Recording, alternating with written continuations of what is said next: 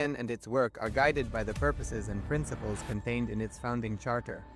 The UAN is a manifestation of the profound connection amongst indigenous peoples across the world, including African, Andean, American, European, Caribbean, Oceanic, and Asian regions, rooted in shared wisdom, sustainable practices, and deep reverence for the earth. The United Ancient Nations serves as an international cultural and diplomatic organization focused on uniting indigenous cultures globally. Our governance structure is council-based without territorial claims, led by a collective leadership through our General Secretariat, as a non-state entity with UN-style Nithyananda Established since 2002 in the United States of America, the United Ancient Nations is an intergovernmental organization, currently made up of 160-plus members and indigenous nations. The UAN and its work are guided by the purpose. Nithyananda, and welcome to the Dvitiya Vinyasa Krama, the second sequence with the 308 asanas of KAILASA's Nithyananda Yoga. First, let us make sure we have all the components you need for the yoga practice. Have your yoga mat on the ground. Have your Panchapatra and Udani ready. 1 cup with a spoon with some water for the ritualistic cleansing. All the male bodies, please remove your upper cloth and apply the vibhuti on the 16 places over your body, as you can see on our acharyas. All the female bodies, you can apply it on your forehead. Wear the kumkum on your third eye, the Ajna Chakra in between the eyebrows, and wear the Rudraksha Mala around your neck. You can keep some weights at the side of the mat if you want to intensify the asana practice. And make sure you have 1 energized Shri Yantra on your yoga mat. Gaze at the yantra whenever possible.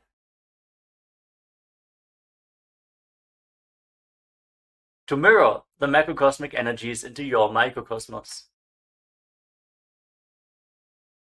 Let us all now settle down into a comfortable cross-legged position with your head, neck, and spine in a straight line. Close your eyes, take a deep breath. Visualize Swamiji in your inner space as you bring your hands into Namaskara Mudra in front of your heart center as we open this session with the Satguru Vandanam.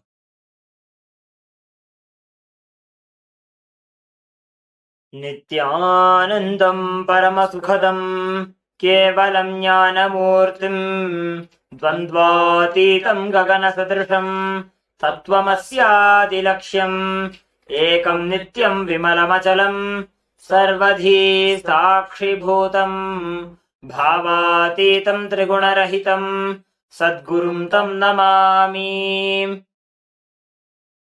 Next, we are going to chant the Shiva Mula mantra. Om Ham Haum Shivaya Namaha 11 times, invoking Paramashiva's presence for this ritual of Nithyananda Yoga. Please follow along internally. Om Ham Haum Shivaya Namaha. Om Ham Haum Shivaya Namaha. Om Ham Haum Shivaya Namaha.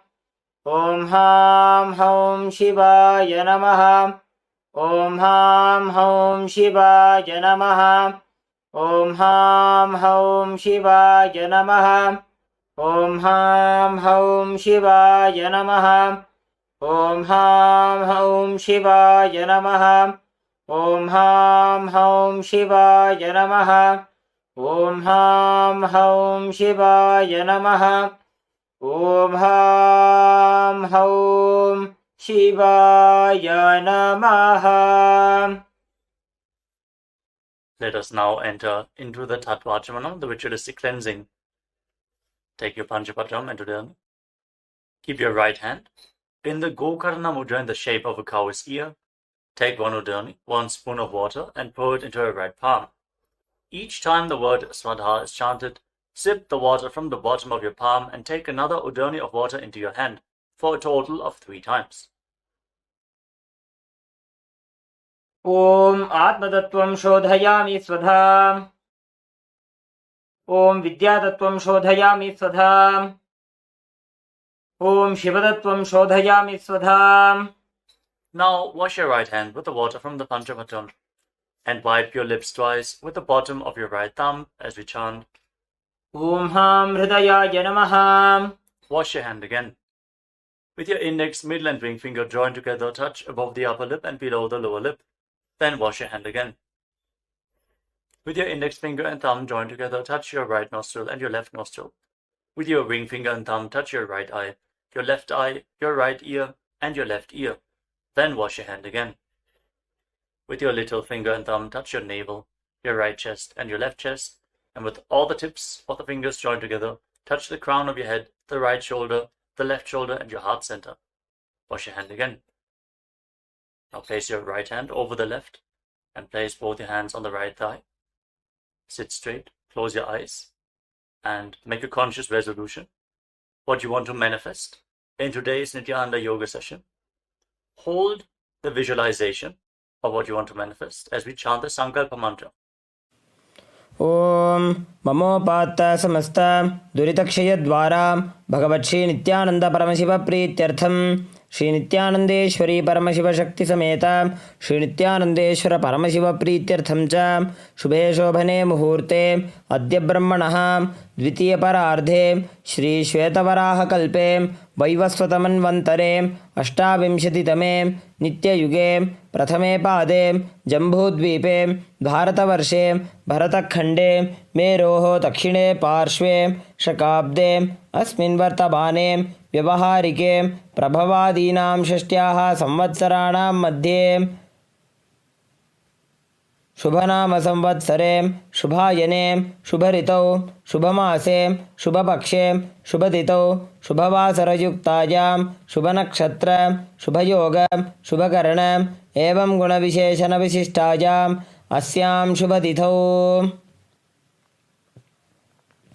Shri कैलासोन्नत द्वादशांत Shyamala पीठारूढ़ Shri Meenakshi सुंदरेश्वराभिन्न स्वरूप परशिवपुत्र रत्नकुमार गुरुमन्यतुल्यावतार श्री पार्वती स्तन्यपान लब्ध दिव्य ज्ञान विश्रुत सकल निगमागमसार भूत द्राविड वेद प्रवक्त्रे श्रीमत् परमशिव करुणा समधिगत मुक्तामय चतुरश्रयाण गीयमान छत्र चामर श्रीजिन्नकाहलादि समस्त बिरदावल्यलंकृत ज्ञान विज्ञान चक्रवर्ती सर्वजन संघ सद्यो निर्वाण दीक्षा व्यजापवर्ग वर्ष विश्राणजीमूत परमतकलभ केसरी शैव सिद्धांत स्थापनाचार्य श्री राजाधिराज पांड्य महाराज गुरु क्षपन शाक्यादि महांधकार निवारण ज्ञान भानु वीक्षणानर्हार्ह ध्वजोच्छेदन पूर्वक श्रीमदृषभध्वज स्थापक शैव समयकर्त्रे सर्वज्ञ पीठारूढ़ श्री जगद्गुरु श्री ज्ञान संबंध देशिक स्वामी वागीश सुंदर माणिक्यवाचक स्वामिनाम अवतारभूत श्री ज्ञान संबंध स्वामी पुनरुद्धृत श्यामलापीठ सर्वज्ञपीठ तृणवद्युत्तर द्विशततम गुरु महासन्निधान अरुणगिरी योगीश्वर परंपरागत अरुणाचल सर्वज्ञ पीठ गुरु महासन्निधान कैलास परंपरागत कांची कैलास सर्वज्ञ पीठ त्रयस्त्रिंशदुत्तर द्विशततम गुरु महासन्निधान नित्योत्सव नित्यमंगल नित्य कल्याण नित्य रचित कैलास परंपरागत आदि कैलास नित्यानंद पीठ महासंस्थान महासिंहासन पीठ कर्त्रे साक्षात् श्री परमशिव समुद्भूत कैलास परंपरागत वैवस्वतमनु इक्ष्वाकु हरिश्चंद्र भगीरथ श्रीरामचंद्र शूरसेन इत्यादि अनवच्छिन्न सार्वभौम चक्रवर्ती परंपरागत चतुष्षष्टि योगिनी मंडित चतुष्षष्टि संप्रदाय प्रवर्तक मनुधर्म शासन सूर्यवंश प्राप्त सर्वज्ञ पीठ सुरांगी साम्राज्य मूर्धाभिषिक्त चूड़ामणि साक्षात् श्री परमशिव समुद्भूत कपिल महागुरु पुनरुद्धृत महानिर्वाणी पीठ अष्टोत्तर सहस्र श्री महामंडलेश्वर साक्षात् श्री परमशिव समुद्भूत श्री महागणपति समारंभ अनवच्छिन्न पीठाधीश्वर गुरु परंपरा प्राप्त अटल पीठ अष्टोत्तर सहस्रतम अष्टोत्तर सहस्र श्री अटल पीठाधीश्वर धर्म मुक्ति स्वर्गपुर स्वर्ण पीठ त्रयोविंश गुरु महासन्निधान कैलास परंपरागत आदिपीठ सर्वज्ञ पीठ जगद्गुरु श्री कैलास पुनरुद्धारक श्री कैलास परमाचार्य श्रीमत् परमहंस परिव्राजकाचार्य वर्य सच्चिदानंद प्रणव स्वरूप श्रोत्रिय ब्रह्मनिष्ठ श्रीमज्जगद्गुरु श्रीलश्री भगवत् श्री नित्यानंद परमशिव श्री ज्ञान संबंध देशिक परमाचार्य स्वामिनां प्रीत्यर्थं तेषां पादारविन्दयोः भक्तिसिद्ध्यर्थं गुरुकृपाकटाक्षसिद्ध्यर्थं क्षेमस्थैर्यवीर्यविजय आयुरारोग्य ऐश्वर्याणाम् अभिवृद्ध्यर्थं धर्मार्थकाममोक्षचतुर्विधबलपुरुषार्थसिद्ध्यर्थं समस्तदुरितोपशान्त्यर्थं समस्तमङ्गल अवाप्त्यर्थं भगवत्श्री नित्यानन्दपरमशिवप्रसादेन सकुटुम्बस्य ज्ञानवैराग्यजीवन्मुक्तिप्राप्त्यर्थं पूर्ण आरोग्ययुक्त दृढगात्रयौगिकशरीरसिद्ध्यर्थं परमशिवशक्ति आविष्करणार्थं नित्यानन्दयोगाभ्यासं करिष्ये. Now wash your right hand once more. Om apa upasprishya. And keep your Panchapatam and Udani aside out of harm's way. The 108 asanas of KAILASA Nithyananda Yoga. We are now going to continue the sequence with the next asana. Now sit in a comfortable posture and place your hands on your knees in Bindu Mudra with index fingers and thumbs together. Relax and breathe deeply in Samana Kumbhaka. Fill your navel region with prana and hold your breath comfortably on and off. Visualize Swamiji in your inner space in Yatasana Ishtasana. Hold this posture for a few seconds. Paryankam tatsamakhyatam yathasamstam yathastitihi. And then in a cross-legged position with your hands on the knees in Bindu Mudra, start inhaling. We can cut this part out. In a comfortable cross-legged position with your hands on the knees in Bindu Mudra, start inhaling and exhaling as deeply as possible, as slowly as possible. Inhale and exhale as deeply as possible. Keep visualizing Swamiji in Samasana. इदानीं गर्भिणीनां योगाभ्यासो यथा लघु सुखप्रसवलाभाय प्रोच्यते प्राक्तनेपति दण्डपद्मभरद्वाज वीरवज्रसमानितो आसनानि सदा कुर्यात् सुदीर्घैरे च पूरकैः. Now place your left foot against your perineum and bring the right foot on top of the left foot. Keep your hands flat on your knees.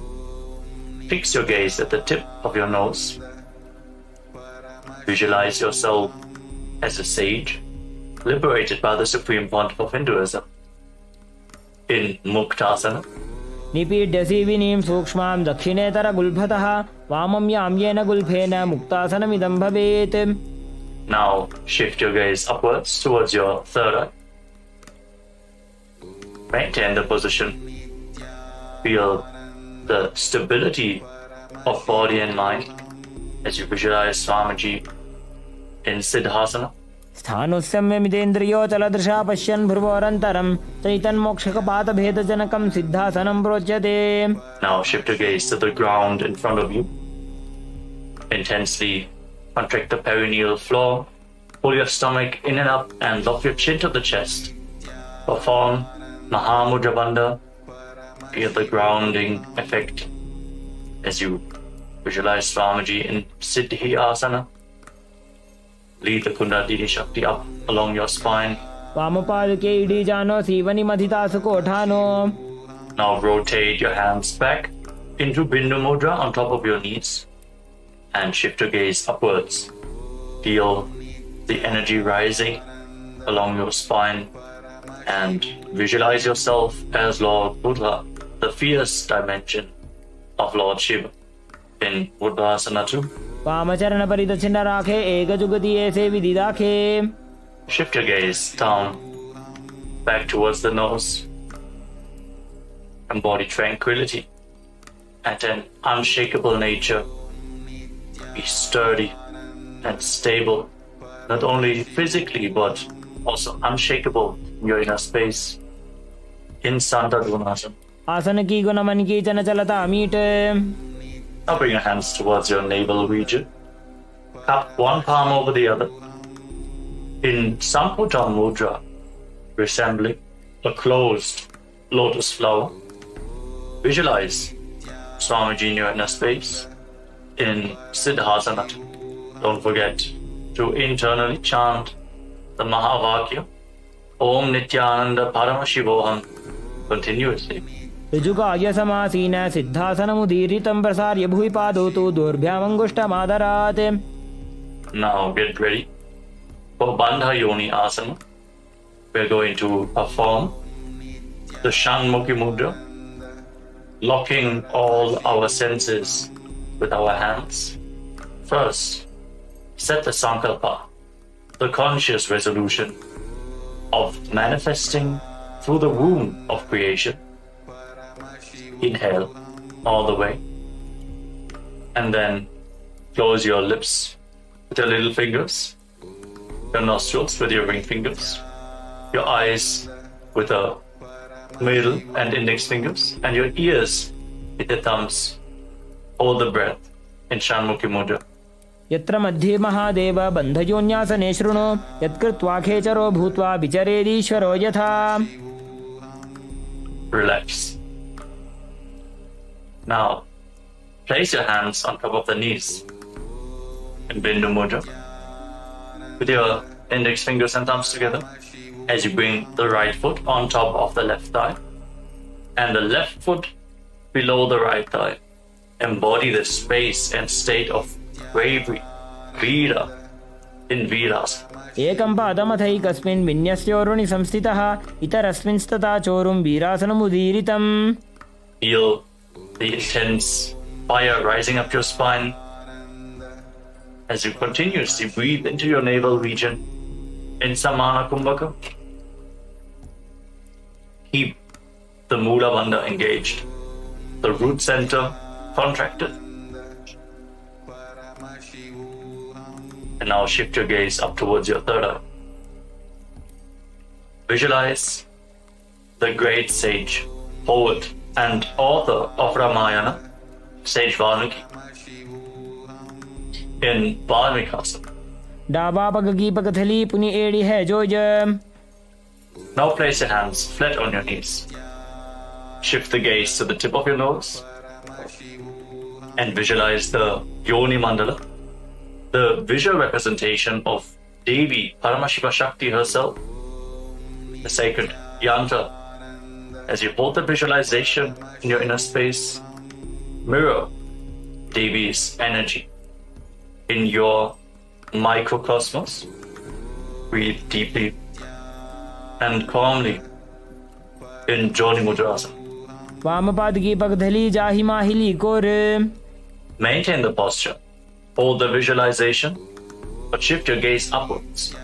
Direct the energy flow up in Yoni Asana. योन्यासनं पर्वतेन योगं योगफले नीलं तत्काल फललं तावत् खेचरो यावदेव हि. Now bring the soles of the feet together in front, with the heels close to the perineum. Interlock your fingers around your toes. Pull your feet in and push your knees down to the ground. Open up your hips intensely. Focus your gaze at the tip of your nose and pull your stomach in and up in Uddiyana Bandha, the abdominal. Visualize Lord Birabhadra in your inner space with 8 arms and all the weapons in hand in Bhadrasana 3. गुल्फौ च वृषणस्यादः सीवन्त्याः पार्श्वयोः क्षिपेत् सव्यगुल्फं तथा सव्ये दक्षगुल्फं तु दक्षिणे. Relax. Now place the left hand on your left knee. Cover your mouth with your right hand and close the left nostril with the index finger. Inhale through the right nostril all the way. Then close both nostrils, close the right nostril with the thumb and hold your breath as long as you can comfortably. Then exhale through the left nostril all the way and then again inhale through the left nostril as deeply as possible. Invert the breathing flow again and again, alternating the direction of in and exhalation. In Abhyantara Kumbhaka, curl your tongue backwards and up. Lead it as high as possible in the Kechari Mudra, making you lighter than space itself. Gaze up towards your third eye and visualize yourself as an Agori in Agorasana.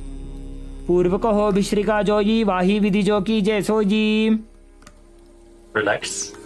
Now separate your heels. Keep your toes together and bring your elbows down on top of your heels. Rest your chin on your hands. Fix your gaze at the tip of your nose. Pull your stomach in and up. Perform Uddiyana Bandha. As you exhale all the way and hold your breath in the exhaled state on every exhalation in Rechaka Kumbhaka. Visualize yourself as a female elephant drinking water in Kanari Pavasana. ग्वाली पाव आसन कक्षो है जैसे Yahoo में जाने विदित से. Now rise up. Slightly lift your feet off the ground as you scoop your hands below the feet. Interlock your fingers in front and then lift your feet up towards your chest in Padasana. As you gaze to the tip of your nose, hold the balance. Be stable in your inner space. And visualize Swamiji in your inner space. Hold this position for a moment. ततोर्ध्वं रेचयेत् वायुं मृदुनिश्वास संयुतम्. And now interlock your fingers around the toes from the top. You can set them down for a moment. And then again, pull your feet up towards your chest. Rest your chin on the toes. As you gaze to the tip of your nose and embody the state and space of a king in Gopichandasana. पूरव विधिपका का अंगूठा कंठ को पराशे. Now lower your legs down and once more scoop your hands below the feet. Interlock your fingers around the toes and bring your feet towards your chest. Bring your chin onto the fingers. Focus your gaze at the tip of the nose and visualize your body being completely healthy, free from any defects in Udarasana. Hold this posture. दोबू पकदली संपुट ठाने उभय हस्तकरी उरद हिताने. Then slowly raise your feet higher in front of your face. Try to hold the balance here. Keep the interlocked fingers in front of your forehead and visualize yourself excelling in everything in Vishishtasana. दोबू पकदली जोड़ी संपुट करे. Relax. Bring your feet down. Now one by one, lift your legs over top of your shoulders. The knees bent. And off the ground. Now bend your elbows upwards. And hold on to your neck with your hands.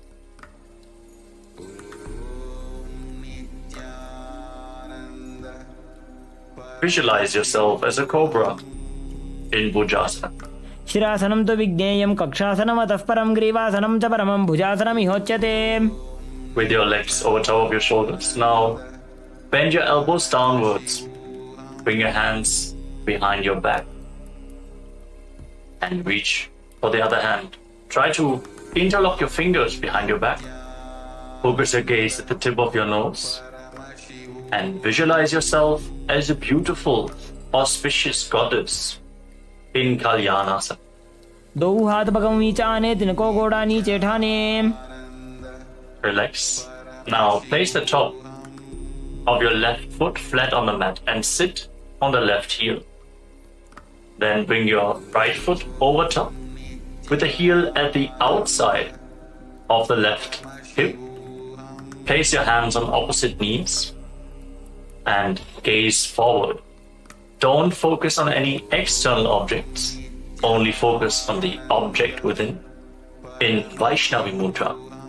As you withdraw your attention from anything which is happening outside, visualize yourself as an elegant swan and start performing the Ujjayi Pranayama. As you breathe through your mouth, make an ocean-like sound with your mouth on the in and exhalation. Hold this Sankatasana for a few seconds.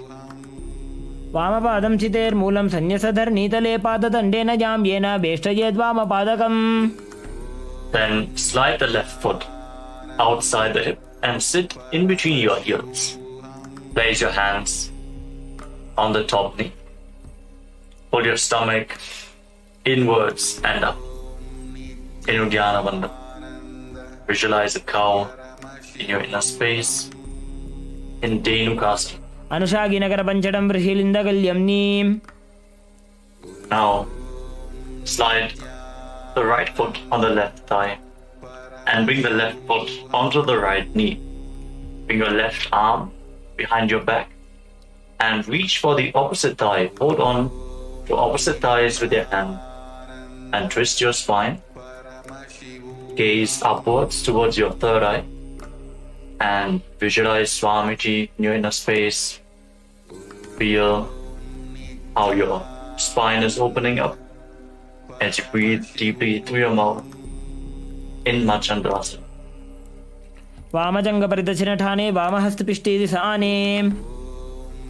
Relax, untwist your spine. Now catch a hold of your big toes and lean forward and down with your legs in the same position. Try to bring your forehead to the ground, your navel close to your heels. Visualize Swamiji in Machandasana. Prathamji Manochar Joji Vamajanga Parirake Soji. Rise up and now interlock your fingers. Place them on your left knee and engage all three bandhas: the root block, abdominal block, and the throat block together in Mahamudra Bandha as you visualize Swamiji, your Guru, in Guru Asana. Urumule Idrapadasya Kanishtika Pradeshagulbham Samstapya. Relax, free your legs.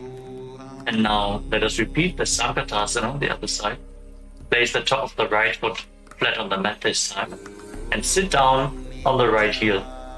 Stack the left knee over the right and place your hands on opposite knees. Gaze forward without any external distractions in Vaishnavi Mudra.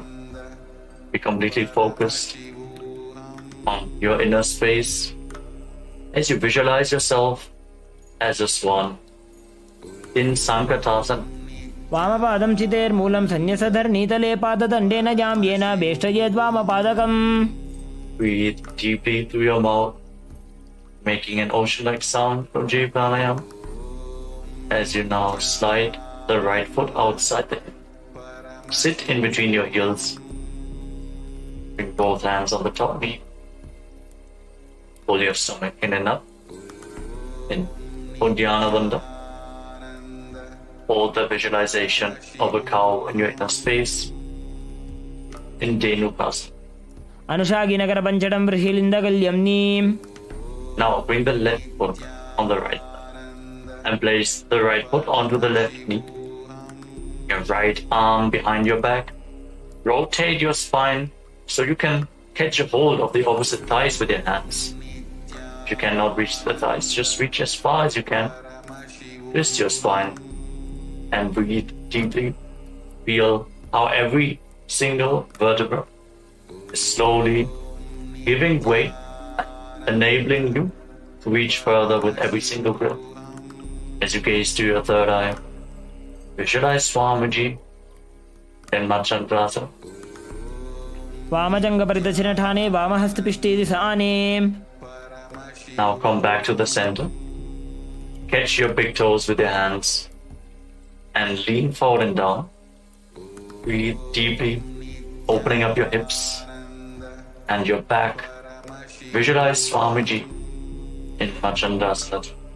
Prathamji Manochar Joji Vamajanga Parirake Soji. Rise up and interlock your fingers.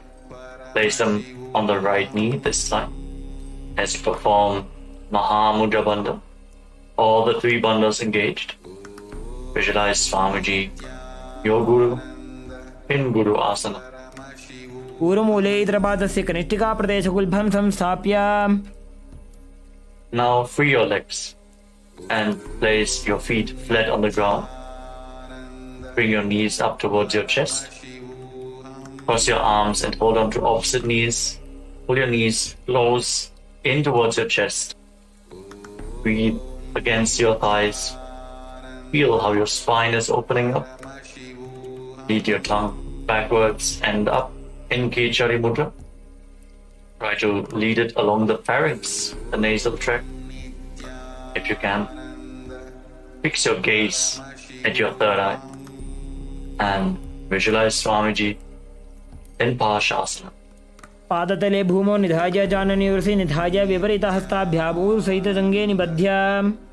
Now hold on to opposite wrists with your hands and bring your chin towards the knees. Rest your chin on top of the knees. Hug your legs.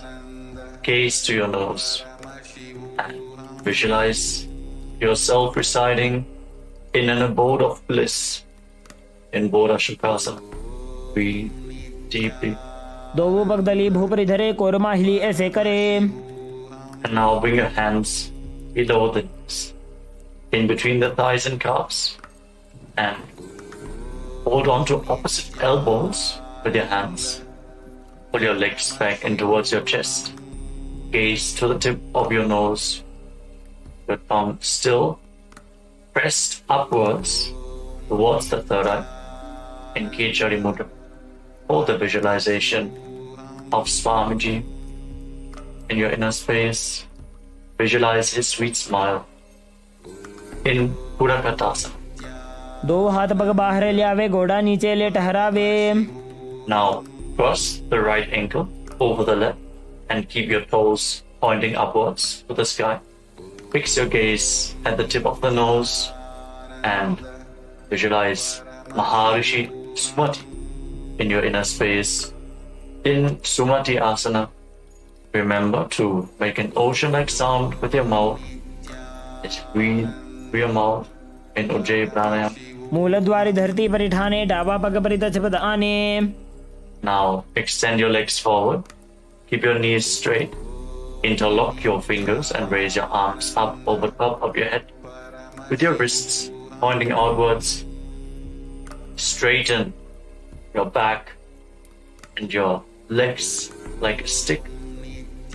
Feel the stretch in your upper back and shoulders as you reach high.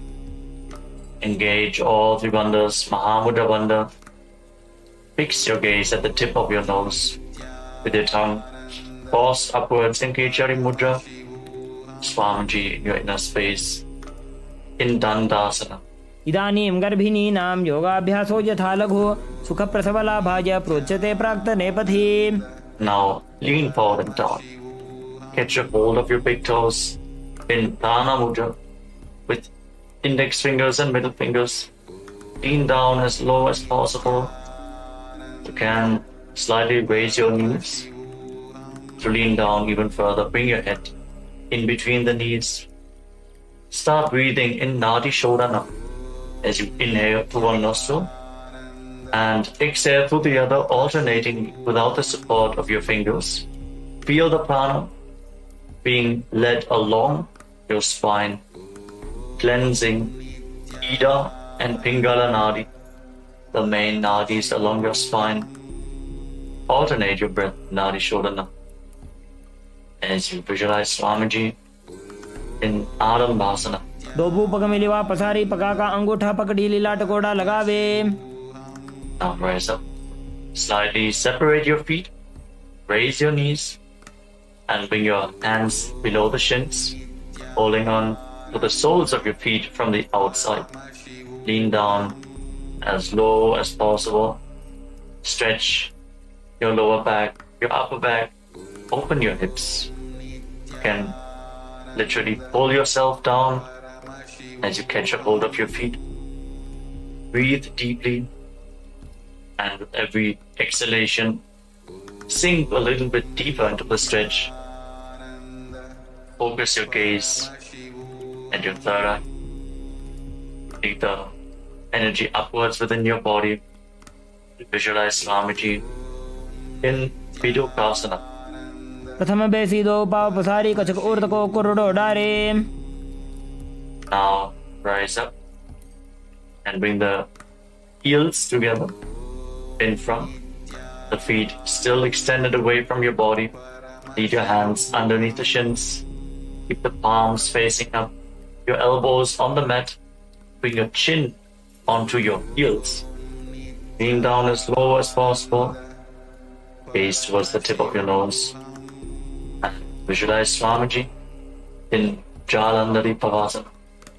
दो एड़ी मैं लिखे दीजिए हाथ पसारी. Relax. Rise up. Straighten your legs.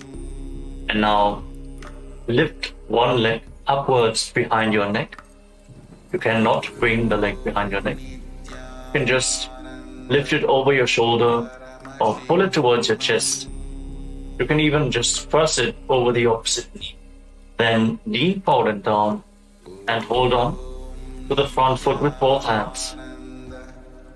Breathe deeply as we are moving to Pratyahara Kumbhaka.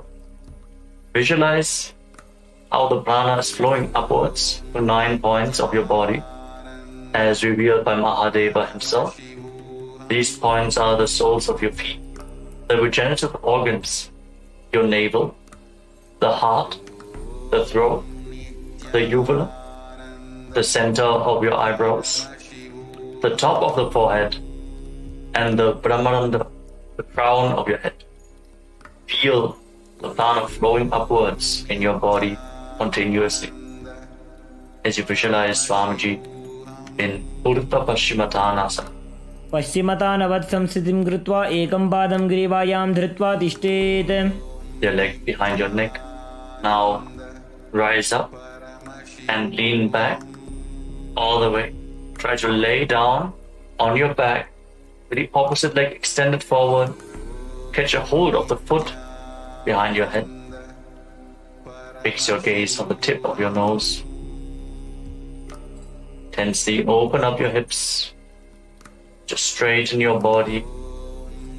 Gaze to the tip of the nose. And visualize yourself as infinite or endless, an eternal one in Anantasana. उत्तानशयनी एकैकम्पायी ग्रीवायां विन्यस्य इतरहस्तेन पावाग्रं गृहीत्वा. Hold this posture for a moment and then roll onto your side, the side of the hand which is holding onto the foot behind your head. Rest on the side as you fix your gaze at the tip of the nose. Feel in complete control in Ankushasana. उत्तानशयित एकैकं पादं ग्रीवायां कुर्वन् इतरहस्तं कर्णमूले स्थापयेत्. Now you can release the leg from behind your neck. Lay down flat on your back and pull your knees up towards your chest and circle them with your hands. Rock your body from side to side. Relax after this intense stretch. Free up your back. Breathe calmly. Feel the prana flowing upwards within your body and Pratyahara Kumbhaka. And visualize Swamiji in Tridushasana. उत्तानशयनं जानुनी हृदये वष्टम्भ जङ्घासहित ऊरूनि करद्वये बद्ध्वा सव्यापसव्यं लोडयेत्. दृशासनं भवति. Now again, straighten your legs as we are going to repeat Urdhva Paschimottanasana on the other side. So now lift the other leg behind your neck. Lean forward and down. Hold on to the foot. Pull yourself down as low as possible. Visualize Swamiji in your inner space. Hold this posture. Feel the intense opening of the hips and back. Stretch the hamstrings. पश्चिमतानवत् संस्थितिं कृत्वा एकं पादं ग्रीवायां धृत्वा तिष्ठेत्. As you lean back, the leg behind your neck, holding onto the foot with the opposite hand. Straighten the other leg forward. Gaze the tip of your nose and feel that you are without beginning or end. Infinite, Ananta, in Anantasana. उत्तानशयनी एकैकम्पायी ग्रीवायां विन्यस्य इतरहस्तेन पावाग्रं गृहीत्वा. Now roll to the side of the hand which is holding onto your foot. Fix your gaze at the tip of your nose and relax, feeling in complete control in Ankushasana on the other side. Breathe deeply. उत्तानशयित एकैकं पादं ग्रीवायां कुर्वन् इतरहस्तं कर्णमूले स्थापयेत्. Now lay on your back as you one by one bring your legs up behind your neck. Again, if you cannot bring your legs behind your neck, you can always just pull them towards your chest, opening up the hips. Then interlock your fingers around your lower back, gaze to the tip of your nose, and visualize Swamiji as you continue to breathe in Pratyahara Kumbhaka, in Yoga Nidra. पादाभ्यां वेष्टयेत् कंठं हस्ताभ्यां पृष्ठबन्धनं तन्मध्ये शयनं कुर्यात् योगनिद्रा सुखप्रदा. Now bend your arms upwards. Keep the legs over top of your shoulders and try to interlock your fingers around your neck. And as you keep gazing at the tip of your nose, visualize Lord Vishnu is blessing with it in Atma Ramasana. आत्मा राम आसन प्रथम सुधोसो वे. Now relax. Lay down on your back and extend your arms out to the side at shoulder level. Pull your knees up towards your chest and keep the soles of the feet facing up towards the sky. Gaze to the tip of the nose and visualize Swamiji in Kojikasana. दो हाथ सीधा सा करे, तिनसो ube Sapa करे. Now lower down your lips and let's get ready for the Jatara Paribit. As you lay down on your back with your arms extended out at shoulder level, pull your knees to your chest and then drop one knee to the side and extend the opposite leg down. Now bend both your knees to the side. Feel the rotational stretch in your spine. Breathe deeply. Extend your legs to the side. Get your hold of your feet with your hand and turn your head away from the feet. Rotate your spine intensely.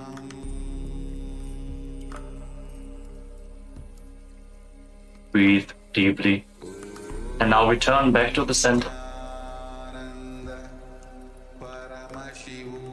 Drop the other knee to the side. Extend the opposite leg. Repeat the movement on the other side. Twist your spine in the opposite direction. Bring both knees bent to the side. Feel the rotation of every single vertebra in your spine. As you now turn your head away from the feet as you extend your leg and hold onto the feet with your hand. Visualize Swamiji, the Chakra Parivritti. परिवृत्ति कुक्षि भागे त्रिदाहि परिकीर्तितः बद्धकोणं सुप्तकोणं ऊर्ध्वकोणमथापि च. Now we move on to the next asana of the sequence. Now lay on your back and place your feet flat on the ground with your knees raised. Get your hold of your ankles and push your hips up high off the ground. Lock your throat in Jalandhara Bandha and push the air upwards. Prevent it from escaping your lungs in Mocha Kumbhaka. As you gaze to the tip of your nose and visualize yourself as sturdy as a bridge in Viparapita, hold this posture for a while. प्रतिक्रियायुतं द्वन्द्वपीठः सर्वबलप्रदं गर्भिणीनां दुर्बलानाम् इति Gargi जगादनु. And then bring your hands over top of your shoulders, the fingers pointing down towards your feet. and push your hips up off the ground. Raise your hips up high. Try to walk your hands and feet closer together. Breathe deeply through your nose. Try to relax in this posture as you visualize yourself as sturdy as stone furniture in Paryankasana. उत्तानशेन मस्ततलाभ्यां भूमिं वष्टभ्यां पादतलाभ्यां भूमिं धृत्वा. Now lay down on your back. Place your hands on the respective shoulders as you lift your knees towards your chest. Start rotating your hips in a circular motion as you visualize yourself as a dog playfully rolling around on its back in Shodhanasana. Keep breathing calmly through your nose. The prana along your spine. Feel the mobilization in your spine happening as you move your hips. शववत् शरीरं संस्थाप्य जानुनी सम्मील्य नाभुवाणीज हस्ताभ्यां कन्दरां बद्ध्वा भ्रामयेत् श्वोत्तनं भवति. Now stop the movement. Place your arms flat on the ground next to your body and raise your legs, raise your hips, point your toes up towards the sky as we enter the Viparita Karani. Now start rotating your legs in a circular motion. Form the Mocha Kumbhaka with your throat locked completely. Visualize Swamiji and feel the Jataragni, the digestive fire, increasing this posture. भूतले सशिरोद्धत्वा खेनगे चरणद्वयं विपरीतकृतिश्चैषा सर्वतन्त्रेषु गोपिता. Now stop the movement of your legs. Point your toes up to the sky. Be completely stable in Viparita Karani 2. Hold this position. करणी विपरीताख्या सर्वाधिव्याधिनाशिनी नित्यम् अभ्यासयुक्तस्य जाटराग्निविवर्धनी. Now drop your feet down over top of your head. Touch the toes to the mat and interlock your fingers behind your back. Push your hands into the ground in Parasho Mudra. Keep performing the Mocha Kumbhaka. Prevent the air from escaping by locking the throat intensely. Visualizing yourself as a plow in Langalasa.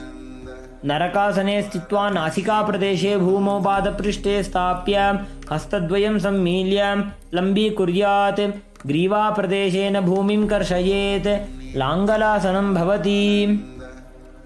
Now move your hands up towards your feet.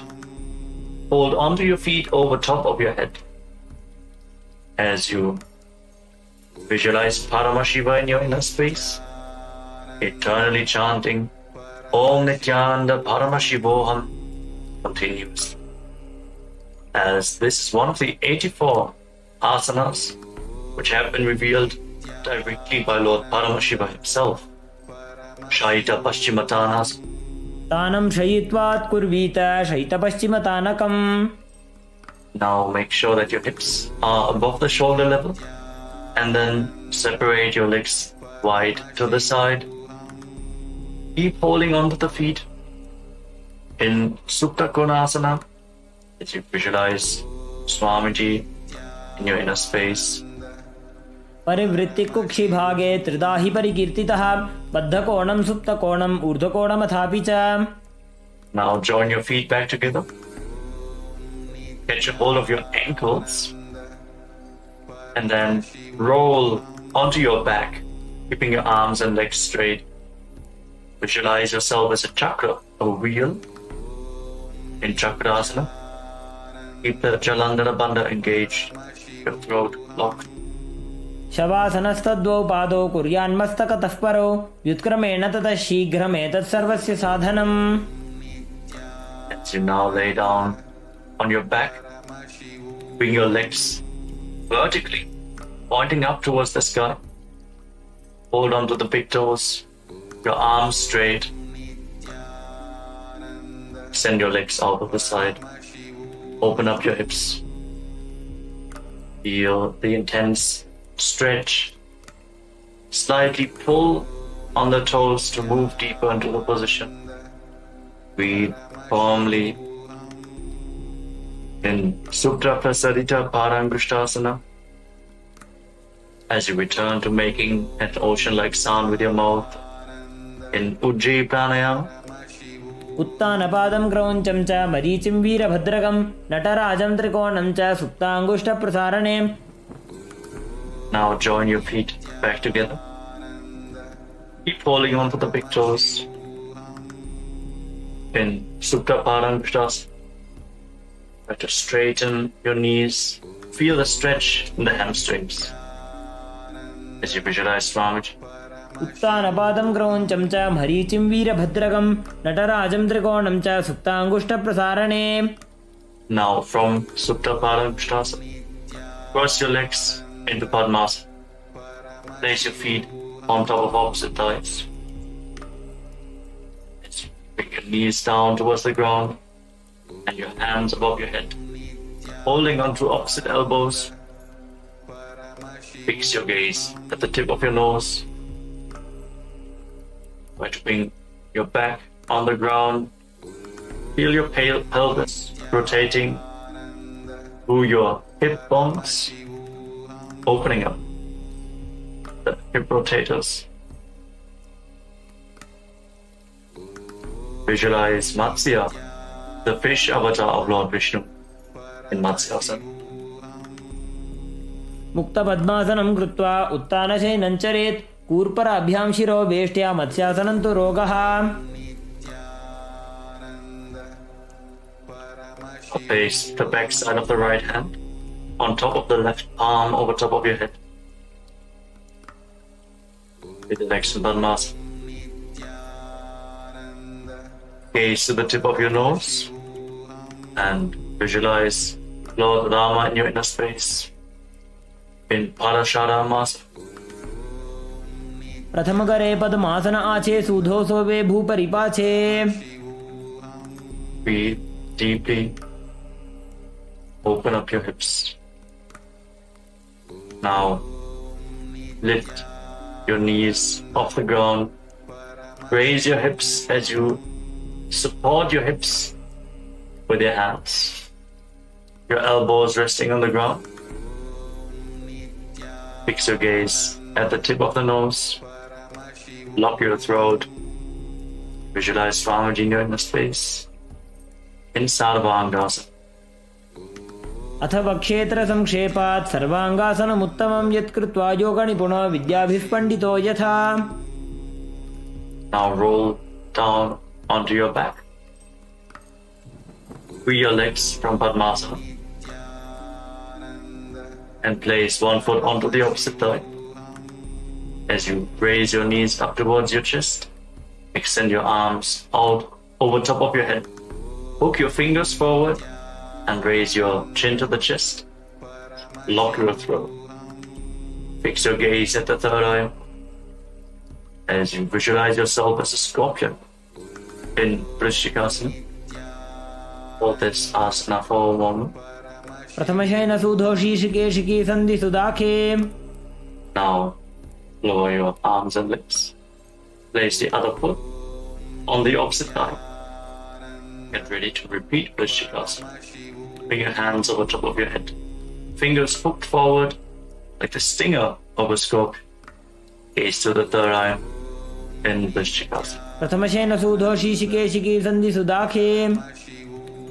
Now lay down flat on your back and interlock your fingers around your neck. Lift your legs off the ground and start pulling one knee in towards your chest, back and forth without setting the feet on. Breathe deeply through your nose in Sahasrara Kumbhaka.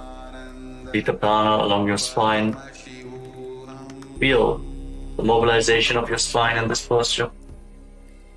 As you visualize Swamiji in your inner space, intensely engage your core. Mobilize the hips. Release the body heat. उत्तानशयनं कृत्वा अङ्गुलिभ्यः कन्दरां बद्ध्वा कूर्परौ मिलित्वा नितम्बेन भूमिं स्पृष्ट्वा place your hands next to your hips, flat on the ground. And now alternate, touching your ears with the respective knees again and again. Keep visualizing Swamiji in Maruttanasana.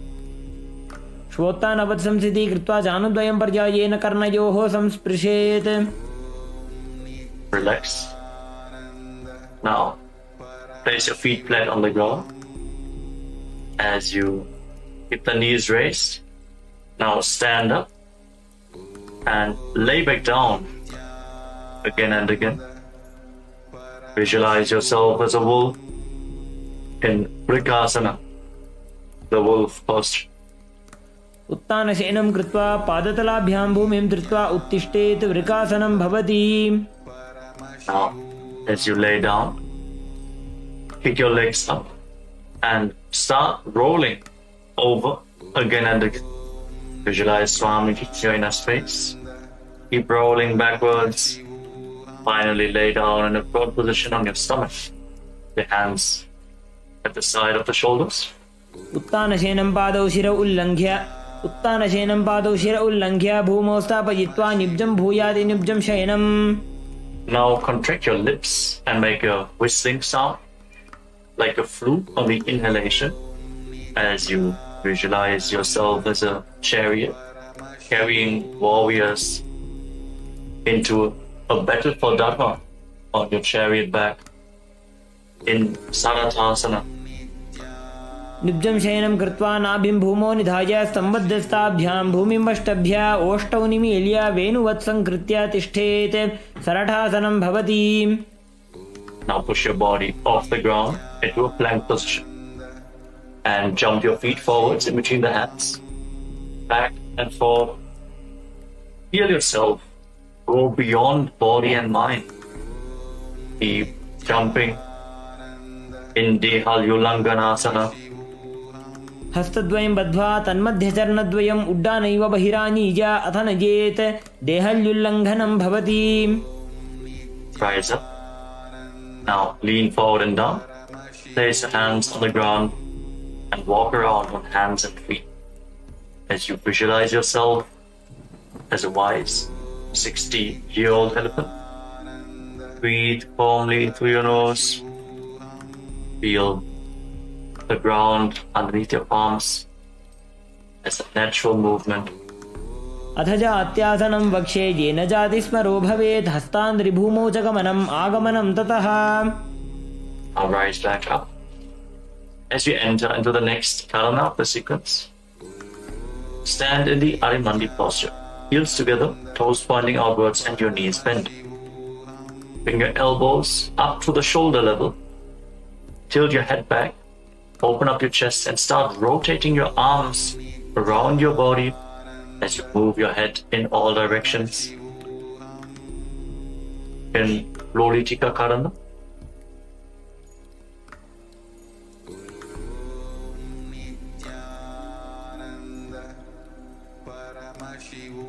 Now stand right on the mat.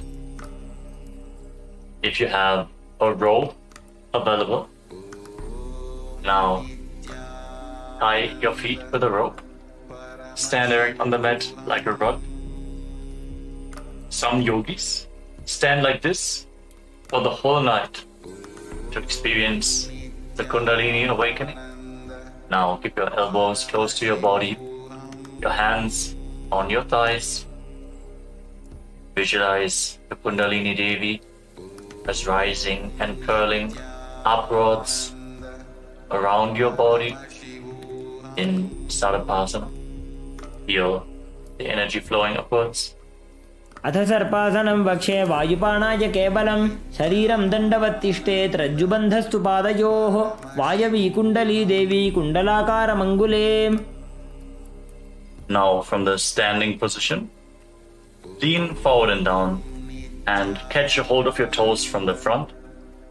Keep your hands in fists and walk around on the mat as a camel. Visualize yourself as a camel in Ushta Sadhanasana. Keep breathing deeply through your nose. Body a camel walking around on your mat. उष्टिकनिष्ठिकाप्रदेशेन भूमो निधाय उपरिपादतले संस्थाप्य उष्ट्रवत् उष्ट्रसाधनं भवति. Now shift the grasp on your feet. Hold your toes from the side and walk around visualizing yourself as a horse in Ashvasana, the horse posture.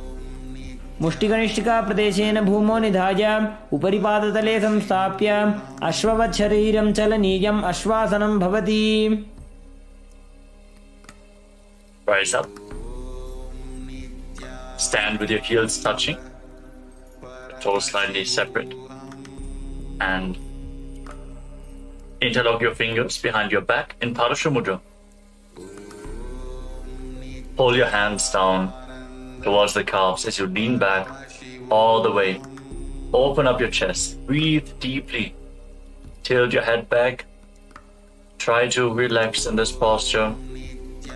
Every inhalation, feel the expansion of the space between the bones, with the stretch in the muscles, and on every exhalation, sink a little bit deeper into the stretch. Visualize yourself as a soaring bird diving in Kapota Nitakasana. पादतले भूमो निधाय पृष्ठभागेन हस्तौ जङ्घापर्यन्तं नीत्वा कपोतनिटकं भवति. Now relax, rise up, and again stand in Arimandi position. Your heels together, the toes pointing outwards, and the knees bent. Join your hands in Namaskara Mudra in front of your chest, and bow down to one side. Open up your palms and raise the respective heel again and again. Visualize yourself holding a bouquet of flowers and offering it to Paramashiva in Tala Pushpa Putam Karana.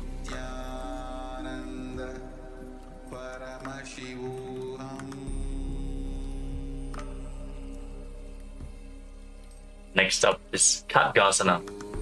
As you stand on the mat, fix your gaze at the tip of your nose and visualize yourself as a rhinoceros.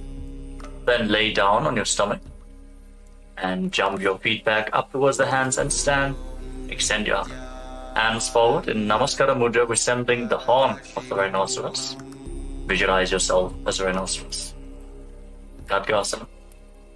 नुजसरतमासनं कृत्वा पादतलाभ्यां भूमिं पष्टभ्य उत्तिष्ठेत् खड्गासनं भवति. Now, as you stand on the mat, you can hold on to some weights to intensify this asana. Now sit down or squat down as low as possible and stand back up again and again. Gaze to the tip of the nose. Visualize Swamiji in the Uttanottanam. पुनः पुनः उत्थातव्यम् असितव्यम् इति उत्थानोत्थानं भवति.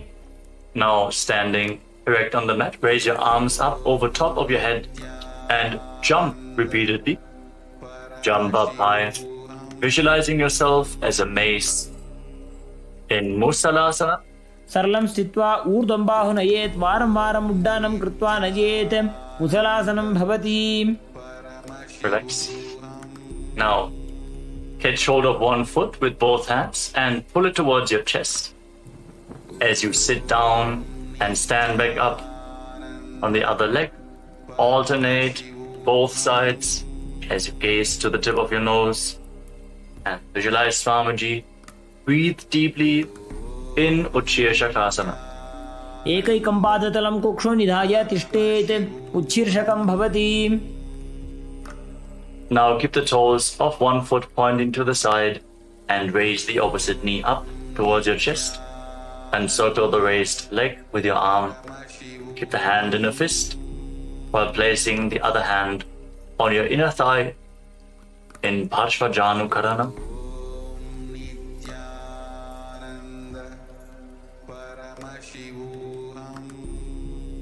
Now, again, catch a hold of the weights as you extend your arms out forward. Extend the left leg and sit down and stand back up, visualizing yourself fiercely dancing as Lord Shiva in Tandavasana. एकेन पादेन स्थातव्यं ताण्डवासनं भवति. Now, raise the left foot towards the inner opposite thigh and stand relaxed with the hands by the side of the knees. Visualize yourself being blessed by Lord Brahma in Brahmanasana. Breathe calmly through your nose. ब्राह्मणासनमावक्षे यत्कृत्वा ब्राह्मणो भवेत् एकपादमरो दत्त्वा तिष्ठेत् दण्डाकृतिर्भुवि. Then bring the left leg over and around the right knee. Tuck the toes of the left foot behind the right calf. Bring the left arm below the right and join your hands in Namaskara Mudra. Visualize yourself as Lord Garuda with big wings on your back in Garudasana 3. उत्तानकूर्मपीठं च संहस्गारुडमेव च वातायनं गोमुखं च भारद्वाजं त्रिविक्रमम्. Now slide the left foot onto the right thigh, still standing on one leg. Keep your hands by the side of the knees and visualize Swamiji in Ekapadasana. दक्षाङ्घ्रिं वामपादस्य जङ्घोपरि निधाय च. Now hold on to the left big toe with the left hand in Prana Mudra. Extend the leg out to the side. Keep the knees straight and start rotating on the standing leg, visualizing yourself as the North Pole Star in Dhruvasana, the Pole Star posture. एकेन हस्तेन दण्डरूपस्य एकस्य पादस्याग्रं धृत्वा इतरपादतलं भूमौ निधाय त्वरया भ्रमणं कर्तव्यं ध्रुवासनं भवति. Now lift one leg behind your neck. If you can't lift it behind your neck, you can pull it towards your chest or cross it over top of the opposite thigh. Then stand erect on the mat. Sit down and stand back up. Perform the 3 steps of Lord Vishnu as you visualize Lord Vishnu in your inner space in Trivikramasana. ग्रीवायां पादं संस्थाप्य स्थातव्यम् उत्थातव्यं त्रिविक्रमासनं भवति. Relax. Now point the left toes outwards and lift the right knee towards your chest. Repeat the Parshva Janu Karana. Hold the knee raised to your chest.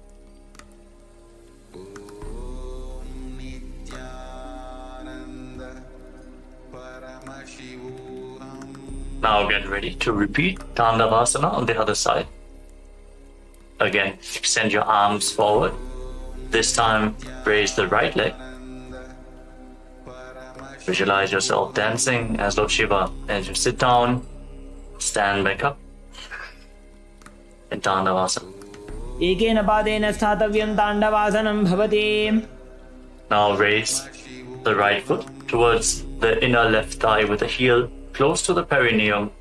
Hands by the side, visualizing yourself being blessed by Lord Brahma in Brahmanasana. Breathe calmly through your nose. Don't forget to chant the Mahavakya internally. Om Nithyananda Paramashivoham. ब्राह्मणासनमावक्षे यत्कृत्वा ब्राह्मणो भवेत् एकपादमरो दत्त्वा तिष्ठेत् दण्डाकृतिर्भुवि. Now bring the right foot over and around the left knee, tucking the toes behind the left calf. Bring the left arm below the right and join your hands in Namaskara Mudra. As you visualize yourself as Lord Garuda in Garudasana 3. उत्तानकूर्मपीठं च संहस्गारुडमेव च वातायनं गोमुखं च भारद्वाजं त्रिविक्रमम्. Move the right foot onto the left thigh and keep your hands relaxed by the side.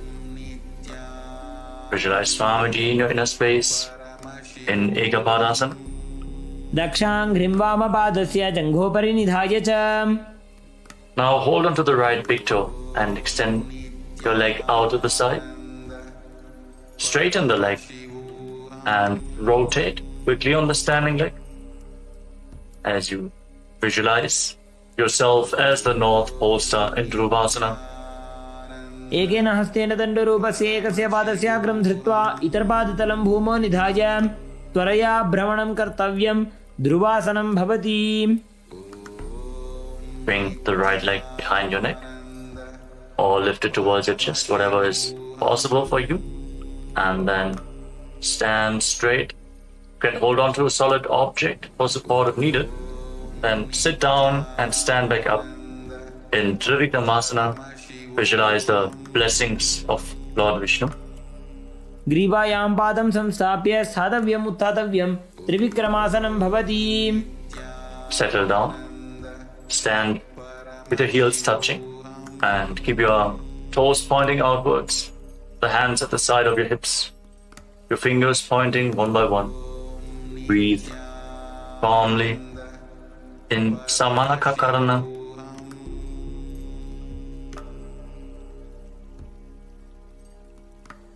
Then squat down. Slightly separate your feet and bring your hands from the outside in between the legs.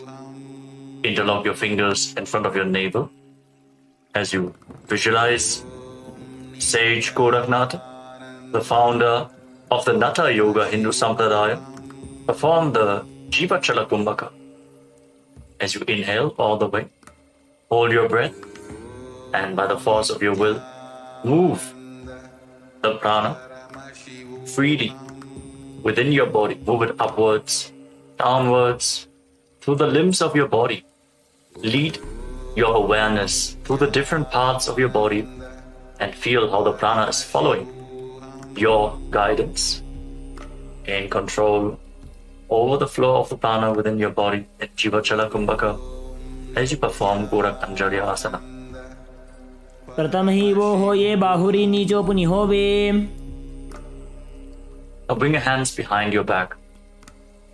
Maintain the squatting position. Visualize Swamiji in your inner space. Hold the balance in this posture. In Kanchi Asana. ऊरु मध्यात् हस्तौ निवेश्य नितम्बं धृत्वा पादतलाभ्यां भूमिं अष्टभ्याम्. Now bring the heels together close to your perineum and hold your hands behind your back. Try to sit upright and gaze towards your navel as you visualize Bhagavan Kala Bhairava, the Lord of Time, in Bhairuvasana. दोबू पग की थलिया की माहिली core मिला जी फना पानी उकड़ मोड़ वैसे. Now separate your toes and join your hands in Anjali Mudra. Raise them behind your neck with the fingertips pointing down towards the ground. Your elbows separate around your head. Gaze through the nose. Visualize yourself as a ball. Just one of the 10 incarnations of Mahavishnu. Varaha in Varahasa. पागसली की माहिली core मिला जी फना पानी उकड़ वैसे. Now bring your hands into Prana Mudra. Catch onto the big toes and raise your hips up to the same level as your knees. Maintain this semi-squatting position. Engage your legs. Visualize Swamiji in Prapitasana. पार्श्वद्वय सम्मील्य स्थित्वा नितम्बं जानप्रदेश आनीय तिष्ठेत् प्रपीठासनं भवति. Now place your hands flat on the ground, shoulder width apart. Bring your knees onto your arms, close towards your armpits. Raise your hips up and lean forward onto your arms. Balance with the feet lifted off the ground as you visualize yourself as a crow in Bakasana. Gauge your shoulders. हस्ताभ्यां निमवष्टभ्य जानुद्वयं नाभौ सम्मील्य. And now bring your head down towards the ground. Your knees on your arms. Align your hips with the shoulders and raise your legs up. Crossing your legs into Padmasana. Push your knees up towards the spine. Push your knees up towards the sky. Straighten your spine. Gaze at the tip of your nose. And visualize Swamiji in Sushtanga Kapalyasana. Hold this posture for a moment. आसन को गुण कपाल आछो हो जी. And then gently lower your body down to the ground and come to a kneeling posture. Keep your heels outside the hips, the toes touching behind your back. Place your hands on the knees.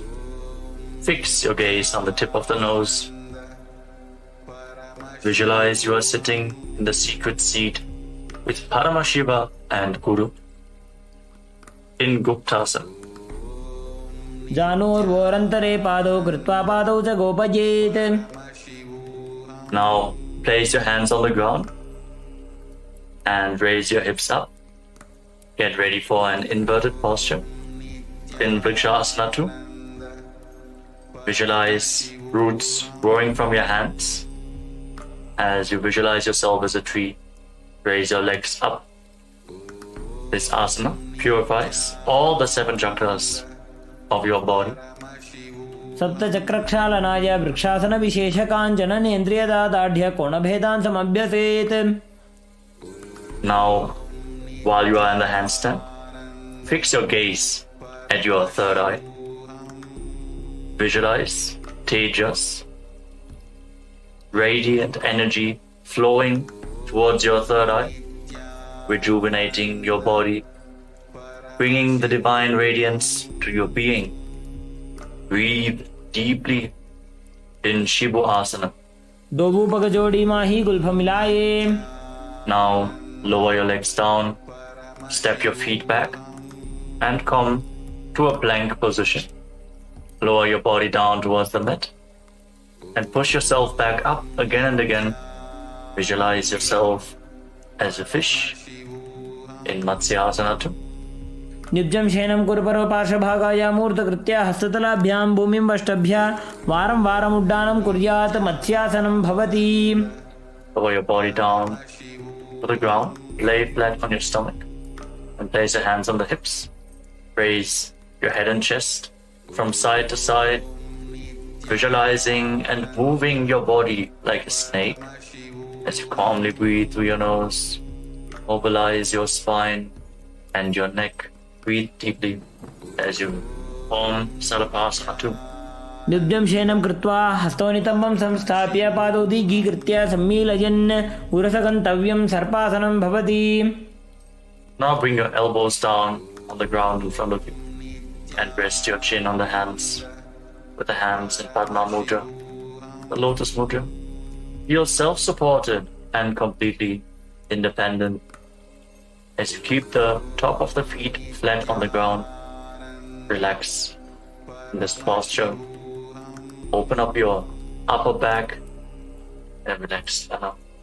कराभ्यां पङ्कजं कृत्वा तिष्ठेत् कुर्परया सुधीः. मुखमुन्नमनुच्चायि निरालम्बनमासनं. निरालम्बनयोगी स्यान् निरालम्बनमासनं. निरालम्बनता ध्यानं निरालम्बनमासनं. Now bring your hands flat on the ground in front of you and bend your knees, raise your feet. Then straighten your arms, push your upper back towards the feet as you visualize yourself as an umbrella protecting your guru from the sun rays in Chaturasana. Hold this intense stretch of your spine. अर्ध्यासनं स्थित्वा हस्ततलाभ्यां भूमिं वष्टभ्य उन्नजात् छत्रासनं भवति. As you then come to a kneeling posture, place your feet down, sit on your heels with the feet flat. Extend your arms out in front of you. Place the palms and your forehead on the ground. Breathe against your thighs. Open up your back and shoulders in this very stable position. Gaze to the tip of your nose and visualize yourself as Vajra, the weapon of Indra, symbolizing your indestructibility. Feel indestructible in Vajrasana. इदानीं गर्भिणीनां योगाभ्यासो यथा लघु सुखप्रसवलाभाय प्रोच्यते प्राक्तने पथि. दण्डपद्मभरद्वाज वीरवज्रसमानितो आसनानि सदा कुर्यात् सुदीर्घैरे च पूरकैः. Now raise your hips, keep your hands on the ground, straighten your legs into Kajasana position, and now alternate striking the ground with your hands as you Experience yourself as powerful as a ram in Meshasana. गजासन संस्थितो एकैकं बाहुं भूमौ ताडयेत् मेषासनं भवति. Now, with your hands on the ground, raise your hips and lift your legs off the ground into a handstand position. Lower your face down towards the ground slowly as you visualize yourself as unborn, existing for all eternity in Ajasa. गजासन संस्थितो पादद्वयम् अन्तराळे कृत्य मस्तकेन भूमिं स्पृशेत्. Now come to a kneeling position with the feet flat on the ground. Hold on to the toes and pull them towards your perineum. Then place your hands flat on the knees. Fix your gaze at the tip of the nose. Breathe through your mouth, making an ocean-like sound in Ujjayi Pranayama. Visualize Swamiji in your inner space as you perform Dhanantarasana. पूरव विधि परिहाता की काकसी छो फणा शरा मोड़े पगा के अंगुली अग्रिमेढ़ लगावे. Now interlock your fingers up front and move your arms upwards, downwards, from left to right, in all directions, giving massage to various different joints and muscles of your body. Move the arms to the back and repeat the movement. As you visualize Swamiji in the Angamotanam. हस्तयोः अंगुलीर्बद्ध्वा हस्तयोर्मध्यात् सर्वमङ्गं निष्कासयित्वा तिष्ठेत् अंगमोत्तनं भवति. Now bring your heels outside the hips with the toes pointing to the side. Bring your thighs and calves down on the ground. Rest your hands on the knees as you visualize yourself as Lord Garuda, flying Lord Vishnu and Lakshmi on his back in Garudasana form. Feel the intense rotation in your hips. Settle down, try to sit on the ground. जंगोरुभ्यां धरां पीड्य स्थिरकायोद्विजानुना जानु परिकरद्वन्द्वा गरुडासनमुच्यते. Now bring your soles of the feet together behind your back as you separate the knees wide to the side. Hold on to your ankles with your hands and push your hips forward. Try to touch the tips, the front of your buttocks on the ground as you gaze up towards your third eye. Visualize yourself residing in the blissful space of a temple in Ananda Mandirasana. अथ वक्षे वीरनाथ आनन्दमन्दिरासनं यत्कृत्वा अमरो धीरो भवत्येवेह साधकः. Now cross your feet and sit on your heels. Bring your hands underneath your knees as you pull your stomach in and up in Uddiyana Bandha. Press your tongue flat against the palate of your mouth in Manduki Mudra as you visualize yourself as a frog. Perform Uddiyana Bandha. Pull your stomach upwards and inwards towards your stomach. Pull your stomach inwards and up towards your spine in Mandukasana 2. पृष्ठं संपीड्य गुल्भाभ्यां जान्वङ्गे सबलयाकृतिः हस्तौ पादतले क्षिप्तो मण्डूकं पाददोषहृत्. And now place your hands on the ground in front of you. Tuck your toes and sit on raised heels. Keep your thumbs touching in front as you focus your gaze on the tip of your nose. Stick your tongue out and exhale forcefully through your mouth again and again. Visualizing yourself as Lord Narasimha, the Lion Man avatar of Mahavishnu in Narasimhasana. दोवु फणा पाणी होई वैसे AD Mailer गुदानी वैसे समशरीरनी काट हरावे NASA अग्रदृष्टि को यावे. Relax. Now sit on raised heels and cover your mouth with your hands. Bring your thumbs beneath the upper cheek and close your mouth. Inhale through the right nostril and exhale through your mouth as per your capacity in Vishlaka Pranayama. Focus the gaze at the tip of your nose and visualize yourself as Devi, presiding over any and all minuscule fears you might have in Vishlakasana.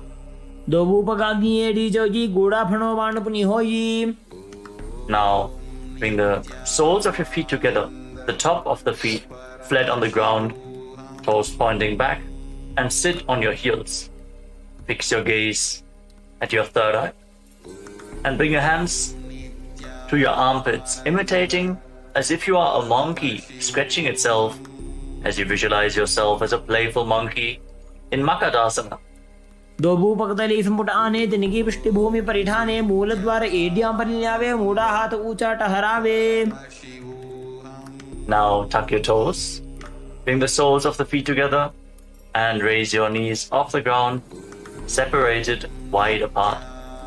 Hold on to opposite elbows behind your back and gaze to the tip of your nose. Embody diamond-like strength for you and your Sangha, your spiritual community, in Vajra Sanghadasana.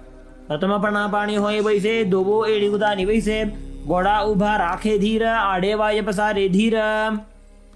Now again, place your knees down to the ground and cross your feet. Sit on the heels as you place your palms down on the ground next to your body.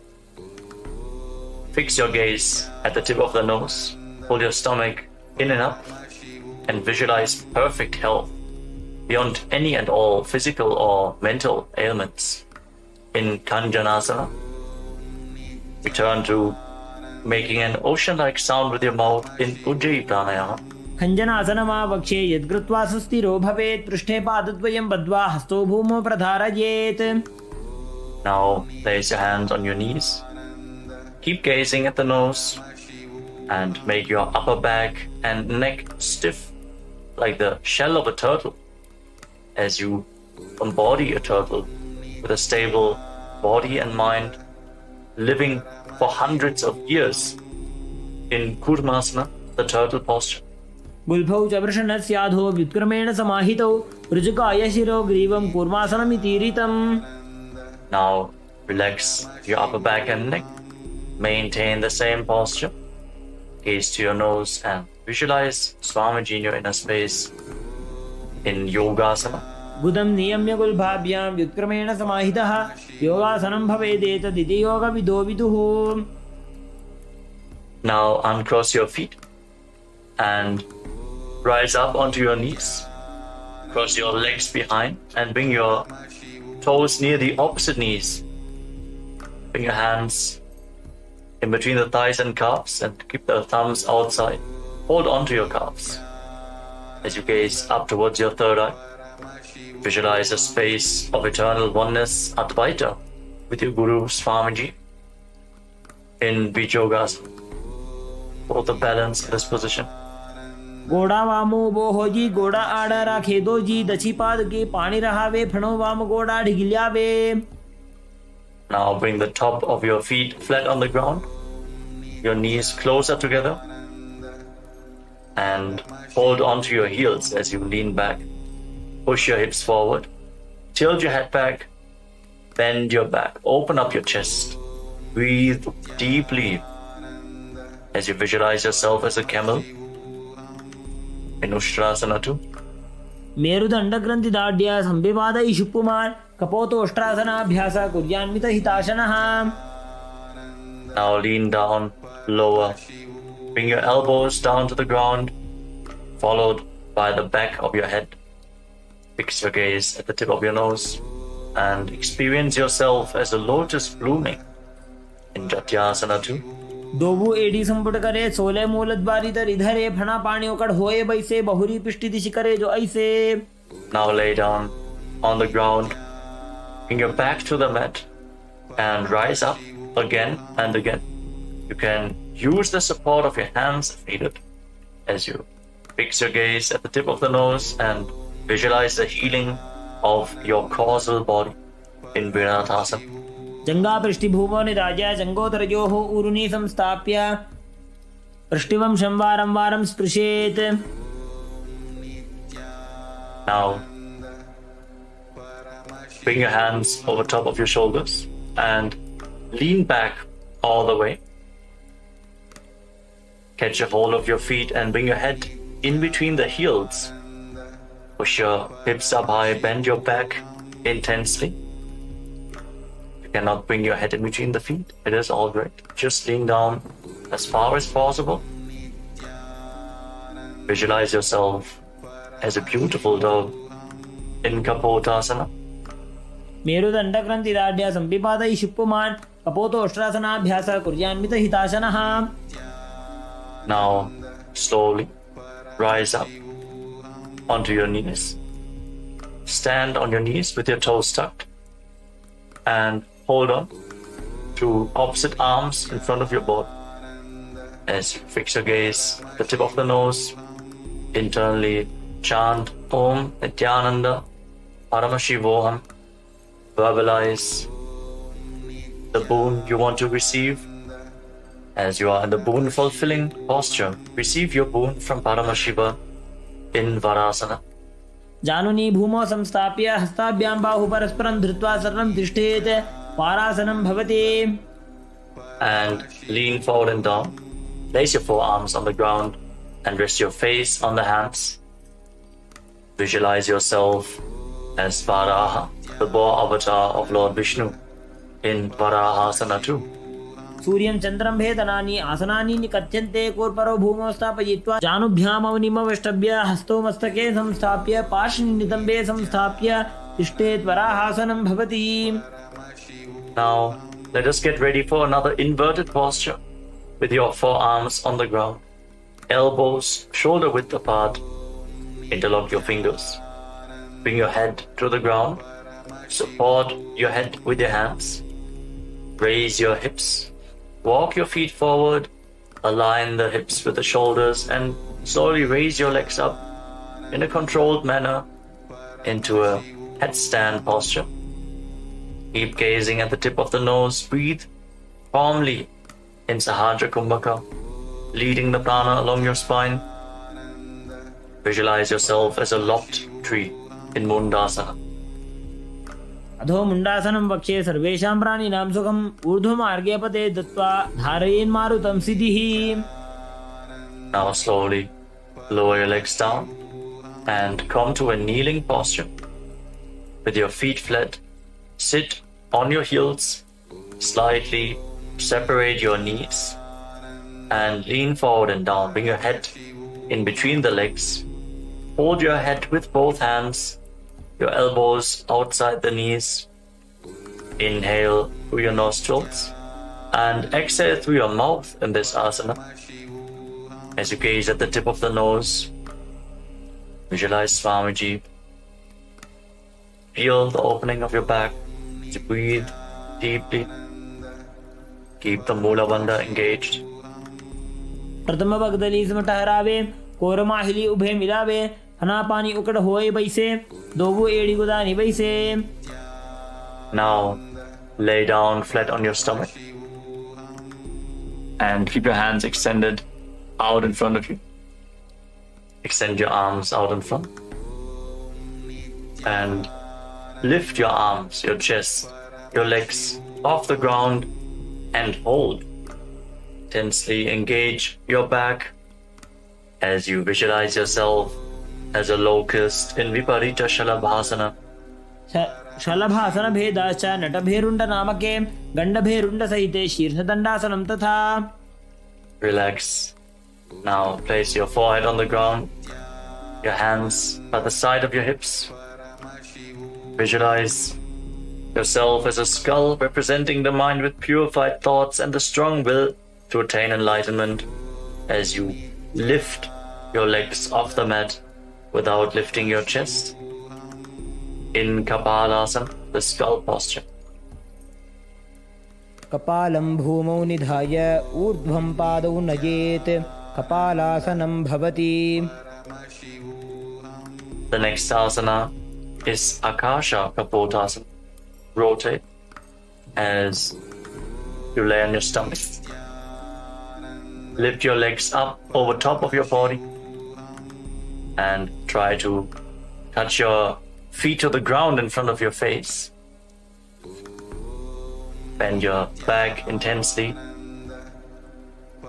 Visualize yourself as a free and open dove.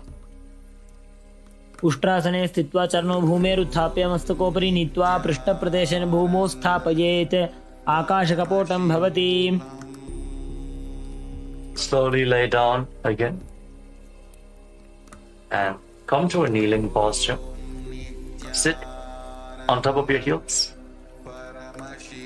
As you lean forward and down, place your forearms on the ground and bring your navel towards the knees. Be sturdy and stable in this position.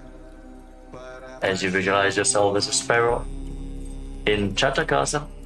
कूर्परपर्यन्तौ हस्तौ धरामोष्टभ्यः जानुनी नाभौ संकुच्य. Now raise your hips and straighten your legs.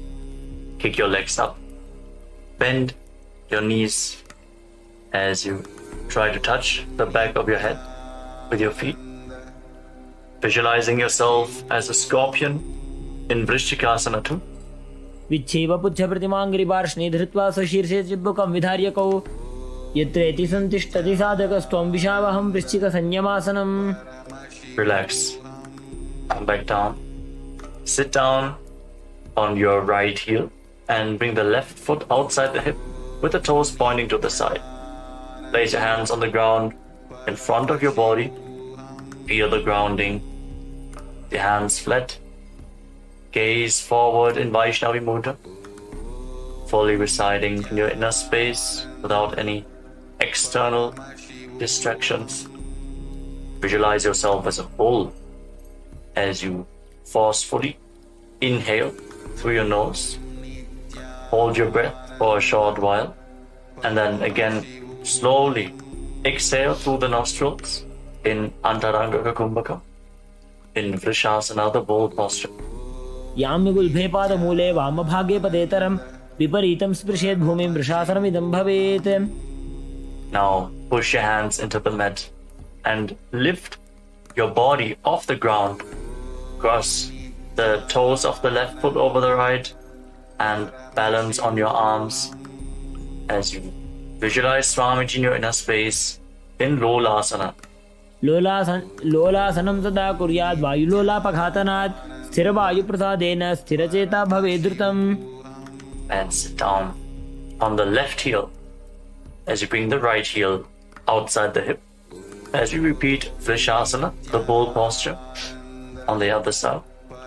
Keep visualizing yourself as a bull. याम्यगुल्भे पादमूले वामभागे पदेतरं विपरीतं स्पृशेत् भूमिं वृषासनमिदं भवेत्.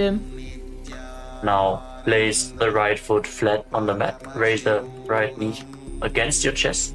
Tuck the toes of the left foot and sit down on the left heel. Keep your hands on the respective knees and visualize Bala Gunahai, one of the 84 siddhas in your inner space in Bala Gunasana. आसन को गुण जल विकार जागी. Now stand up and squat down. Bring your hands through the legs from the inside out and hold on to your ankles from the outside. As you squat down as low as you can. पाददये भूमौ संस्थाप्य जानुमध्ये कूर्परौ स्थाप्य हस्ताभ्यां गुल्पप्रदेशो धृत्वा तिष्ठेत् ग्रहासनं भवति. Now repeat Bala Gunasana on the other side. Tuck the toes of the right foot and sit on the right heel.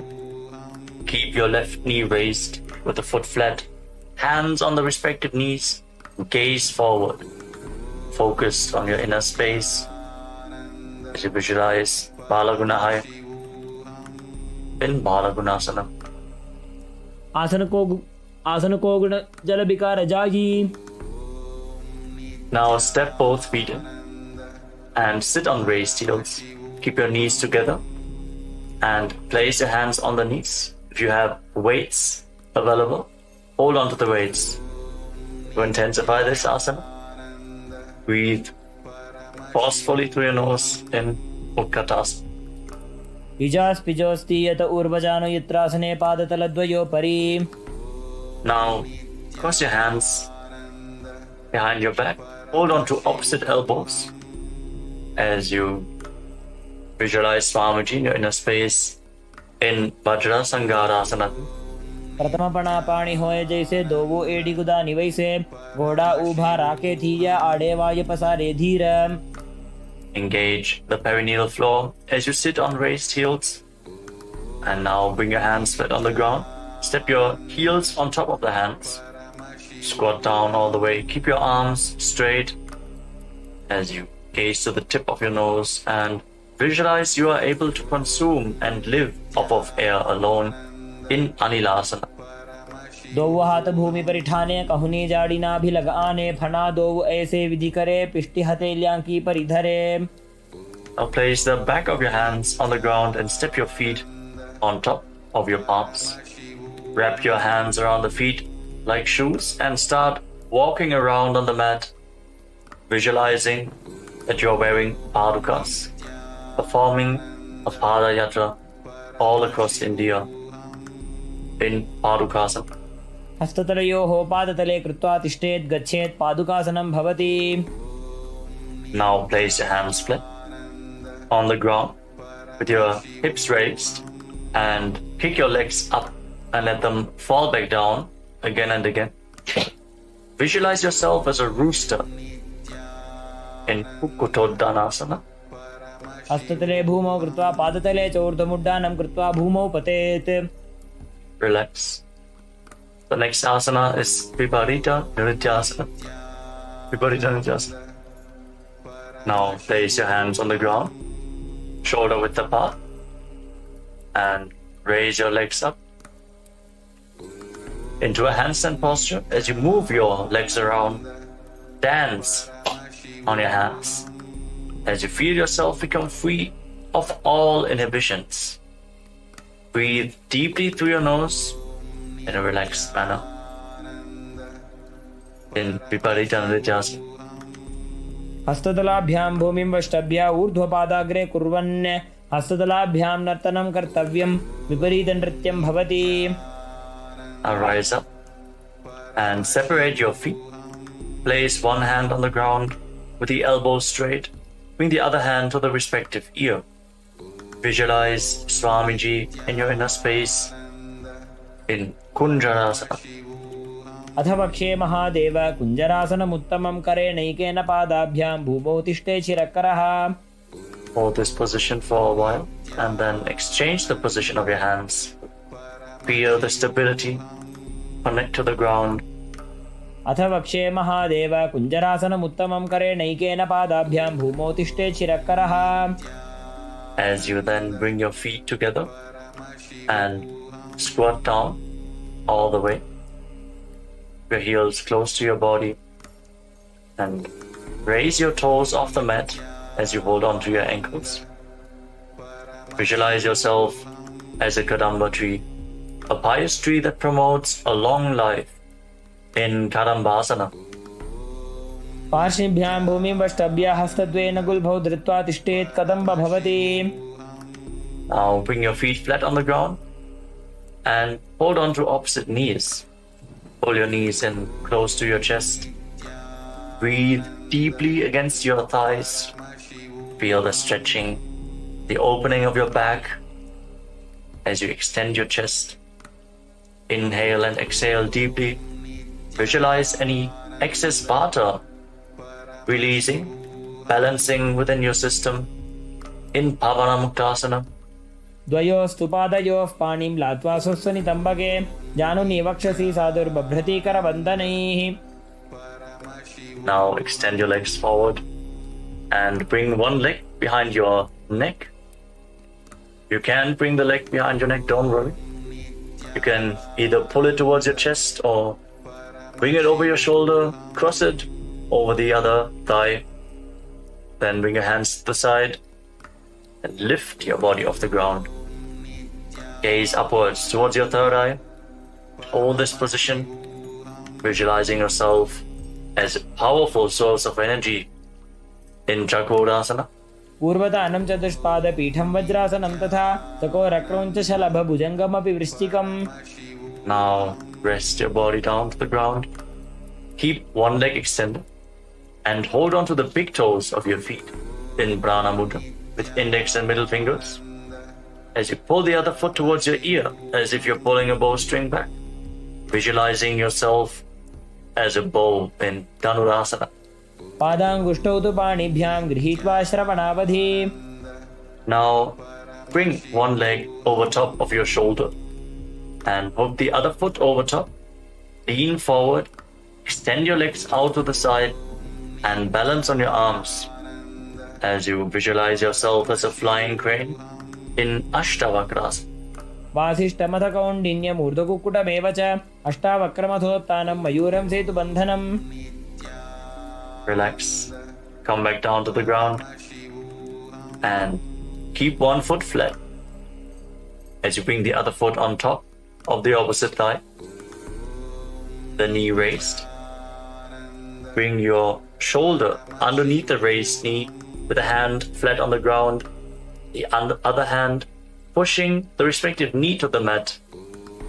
Gaze towards your third eye and visualize that you are immortal, able to exist slowly from prana in pranasana.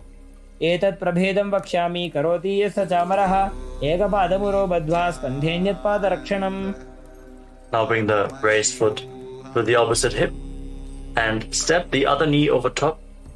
Bring your elbow around the raised knee, your hand below, and interlock your fingers around your back. Reach for the other hand behind your back. Gaze up towards your third eye and visualize the master of Hatha Yoga, the great sage Yogi Matsyendranath in Parshva Matsyendrasana. पार्श्वाभ्यां धृत्यते यास्तु पार्श्वमत्स्येन्द्रमुत्तमम्. Now again, straighten your legs forward. And this time lift the other foot behind your neck, hands by the side, push yourself off the mat as you gaze to your third eye. And visualize yourself as a powerful source of energy in Chakrasana. Hold this position. पूर्वतानं चतुष्पादपीठं वज्रासनं तथा चकोरक्रौञ्चशलभभुजङ्गमपि वृश्चिकम्. Then sit back down on the ground. Now catch a hold of the big toes in Prana Mudra and pull the other foot towards your ear as if you're pulling a bowstring, visualizing your body as a bow in Dhanurasana too. पादाङ्गुष्ठौ तु पाणिभ्यां गृहीत्वा श्रवणावधि. Now bring the leg over top of your shoulder and hook the opposite foot over top. Lean forward, find balance, lift your body off the ground and extend your legs out to the side, visualizing yourself as a flying crane in Ashtavakrasana on the other side. वासिष्ठमथ कौण्डिन्यमूर्धकुक्कुटमेव च अष्टावक्रमथोत्थानं मयूरं सेतुबन्धनम्. Balance on your arms. Come back down to the ground. Place one foot on the ground with the knee raised and bring the other foot on top of the opposite thigh, your shoulder beneath the raised knee, and gaze through your third eye. Visualizing yourself being immortal, able to live off of prana and pranasana. एतत् प्रभेदं वक्ष्यामि करोति यस्य चामरः एकपादमुरो बद्ध्वा स्कन्धेऽन्यत्पादरक्षणम्. Now bring the raised foot to the opposite hip, the other foot over top of the leg with the knee raised. Bring your arm around the raised knee, the hand below, interlock your fingers behind your back, gaze up towards your third eye, and visualize Sage Matsyendranath in Parshva Matsyendrasana. पार्श्वाभ्यां धृत्यते यास्तु पार्श्वमत्स्येन्द्रमुत्तमम्. Feel the twist in your spine. Now extend your legs forward. Keep one heel at the perineum and lean forward and down, holding onto the front foot with both hands. In Ardha Paschimottanasana, perform the Jivachala Kumbhaka. Inhale deeply and hold the breath. Move the prana freely within your body. Control the flow of the prana within your system as you visualize Swamiji in your inner space. एकं पादं प्रसार्य एकं पादस्य पार्श्वना सीवनी सम्पीड्य हस्तद्वयेन प्रसारितपादाङ्गुष्ठं धृत्वा जानुभरिमस्तकं न्यसेत् अर्धपश्चिमतानं भवति. Stretch in your hamstrings. Rise up. Bring the right foot outside your hip with the top of the foot flat on the ground. Hold on to the left foot and raise it in front of your face. Keep your legs straight. Visualize yourself as a crane in Kraunchasana, the crane posture. उत्तानपादं क्रौञ्चं च मरीचिं वीरभद्रकं नटराजं त्रिकोणं च सुप्ताङ्गुष्ठप्रसारणे. Now lower your leg. Keep the other foot against the perineum. As you keep the opposite leg extended forward, lean forward and down. Hold on to the front foot and breathe in Jivachala Kumbhaka. एकं पादं प्रसार्य एकं पादस्य पार्श्वना सीवनी सम्पीड्य हस्तद्वयेन प्रसारितपादाङ्गुष्ठं धृत्वा जानुभरिमस्तकं न्यसेत् अर्धपश्चिमतानं भवति. Feel the deep stretch as you rise back up. Bring the left foot outside the hip and raise the right foot in front of your face with the knees straight, visualizing yourself as a crane in Kraunchasana. Feel the intense stretch in this asana. Hold this posture just a little bit longer. उत्तानपादं क्रौञ्चं च मरीचिं वीरभद्रकं नटराजं त्रिकोणं च सुप्ताङ्गुष्ठप्रसारणे. Now lower your leg down and come to a cross-legged position. Bring your feet in between the thighs and calves and use the support of your hands if needed. Rest your hands on top of the knees. Fix your gaze at the tip of your nose and embody peace, well-being, good fortune, and prosperity. Visualize a swastika in your inner space in swastikasana. जानुर्वोरन्तरे सम्यक् कृत्वा पादतले उभे ऋजुकाय समासीन स्वस्तिकं तत् प्रचक्षते. Maintain the position of your feet, but cover your heels with your hands. Tuck your chin to the chest, lock your throat in Jalandhara Bandha. Gaze to the tip of your nose and visualize the great sage Goraknatha, the founder of the Natha Yoga Hindu Sampradaya, in Gorakshasana. जानुर्वोरन्तरे पादौ उत्तानौ व्यक्तसंस्थितौ गुल्फौ छाछाद्य हस्ताभ्याम् उत्तानाभ्यां प्रयत्नतः.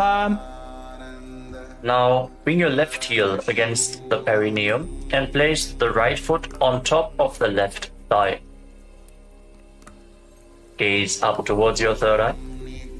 As you visualize Swamiji, meditate on Arihanta, the Lord, the Enlightened One, the Avatar. As we once more enter Shanmukhi Mudra. Inhale deeply, hold your breath, and then lock all the 5 senses with your hands. Close your mouth with little and ring fingers, the nostrils with your middle fingers, eyes with your index fingers, and your ears with your thumbs in Bhagasana 2. वामपार्श्वं गुदं संस्थाप्य दक्षाङ्घ्रिवामजगणे. Relax. Now place your feet onto opposite knees and bring your hands to the ground outside of your body with the palms facing upwards. Gaze to the tip of your nose and visualize Swamiji in your inner space as you bring your mouth into the shape of the beak of a crow. Inhale through your mouth and exhale through your nose in Kakachancha Kumbhaka. Keep the Mula Bandha engaged in Yogasana. उत्तानौ चरणौ कृत्वा संस्थाप्योपरि जानुनोः आसनोपरि संस्थाप्य चोत्तानं करयुग्मकम्. Now rotate your hands at the side of your body. Place your palms down. With your legs in Padmasana, lift your body off the ground. Pull your knees up. Visualize yourself as a rooster in Urdhva Kukkutasana. वासिष्ठमथ कौण्डिन्यम् ऊर्ध्वकुक्कुटमेव च अष्टावक्रमथोत्तानं मयूरं सेतुबन्धनम्. Hold this position. Stability to your body. And then lower your body down. Maintain Padmasana. Bring your hands to the legs with the palms flat on the ground without lifting your body up. Stay seated on the ground. Fix your gaze at the tip of the nose. Visualize Swamiji in your inner space in Siddha Haratali Asana. प्रथम पद्मासन को करे हस्त दो वो गोड़ासन दिधरे ube हथेले भूधरी राखे पोचा गोड़ासन में दाखे. Now push your hands into the mat. Lift your knees off the ground and balance on your arms. With your gaze fixed at the tip of the nose, visualizing yourself as an elegant swan in Hamsasana. Keep performing Kakachancha Kumbhaka with your mouth in the shape of the beak of a crow, cooling the body as you inhale through your mouth. कुक्कुटासनं स्थित्वा स्कन्धपर्यन्तं ऊरोनि नीत्वा तिष्ठेत् हंसासनं भवति. Now raise your hips off the ground as you bring your hands through the legs behind your body. Interlock your fingers in Parashu Mudra as you rest your forehead on the ground. Visualize yourself as Lord Shiva's bow in Karmakasana, the bow posture. प्रथम पद्मासन को करे घोड़ा संधि माही कर इधरे तरफ दूसरी कर दो बू आने कोन्या ऊपर संधि ले ठाने. Now raise up. Maintain Padmasana. Lift your knees off the ground and bring your hands through the legs. As you bend your elbows upwards to reach for your shoulders. Try to interlock your fingers around your neck. As you visualize yourself as a turtle with a stable body and mind to live for hundreds of years in Kurmasana too. By जंग पर दक्षिण पावा दाई जंग परिवा by ल्यावा. Balance in this posture. From the same posture now, tuck your chin to the chest and gaze towards the tip of your nose. Lock your throat. Jalandhara Bandha. Feel the intense stretch on your spinal cord as you cut through all the granthis, the knots in your energy channels. In Shiva's secret knot posture, Granthi Bedasana. अथ वक्षे नीलकण्ठ ग्रन्थिभेदासनं शुभं ज्ञात्वा रुद्रो भवे क्षिप्रं सूक्ष्मवायुनिषेवनात्. Now roll onto your back. Keep your hands in the same position and embody a turtle laying on its back as you fix your gaze at the tip of your nose in Uttana Kurmasana. कुक्कुटासनबन्धस्थं कराभ्यान्तृतकन्धरं पीठं कूर्मवदुत्तानमेतदुत्तानकूर्मकम्. Now kick your body back up into Padmasana. Bring your hands through the legs. Place one palm on the ground and hold its wrist with the other hand. Push your body off the mat. Balance on one arm. Visualizing yourself as a rooster as you pull your knees up as high as possible in Pangu Kukkutasana. कुक्कुटासने स्थित्वा एकेन हस्तेन अन्यस्य मणिबन्धं धृत्वा. Lower your body down and exchange the position of your hands. Place the other palm flat, hold its wrist, and again lift your body off the ground and balance. Keep visualizing yourself as a rooster. कुक्कुटासने स्थित्वा एकेन हस्तेन अन्यस्य मणिबन्धं धृत्वा. Lower down. And as you maintain the lotus posture, Padmasana, bring your elbows onto your toes. Interlock your fingers in Padusha Mudra. Rest your chin on the fingers and press your thumbs against your throat. As you visualize, you have gone beyond all greed and cowardice in Gurudasana. जानोर्वोरन्तरे पादौ उत्तानो व्यक्तसंस्थितौ गुल्फौ छाछाद्य हस्ताभ्याम् उत्तानाभ्यां प्रयत्नतः. Rise up. Now place one hand over top of the other and place your hands in your lap. Gaze towards the tip of your nose. Sit in a meditative space as you perform Mahamudra Bandha. Engage all three bandhas together. Lock the perineum. Pull the stomach in and up and lock the throat. Lead the Kundalini Shakti up the higher energy centers and hold it there as you visualize Swamiji in your inner space in Padmasana 3. उत्तानो चरणो विधाय विधिवत् शक्तिस्थितो योगिरात्. Now bring your hands flat on top of your knees. Fix your gaze at the tip of the nose. Internally vibrate the Mahavakya Om Nithyananda Paramashivoham as you visualize Paramashiva in your inner space in Padmasana 4. एतत् पद्मासनं कुर्यात् प्राणवायु प्रसिद्धये शुभासनं सदा ध्यायेत् पूरजित्वा पुनः पुनः. Sit in that bhava, that feeling connection to Paramashiva as you keep the left hand on the respective knee and your right hand in Prana Mudra, index and middle finger holding on to the big toe. Hold the elbow back as if you're pulling a bowstring. Move the big toe round and round and visualize yourself as Paramashiva's bow. Repeat the movement on the other side as well. In Karmukasana 2. अधान्यासनमावक्ष्ये योगपूरकरक्षणात् कृत्वा पद्मासनं पाद अङ्गुष्ठजङ्घयोस्थितम्. Now bring your feet in closer to your body, sitting in Padmasana. As we get ready for Karmukasana 3.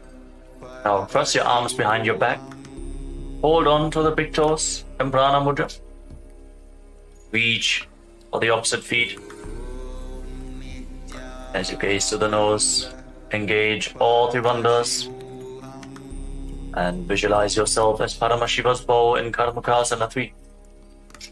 कार्मुकासनमाक्षित्य उदरे पूरयेत् सुखं तदा वायुर्वसो याति कालेन सूक्ष्मवायुना. Maintain this posture. Lift your head and chest as you gaze to the tip of your nose. Shift your gaze to your third eye and visualize yourself as the action of Paramashiva's third eye, destroying anything you come across in Dridhasana. ऊरुभ्यामुपरि स्थाप्य पादयुग्मं प्रयत्नतः दक्षिणं सव्यदेशे च सव्यं दक्षिणदेशके. With your arms crossed behind your back, now roll back. Keep your legs in Padmasana, holding onto the toes if you can. Gaze to your nose and visualize yourself as a snake as you breathe calmly through your nose in Sahadra Kumbhaka.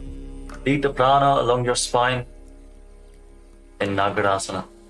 प्रथम पद्मासन कोठाने दो वो हाथ पाछाने आने पाद अंगूठा पकड़े आनी सोबई कहुन्या कुल्या पानी. Now free your arms and legs and pull your knees up towards your chest. Interlock your fingers in Harsha Mudra and pull your knees close in as you bring your chin to the knees. Squeeze your body into a ball in Kandukasana. वेत्रासने स्थित्वा हस्तपादान् निष्कुष्य ऊर्ध्वं नयेत् पृष्ठवंशेन भूमिं पोथयेत् कन्दुकासनं भवति. Relax. Place your feet flat on the ground with the knees raised. Interlock your fingers around your neck and breathe deeply through your nose as you gaze to the tip of the nose and visualize Swamiji your inner space in Urdhva Pavanasana. प्रथमे सूधो San करावे, गोड़ा उभा राशि मिलावे, गुल्फमा हिला अंगुष्ठ doji, करे एक समेल रसोजी. Now move your hands down, your palms facing up. Step your heels onto your hands, and then push your hips off the ground. Contract the perineal floor and block your throat. Forcefully push the air upwards, but prevent it from escaping your lungs by keeping Jalandhara Bandha, the throat lock, engaged in Mocha Kumbhaka. Visualize yourself as a powerful alpha ape in Marakata Pitasana. उत्तानशयनं पादतले उत्तानहस्तयोः स्थापयेत्, पृष्ठभागमुत्रमजेत्, मरकटपीठं भवति. Now bring your hands to the lower back and straighten your legs. Point the toes and rest your entire body weight on your elbows. Gaze to the tip of the nose and visualize Swamiji in Uttana Shikipitakasana. जङ्घोरुबलहीनश्चेत् उत्तानशिखिपीठकम् अप्रमत्तः प्रकुर्वीत भुक्तेः प्राग्विचितेन्द्रियः. Relax, bring your legs up now. Raise your toes up towards the sky and place your palms on the mat. Support your balance with your arms as you visualize blissfully traversing Narakaloka unscathed in Narakasana. ग्रीवाकण्ठेन भूमिं विष्टम्भा पादाग्रद्वयमूर्धमुत्रजेत्, नरकासनं भवति. Feel the heat of your Jataragni increasing, the digestive fire being improved. Upping your hands to the lower back, straighten your entire body and lower angle your legs down. Engage your core intensely by the lever of your legs. Visualize yourself as a boat crossing the ocean of samsara in Tiryan Naukasana. नौकावत् स्थित्वात् ऊर्ध्वं पादाग्रद्वयं नयेत्, तिर्यन् नौकासनं भवति. Now again bring your legs up. Place your arms flat on the ground. Make your body as straight as a flagpole. Feel the stability as you visualize yourself as the Kailasa flag, respected across all nations in Dvajasana, the flag posture. तिर्यन् नौकावत् ग्रीवापृष्ठकूर्परीः भूमिं वष्टभ्या मस्तकलाक्षेण पादाग्रद्वयमूर्ध्वनयेत्, ध्वजासनं भवति. Now lower your body down to the mat as we enter the final asana of this sequence, Vriddhasana. Keep your hands at the side of the body with your palms facing up. Relax completely as you pull the Kundalini Shakti up along your spine in Shakti Chalan Mudra, all the way from the Muladhara Chakra to the Sahasrara, from the root of your spine to the top of your head. Leave the body behind as you visualize your body is dead and Swamiji, the Supreme Pontiff of Hinduism, is liberating you. Internally vibrate with the Mahavakya Om Nithyananda Paramashivoham. Feel the energy spreading throughout your body as you sink lower and lower to the ground. Release every bit of tension left in your body. Remove any tiredness from your body. उत्तानं शववद्भूमौ शयनं तुषवासनं शवासनं श्रमहरं चित्तविश्रान्तिकारणम्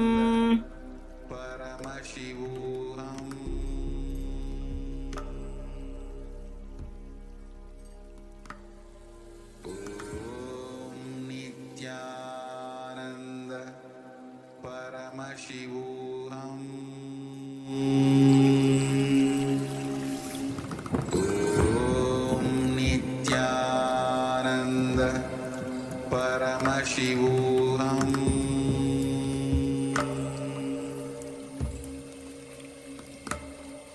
Om Nithyananda Paramashivoham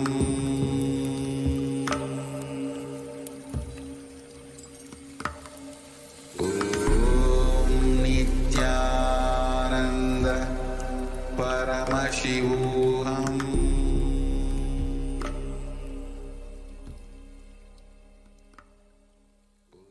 Now, slowly return to your body. Start to wiggle your fingers and toes. Rotate your wrists and your ankles. Bend your elbows and knees. Pull your knees up and encircle them with your arms. Squeeze your body into a ball and rock from side to side. Slowly return to a comfortable seated position. Congratulations.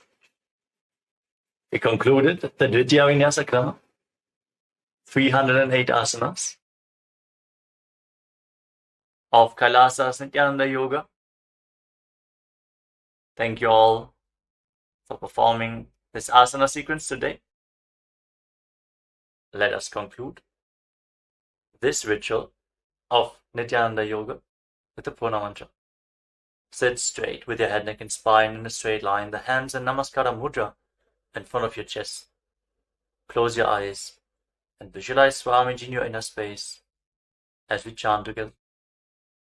ॐ पूर्णमदः पूर्णमिदं पूर्णात् पूर्णमुदच्यते पूर्णस्य पूर्णमादाय पूर्णमेवावशिष्यते ॐ शान्तिः शान्तिः शान्तिः हरिः ॐ तत्सत् सर्वं भगवत् श्रीनित्यानन्दपरमशिवपादुकार्पणमस्तु ॐ नित्यानन्दम्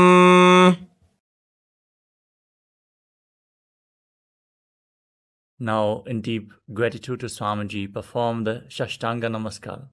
Lie down onto your chest and bring your hands forward in the Namaskara Mudra above your head, surrendering yourself to Swamiji's feet.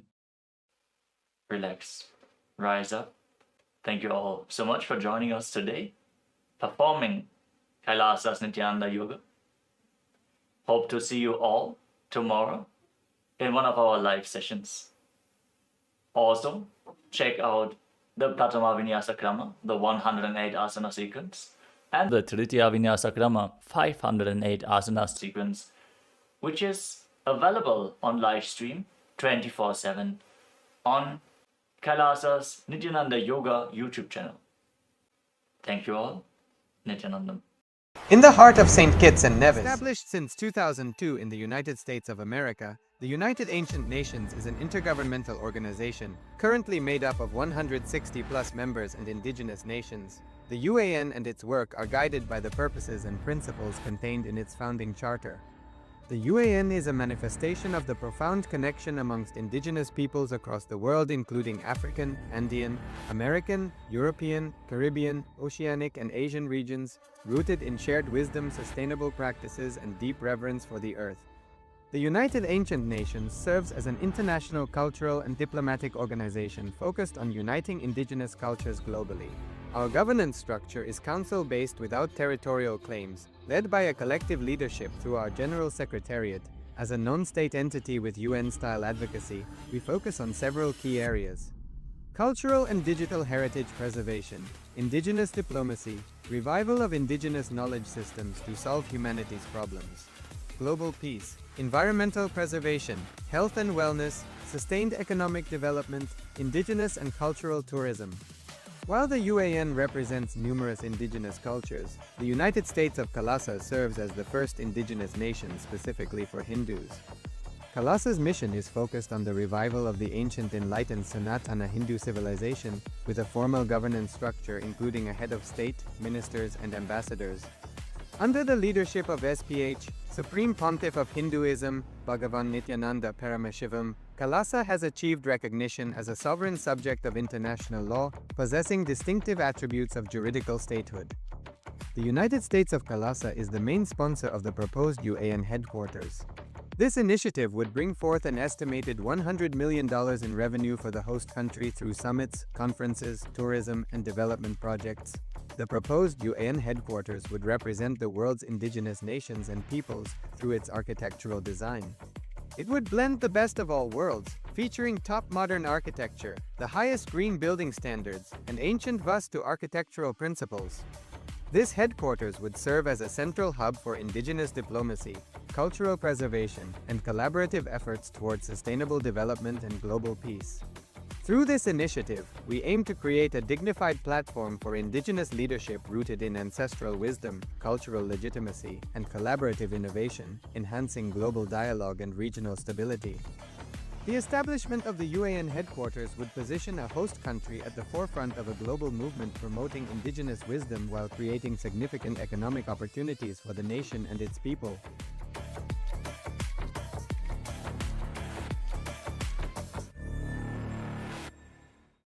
Established since 2002 in the United States of America, the United Ancient Nations is an intergovernmental organization, currently made up of 160+ members and indigenous nations. The UAN and its work are guided by the purposes and principles contained in its founding charter.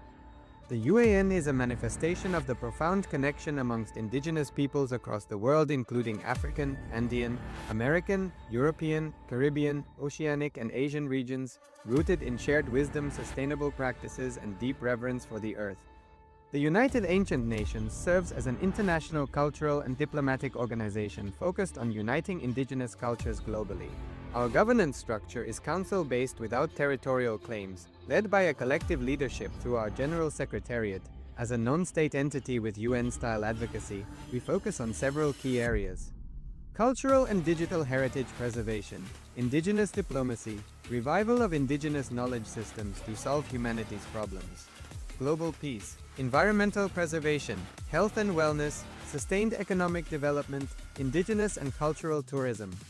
While the UAN represents numerous indigenous cultures, the United States of KAILASA serves as the first indigenous nation specifically for Hindus.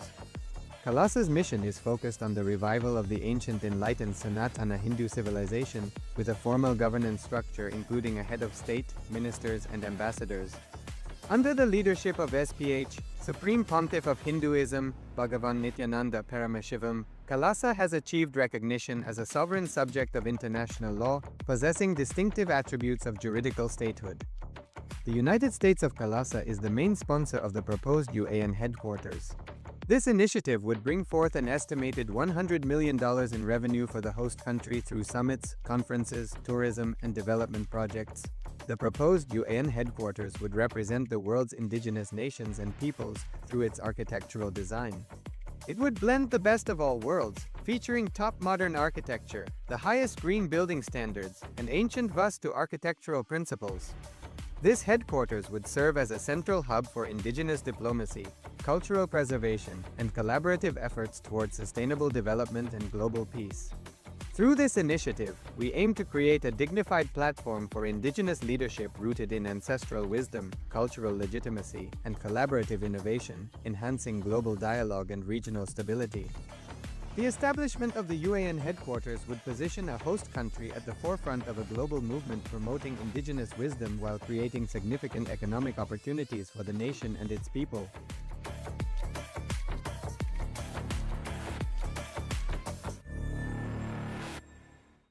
Established since 2002 in the United States of America, The United Ancient Nations is an intergovernmental organization, currently made up of 160+ members and indigenous nations. The UAN and its work are guided by the purposes and principles contained in its founding charter. The UAN is a manifestation of the profound connection amongst indigenous peoples across the world, including African, Andean, American, European, Caribbean, Oceanic, and Asian regions, rooted in shared wisdom, sustainable practices, and deep reverence for the earth. The United Ancient Nations serves as an international cultural and diplomatic organization focused on uniting indigenous cultures globally. Our governance structure is council-based without territorial claims, led by a collective leadership through our General Secretariat. As a non-state entity with UN-style advocacy, we focus on several key areas: cultural and digital heritage preservation, indigenous diplomacy, revival of indigenous knowledge systems to solve humanity's problems, global peace, environmental preservation, health and wellness, sustained economic development, indigenous and cultural tourism. While the UAN represents numerous indigenous cultures, the United States of KAILASA serves as the first indigenous nation specifically for Hindus.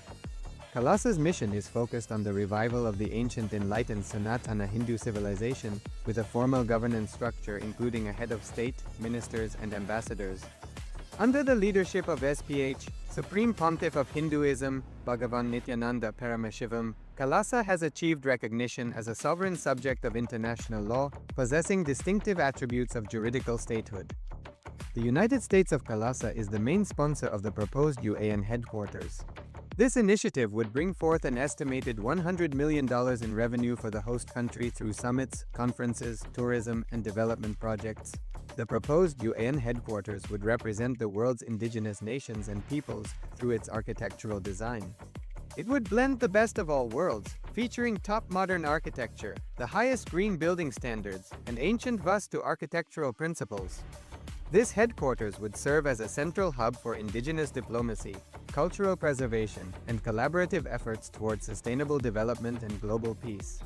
Through this initiative, we aim to create a dignified platform for indigenous leadership rooted in ancestral wisdom, cultural legitimacy, and collaborative innovation, enhancing global dialogue and regional stability. The establishment of the UAN headquarters would position a host country at the forefront of a global movement promoting indigenous wisdom while creating significant economic opportunities for the nation and its people.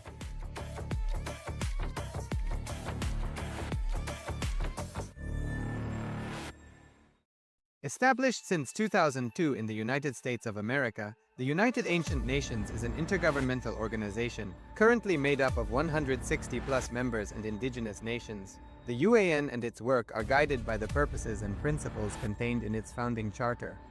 The UAN is a manifestation of the profound connection amongst indigenous peoples across the world, including African, Andean, American, European, Caribbean, Oceanic, and Asian regions, rooted in shared wisdom, sustainable practices, and deep reverence for the earth. The United Ancient Nations serves as an international cultural and diplomatic organization focused on uniting indigenous cultures globally.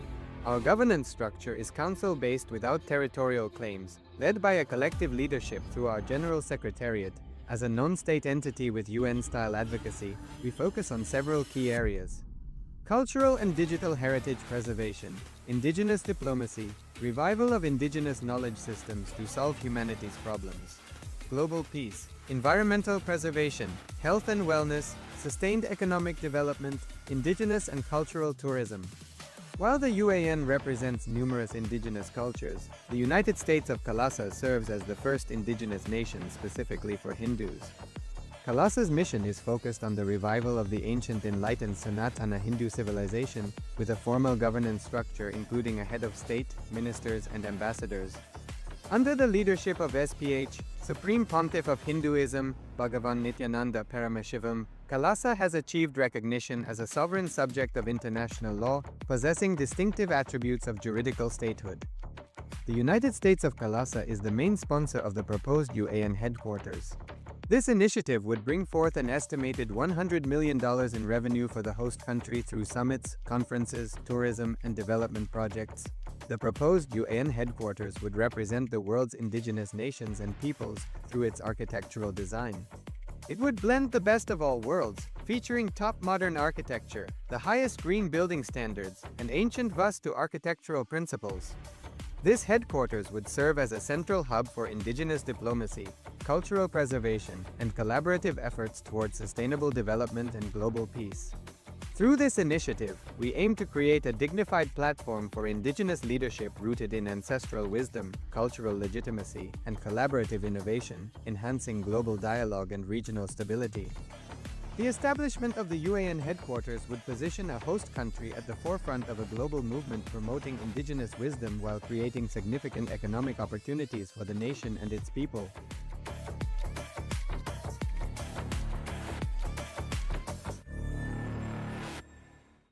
Established since 2002 in the United States of America, the United Ancient Nations is an intergovernmental organization, currently made up of 160+ members and indigenous nations. The UAN and its work are guided by the purposes and principles contained in its founding charter.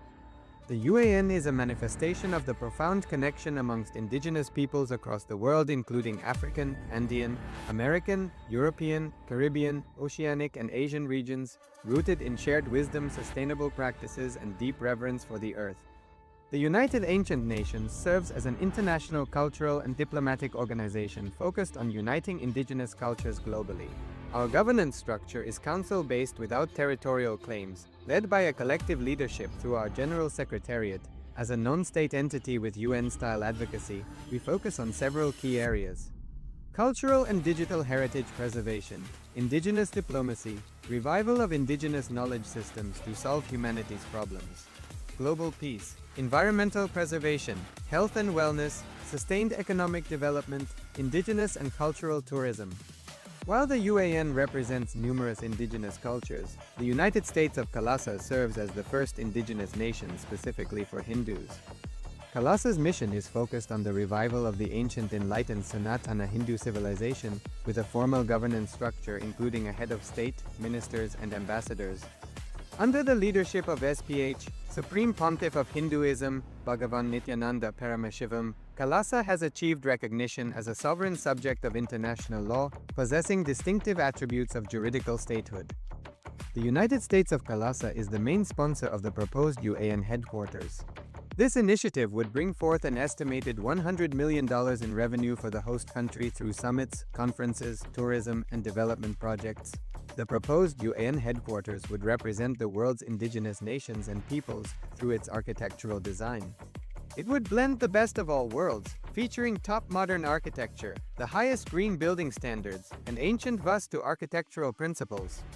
This headquarters would serve as a central hub for indigenous diplomacy, cultural preservation, and collaborative efforts towards sustainable development and global peace. Through this initiative, we aim to create a dignified platform for indigenous leadership rooted in ancestral wisdom, cultural legitimacy, and collaborative innovation, enhancing global dialogue and regional stability. The establishment of the UAN headquarters would position a host country at the forefront of a global movement promoting indigenous wisdom while creating significant economic opportunities for the nation and its people.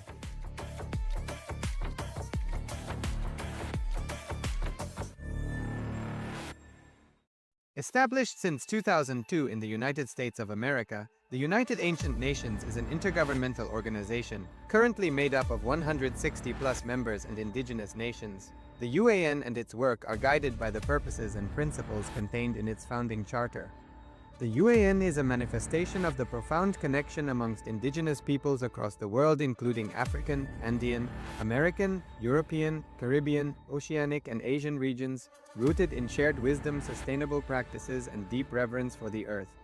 The United Ancient Nations serves as an international cultural and diplomatic organization focused on uniting indigenous cultures globally. Our governance structure is council-based without territorial claims, led by a collective leadership through our General Secretariat. As a non-state entity with UN-style advocacy, we focus on several key areas: cultural and digital heritage preservation, indigenous diplomacy, revival of indigenous knowledge systems to solve humanity's problems, global peace, environmental preservation, health and wellness, sustained economic development, indigenous and cultural tourism. While the UAN represents numerous indigenous cultures, the United States of KAILASA serves as the first indigenous nation specifically for Hindus. KAILASA's mission is focused on the revival of the ancient enlightened Sanatana Hindu civilization with a formal governance structure including a head of state, ministers, and ambassadors. Under the leadership of SPH, Supreme Pontiff of Hinduism, Bhagavan Nithyananda Paramashivoham, KAILASA has achieved recognition as a sovereign subject of international law, possessing distinctive attributes of juridical statehood. The United States of KAILASA is the main sponsor of the proposed UAN headquarters. This initiative would bring forth an estimated $100 million in revenue for the host country through summits, conferences, tourism, and development projects. The proposed UAN headquarters would represent the world's indigenous nations and peoples through its architectural design. It would blend the best of all worlds, featuring top modern architecture, the highest green building standards, and ancient Vastu architectural principles. This headquarters would serve as a central hub for indigenous diplomacy, cultural preservation, and collaborative efforts towards sustainable development and global peace. Through this initiative, we aim to create a dignified platform for indigenous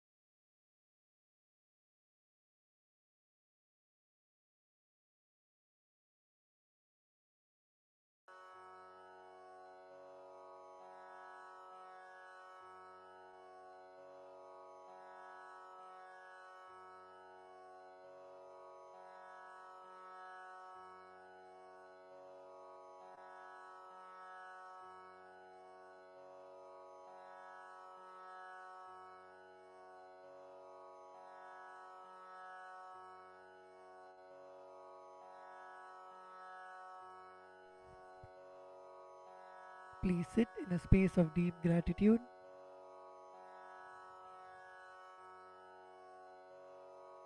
Inhale deeply and exhale.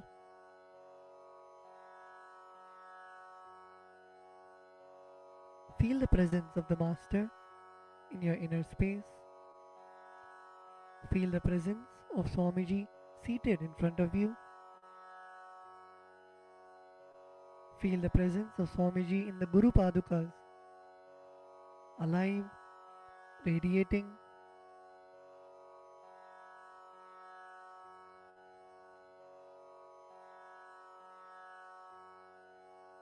When you offer the puja, visualize you dropping all of your karmas of lifetimes, your incompletions, unfulfilled desires, patterns.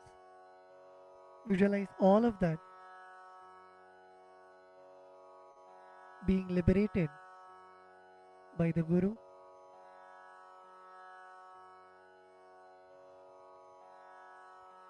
Come to a space of deep Guru Bhakti, the feeling connection with the Master.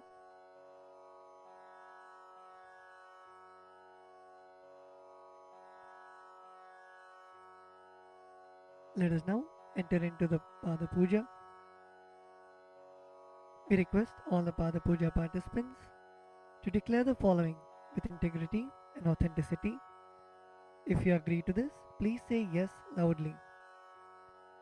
I authentically cognize, which is internally process, understand and declare the truth that the cosmic energy exists. Yes. I authentically cognize, which is internally process, understand and declare the truth that the Supreme Pontiff of Hinduism, Sri Nithyanandeshwara Paramashiva, Devi Nithyanandeshwari Paramashiva Shakti, The Guru Padukas and the Atmalinga are the Chinmaya Vigrahas, embodiments and representations of that very cosmic energy. Yes, I authentically cognize, which is internally processed, understand and declare the truth that whatever I offer during the Pada Puja and Paramashiva Puja will reach the cosmic source of energy directly. Yes, I authentically cognize, which is internally processed, understand and declare the truth of Soham Asmi, that even when I worship, I am Him. Yes.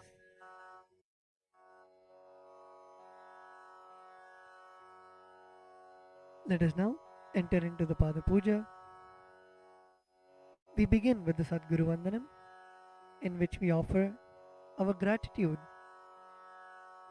to our Guru, our beloved Swamiji.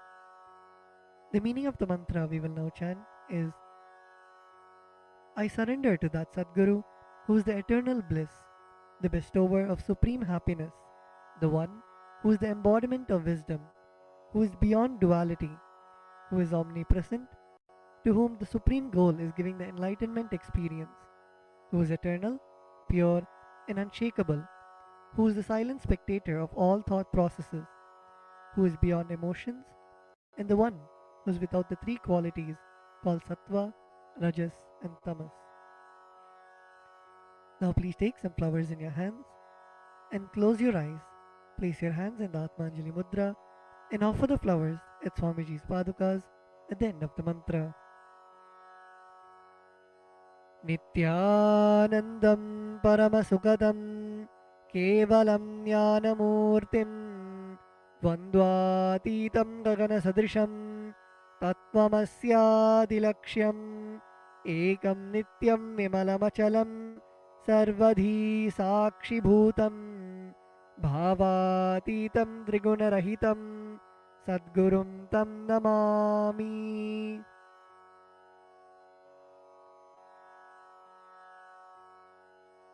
The next offering is the Guru Parampara Vandanam, where we offer our gratitude to the eternal lineage of all the Gurus, the enlightened masters.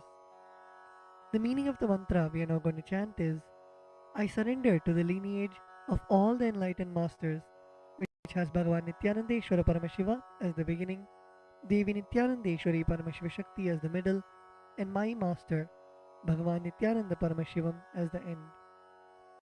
Now please take some flowers in your hands, place your hands in the Atmanjali Mudra, close your eyes, and offer the flowers at Swamiji's Padukas at the end of the mantra. Nithyanandeshwara Paramashiva Samarambham Nithyanandeshwari Paramashiva Shakti Madhyamam Nithyananda Pariyantam Vande Guru Paramparam. The next is the offering of the Arunagiri Yogeshwara Vandanam, where we offer our respects and gratitude to Arunagiri Yogeshwara, who is the incarnation of Paramashiva. The meaning of the mantra we are now going to chant is, the Arunagiri Yogeshwara, who is the Lord of all beings, who has the sacred musk paste applied on his forehead, who has a glittering stick, who has worn a loin cloth on his glittering hip, who has worn the Datura flower, the king cobra, and a crescent moon on his forehead. That Arunagiri Yogeshwara's presence happens. Now please take some flowers into your hands, place your hands in the Atmanjali Mudra, close your eyes, and offer the flowers at Swamiji's Padukas at the end of the mantra.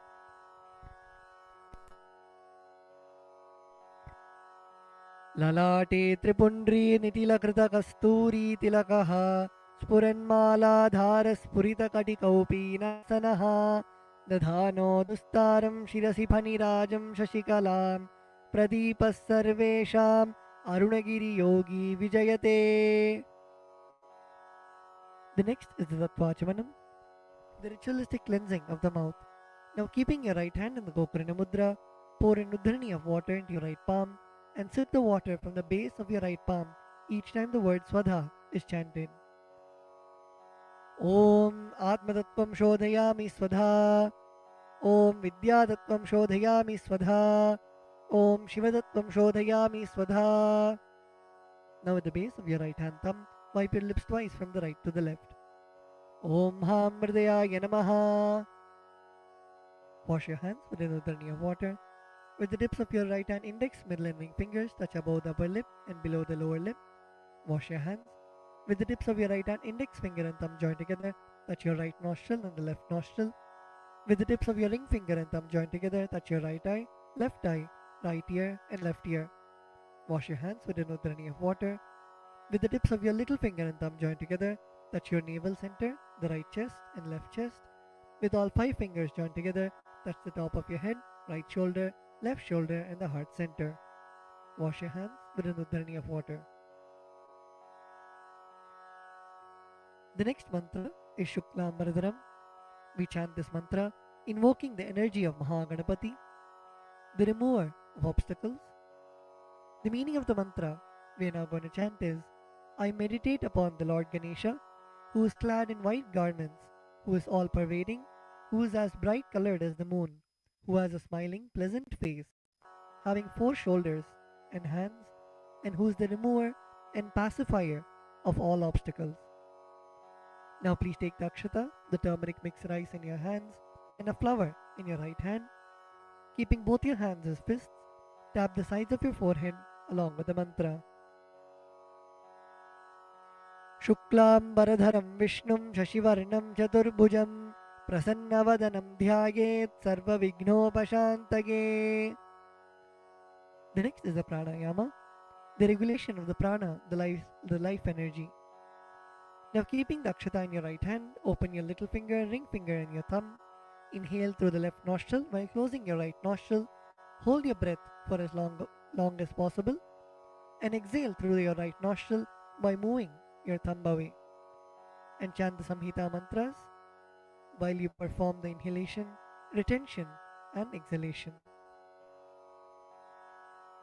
Om Hom Ishanamurdhaya Namaha, Om Him Tatpurushavatraya Namaha, Om Hum Bhagavadhayaya Namaha, Om Him Vamdevuhyaya Namaha, Om Hum Satyojatmurteye Namaha, Om Ham Mridayaya Namaha, Om Him Shirase Namaha, Om Hum Shikaya Namaha, Om Him Kavachaya Namaha, Om Hum Netrebhyo Namaha, Om Hastraya Namaha, Om Hom Ishanamurdhaya Namaha, Om Him Tatpurushavatraya Namaha, Om Hum Bhagavadhayaya Namaha, Om Him Vamdevuhyaya Namaha, Om Hum Satyojatmurteye Namaha, Om Ham Mridayaya Namaha, Om Him Shirase Namaha, Om Hum Shikaya Namaha, Om Him Kavachaya Namaha, Om Hum Netrebhyo Namaha, Om Hastraya Namaha, Om Hom Ishanamurdhaya Namaha, Om Him Tatpurushavatraya Namaha, Om Hum Bhagavadhayaya Namaha, Om Him Vamdevuhyaya Namaha, Om Hum Satyojatmurteye Namaha, Om Ham Mridayaya Namaha, Om Him Shirase Namaha, Om Hum Shikaya Namaha, Om Him Kavachaya Namaha, Om Hum Netrebhyo Namaha, Om Hastraya Namaha.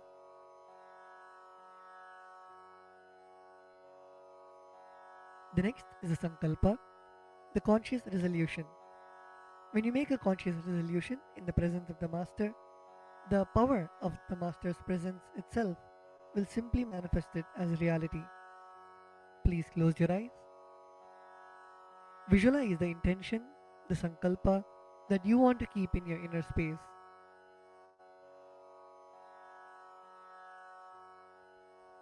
Visualize your feeling connection with the Master. Visualize anything that you want to happen as reality.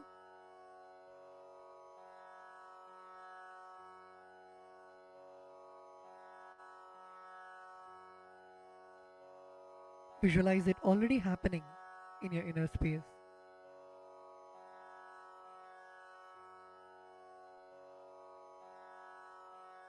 Now with this intention, keeping the akshata in your left palm, close it with your right palm and keep both the hands on your right thigh. We will now chant the Sankalpa mantra.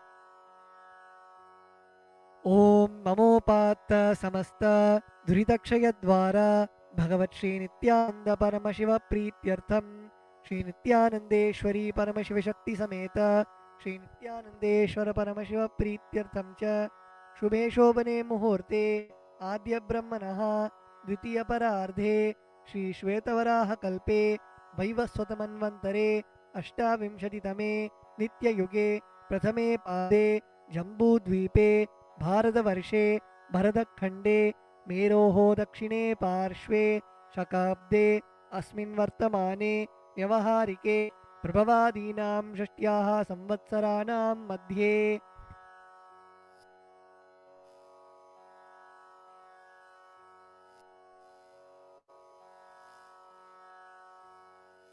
Vishvavasu नाम संवत्सरे दक्षिणायने लक्ष्मीवेङ्कटेश्वर ऋतौ सिंहमासे कृष्णपक्षे अमावास्यां शुभऋतौ स्थिरवासरयुक्तायां मघानक्षत्र परिघयोग किंस्तुग्नकरण एवं गुणविशेषणविशिष्टायाम् अस्यां शुभतिथौ श्रीकैलासोन्नतद्वादशान्तश्यामलापीठारूढ श्रीमीनाक्षी सुन्दरेश्वराभिन्नस्वरूप परशिवपुत्ररत्नकुमार गुरुमण्यतुल्यावतार श्रीपार्वतीस्थन्यपानलब्धदिव्यज्ञानविश्रुत सकलनिगमाकमसारभूत द्राविडवेदप्रवक्त्रे श्रीमत्परमशिवकरुणासमधिगतमुक्तामयचतुरश्रयान गीयमान छत्रचामर श्रीचिन्नकाहलादि समस्त बिरडावल्यलङ्कृत ज्ञानविज्ञानचक्रवर्ती सर्वजनसङ्घ सद्यो निर्वाण दीक्षा व्यापवर्गवर्ष विश्रानजीमूत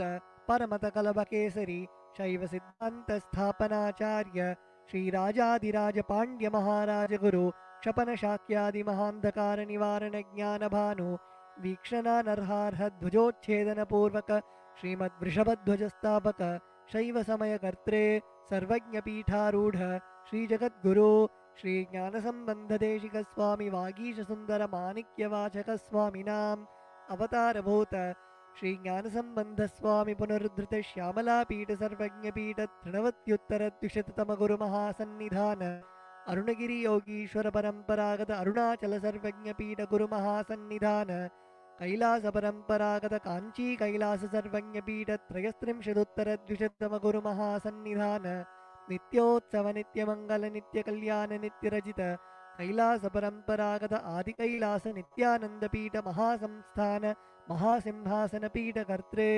साक्षात् श्री परमशिव समुद्भूत कैलास परंपरागत वैवस्वतमनु इक्ष्वाकु हरिश्चंद्र भगीरथ श्रीरामचंद्र शूरसेन इत्याद्यनवच्छिन्न सार्वभौम चक्रवर्ती परंपरागत चतुष्षष्टि योगिनी मंडित चतुष्षष्टि संप्रदाय प्रवर्तक मनुधर्मासन सूर्यवंश प्राप्त सर्वज्ञ पीठ सुरांगी साम्राज्य मूर्धाभिषिक्त चूड़ामणि साक्षात् श्री परमशिव समुद्भूत कपिल महागुरु पुनरुद्धृत महानिर्वाणि पीठ अष्टोत्तर सहस्र श्री महामंडलेश्वर साक्षात् श्री परमशिव समुद्भूत श्री महागणपति समारंभ अनवच्छिन्न पीठाधीश्वर गुरु परंपरा प्राप्त अटल पीठ अष्टोत्तर सहस्र श्री अटल पीठाधीश्वर धर्म मुक्ति स्वर्गपुर स्वर्णपीठ त्रयोविंश गुरु महानिधान कैलास परंपरागत आदिपीठ सर्वज्ञ पीठ जगद्गुरु श्री कैलास पुनरुद्धारक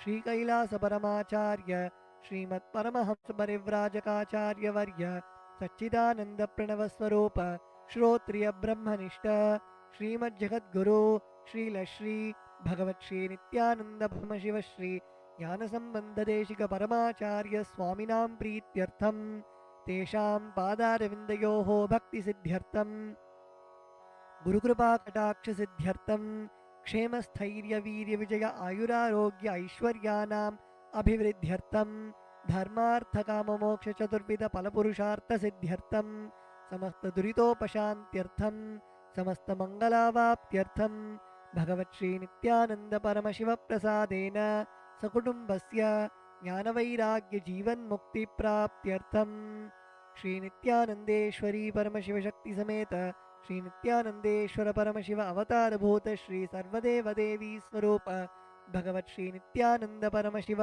प्रत्यक्ष पाद पूजां करिष्ये श्री नित्यानंदेश्वरी परमशिव शक्ति समेत श्री नित्यानंदेश्वर परमशिव पूजां च करिष्ये ओम अपौपस्पृश्य wash your hands with an udrani of water. The next is the Ghantanada. Now please take the bell in your left hand and hold it above your heart center and ring the bell as you chant the following mantra. Om Agamarthantu Devanam Gamanarthantu Rakshasam Ghantanadam Karomyado Devata Hwanalanchanam Ghanta Devatabhyo Namaha. The next is the Manasa Puja, the internal worship. Now please close your eyes. Visualize the meaning of the mantra in your inner space.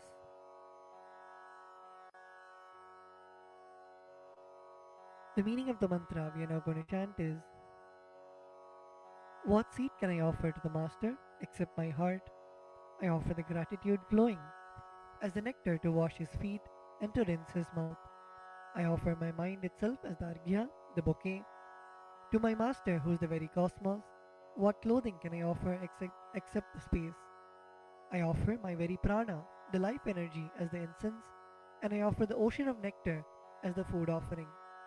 The principle of unstruck perennial sound is to be offered as the bell, the air as the chamara, the fan, the sahasrara as the umbrella, the principle of sound as the music, and the actions of the senses and the vagaries of the mind as the dance.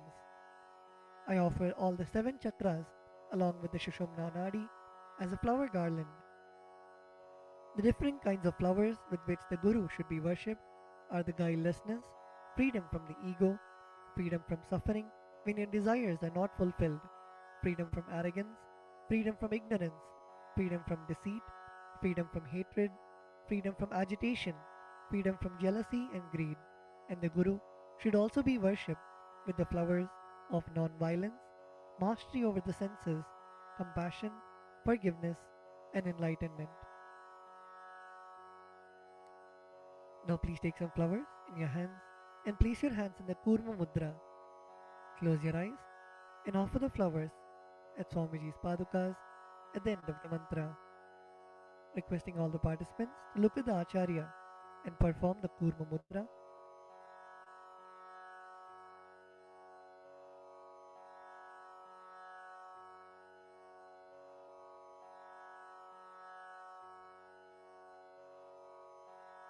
ॐ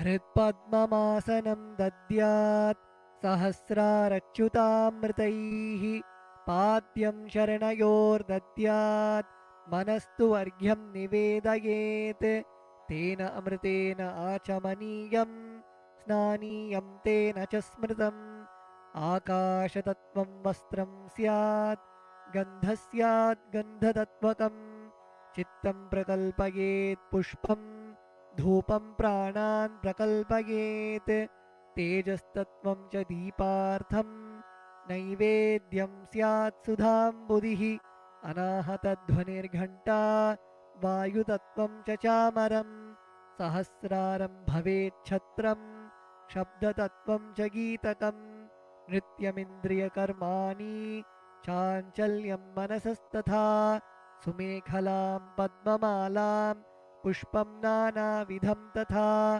अमायाद्यैर्भावपुष्पैः अर्चयेद्भावगोचरम् अमायम् अनहङ्कारम् अरागम् अमदं तथा अमोहकम् अदम्भं च अद्वेषाक्षोभकौ तथा अमात्सर्यम् अलोभं च दशपुष्पं विदुर्बुधाः अहिंसा परमं पुष्पं पुष्पमिन्द्रियनिग्रहः दयापुष्पं क्षमापुष्पं ज्ञानपुष्पं च पञ्चमम् इति पञ्चदशैर्भावपुष्पैः सम्पूजयेत् भगवन्तं श्रीनित्यानन्दपरमशिवम्.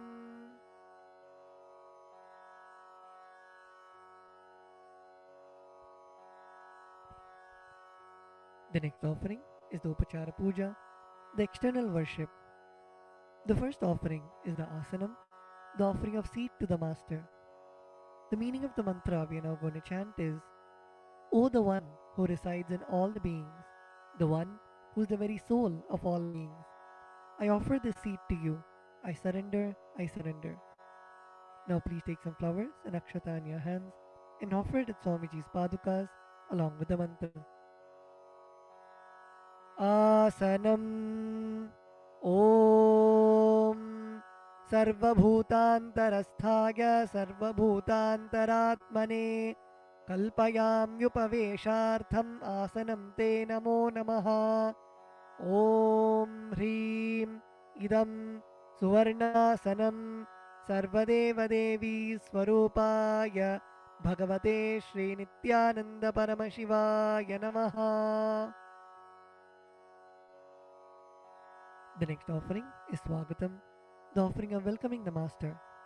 The meaning of the mantra we are now going to chant is, because of being in the everlasting calmness and because of remaining free from the attitude of performing all actions related to the fivefold cosmic function for a short duration known as the cosmic sleep, Lord Sadashiva is called Shiva by the experts in the mantras and the tantras.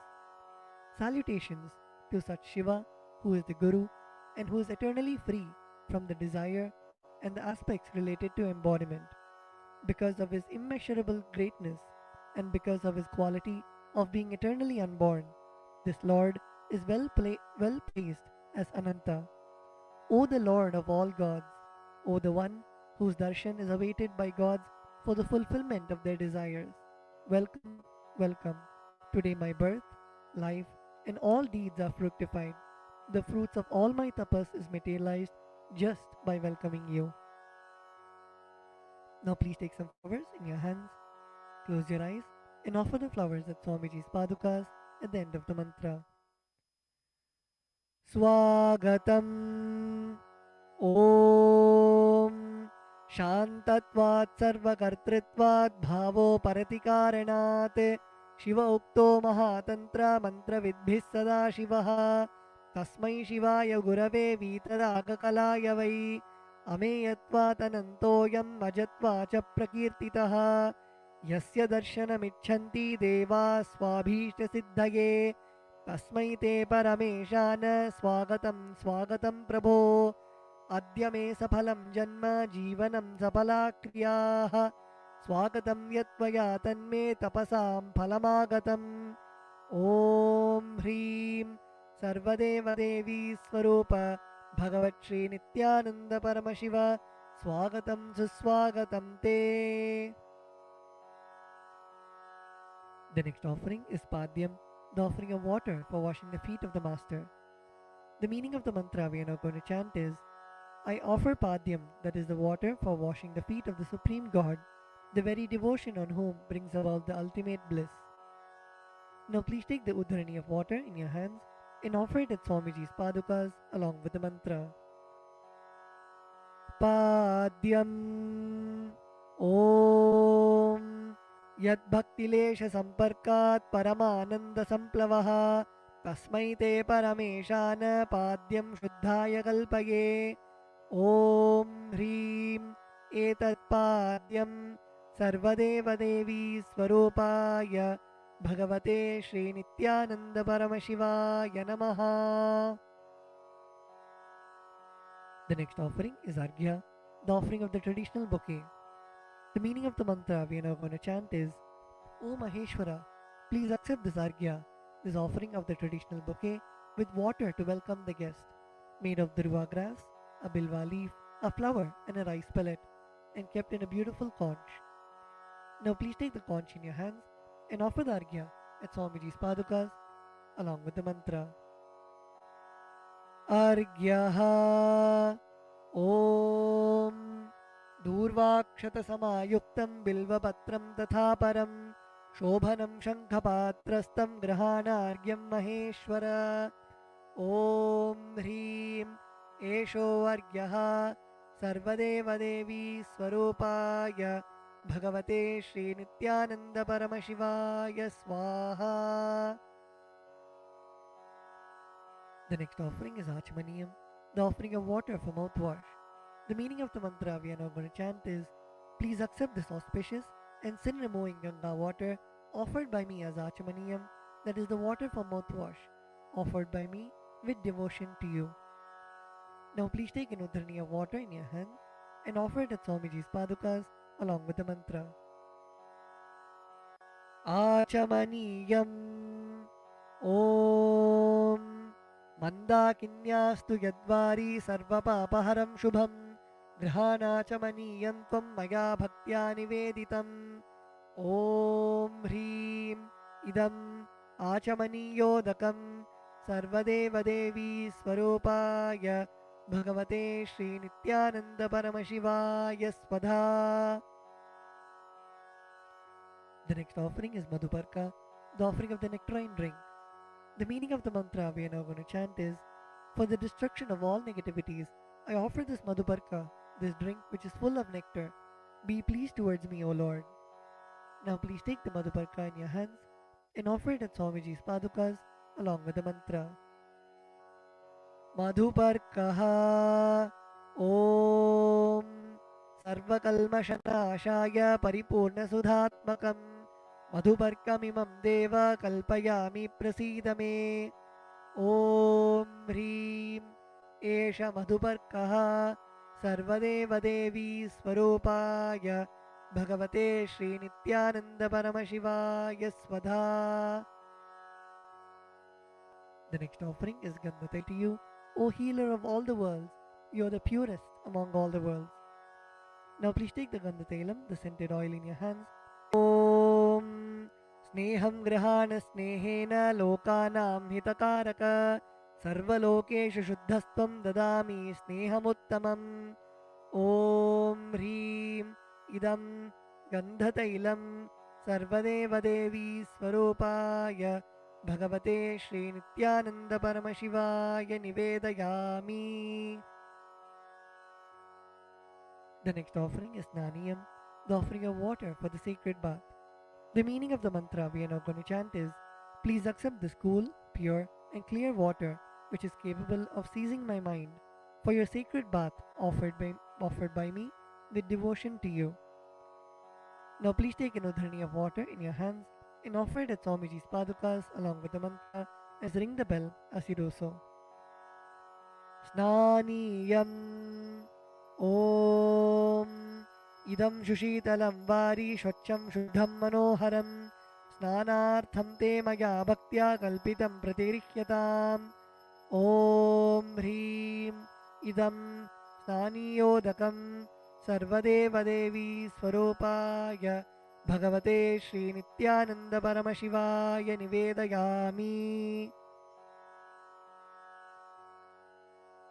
The next offering is Vastram, the offering of the sacred cloth.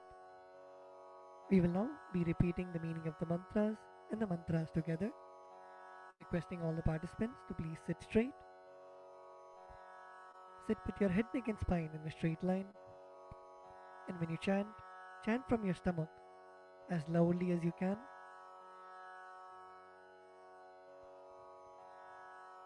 The meaning of the mantra we are now going to chant is, I offer Vastram, I offer Vastram, this cloth offering, this cloth offering, to the Master to the Master, who removes who removes the veil of Maya the veil of Maya or illusion.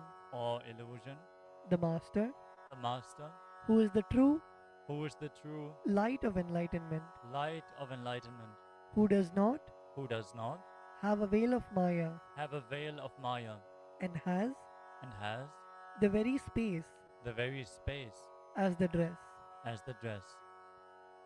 Now please take the offering of clothes in your hands and offer it at Swamiji's padukas along with the mantra.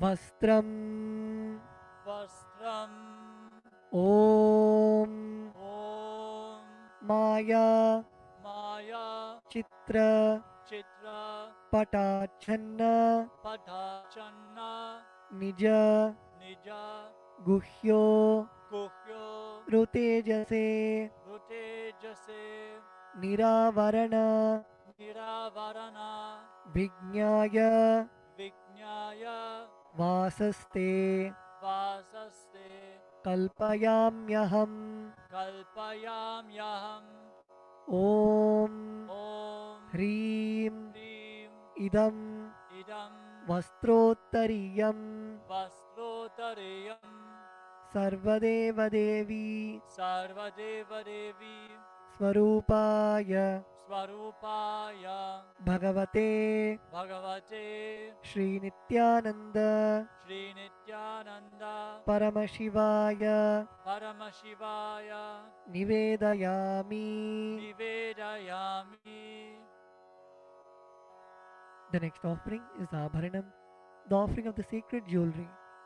The meaning of the mantra we are now going to chant is, I offer I offer this golden ornament this golden ornament to you, Master, to you, Master, who, who, by the very nature, by the very nature, has has a very a very gracefully gracefully beautiful body, beautiful body, and who is and who is the repository the repository of all powers.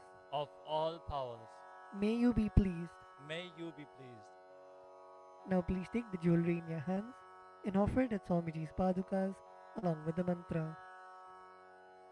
Abharanam Abharanam Om Om Swabhava Swabhava Sundarangaya Sundarangaya Nana Nana Shaktya Shaktya Shrayayate Shrayayate Suvarnam Suvarnam Bhushanam Bhushanam Tubhyam Tubhyam Kalpayami Kalpayami Prasidame Prasidame Om Om Hrim Hrim Idam Idam Suvarnabharanam Suvarnabharanam Sarvadeva Devi Sarvadeva Devi Swarupaya Swarupaya Bhagavate Bhagavate Shri Nithyananda Shri Nithyananda Paramashivaya Paramashivaya Nivedayami. Nivedayami. The next offering is Gandha, the offering of the sandalwood paste. The meaning of the mantra we are now going to chant is I neither know I neither know what your body is, what your body is, nor do I know nor do I know what your actions are. what your actions are. Please accept Please accept and smear this and smear this sandalwood paste sandalwood paste offered by me. offered by me. Now please take the sandalwood paste in your hands and offer it at Swamiji's padukas along with the mantra. Gandhaha Gandaha Om Om Shariram Shariram Tena Janami Tena Janami Cheshtam Cheshtam Naivacha Naivacha Naivacha Naivacha Maya Niveditan Maya Niveditan Gandhan Gandhan Pratigrihya Pratigrihya Vilipyatam Vilipyatam Om Om Hrim Hrim Esha Gandhaha Esha Gandaha Sarvadeva Devi Sarvadeva Devi Swarupaya Swarupaya Bhagavate Bhagavate Shri Nithyananda Shri Nithyananda Paramashivaya Namaha. Paramashivaya Namaha. The next offering is Pushpam, the offering of the fragrant flowers.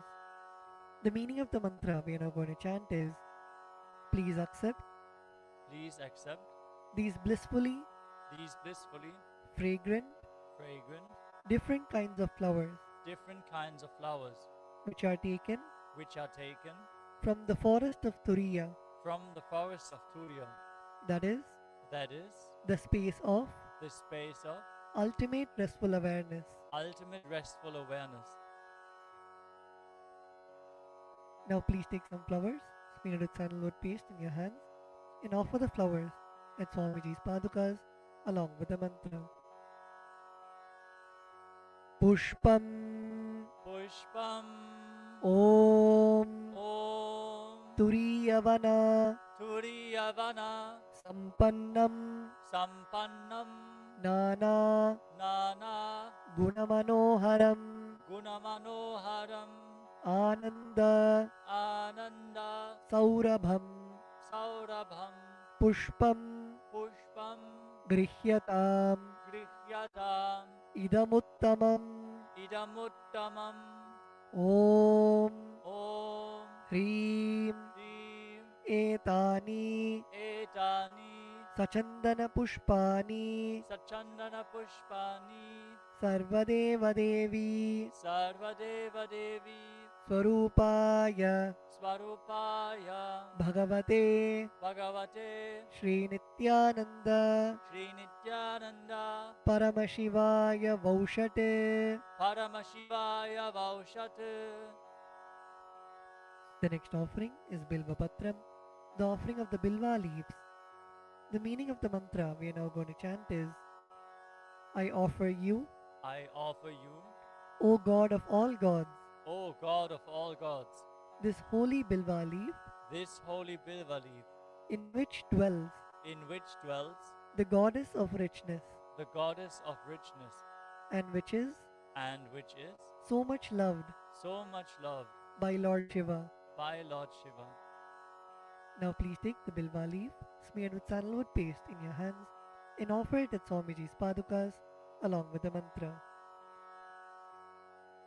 Bilva Patram Bilva Patram Om Om Amritodbhavam Amritodbhavam Shri Vriksham Shri Vriksham Shankarasya Shankarasya Sada Priyam Sada Priyam Bilva Patram Bilva Patram Prayachami Prayachami Pavitram Te Pavitram Te Sureshwara Sureshwara Om Om Hrim Hrim Etani Etani Sachandana Sachandana Bilvapatrani Bilva Patrani Sarvadeva Devi Sarvadeva Devi Swarupaya Swarupaya Bhagavate Bhagavate Shri Nithyananda Shri Nithyananda Paramashivaya Vaushate. Paramashivaya Vaushat. The next offering is Tulasi Patram, the offering of the Tulsi leaves. The meaning of the mantra we are now going to chant is, let this offering Let this offering of Tulsi leaf of Tulasi leaf be unto the be unto the Supreme Soul Supreme Soul who has who has unlimited forms unlimited forms and who is and who is the bestower the bestower of all boons. of all boons. Now please take the Tulsi leaf smeared with sandalwood paste in your hands and offer it at Swamiji's padukas along with the mantra.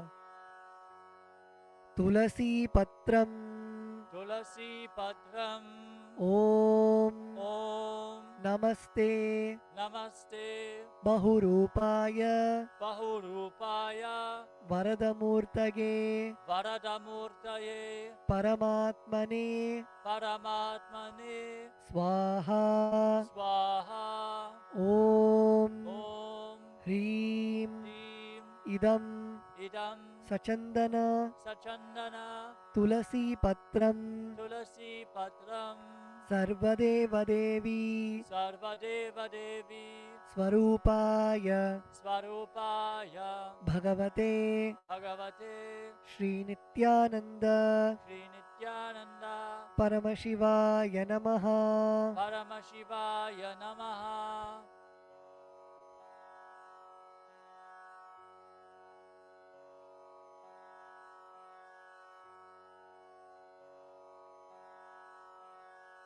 We will be continuing with the repetition from tomorrow.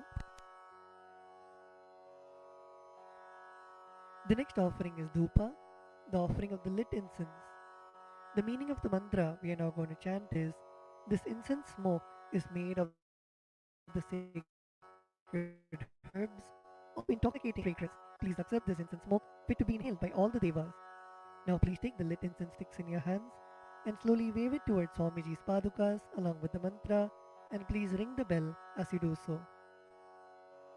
Dhupaha Om Vanaspatiraso Divyo Gandhadhyassu Manoharaha Agreyas Sarvadevanam Dhupoyam Pratigrihyatam Om Hrim Esha Dhupaha Sarvadeva Devi Swarupaya Bhagavate Shri Nithyananda Paramashivaya Namaha. The next offering is Deepa, the offering of the lit lamp. The meaning of the mantra we are now going to chant is, please accept this light of inner and outer worlds, which is very bright and removes darkness from everywhere. Now please take the lit lamp in your hands and slowly wave it towards Swamiji's padukas along with the mantra, and please ring the bell as you do so. Deepaha. Om Suprakasho Mahadīpaha Sarvatastimiراpaha Sabāhyābhyantara Jyotirdeepoyam Pratigrihyataam. Om Hrim Esha Deepaha Sarvadeva Devi Swarupaya Bhagavate Shri Nithyananda Paramashivaya Namaha. The next offering is Naivedyam, the offering of the food. The meaning of the mantra we are now going to chant is, these different kinds of food offerings are prepared from sweetener and other ingredients. O Lord, please accept this food offering prepared by me with devotion. Now please take an udrani of water in your hands and hover it clockwise over the Naivedyam and offer the water at Swamiji's padukas along with the mantra, and please ring the bell as you do so. Naivedyam. Om Naivedyam Vividham Deva Sharkaradi Vinirmitam Maya Niveditam Bhaktya Grahana Parameshwara. Om Hrim Idam Shopakarna Naivedyam Sarvadeva Devi Swarupaya Bhagavate Shri Nithyananda Paramashivaya Nivedayami. The next offering is Paniyam, the offering of water for drinking. The meaning of the mantra we are now going to chant is, O God, the Lord of all demigods, the one who bestows deep fulfillment upon us, please accept this water full of infinite bliss. Now please take an udrani of water in your hands and offer it at Swamiji's padukas along with the mantra. Paniyam. Om Samastadeva Devesha Sarvatriptikaram Param Akhandananda Sampurnam Grahana Jalamuttamam. Om Hrim Idam Panarthodakam Sarvadeva Devi Swarupaya Bhagavate Shri Nithyananda Paramashivaya Namaha. The next offering is Punarachamaniyam, the offering of water for drinking. Now please take the meaning of the mantra we are now going to chant is, I offer this water for washing the hands and the mouth to you, whose mere remembrance purifies everybody. Now please take an udrani of water in your hands and offer it at Swamiji's padukas along with the mantra. Punarachamaniyam. Om Uchishtamapya Sujirva Yasya Smaranamatrataha Shuddhimapnoti Tasmai Te Punarachamaniyakam. Om Hrim Idam Punarachamaniyodakam Sarvadeva Devi Swarupaya Bhagavate Shri Nithyananda Paramashivaya Swaha. The next offering is Aratrikam, the offering of Arati to the Master. Now please take the lit camphor in your hands and slowly wave it towards Swamiji along with the mantra, and please ring the bell as you do so. Aratrikam. Om Hrim Esha Deepamala Sarvadeva Devi Swarupaya Bhagavate Shri Nithyananda Paramashivaya Namaha.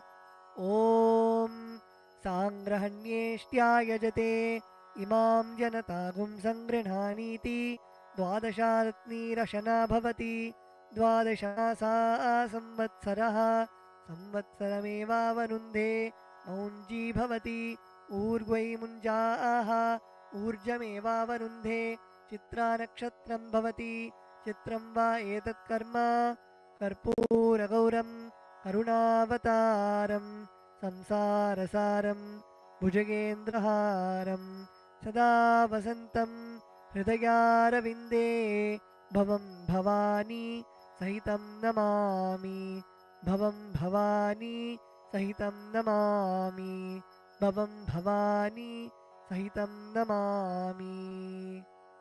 Aratrikam Samarpayami Bhagavat Shri Nithyananda Paramashiva Charana Kamalebhyo Namaha. The next offering is Pushpanjali, the offering of the fragrant flowers. The meaning of the mantra we are now going to chant is, Guru is the Brahma, who is the source of creation of the universe. Vishnu, who is the source of sustenance of the universe, and Shiva, who is the rejuvenation of the universe. I surrender to that Guru. Guru is all the three put together in a single form. I surrender to the Guru, who is omnipresent and who has also given me a glimpse of his experience. I surrender to the Guru, who has with the brush of wisdom opened my eyes, blinded by ignorance. I surrender to the Guru, who by giving the knowledge about the self has burnt my karmic baggage of so many births. I surrender to the Guru, who is the Lord of the cosmos, who is the Guru of the cosmos. My soul is the same soul which is in all the beings. I surrender to Dakshinamurti, the primal Guru, who manifests himself differently in the form of Ishvara, Tower of supreme happiness, the one who is the embodiment of wisdom, who is beyond duality, who is omnipresent, to whom the supreme goal is giving the enlightenment experience, who is eternal, pure, and unshakable, who is the silent spectator of all thoughts, and who is beyond emotions, and who is beyond the three qualities called Sattva, Rajas, and Tamas. Now please take a few flowers in your hands and close your eyes till the end of the mantra and offer the flowers at Swamiji's Padukas at the end of the mantra. Pushpanjalihi Gurur Brahma Gurur Vishnuh Gururdevo Maheshwaraha Guru Sakshat Param Brahma Tasmai Shri Gurave Namaha Akhandamandalakaram Vyaptam Yena Characharam Tatpadam Darshitam Yena Tasmai Shri Gurave Namaha Ajnanatimirandhasya Jnananjanashalakaya Chakshurunmilitam Yena Tasmai Shri Gurave Namaha Aneka Janma Samprapta Karma Bandha Vidahine Atmajnana Pradhanena Tasmai Shri Gurave Namaha Mannatha Shri Jagannatho Madguru Shri Jagadguruho Mamatma Sarvabhutatma Tasmai Shri Gurave Namaha Ishvaro Gururatmeti Murti Bheda Vibhagine Vyomavadvyapta Dehaya Dakshinamurtaye Namaha Nithyanandam Paramasukadam Kevalam Jnanamurtim Dvandvatitam Gaganasadrisham Tattvamasyadilaksham Ekam Nityam Vimalamachalam Sarvadi Sakshibhutam Bhavatitam Trigunarahitam Sadgurum Tam Namami Pushpanjalim Samarpayami Bhagavat Shri Nithyananda Paramashiva Charnakamalebhyo Namaha Om Nithyanandam.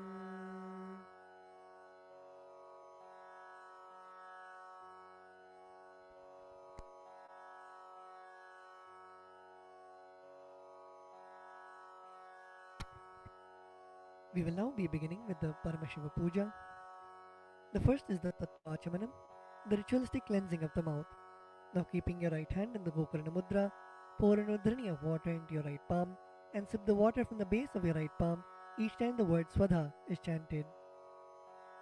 Om Atmadattvam Shodhayami Swadha, Om Vidyadattvam Shodhayami Swadha, Om Shivadattvam Shodhayami Swadha. Now with the base of the right hand thumb, wipe your lips twice from the right to the left. Om Ham Hridayaya Namaha. Wash your hands with an udhrani of water. With the tips of your right hand, index, middle and ring fingers touch above the upper lip and below the lower lip. Wash your hands with an udhrani of water. With the tips of your right hand, index finger and thumb join together. Touch your right nostril and the left nostril. With the tips of your right hand, ring finger and thumb join together. Touch your right eye, right ear and left ear.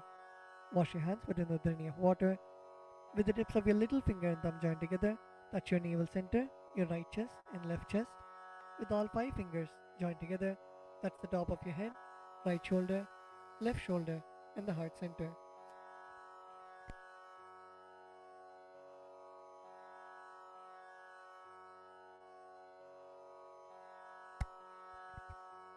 The next is Sakalikaranam, invoking Bhagavan Paramashiva inside our own body. Please close your eyes. Visualize Bhagavan Paramashiva's energy radiating throughout your body. Visualize Swamiji's presence in your inner space. We will now be invoking Bhagavan Paramashiva in every part of our body, filling us with the space of Sohamasmi, that even when I worship, I am Him.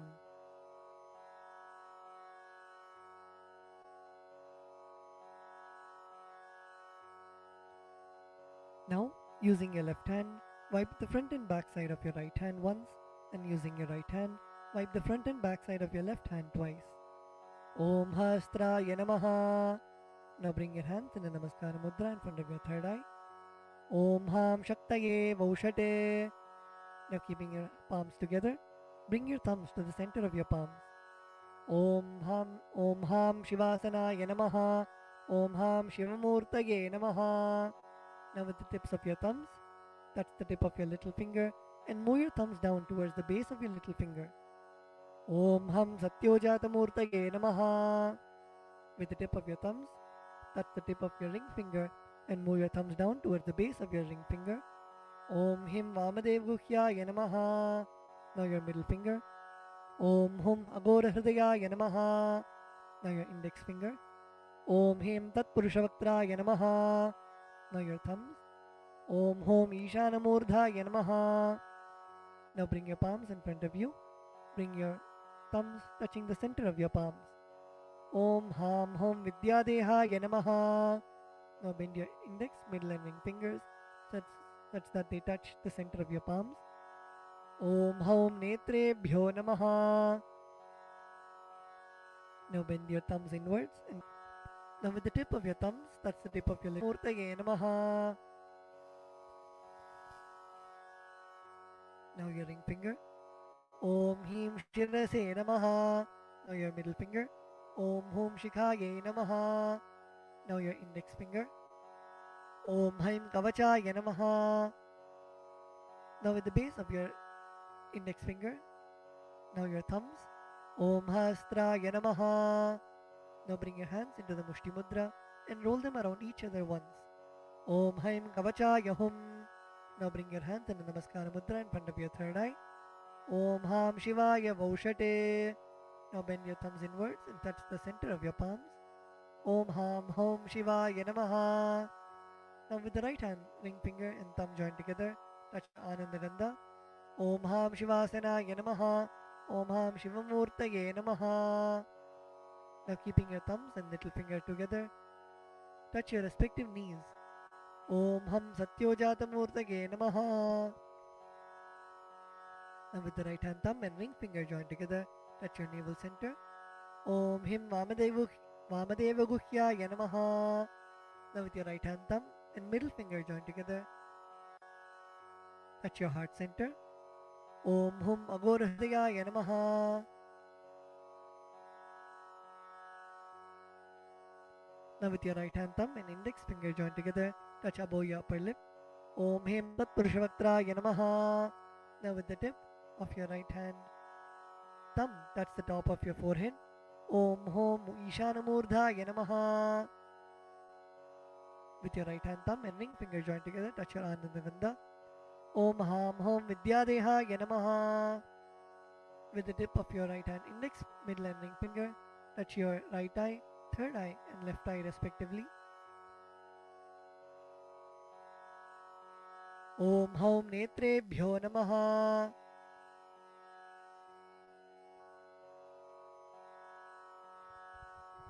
Now with the right hand thumb and ring finger joined together, touch your Anandagandha. Om Ham Hom Shivaya Namaha. With your right hand, little finger and thumb joined together, touch your heart center. Om Ham Hridayaya Namaha. With your right hand thumb and ring finger joined together, touch your head. Om Him Shirase Swaha. With the right hand thumb and middle finger joined together, touch the back of your head. Om Hum Shikhaye Vaushate. Now cross your left hand over your right hand in front of your chest, keeping your index finger in form of a hook and uncross your arms, moving them around of your head and bringing them till your chest. Om Haim Kavachaya Hum. Now strike your right thumb onto your left palm and the left thumb onto your right palm. Om Hastaya Bate. Now with your right hand, index finger and middle finger, strike your left palm thrice. Om Hastraya Humpate. Using your right hand, index finger and thumb, snap in all the 10 directions around you, the 8 directions and down and up. Om Hastraya Pate.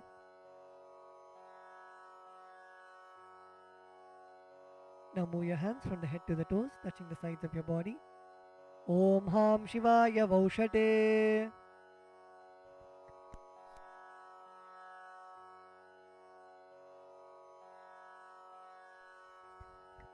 The next is Samanya Arghya Stapana, energizing the water with which you worship Bhagavan Paramashiva. Now please mix some akshata, flowers and sandalwood paste into the water in the Panchapatram. Cover the mouth of the Panchapatram with your palm and chant Om 7 times internally. Om Om Om Om Om Om Om. Now snap your index finger and thumb around the Panchapatram in all the 10 directions. Om Hastraya Pate.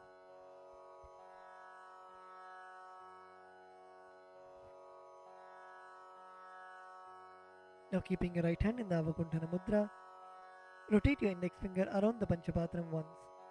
Om Haim Kavachaya Hum. Now show the Dhenu Mudra to the water in the Panchapatram. Om Ham Shivaya Vaushate. Next, we'll be entering into the Avahana, invoking Bhagavan Paramashiva into our Atmalinga. Now offer a flower to your Atmalinga. Om Ham Shivasanaya Namaha. Now please take some flowers in your hands and place your hands in Atmanjali Mudra, and we will now be chanting the Dhyana Shloka, meditating on the form of Bhagavan Paramashiva in your inner space. Lalate Tripundri Nitilakrita Kasturi Tilakaha Spuranmala Spurita Kadikaupi Navasanaha Dadhano Dustaram Shirasi Panirajam Shashikalam Pradipas Sarvesham Arunagiri Yogi Vijayate Indhuni Papanchamuka Hasta Dashayuktam Shulmrigatankama Sivajrama Bayam Syat Pashavaradankushamanijwalana Vame Shvetakamalāsana Sadashiva Swarupam. Om Ham Shivamurtaye Namaha. Om Ham Om Shivaya Namaha. Shri Nithyanandeshwari Paramashiva Shakti Sameta Shri Nithyanandeshwara Paramashivaya Namaha. Dhyayami Avahayami. Now please show the respective mudras for the mantras and invoke Bhagavan Paramashiva into your Atmalinga. Request him to receive all of your offerings. Now place your thumbs onto your respective palms and place your palms open facing upwards. Om Ham Shivaya Namaha Ityavahana Mudram Pradarshya.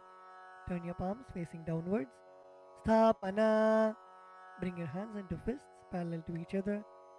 Sannidhana. Now place your thumbs inside of your fists. Nishthura Mudram Pradarshya. Now interlace your fingers inwards and clasp your hands, keeping your thumbs out. Astraya Humphat Iti Kalakanthi Mudram Pradarshya. Now hold your left thumb with your right hand and cover your right hand with your left hand. Om Ham Shivaya Namaha Iti Linga Mudram. Now bring your hands in the Namaskara Mudra. Namaskara Mudram. Now rotate your right hand index finger around your Atmalinga in a clockwise manner. Om Haim Kavachaya Hum Iti Avakunthana Mudram Japradarshya. Now we will be entering into the Upachara Puja. Now please take some akshata in your hands and offer it at Bhagavan Paramashiva along with the mantra. Om Ham Hom Shivaya Namaha. Shri Nithyanandeshwari Paramashiva Shakti Sameta Shri Nithyanandeshwara Paramashivaya Namaha. Asanam Samarpayami. The next is the offering of Padyam, Argyam and Achamaniyam. Now please take an udrani of water and show it to Bhagavan Paramashiva's feet and offer it in the Padya Patram. Om Ham Shivaya Namaha. Now please take an udrani of water and show it to Bhagavan Paramashiva's mouth and offer it in the Achamana Patram. Om Ham Shivaya Svadha. Now please take an udrani of water and show it to Bhagavan Paramashiva's crown and offer it in the Arghya Patram while chanting the mantra. Om Ham Shivaya Swaha. Shri Nithyanandeshwari Paramashiva Shakti Sameta Shri Nithyanandeshwara Paramashivaya Namaha. Padyachamanargyam Dattva. The next offering is Naniyam, the sacred bath for Bhagavan Paramashiva. Now please take the water in your hands and offer it onto Bhagavan Paramashiva as you chant the following mantra, and please ring the bell as you do so. Om Ham Hom Shivaya Namaha. Shri Nithyanandeshwari Paramashiva Shakti Sameta Shri Nithyanandeshwara Paramashivaya Namaha. Snanam Samarpayami. Now please take an udrani of water and show it to Bhagavan Paramashiva's mouth and offer it in the Achamana Patram.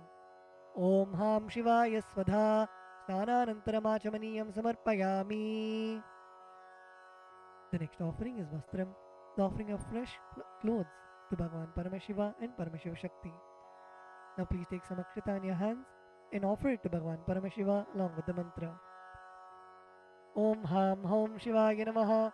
Shri Nithyanandeshwari Paramashiva Shakti Sameta Shri Nithyanandeshwara Paramashivaya Namaha. Vastre Yajñopavita Uttari Abharanartam Akshatan Samarpayami.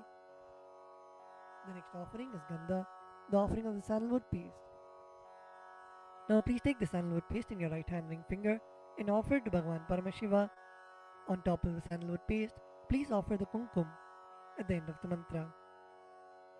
Om Ham Hom Shivaya Namaha. Shri Nithyanandeshwari Paramashiva Shakti Sameta Shri Nithyanandeshwara Paramashivaya Namaha. Gandhan Dharayami. Gandhasyopari Haridra Kumkumam Samarpayami.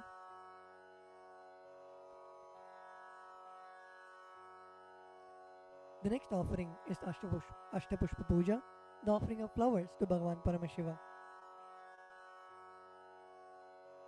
Now please take some flowers in your hands and offer the flowers to Bhagavan Paramashiva each time the word Namaha is chanted. Om Bhavaya Devaya Namaha. Om Bhavasya Devasya Patne Namaha. Om Sharvaya Devaya Namaha. Om Sharvasya Devasya Patne Namaha. Om Ishanaya Devaya Namaha. Om Ishanasya Devasya Patne Namaha. Om Pashupate Devaya Namaha. Om Pashupate Devasya Patne Namaha. Om Ugraya Devaya Namaha. Om Ugrasya Devasya Patne Namaha. Om Rudraya Devaya Namaha. Om Rudrasya Devasya Patne Namaha. Om Bhimaya Devaya Namaha. Om Bhimasya Devasya Patne Namaha. Om Hater Devaya Namaha. Om Hatto Devasya Patne Namaha. Om Ham Hom Shivaya Namaha. Shri Nithyanandeshwari Paramashiva Shakti Sameta Shri Nithyanandeshwara Paramashivaya Namaha. Ashtapushpa Pujam Samarpayami. The next is the offering of Bilva Patram, the offering of the Bilva leaf. Now please take the Bilva leaf, smear with sandalwood paste in your hands and offer it to Bhagavan Paramashiva. Om Ham Hom Shivaya Namaha. Shri Nithyanandeshwari Paramashiva Shakti Sameta Shri Nithyanandeshwara Paramashivaya Namaha. Bilva Patram Samarpayami. The next is the offering of Dhupa, the offering of incense to Bhagavan Paramashiva. Now please offer a flower on the bell. Om Hastraya Namaha. Now sprinkle some water on the incense stick stand. Om Hastraya Pate. Now offer a flower on the incense stick stand. Om Hamridaya Namaha. Now please take the lit incense sticks in your hands and slowly wave it towards Bhagavan Paramashiva along with the mantra, and please ring the bell as you do so. Om Ham Hom Shivaya Namaha. Shri Nithyanandeshwari Paramashiva Shakti Sameta Shri Nithyanandeshwara Paramashivaya Namaha. Dhupam Aghrapayami. Now please take an udrani of water and show it to Bhagavan Paramashiva's mouth and offer it in the Achamana Patram. Om Ham Shivaya Svadha.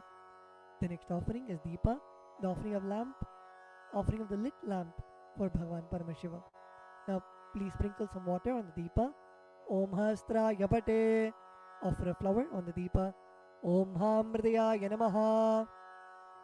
Now please take the lit lamp in your hands and slowly wave it towards Bhagavan Paramashiva along with the mantra, and please ring the bell as you do so. Om Ham Hom Shivaya Namaha.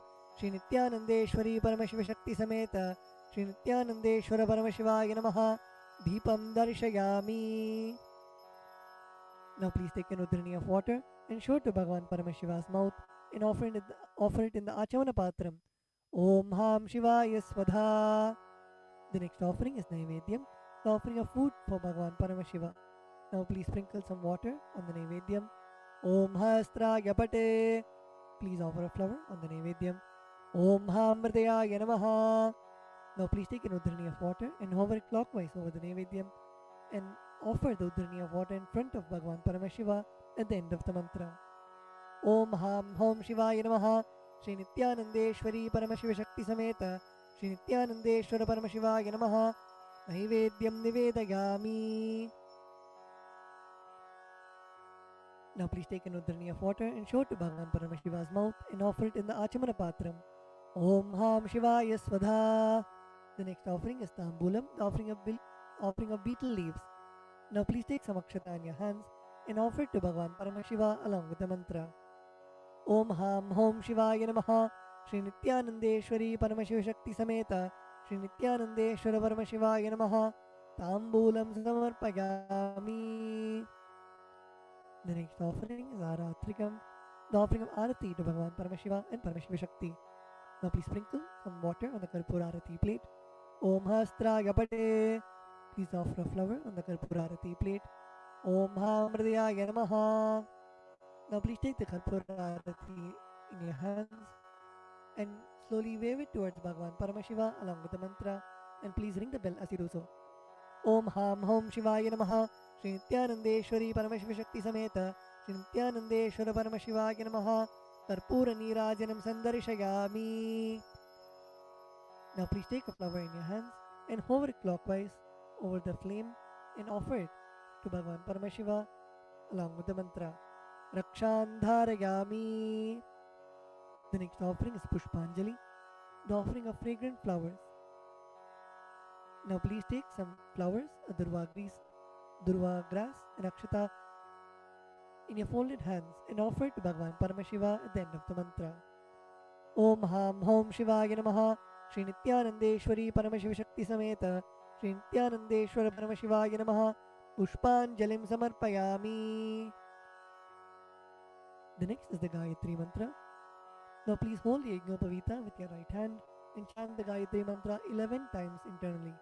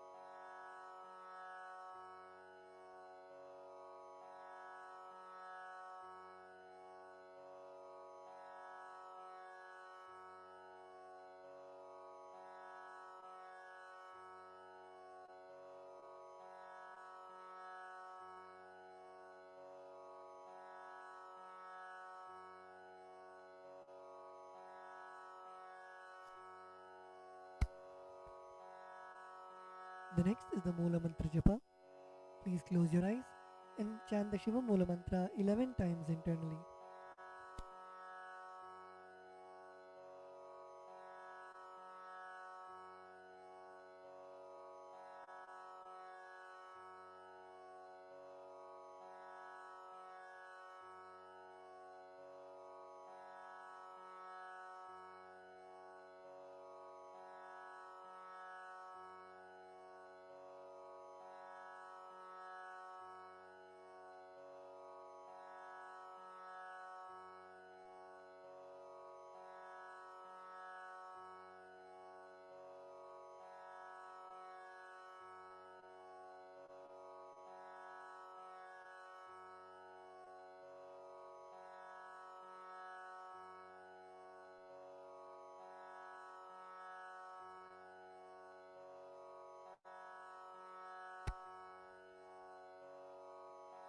The next is the Kshama Prarthana. Now please take some flowers, durva grass and akshata into your right hand. Om Ham Hridayaya Namaha. Om Haim Kavachaya Hum. Om Ham Shivaya Vaushate. Now please keep your hands in Dodbhava Mudra and pour some Samanya Arghya water on your hand and let the water flow through your index finger onto the left side of Bhagavan Paramashiva at the end of the mantra. Om Yat Kinchit Karma Devesha Sada Sukrita Dushkritam Tanme Shivabadasthasya Bhunkshakshabaya Shankara Shivo Data Shivo Bhokta Shiva Sarvam Idam Jagate Shivo Yadati Sarvatra Yashiva Sohamevatu Om Ham Hom Shivaya Namaha. The next is the Tvachanam, the ritualistic cleansing of the mouth. Now keeping your right hand in the Gokarna Mudra, pour an udhrani of water into your right palm and sip the water from the base of your right palm each time the word Svadha is chanted. Om Atmadattvam Shodhayami Svadha. Om Vidyadattvam Shodhayami Svadha. Om Shivadattvam Shodhayami Svadha. Now with the base of your right hand thumb, wipe your lips twice from the right to the left. Om Ham Hridayaya Namaha. Wash your hands. With the tips of your right hand index, middle and ring fingers, touch above the upper lip and below the lower lip. Wash your hands.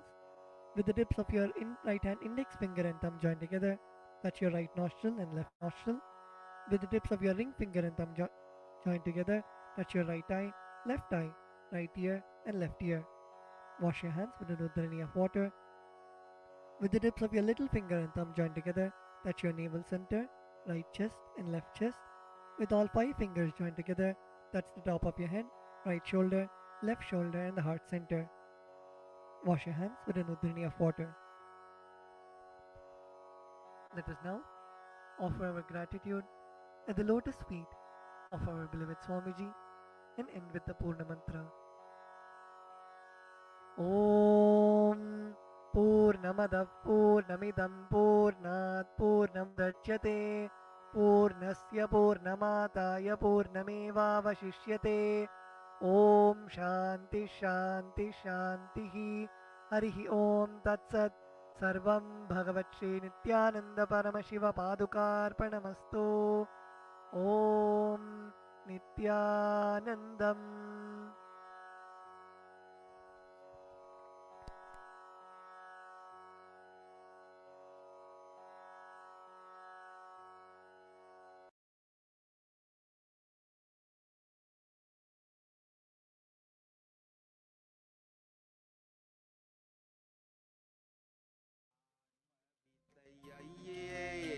Adi Sulabam.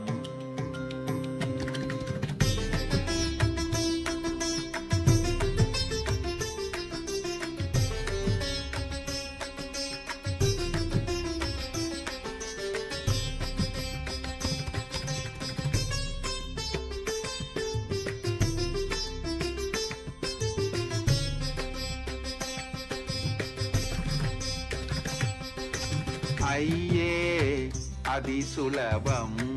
Anma Vidayaiye Adi Sulabam. Aiye Adi Sulabam. Anma Vidayaiye Adi Sulabam.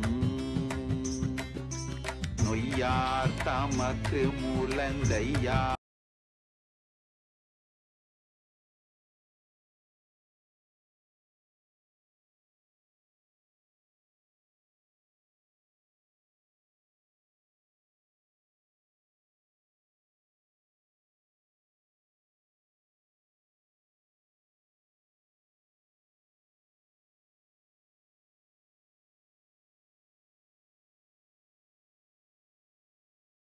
Established since 2002 in the United States of America, the United Ancient Nations is an intergovernmental organization, currently made up of 160+ members and indigenous nations. The UAN and its work are guided by the purposes and principles contained in its founding charter.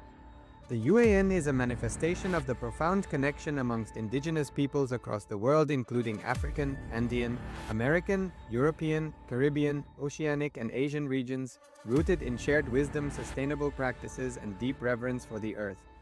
The United Ancient Nations serves as an international cultural and diplomatic organization focused on uniting indigenous cultures globally.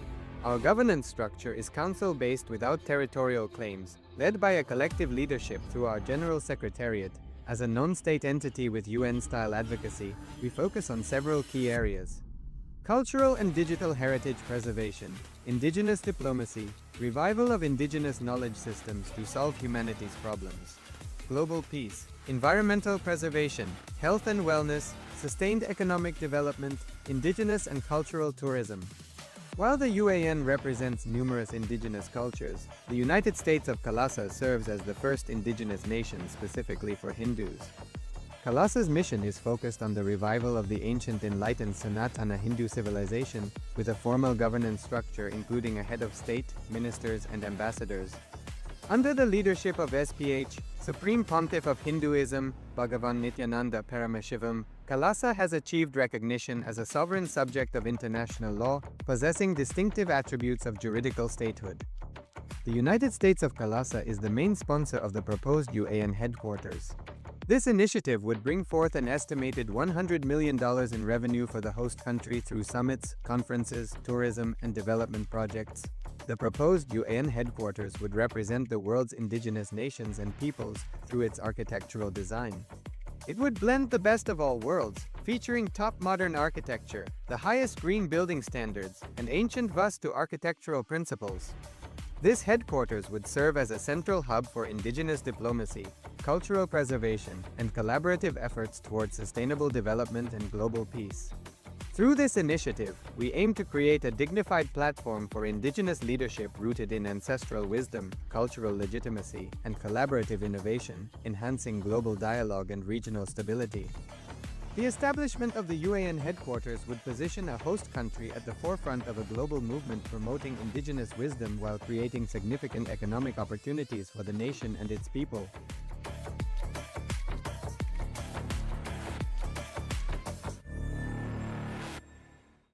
Established since 2002 in the United States of America, the United Ancient Nations is an intergovernmental organization, currently made up of 160+ members and indigenous nations. The UAN and its work are guided by the purposes and principles contained in its founding charter.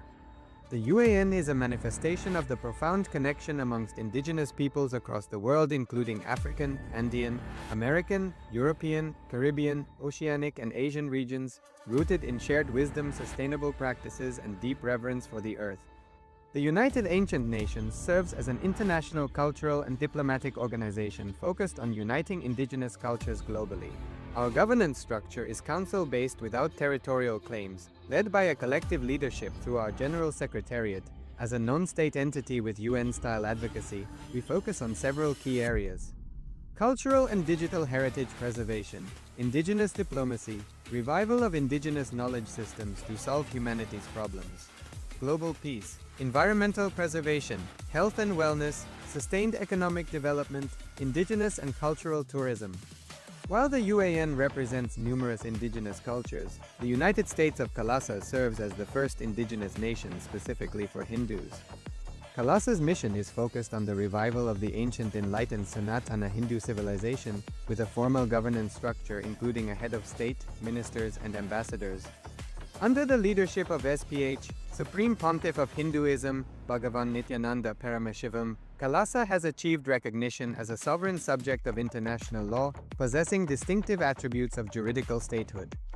The United States of KAILASA is the main sponsor of the proposed UAN headquarters. This initiative would bring forth an estimated $100 million in revenue for the host country through summits, conferences, tourism, and development projects. The proposed UAN headquarters would represent the world's indigenous nations and peoples through its architectural design. It would blend the best of all worlds, featuring top modern architecture, the highest green building standards, and ancient Vastu architectural principles. This headquarters would serve as a central hub for indigenous diplomacy, cultural preservation, and collaborative efforts towards sustainable development and global peace. Through this initiative, we aim to create a dignified platform for indigenous leadership rooted in ancestral wisdom, cultural legitimacy, and collaborative innovation, enhancing global dialogue and regional stability. The establishment of the UAN headquarters would position a host country at the forefront of a global movement promoting indigenous wisdom while creating significant economic opportunities for the nation and its people.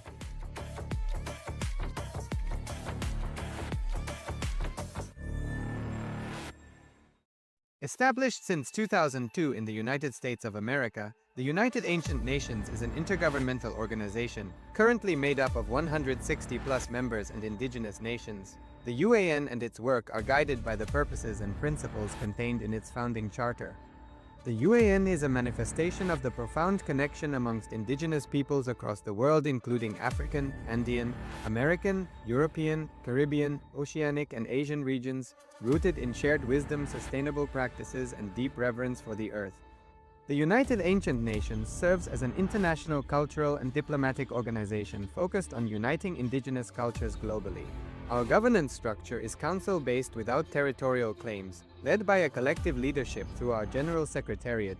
As a non-state entity with UN-style advocacy, we focus on several key areas: cultural and digital heritage preservation, indigenous diplomacy, revival of indigenous knowledge systems to solve humanity's problems, global peace, environmental preservation, health and wellness, sustained economic development, indigenous and cultural tourism.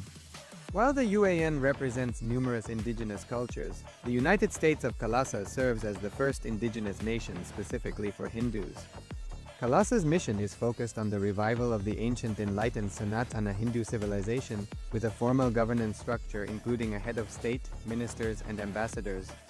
Under the leadership of SPH, Supreme Pontiff of Hinduism, Bhagavan Nithyananda Paramashivoham, KAILASA has achieved recognition as a sovereign subject of international law, possessing distinctive attributes of juridical statehood. The United States of KAILASA is the main sponsor of the proposed UAN headquarters.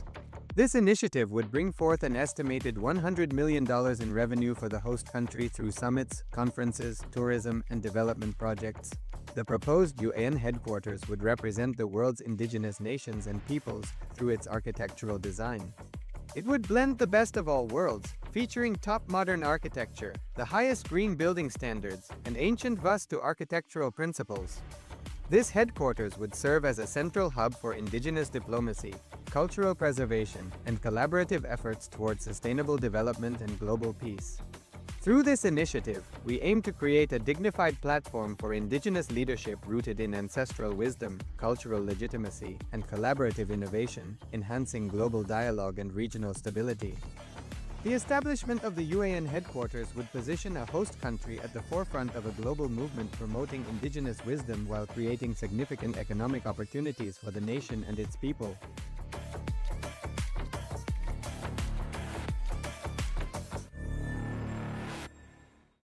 Established since 2002 in the United States of America, the United Ancient Nations is an intergovernmental organization, currently made up of 160+ members and indigenous nations. The UAN and its work are guided by the purposes and principles contained in its founding charter. The UAN is a manifestation of the profound connection amongst indigenous peoples across the world, including African, Andean, American, European, Caribbean, Oceanic, and Asian regions, rooted in shared wisdom, sustainable practices, and deep reverence for the earth. The United Ancient Nations serves as an international cultural and diplomatic organization focused on uniting indigenous cultures globally. Our governance structure is council-based without territorial claims, led by a collective leadership through our General Secretariat. As a non-state entity with UN-style advocacy, we focus on several key areas: cultural and digital heritage preservation, indigenous diplomacy, revival of indigenous knowledge systems to solve humanity's problems, global peace, environmental preservation, health and wellness, sustained economic development, indigenous and cultural tourism. While the UAN represents numerous indigenous cultures, the United States of KAILASA serves as the first indigenous nation specifically for Hindus. KAILASA's mission is focused on the revival of the ancient enlightened Sanatana Hindu civilization, with a formal governance structure including a head of state, ministers, and ambassadors. Under the leadership of SPH, Supreme Pontiff of Hinduism, Bhagavan Nithyananda Paramashivoham, KAILASA has achieved recognition as a sovereign subject of international law, possessing distinctive attributes of juridical statehood. The United States of KAILASA is the main sponsor of the proposed UAN headquarters. This initiative would bring forth an estimated $100 million in revenue for the host country through summits, conferences, tourism, and development projects. The proposed UAN headquarters would represent the world's indigenous nations and peoples through its architectural design. It would blend the best of all worlds, featuring top modern architecture, the highest green building standards, and ancient Vastu architectural principles. This headquarters would serve as a central hub for indigenous diplomacy, cultural preservation, and collaborative efforts towards sustainable development and global peace.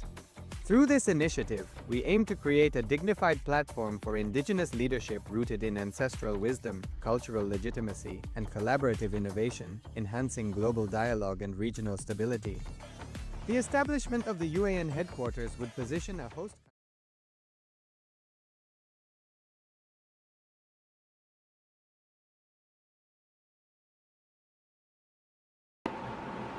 Most of us, we do not know how to operate this system. The system given to us by God is an unknown thing. Somebody is using it as a bullock, somebody is using it as a tractor, somebody is using it as a aircraft. The system given to us, see the same system, tribal people are used as a bullock cart, an educated man is used as a tractor, a pilot has used it as a aircraft. What is the difference between these three people? Nothing. The system is same, but the man is knowledge. Just like that. The system is given to us by God. Most of us, 90% of us, use this system only as a bullock cart. Taking birth, eating, drinking, reproducing, dying, over. Nothing much is achieved in our life. A few Benzes, few bungalows. If you weigh your life, it's few Benz, few bungalow, little bit of moving here and there, over. Nothing much. Few children. Nothing much is the life. A normal course of life. Taking birth, reproducing, and dying. Nothing much is achieved. Nothing new has happened. Nothing great has happened to the consciousness, to the being. Nothing worth mentioning has happened. Somebody came and asked me, Swami, why in the cemeteries, in all the graveyard, it is called born and died. Born, such as the date, died, such as the date. Why? Nothing worth mentioning happens in between.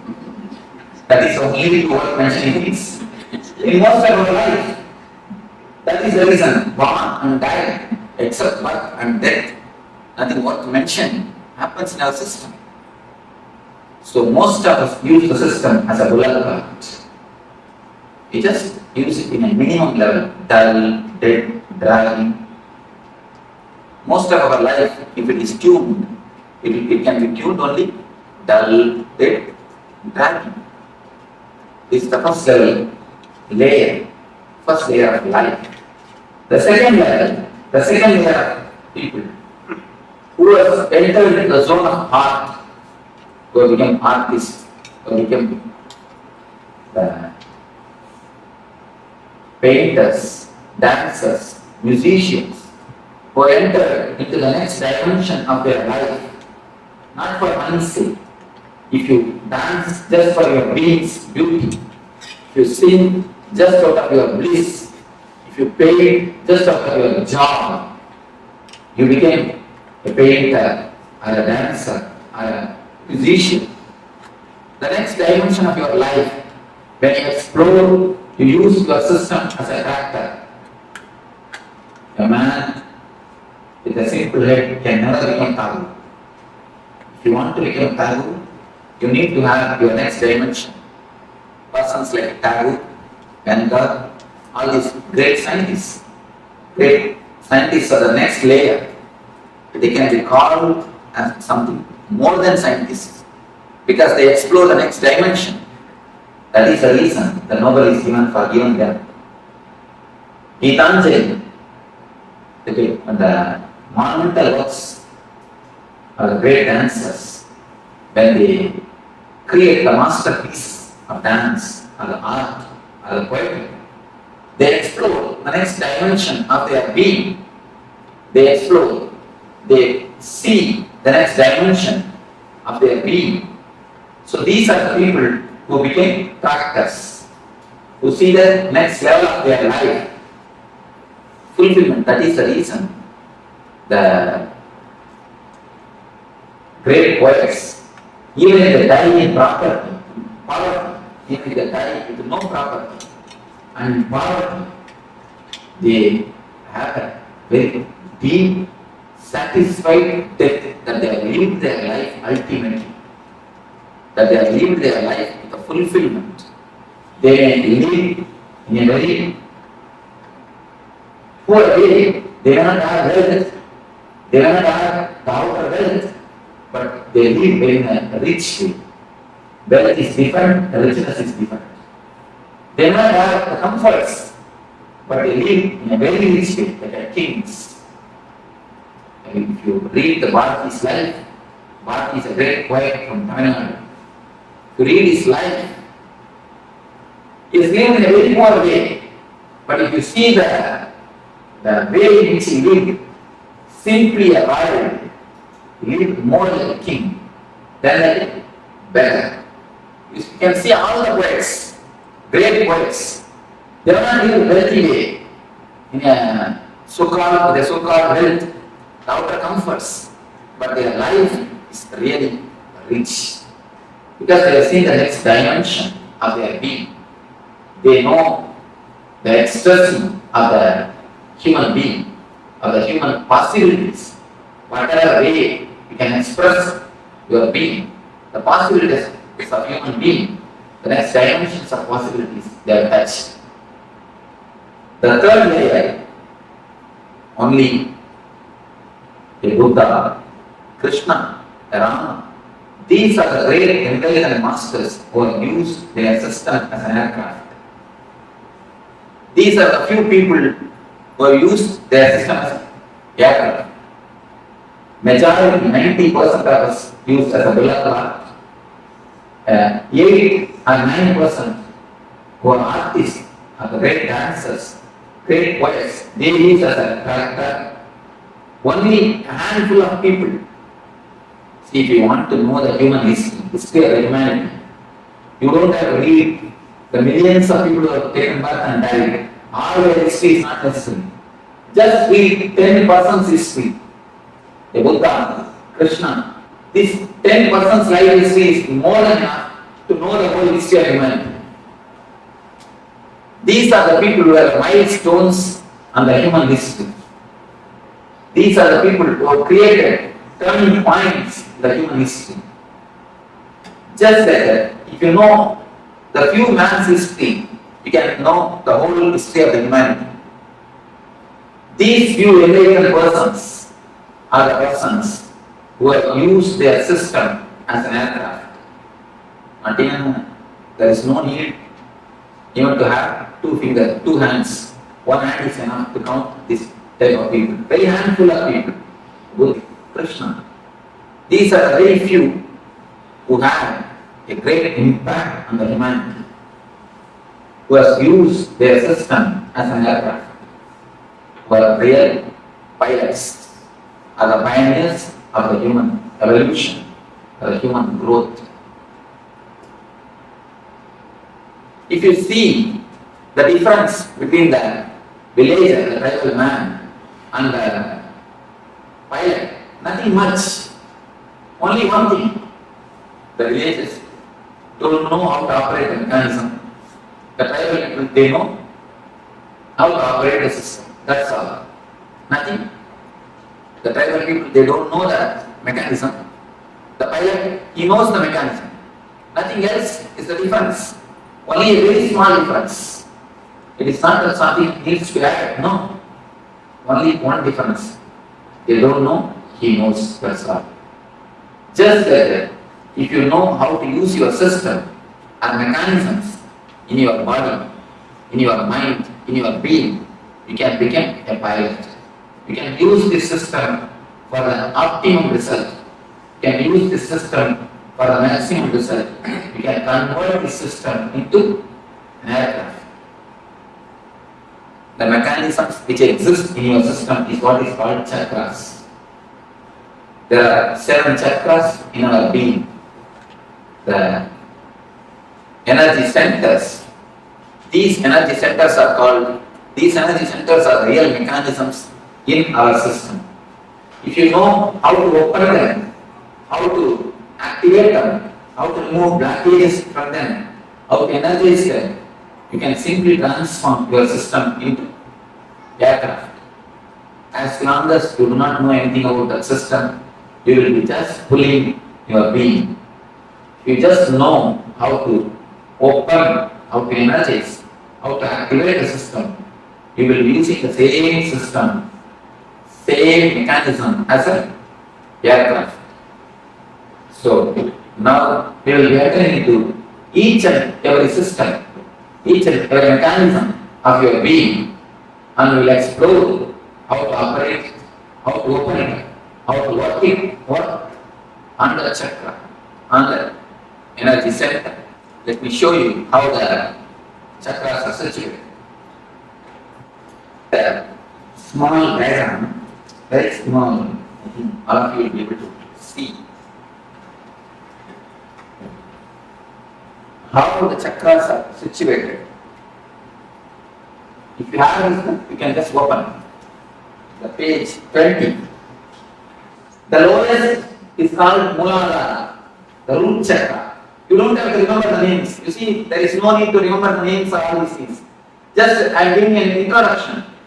Then afterwards you will be entering into the deeper layers. You don't have to bother, oh, I have to remember all these names or not. There is no need to bother. You can just see and have an idea, that's enough. First center is called Muladhara. From below I take the root of the spinal cord. Just at the root of the spinal cord, Muladhara. The next is Swadhisthana. Above the Muladhara, below the navel. On the navel, Manipura. And in between the chest, Anahata. Then on the throat, Vishuddhi. And between the eyebrows, Anya. Top of the crown, top of the head. It is called Sahasrara. This much is enough. You know that, if you have a basic idea, few energy centers which exist in our being. Now, we are going to work on each and every energy center, each and every chakra is connected to some emotion of our being. You can see throughout the world, in all the languages, the love and the heart, these 2 words are used as synonyms. Am I right? The love and the heart, these 2 words are used as synonyms. Any language, it is not that all the languages are happened, are created in one time or one place. All the languages are created in a different space, in a different time. But around the world, almost all the languages have got the same expression. The love and the heart is used as a synonyms. Why? Something more than verbal connection exists between these 2. Some experiential connection is existing. If you really observe, then you can understand. If you meet a friend after 10 years, your childhood friend, after 20 years, with whom you have a lot of very loving and sweet memories, suddenly something will be flowing from here. You can observe. Have you observed, any of you? Suddenly something cool, very nice thing will happen here in the soul and it will flow. If you meet a person whom you love after 10 or 20 years, after a long gap, something will happen here. That is the reason, because this is an experience for everybody. That is the reason in all the languages, not only the Indian languages, or Western languages, even the tribal languages, I have seen at least more than 100 languages I have verified. In all the 100 languages, the love and the heart is synonymous. Because it is something to do with deeper emotion. So the love is the emotion which is related to another chakra, the heart center. Just like that, each and every emotion is related to each and every chakra. If you receive any shocking news, or the news which you can't bear, immediately the first effect will be on your stomach. You will have a stomach upset. The stomach will be upset, either you will have diarrhea or loose motion. Have you observed anybody who had experience? You can always listen, it's an experiential thing. The first blow will be for Manipura chakra. The worry and depression is very closely related to Manipura. And again you can see, in all the languages there is an expression. If you receive some news which you can't tolerate, you say, I can't digest it. I can't stomach it. I can't digest it is an expression in all the languages. Again, because the worry and depression is very closely related to Manipura chakra. Like this, each and every emotion, the sex is related to Muladhara chakra. The chakra which is in the near the end of the spinal cord, the root of the spinal cord. Each and every emotion is very closely related to one chakras. If this emotion is handled properly in our life, each and every emotion is an energy given to you by God. It's like a money. If you don't know how to handle the money, you will become bankrupt. Just like that, if you don't know how to handle the emotions, you become energetic. See, if somebody works for you, his work is worth $1,000. You pay him only $1,000. If possible, 900, never 1,100. That's what is a regular way of life. We give him $1,000, not more than that. But if he does a mistake, it is worth $1,000. How much of anger we pay him? At least $5,000 worth of anger we paid him. Anger is an emotion. It is valuable thing. If you can pay the anger just like the money, exactly how much is necessary, that much if you pay, you will never go energy card. That is the reason after shouting, we are so tired, we just fall on the sofa and have coffee. Because it's not a very big work. Just shouting is not a big work. But you feel so much you are drained. Why? Because emotion is energy. All your emotions are energies, which is in your center, in your beings. When you use the money in a very loosey way or in a luxurious way or an unnecessary way, and the luxury is something necessary for life, nothing wrong. But when you spend unnecessarily, lavishly, you become bankrupt. Just like that, when you spend the emotions, when you lose the energies, lavishly, you become energy trapped. Each and every emotion is connected to some chakra. If you know how to handle them, how to use them properly, how to balance them clearly, your chakras, your energy centers open. If you don't know how to balance them, if you don't know how to use them, if you misbehave with the energies, see, having or showing too much of anger is a misbehavior with anger. Anger is like a Lakshmi in you. If you misbehave with the money, you are misbehaving with Lakshmi. Just like that, if you misbehave with anger, you are misbehaving with your energies. Will you throw a dollar note in the dustbin? Will you throw a $100 note in the dustbin? We always think, oh, it's disrespect to Lakshmi. Just like that, if you throw your emotions unnecessarily, it's a disrespect to your energy. Just like the God has given you money, He has given you emotions, energies to run your system, to run your life. When you disrespect, when you throw them out unnecessarily, you show a disrespect are the emotions, are energies. If you know how to balance, how to run them, if you have an understanding, the chakras open. If you misunderstand or if you misbehave the energies and the emotions, the chakra closes. For a little more understanding, it can be told in the other way. If you know how to give your love, the anahata opens. If you continuously ask for love from others, anahata closes. This is the master key for anahata chakra. Now first you enter into the heart center. It's a master key for anahata chakra. If you know how to give the love, the center opens. If you ask for love, it closes. It's the first master key. One more way you can understand.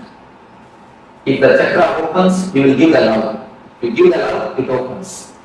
If you give the love, it opens. If it opens, you give more love. More opening, more love. More love, more and more opening, and more love. It's like a this side circle.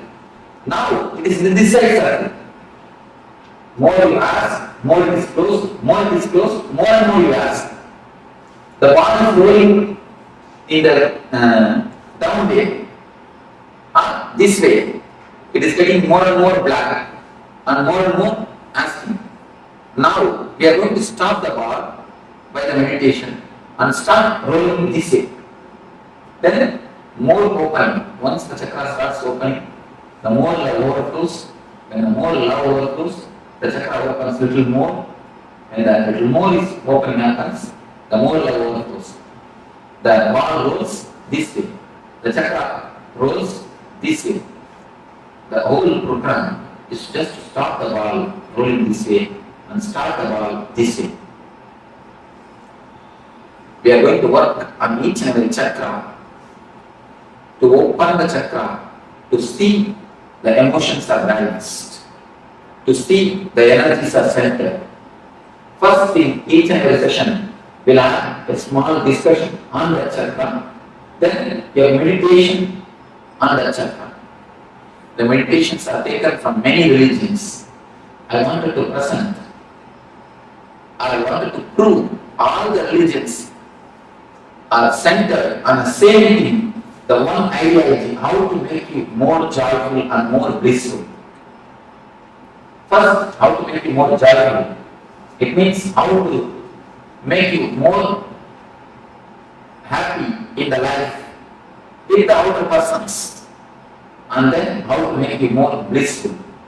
How to make you more blissful without the outer world. First, be joyful with the outer world. Then be blissful without the outer world. So this is the step, this is the reason why the meditation or the religions are born on this world. This is the central core of all the religions of all the world. That is the reason I have taken meditation techniques from Sri Vaishnavism, the religion preached by the great Vaishnavic masters. Each and every session we will have a discussion and then meditation. This way we will have 7 sessions on the 7 different chakras. Finally, tomorrow evening we will be having the energy darshan, which is the peak or pinnacle of this camp. Later on we will explain what is energy darshan. Now let us enter into the Anahata chakra, the heart center. First question I receive is, people ask me, Swamiji, I have done bypass surgery, will the chakra be as it is? Will the chakra be there? Whether you did bypass surgery or the angiogram, don't worry, the chakra will be there. Because it is not physical, it It is more metaphysical. If you can give 2 more touches, I can show you. You have a ribbon, you can give me 3 ribbons. Next question. I'll show you how the chakras exist.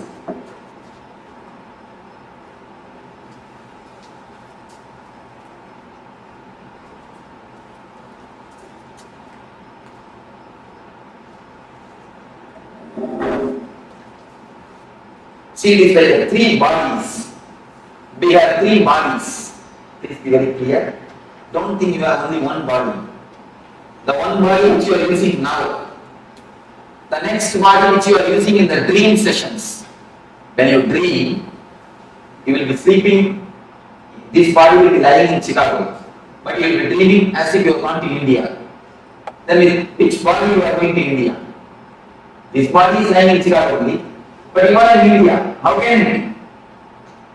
So the body which you are using to go to India, the subtle body, that is called Sukshma Sarira. The second layer body. One is physical layer, another one is Sukshma Sarira. The third layer of body is a Karma Sarira, which is called the causal body, which you use in the deep sleep. When you fall asleep without even dream or the wakeful state, in a deep layer, in the third layer, now what you are using is physical body. What you use in the dream is subtle body. The body which you use in the deep sleep is called causal body. You have 3 bodies in your system. The 3 bodies, they meet and merge in 7 different points. They meet with each other. You can imagine the 7 knots in these 3 kerchiefs. If you can imagine the 7 knots, just 7 different knots in 7 different places. If you can imagine, that is the places which is called chakras. The 7 different knots. The 7 different knots are called chakras. The first thing we are going to enter is anahata. Here also the 3 bodies meet and merge each other. In the book it is very clearly depicted. The 3 lines, they just meet near. That is the zone where the chakra is there. They just meet. Where chakra starts. So even if you undergo bypass surgery, the chakra will be there as it is without any blockage, because it is more metaphysical.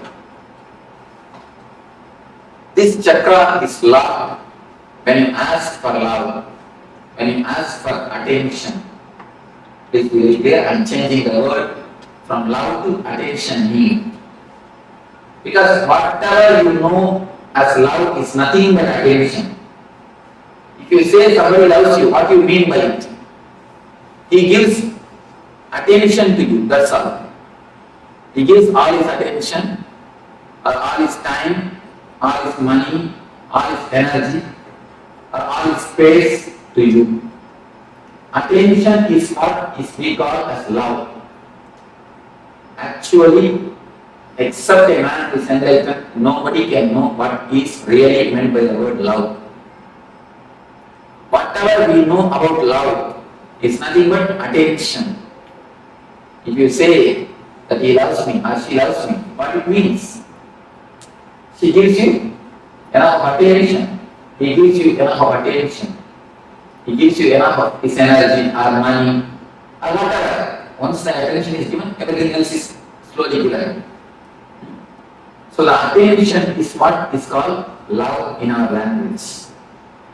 When you ask, when you give your attention to others, the chakra opens.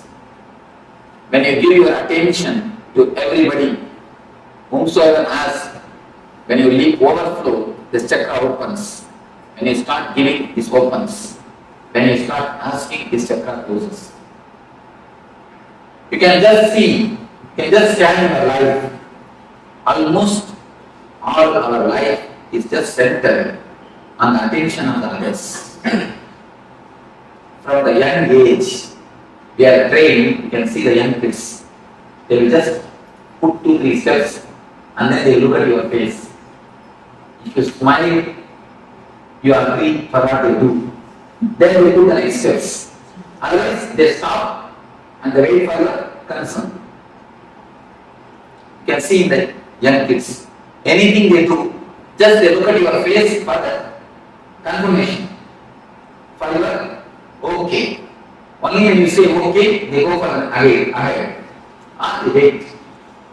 Just like from that age, we start expecting the attention or the okay from the others.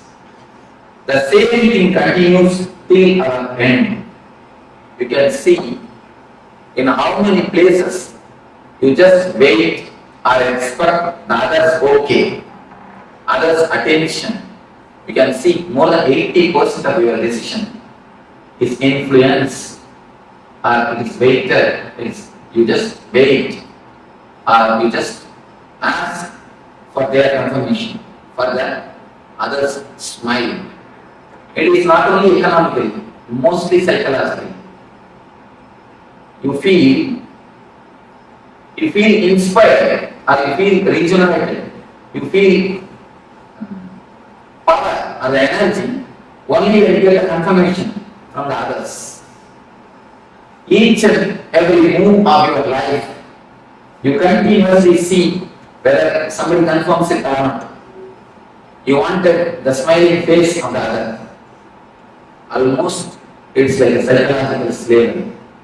In every step, you wanted the other to be the source of your inspiration. If you just scan, you just sit in your room and scan the lifestyle in which you are living, almost 90% of your decisions, 90% of your life is just for the other's opinion, asking the other's attention, expecting the attention of the others, expecting the opinion of the others. It is more like a signature campaign. Each and every husband expects a certificate from wife, good husband. Wife is expecting the certificate, the good wife. Parents, good parents. Son like is expecting a good son. Each and every system we expect certificate from our brother, from sister, from father, from son, from everybody. Just to feel good, just to feel energetic, we expect the certificates. Only with a smiling face or with a certificate, we go next. We go ahead. See, adjusting or not adjusting is perfectly okay. There is a vast difference between adjusting and compromising. Listen thoroughly and you can contemplate on it thoroughly. We may ask, should we not adjust? Adjusting is perfectly okay, but compromising is very bad. Just understand what is the difference between adjusting and compromising. Adjusting is like you have all your energy source or inspiration or the strength within you. Then you give your love. You adjust for the sake of others. It is perfectly okay. But compromising is, unless they are all supporting you psychologically, you will have no energy to run on your own. When you adjust in that zone, you are compromising. Most of our life, we have somebody else as a psychological strength for us. If he smiles at you, you have all your energy to run. If he does not open his mouth, if he doesn't smile, the whole day you will feel depressed. Have you observed any time? If he doesn't smile on you, as soon as early morning when you wake up, if he doesn't give his smile, whole day you will feel very low. If some of your boss, or the husband, or the wife, or the son, or the father, if some of them didn't give their attention or their smile at you, immediately you will feel low. It means they are the legs or they are the feet for you to stand. A psychological slavery, psychological handicap feeling. I call it psychologically handicapped. In America, I saw so much of respect is given for the handicapped people. Everywhere you are parking for separate parking for handicapped, separate way for the handicapped people, separate bathrooms or restrooms for the handicapped people, everywhere. Physically handicapped is much okay, nothing wrong. But psychologically being handicapped is a simply sin. Please be very clear. I am giving a new definition for sin. Don't think sin is something what you traditionally understand. Sin is something scolding others, telling lie. Of course, that is different. But I am giving a new explanation for sin. Sin is psychologically dependent on others. That is the first sin. Because when you psychologically depend on others, you try to possess them. First, understand how many ways you have invested your energies on others. Most of our business becomes failure. Why you know? Till the business project comes to a shape, 90% of project is over. Till that time, you get a inspiration, a smile, or a okay from your inspiration source. At one point, if that is removed from you, if the inspiration source is lost, immediately the whole thing tumbles down and goes to pieces. Have you seen the children playing with a playing car? They just build a castle. They just build a house with a playing cars. If you remove one car, what will happen? At least the children are intelligent. They build their castle with their own cars. But you build a castle with others' cars. And he gives a certificate. A good husband, you collect that. Good wife, you collect that. Good brother, collect. Good sister, good son, good father. You collect all the certificates and try to build your personality. Just like a car's castle. And if anyone at any time takes away their certificate, removes their certificate, their source, what will happen? The whole personality just collapses. That is what I call depression. Most of your energy is centered on somebody else. Only if they say, psychologically you have a center, only if they say what you do is right. Even if it is right, you are not convinced. You ask for their certificate. You ask for their attention. That is the reason. Till the end, you don't feel you are independent. How much you speak about independence, how much you speak about freedom, it is all only the word. Only when you start loving others, when you don't expect the love from others, when you stop expecting the attention from others, you are really independent. Till that time, you are a psychological slave. Whatever you speak about independence or freedom, you are a psychological slave. Because your source of energy depends on others. Only if he smiles, you can run. If he doesn't smile, what will happen? You will not run. You will feel very low. You will feel very dull. You will feel very depressed. The source of inspiration, as long as the source of inspiration is somebody else, you cannot have your freedom, your anamata cannot be active. Your energy center can never be totally awakened, totally alive. First thing, find out where all you have invested your energy center, on whom all you are dependent. Please be very clear on whom all you are dependent psychologically. You need how many smiles to run. Try to reduce the number of smiles. Even without that smile, start running. Even without that okay, start running. I am not telling you to go against the society. No.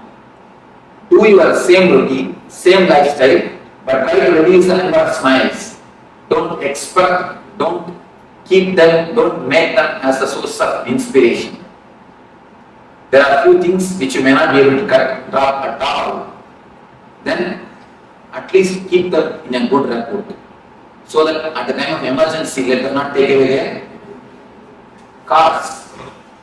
If they take away the cars at the time of emergency, then you fall into the real deep depression. So try to become independent. Try your best to be on your own. Try to center all your energy at your own heart, at your own source, at your own personality, at your own being. When you feel you are not able to cut or you are not able to run without one person's smile, understand that I am not able to run without these 2-3 persons. And at least keep a compromise with that 2-3 persons. You will know that I am compromising with the 2-3 persons. I am not serving them, I am compromising with them. Please be very clear.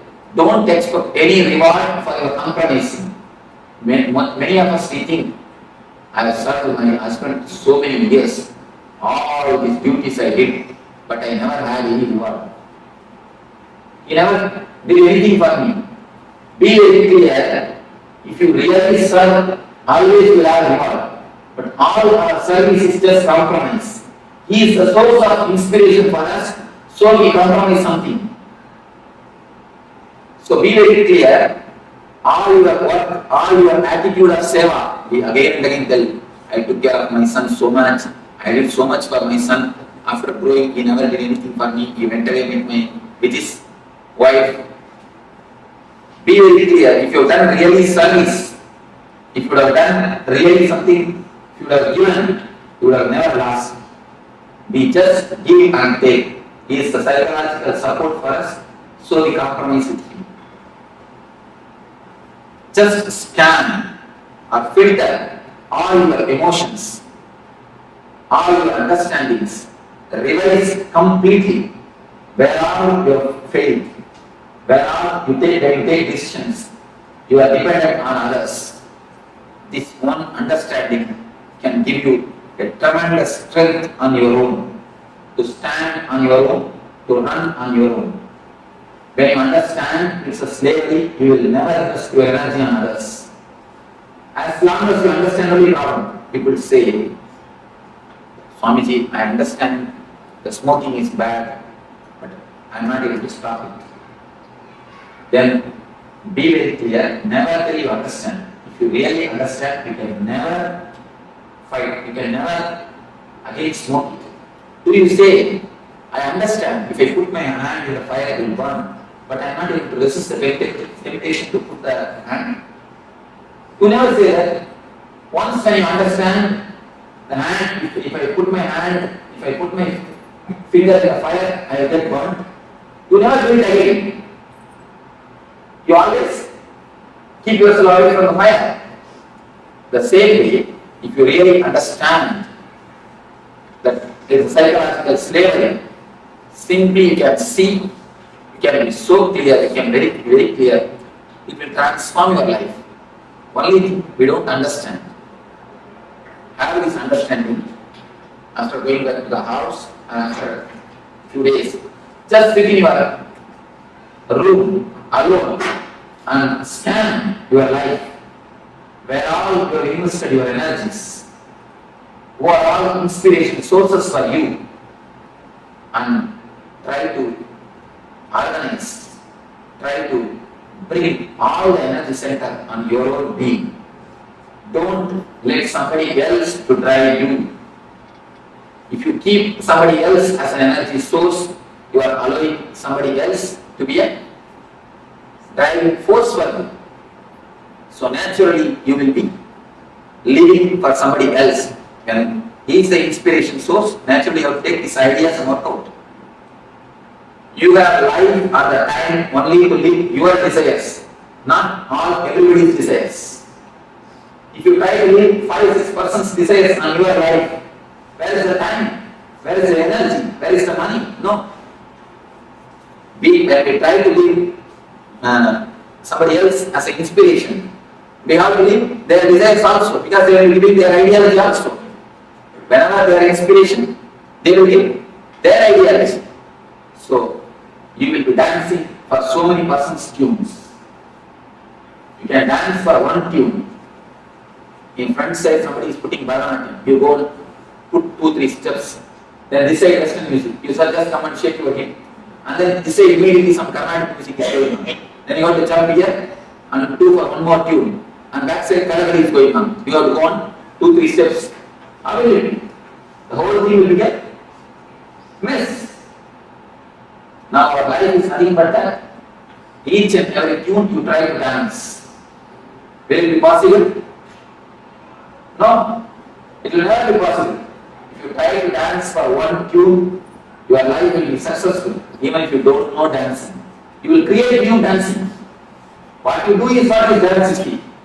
It is not the dance, it is not some basic rule. If you don't do according to that, it is not dance, nothing like that. I have seen all the great dancers are unique. People who go beyond the rule and still if they maintain the grace, they are the successful dancers. People who maintain the rule, I have always seen they are only millions. In any field, when you go beyond the rule and still you maintain the grace or the beauty, then you are a successful dancer. Either in a classical dance or the Western dance. Go beyond the rule and maintain the grace, you are successful. So, anywhere, only when you have your individuality, only when you have yourself as a center, you can be successful. So, here is a beautiful meditation technique from a Tibetan Tantra, the Tibetan Buddhism, to center your energies. Now, a small understanding you have about this Ananda, then you will be entering into the meditation or the technique to center your energy. After the meditation, you will be entering into one by one sessions. Now, before entering into the meditation, you will have few minutes for question and answer. Of course, due to short of time, otherwise, generally I make everyone to question. Even if they don't have a question, I tell them at least tell few words. I try to involve everybody, I keep the list. People who attended the other age, they know.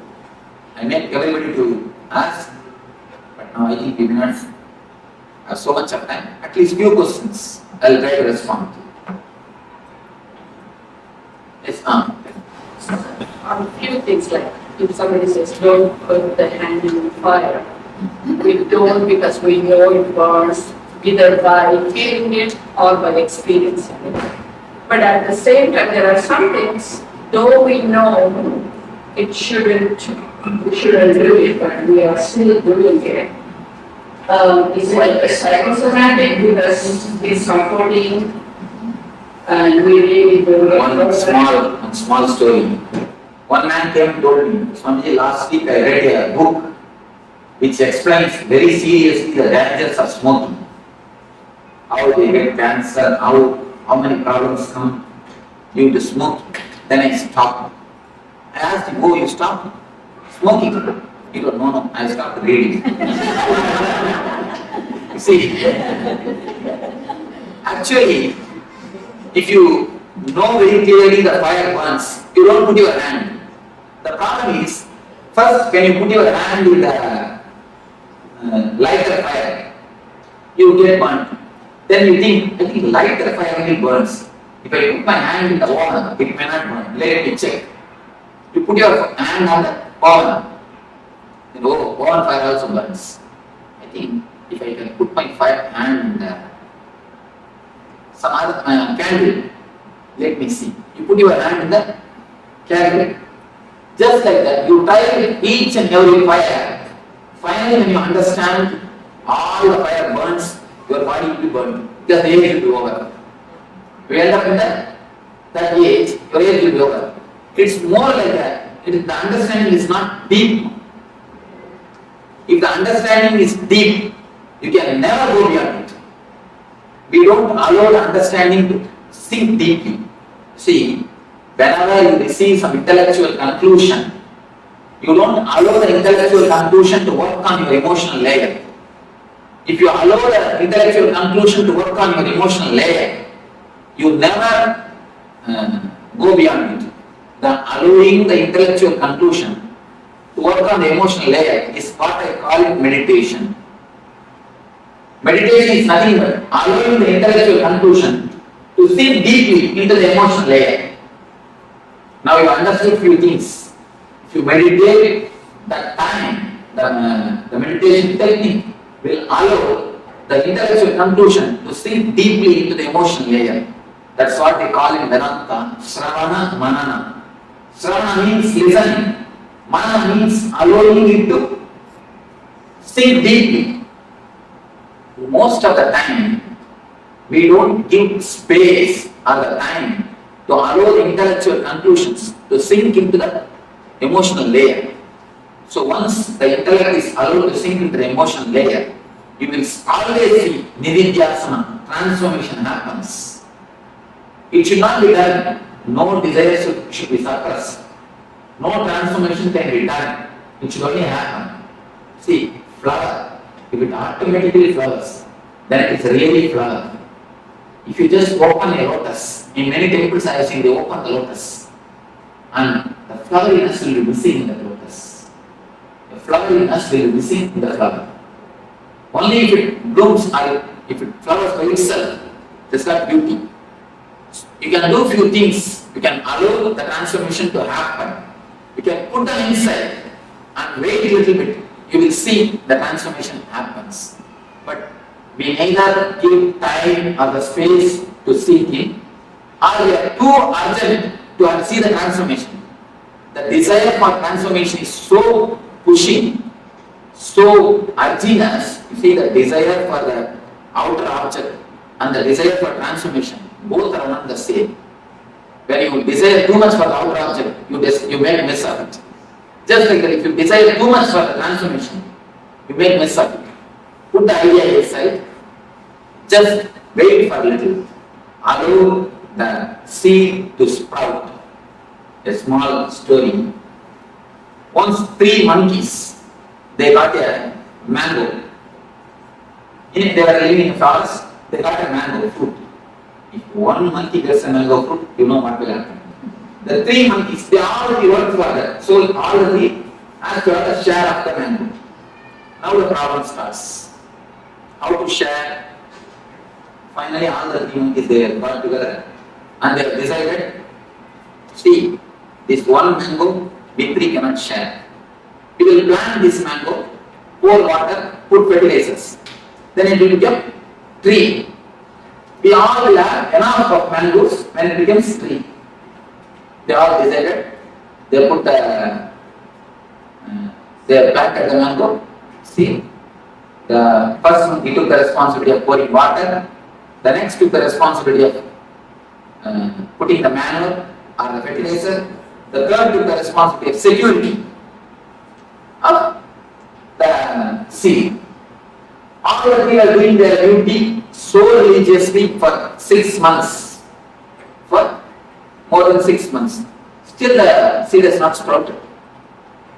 So all 3 called for a conference. All the 3 sat together and they started discussing. The first one he told, you see, every day I am pouring the water religiously. Every day morning I pour water. Not even one day I missed. I miss my morning walk, but I never miss pouring water. I don't know what is happening. The next month he told, every day 4 o'clock I put the manure and fertilizers. I don't know what is happening, why it is not coming. The third month he told, you see, 24 hours I stand here as a security. I don't go anywhere else. And not only that, above all, every day I just dig it out and see how it is flowering. You see, every day when you dig it out and see, you can never sprout. Pour water, put manure and wait for a few days to sprout the seed by itself. Just like that. We listen something now and we do meditation for 20 minutes. Immediately it's for, oh, still now nothing has happened. Still now transformation has not happened. So wait for some time. Give a little space for the seed to sprout. Allow the conclusion to sink in and do the meditation. The conclusion is the seed. Meditation is the manner. Just wait, give a little bit of space or the time to seed to sprout. Otherwise, we will be digging just every day and see what indication we will be doing the same. Just the digging itself will drop them, will stop the sprouting. Digging creates a guilt. You see, I have seen many people, as soon as you hear these things look so nice and so well put, immediately you start working it out. When you start immediately, naturally you will feel you will have one or two pitfall. Then you create a guilt. Oh, I am not able to do, I am not able to see. The guilt that I am not able to stop smoking creates more trouble than the smoking itself. The guilt becomes so deep thin layer in your life. You decide, I cannot put all these things into the life. I cannot practice. The Swami can practice because he has lived all his life, but I cannot practice. You come to a conclusion that these are outdated ideologies. These cannot be practiced just by one or two pitfalls. That's the reason I'm telling. Allow the transformation to happen. You will see it always happens. I have not seen single seed die. Maybe in the outer world, seeds may die. In the inner world, no seed dies.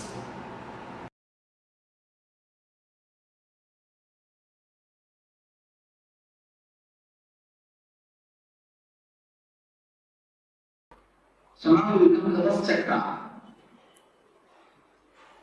First chakra is Muladhara. As I told you, there are two ways to open these chakras. One is meditation, and one is maturity. Maturity means just understand in which way these chakras are locked. Get the key and open the chakras. If you know how to open the chakras, you will see the maturity descends on you.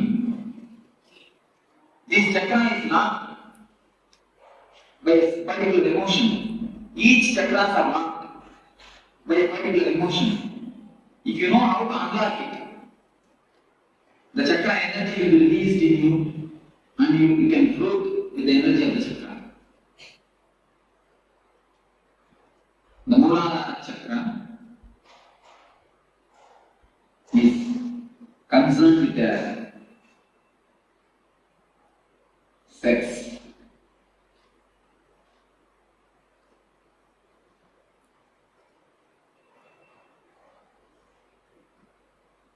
In the world, most talked about, most discussed about, most of the books are written about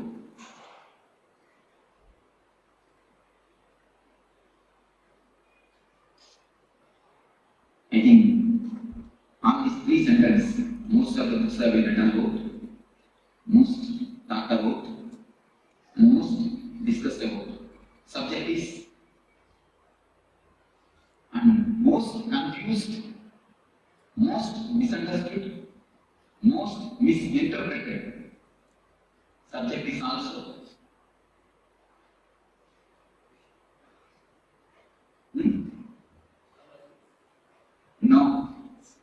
No.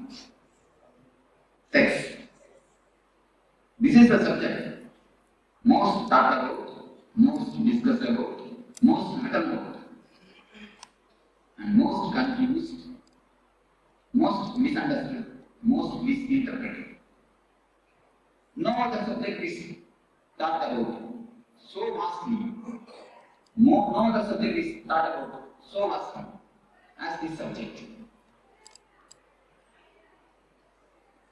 But no other subject is misunderstood as this subject.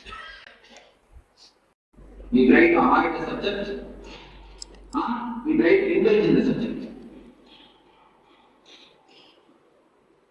The man who tries to avoid the subject tries to avoid the big pit in front of him. If he doesn't know that pit is there, how is he going to pass it? Man who tries to indulge in the subject is trying to jump into the pit. So both are not supposed to be done? We should know and grasp it. Either we try to avoid or indulge. Do we try to do anything else? What is the reason? Ancient rishis, science give a very beautiful, clear understanding of this subject. The man who wrote the Kama Sutra, the science of this book, of this subject, is a sannyasi like me. Anybody know? He is a rishi, Vatsyayana. He is a rishi, he is a sannyasi like me. He is questioning, what authority do you have to speak about this subject? He is questioning. I think proper question, the right question. Any man who is little bit of intelligent will put this question. What authority do you have to speak about this subject? Yes, yes, actually, logically, I have no authority to speak about this subject. Matsuyama very clearly answers in his book. But example he gives, I have modernized and I am giving a modern way. He gives an ancient type of example. In those times, there used to be Ayurvedic system which is used to use the electricity. Electricity means the bioelectricity. Bioenergy. He gives that example. I am giving the very clear example. Electrician knows how to switch on and off the switches. He knows what is the circuit behind the switches and the instruments. Whether when you switch on, what will happen? Switch on, what will happen? Everything he knows. He may not have switched it on and off. He may not have directly done it. But he knows the science behind it. He knows the energy flow behind it. But a man every day uses a switch. He is switching on and switching off. He may not know the science behind it. Am I right? Many of us know only how to switch on and off, not the science behind it. That is why many times we get shocked. That is the reason many times we get shocked. We all many fathers, grandfathers, we have all grown in a grown up finished our life. We may have done it. Just like a normal man who knows only how to switch on and off the switch. But he doesn't know the mechanism or energy flow behind it. Just like an ordinary animal, living with a simple basic instinct.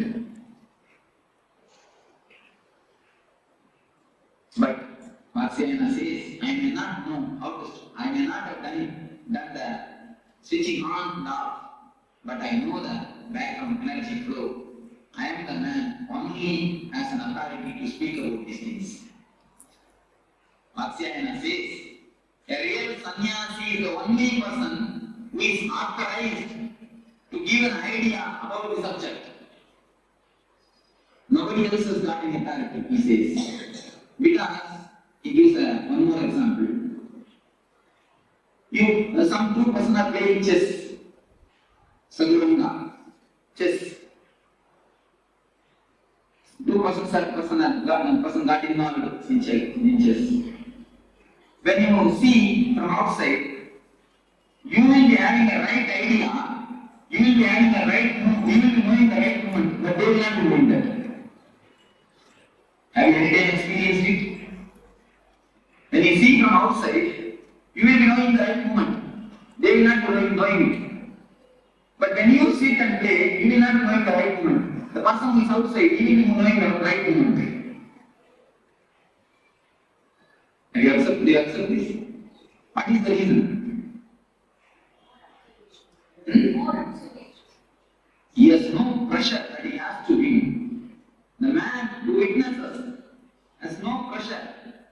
who is outside has no pressure that he has to be.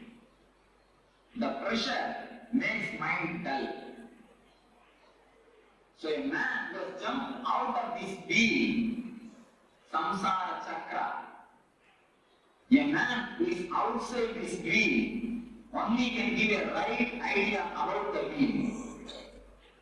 If you are sitting in a giant wheel, you can take the example of giant wheel. If you are sitting in a giant wheel and rounding, can you give a right idea about the giant wheel?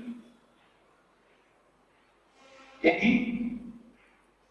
When you have jumped out of it, when you are away and looking the things, seeing the things are happening, you can give a right idea about giant wheel. So a man who has come out of it, who is beyond, who has transformed the energy, who has jumped out of the samsara chakra, can only give a right idea about this subject.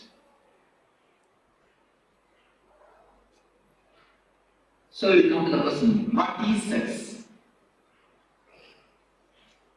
Today, biology proves all men are 51% men, 49% women. All women are 51% women, 49% men. Just 1% this way or that way. 1% only, this way or that way. But when we start growing, society doesn't allow the women part of us to express. When we do the meditation, many times I observe, men always cry, women try to laugh. Why the reason you know? The women, feminine part of us has been suppressed. The masculine part of the women has been suppressed by the society continuously.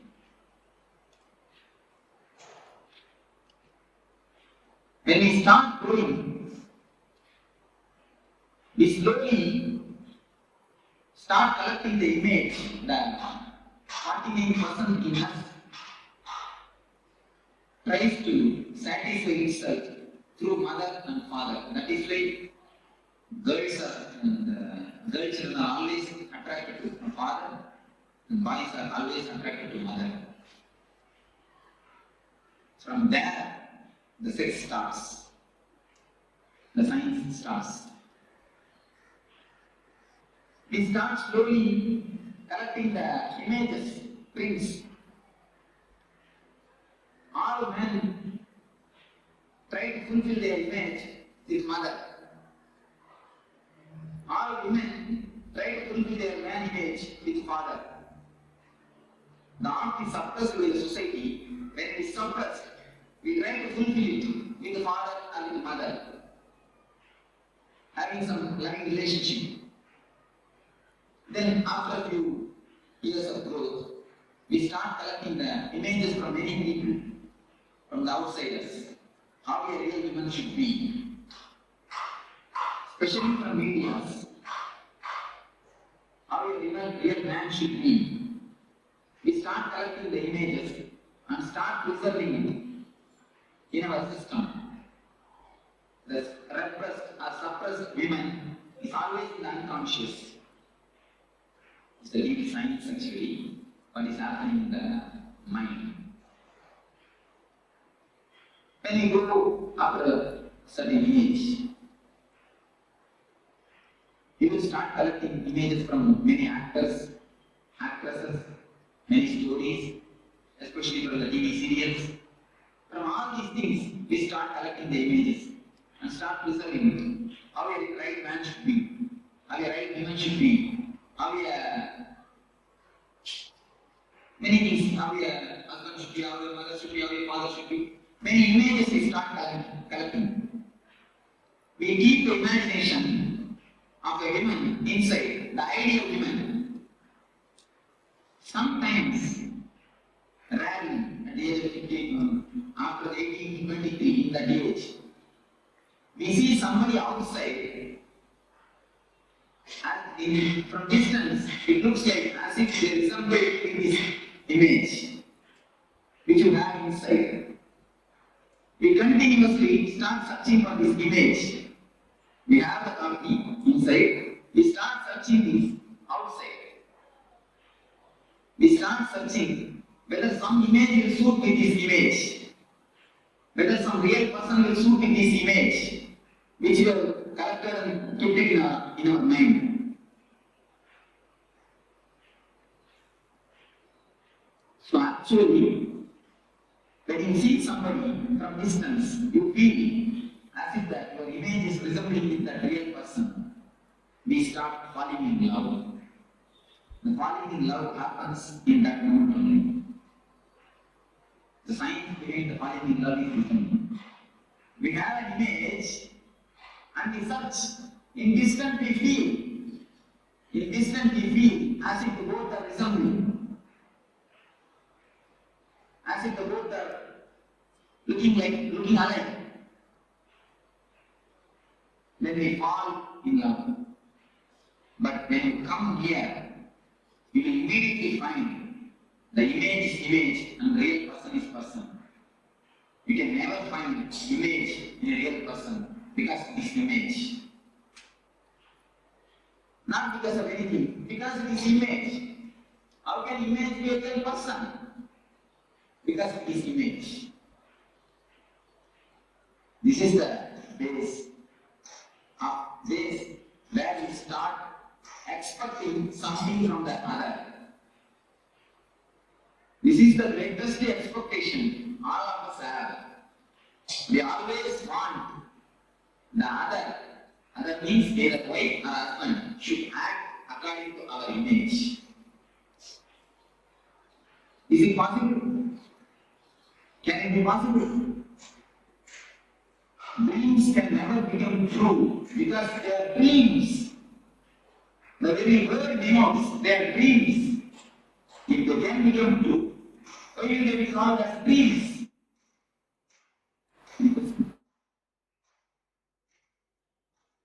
Just be heard very clearly. Please listen with full attention and try to digest what I say. That's why I'm speaking very slowly. If any question, please raise. Now we will come to the clarification. This is the way in which our expectations about others starts. We collect all types of images from media, TV, wherever we see the ideal person. We collect that image and keep it inside and try to actualize it. We try to make it a reality with a living person. Is it possible?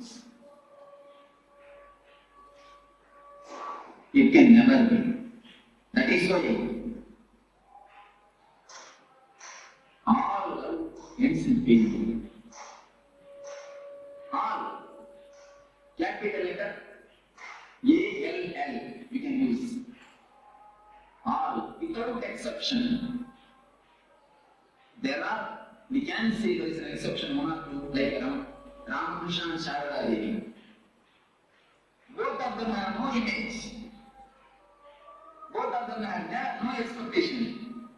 So something directly happened between them. The pure love transmission, of course, that type of exception statement. In ordinary plane, all of us feel that we got cheated. Men or women both feel that we got cheated.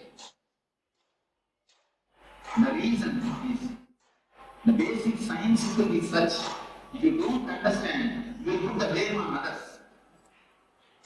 Other is never to be blamed. Blame is take the blame on you. You expected, you imagined, and you try to force your imagination upon others. Who will be the responsible for the failure? Who can be the responsible? Who has to be the responsible? But do you understand that whatever I say is in a very practical reality? What is happening in our day-to-day life? But we never try to look into it. It is happening in our everyday life. We never try to keep it. Am I right? It always happens. We never look into the breakthroughs. Amen. So, when we see that our image is not a reality, when we saw in a distance, it looked like what is in my hand, oh, it is green. That also looks like a green. When it comes near, no, it is little yellowish. When it comes more near, no, it is slight white. When it comes near, you will see it is red and it is white, it is green. Totally opposite and totally different. Then you think you have decided wrongly. Then what we do? We don't keep quiet. We start sculpturing the man according to our image. Women sculptures man, man starts sculpturing women. We try to possess each other. We try to make them into a matter. If you want some furniture, if you have a chair, you can keep it where you want. It will act as you say. If you keep it there, it will be there. You can give it to somebody else. And if you have a wood, you can make furniture according to you and keep it there. But as you possess these furniture, do you think you can possess your life person? If you possess a life person, what you are doing then? You are making a spirit into a matter. You are reducing a man into a matter. You are degrading him or her. When you degrade somebody, do you think she will respect you or he will respect you? No. Problem starts. The unending war starts. Almost I can say unending war. Unending war starts. Our whole life, the so-called life, is nothing but this unending war.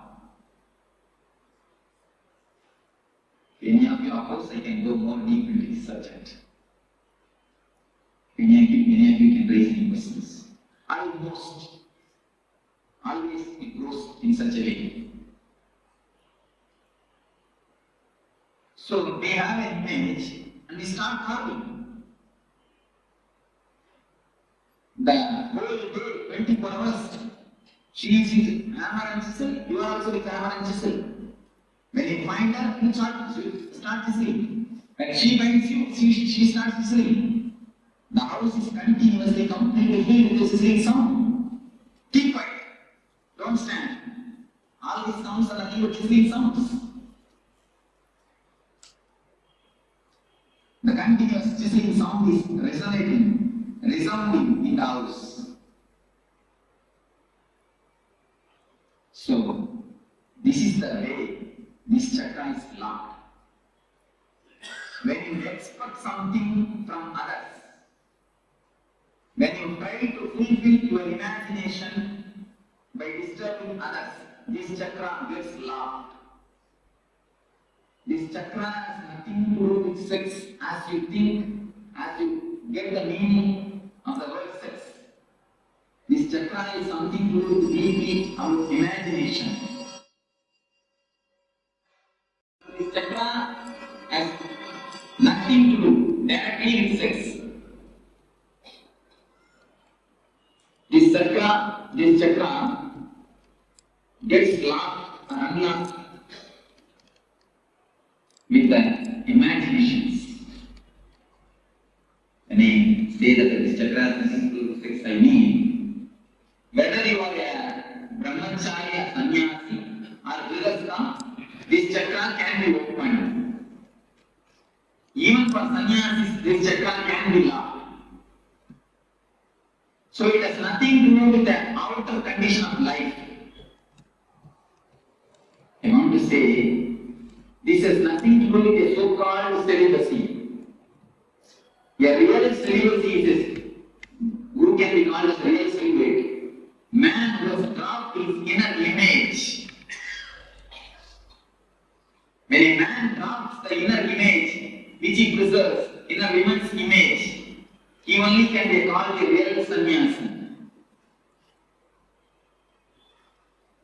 Even if you live in a grihastha life, if you drop this image, if you drop the chisel and the hammer from your hand, if you stop chiseling the other, you will be a brahmachari. Your Muladhara Chakra will be opened. You will be having the real benefit of this chakra opening. Do you understand what I say? So the outer conditions, whether you live a married life or unmarried life, has nothing to do with this chakra. Don't think only for a sannyasi this Muladhara Chakra can be opened. This can be opened for anybody. Yes, because we have never looked into us. We never turn inside. We go everywhere, but never inside. Just drop expecting, just drop chiseling the other man. Then this chakra will automatically open. When you drop the imagination of hero, the chakra will automatically open. Actually, when you have the imagination, many people come to me and ask, Swamiji, in my house only we two are living, but there is no peace. There is no peace, only we two. We don't even have son. Myself and my wife, both are only living, but there is no peace. I used to tell them, no. With two persons, there can be always peace. You are not two, you are four. Your imagination about your wife. She, her imagination about you. You four are living. With four, you think peace can live? Peace can be with you? With four, peace can never be. With two, peace can be. With four, it is impossible. So if we drop the imaginations, two things happen. Yes. What I mean is, we always got the images of heroes and keep it in our mind. We want that should be in reality from our husband, from our wife. That is the way I understand. If you drop that, this chakra can be opened. Don't expect that it should be according to you. You should act according to you. Not only about husband and wife, even about father and mother can keep an idea. How the ideal father should be. Today all of you have a homework. The 5 things you will write. Today please go and write and see. One thing I will just tell them and then you can note down. Father, mother, wife or husband. If you don't have wife or husband, no problem. If you have wife or husband, son and son or daughter. This about some 5 relationships. You write how you expect them to be, how you feel the ideal father will be. You just write down 2-3 points. So all these 5 relationships, write ideal your vision. The ideal father, ideal mother, or ideal son, or ideal wife, or ideal husband. You will find if you dig deep down your unconscious, you will find all your ideas are just from the TV serials and cinema. All your ideas you will find. And few times I checked with people. I just asked them to write down how your house furniture should be. It will be corresponding to serial. Even the house furniture, we have the imagination. How it should be. We take from the media. Before that, there were dramas. If you live on the dramas, there were uncle images. Even now, even in earlier time, you see, from kings, They torture as best they can. And she tortures as best she can. She tries to make a Rama, we try to make a Sita. But finally what happens? Anjaneyya comes out. We do not know what happens. Anyhow. So the imagination and trying to project it disturbs this chakra. If you can drop the imagination, if you can stop chiseling the others, this chakra will be completely opened. The people whosoever has got a problem with the uterus problems, if you diagnose your mind, you will be having this problem of imagination and trying to project it and forcing upon the others. Of course, women have their own way to force. They don't force with chisel and anger, they force with tears. They force with tears and crying. So they have their own ways. Apart from the husband and wife, relatives, what happens to the boss asking his employees, living according to what he wants to chisel them? Yes. What about You see, if this, so in business world there is no other way. One thing you can do, you do your art of chiseling with consciously. Do all your chiseling and see that it doesn't disturb you. It can be done. Now if we chisel, afterwards we will come and sit and feel the breathing consciousness. I was scolded, or I have done something wrong. If you do it consciously, you will not give overdose. Even if you are angry, anger is just like a money, because anger is a great energy given to us. It's a great presentation of God. One person came to me and he says, I am not able to control my anger. I told him, you take one photograph when you are angry and keep it in your puja room and do puja every day. He started laughing. Swamiji, what you are telling? I told him, please do it and then come and tell me. Anger is a great energy given to you by God. When you worship that energy, when you have respect for that energy, you will not misuse it. Lust is also a great energy given to you by God. Kama is a great Shakti given to you by God, which can produce another life. But you are misusing it, dissipating it, because you don't have respect on that energy. You never misuse the money. You never overpay because you have respect for money. But you overpay the anger. If you have done for 5 rupees job, you pay only 5 rupees. But if you have done the 5 rupees only a mistake, you pay 50 rupees anger. If you are conscious at that moment, you will pay only 5 rupees. If you have paid the 5 rupees anger, you will never feel guilty, I assure you, I promise you. Because you pay, you overpay, you come and feel guilty. To compensate that overpayment, you feel guilty. If you pay properly, how much mistake you have done? You just pay that much anger. I don't say don't pay anger. You have to pay anger. As you pay the money, how to pay anger? Pay angry. Be angry. Only that much.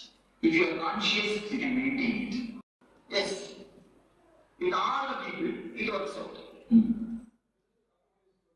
You see, all of you can take a photograph when you are angry and worship it. Really, you will feel the tremendous respect towards the anger. You will not waste it. Afterwards, the devotee came and really told me, Swami, now I am not able to be angry. Because I started respecting the anger. Once you respect that energy, you will never waste it. We never feel that anger is an energy. When you get angry, just see what happens. A new type of energy flows all over your body. Your eyes are becoming red and blood started flowing more and breathing becomes faster. See the difference. See the energy flow. Because we always fight with the energy. The Paramasivam அவர்களின் 49வது அவதார திருநாள் மகோத்சவம். நீங்கள் பரம்பொருளுக்கு உயர்ந்தவருமல்ல, பரம்பொருளுக்கு தாழ்ந்தவருமல்ல, பரம்பொருளுக்கு சமமானவருமல்ல. நீங்கள் பரம்பொருள். நீங்கள் பரமசிவன் தான் என்பதை மீண்டும் கதவை திற காற்று வரட்டும் எனும் தொடர் சத்சங்கம் மூலம் பகவான் அனுபூதியாக அருளுகின்றார். நாள் வருகின்ற டிசம்பர் 30 முதல் ஜனவரி 26 வரை.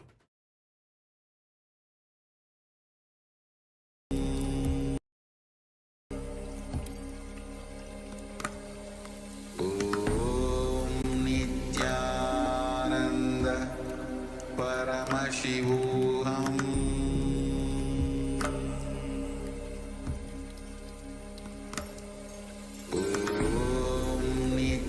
Nithyananda Paramashivoham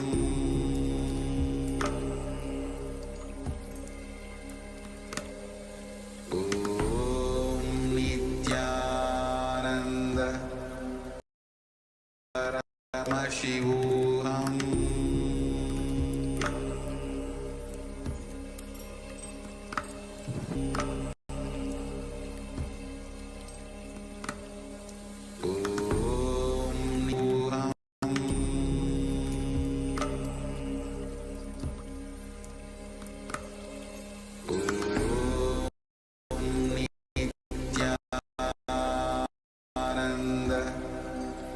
பரமசிவோஹம்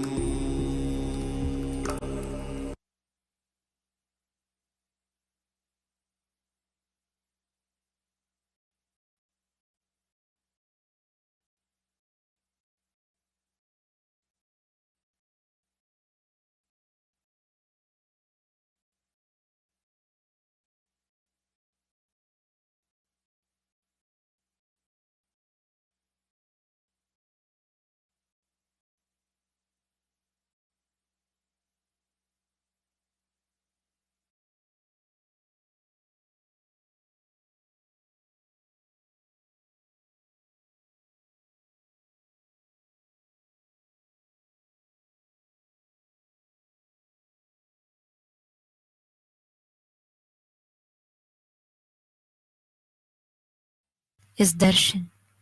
Come, let us all now move from meditation to darshan. Slowly, very slowly, please open your eyes.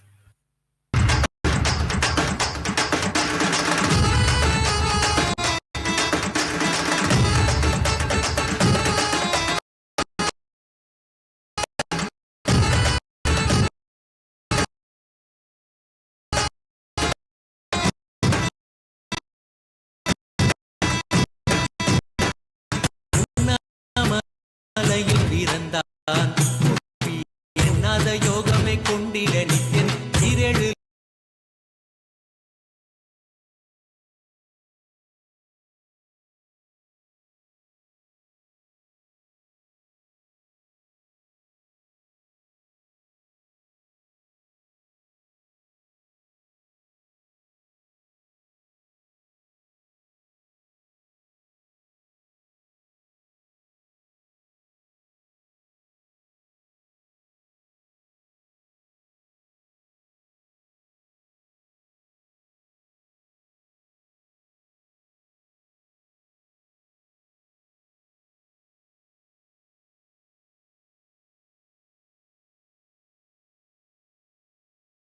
Ask Nithyananda இந்த ஏஐ செயலியோட சேட் பண்ண ஆரம்பிச்சீங்கன்னா உங்களுடைய பிரச்சனைகள், உங்களுடைய மன அமைப்பு, நீங்கள் யார், உங்களுடைய விருப்பு வெறுப்பு இவைகள் அனைத்தையும் நினைவில் வைத்துக் கொண்டு உங்களுக்கு ஏற்ற முறையில் நேரடியாக இந்த ஞான கருத்துக்களை அளிக்கக்கூடிய ஒரு அருமையான செயலி. உண்மையில இது எப்படின்னா, பரமசிவன் நிரந்தரமாக உங்களோடு இருந்து உங்களை வழிநடத்துவதற்கு சமம் இந்த ஏஐ ஆஸ்க் நித்யானந்தா செயலி.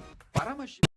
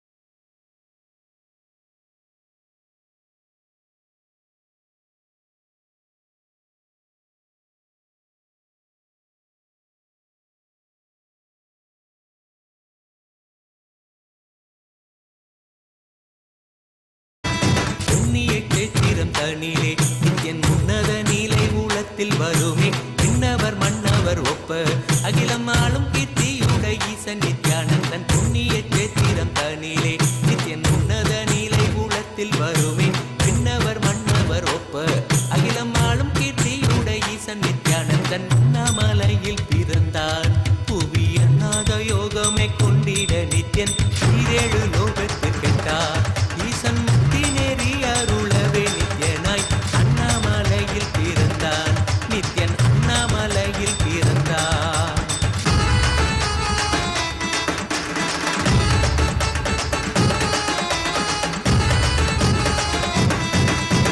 முப்புரி நூலை தரித்தவன் ஐயன் வேதியன் வெந்நீர் பூசிய நித்யன் அண்டத்தின் மூல காரணன் முடிவற்ற ஆனந்தத்தை தொண்டர் கருள்வான் முப்புரி நூலை தரித்தவன் ஐயன் வேதியன் வெந்நீர் பூசிய நித்யன் அண்டத்தின் மூல காரணன் முடிவற்ற ஆனந்தத்தை தொண்டர் கருள்வான் அண்ணாமலையில் பிறந்தான் புவி எண்ணாத யோகமே கொண்டிட நித்யன் ஈரேழு லோகத்திற்கெட்டார் ஈசன் முக்தி நெறி அருளவே நித்யனாய் அண்ணாமலையில் பிறந்தான் நித்யன் அண்ணாமலையில் பிறந்தான்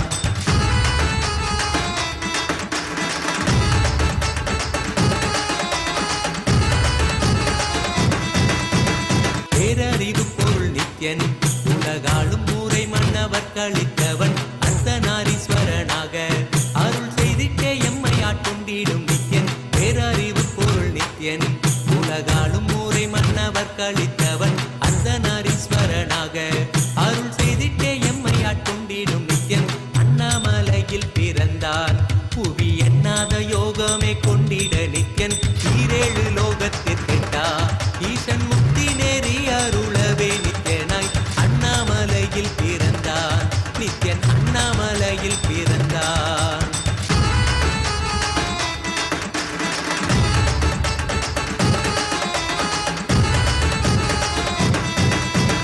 பிறவி பிறவியாய் தேவர்கள் பரம்பொருளான பரமனையை தேட ஈசன் பிறவாமல் ஆட்கொண்டு எம்மை ஒரு தத்துவம் தன்னை உரைத்திட நித்யனாய் பிறவி பிறவியாய் தேவர்கள் பரம்பொருளான பரமனையை தேட ஈசன் பிறவாமல் ஆட்கொண்டு எம்மை ஒரு தத்துவம் தன்னை உரைத்திட நித்யனாய் அண்ணாமலையில் பிறந்தான் புவி எண்ணாத யோகமே கொண்டிட நித்யன் ஈரேழு லோகத்திற்கெட்டா ஈசன் முக்தி நெறி அருளவே நித்யனாய் அண்ணாமலையில் பிறந்தான் திருவண்ணாமலையில் பிறந்தான்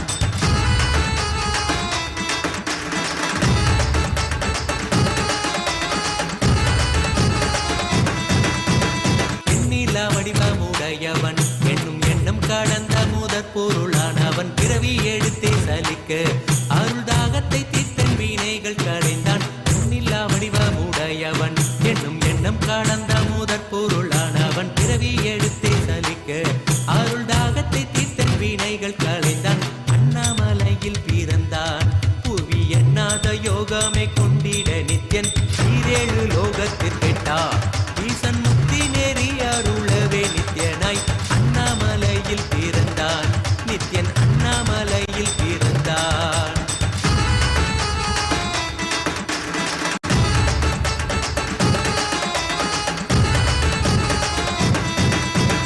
ஆனந்தமாய் என்னுள் நித்யன் முக்தி மார்க்கத்தை காட்டி விட்டிருந்தருள்வான் மாலையன் காணாத சோதியன் தெளித்தேனாயே நித்திட ஞானமாய்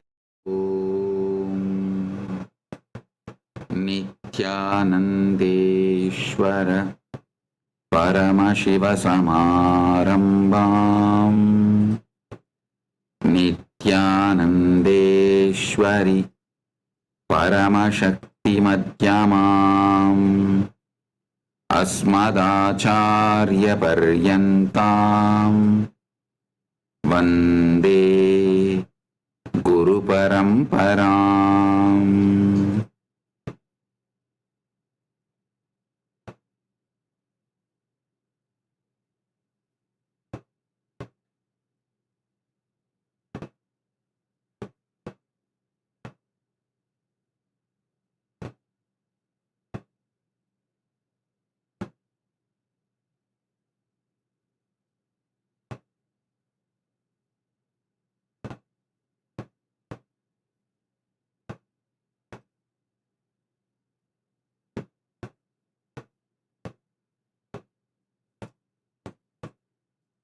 உங்கள் அனைவரையும் வணங்கி வரவேற்கின்றேன்.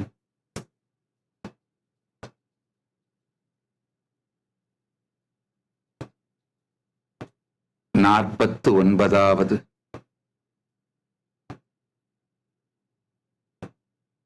அவதார தினத்தை கொண்டாடும் விதமாக நிகழ்கின்ற நித்யானந்தோத்சவம்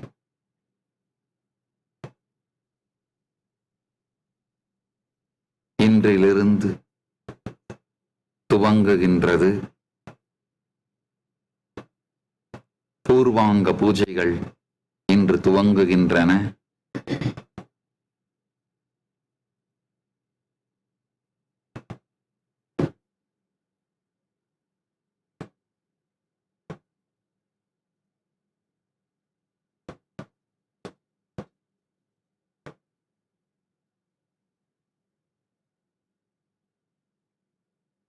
இன்றிலிருந்து தொடர்ந்து 28 நாட்களுக்கு இந்த மகோத்சவம், பிரம்மோத்சவம் இனிமையாக நிகழும். இந்த 28 நாட்களும் இதே நேரத்தில் இந்திய நேரப்படி மாலை 8லிருந்து 10 வரை தினந்தோறும் தியான சத்சங்க ஆன்மீக ரசவாத நிகழ்வு நிகழும். கதவை திற காற்று வரட்டும் என்கின்ற தலைப்போடு பரமாத்வைத சத்தியங்கள் அனைத்தையும் உங்களுக்குள் அனுபூதியாக்குவதற்காக இந்த ஞான ரசவாத நிகழ்வு நிகழும்.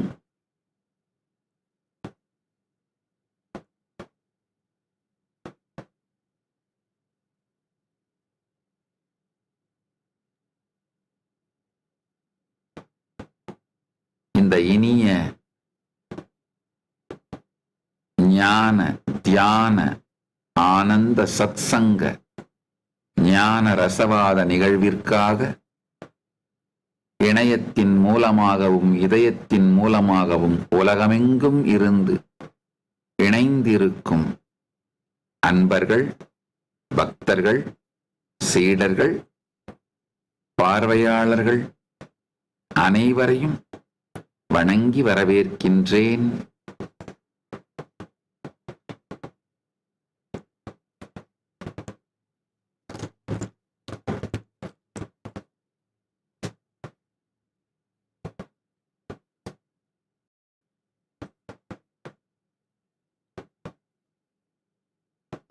ஆயிரத்தி 1978 ஜனவரி 2ஆம் தேதி பின்னிரவு 3ஆம் தேதி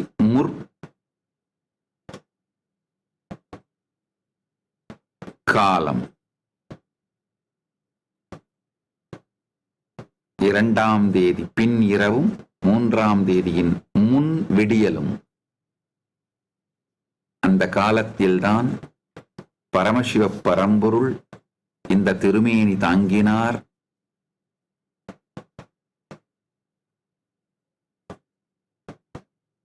நாம ரூப கால தேச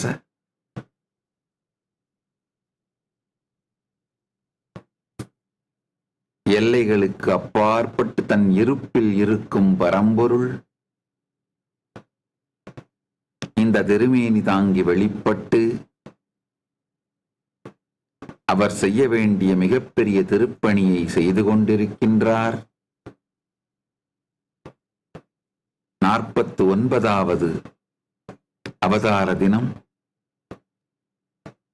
நக்ஷத்திரத்தின்படி, ஹிந்து பஞ்சாங்கத்தின்படி இந்த முறை ஜனவரி 11ஆம் தேதி வருகின்றது. மார்கழி மாதம் சித்திரை நக்ஷத்திரம் ஜனவரி 11ஆம் தேதி வருகின்றது. அதை மையமாக வைத்து 28 நாட்கள் மகோத்சவம் உலகம் முழுவதிலும் இருக்கும் கைலாசத்தின் ஆலயங்கள் அனைத்திலும் கொண்டாடப்படுகின்றது. அதனை ஒட்டியே இந்த ஞான சத்சங்க ரசவாத நிகழ்வு. வந்திருக்கும் உங்கள் அனைவரையும் வணங்கி வரவேற்கின்றேன். பல்வேறு நிகழ்ச்சிகள் உலகம் முழுவதிலும் இருக்கும் எல்லா கைலாசங்களிலும் இந்த 28 நாட்களும் தொடர்ந்து நிகழும்.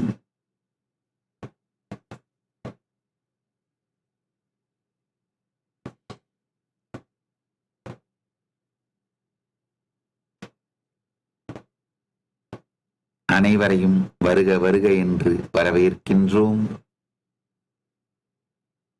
இப்பொழுது உலகம் முழுவதிலும் இருக்கும் கைலாசங்களில் கைலாசா லாஸ் ஏஞ்சலிஸ், கைலாசா திருவண்ணாமலை மற்றும் உலகம் முழுவதிலும் இருக்கும் எல்லா கைலாசங்களிலும் இணைந்திருக்கும் அன்பர்களையும், இணையத்தால் இணைந்திருக்கும் அன்பர்களையும், உங்கள் அனைவரையும் மீண்டும் ஒரு முறை வருக வருக என்று வரவேற்று வணங்கி இந்த சத்சங்கத்திற்குள் நுழைகின்றேன். ஓம் சகனாபவது சகனௌ புனக்து சக வீர்யம் கரவாவஹை தேஜஸ்வினாவதீதமஸ்து மா வித்விஷாவஹை. ஓம் சாந்தி சாந்தி சாந்தி.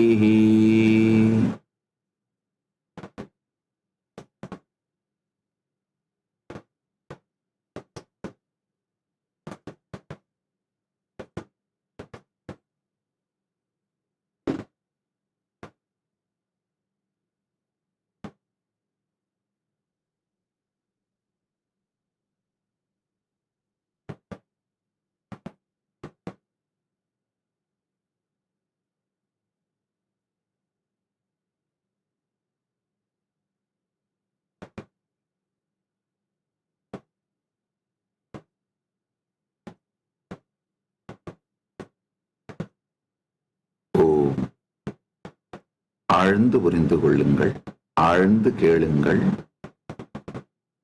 இந்த சாந்தி மந்திரம்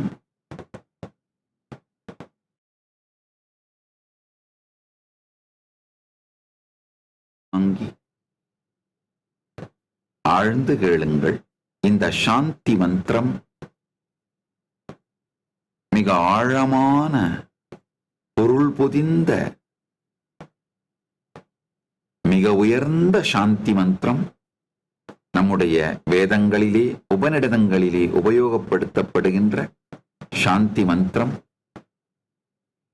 இதன் பொருள், நாம் இருவரும் ஒன்றாகச் சேர்ந்து பெரும் ஞானத்தை அனுபூதியாய் அடைவோமாக. நாம் இருவரும் மிகப்பெரிய சக்தி வீரியத்தை அடைவோமாக. நம் இருவருக்குள்ளும் ஞான ஒளி தேஜஸ் ஒளிரட்டும். எல்லா விதமான சக்திகளும் நன்மையும் நம் இருவருக்குள்ளும் நடக்கட்டும். நாம் இருவரும் எந்த விதமான மன சஞ்சலமோ, ஒருவருக்கொருவர் மன கிளேசமோ, விரோதமோ ஏதும் இல்லாமல் இருப்போமாக.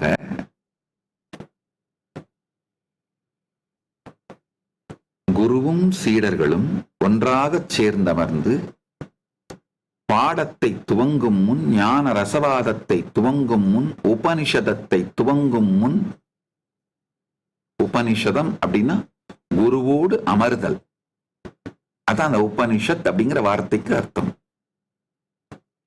இதை துவங்கும் முன் குருவும் சீடனும் சேர்ந்து பரம்பொருளை பிரார்த்திக்கின்ற, வேண்டுகின்ற மந்திரம்தான் இந்த சாந்தி மந்திரம்.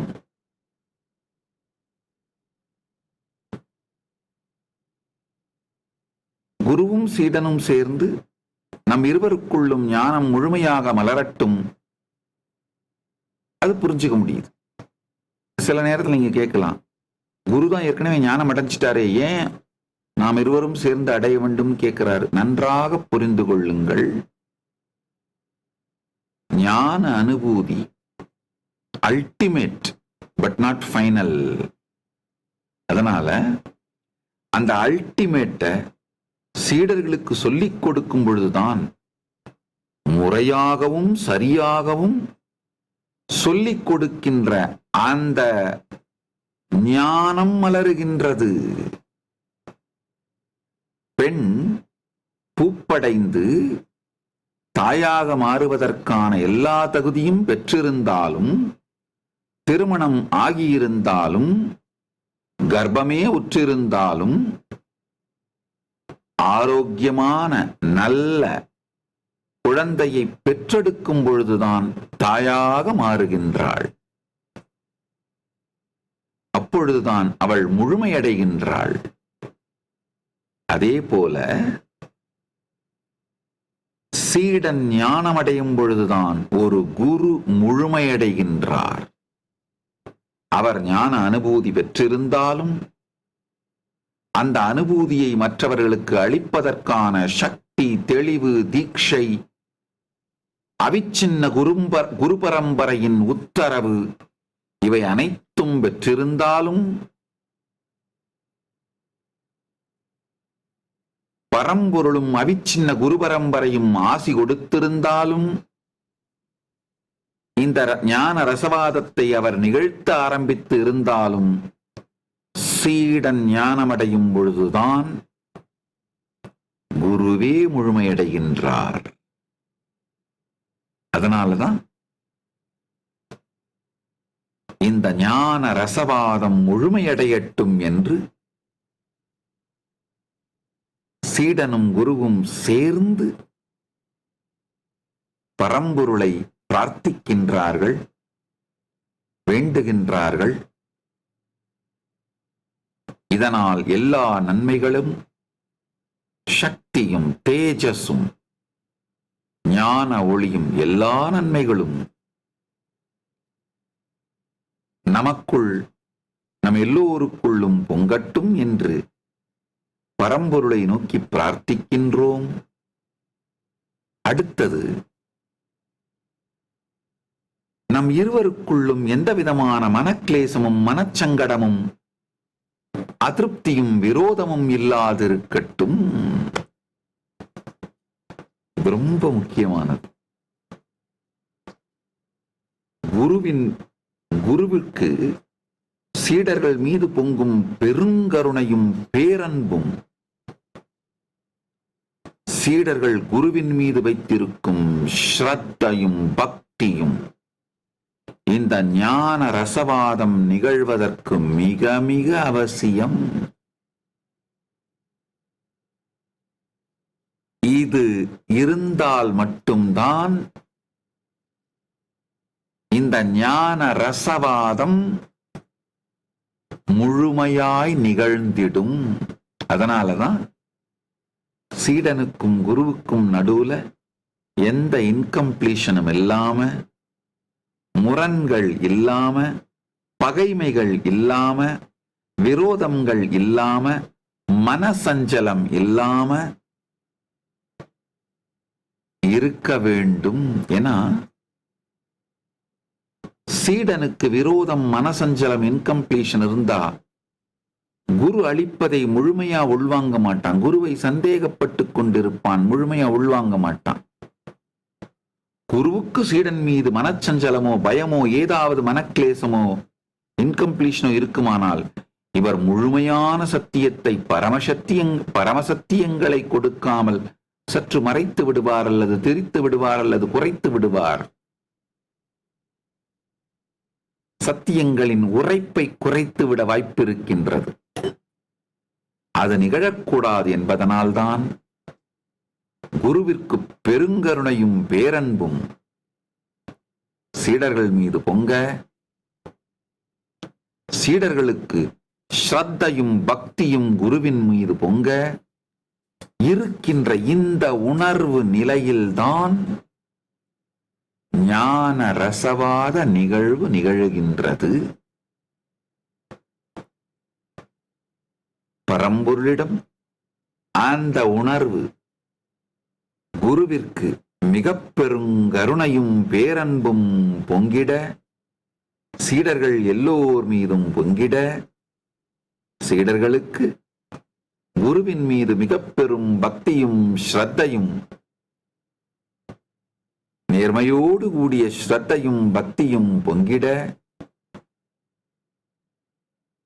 இந்த ஞான ரசவாத சூழல் மலர்ந்து ஞான ரசவாதம் நிகழ்ந்திட பரம்பொருளை பிரார்த்திப்போம். ஓம் சகனாவவது சகனோ புனக்து சக வீர்யம் கரவாவஹை தேஜஸ்வினாவதீதமஸ்து மாவித் விஷாவஹை.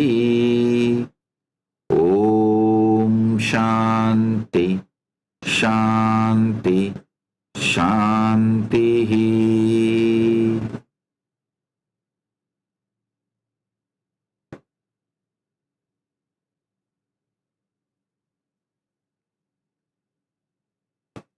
முதல் பரமசத்தியம். உங்கள் உயிரையே விரித்து, அப்பர் பெருமான் ரொம்ப அழகா சொல்வாரு, 5 பேர் அறிவும் கண்களே கொள்ள. பெருமானை பார்க்கும் பொழுது, தரிசிக்கும் பொழுது என்ன நடக்கிறதுன்னு சொல்றாரு. அதே போல 5 பேர் அறிவும் கண்களே கொள்ள, 5 பேர் அறிவும் உயிரும் திறந்து இந்த சத்தியத்தை உள்வாங்குங்கள். பரமசத்தியம். நீங்கள் கேட்க வேண்டிய முதல் சத்தியம் தத்வமசி, தத்வமசி, தத்வமசி, தத்வமசி, தத்வமசி, தத்வமசி.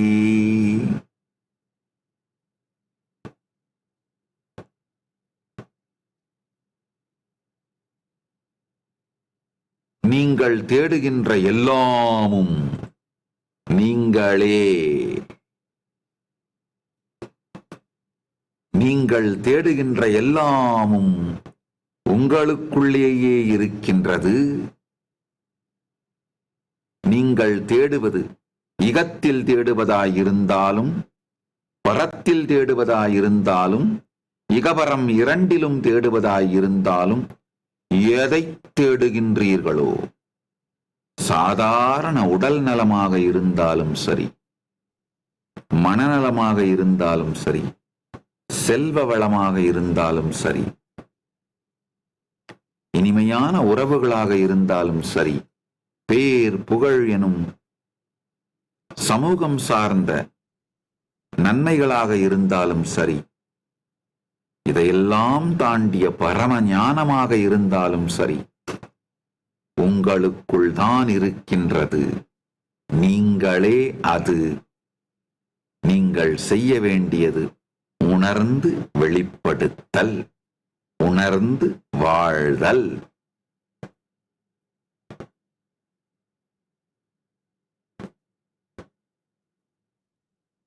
எப்படி இதை உணர்ந்து வாழ்வது?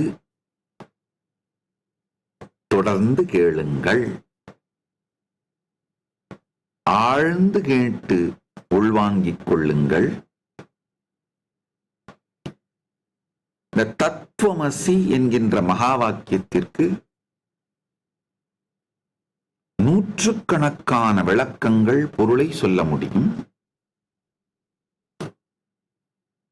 உங்களுக்கு அடிப்படையாக தெரிந்து கொண்டே ஆக வேண்டிய தேவையான இந்த ஞான ரசவாத நிகழ்வு நிகழ்வதற்கான விளக்கத்தை அளிக்கின்றேன், கேளுங்கள்.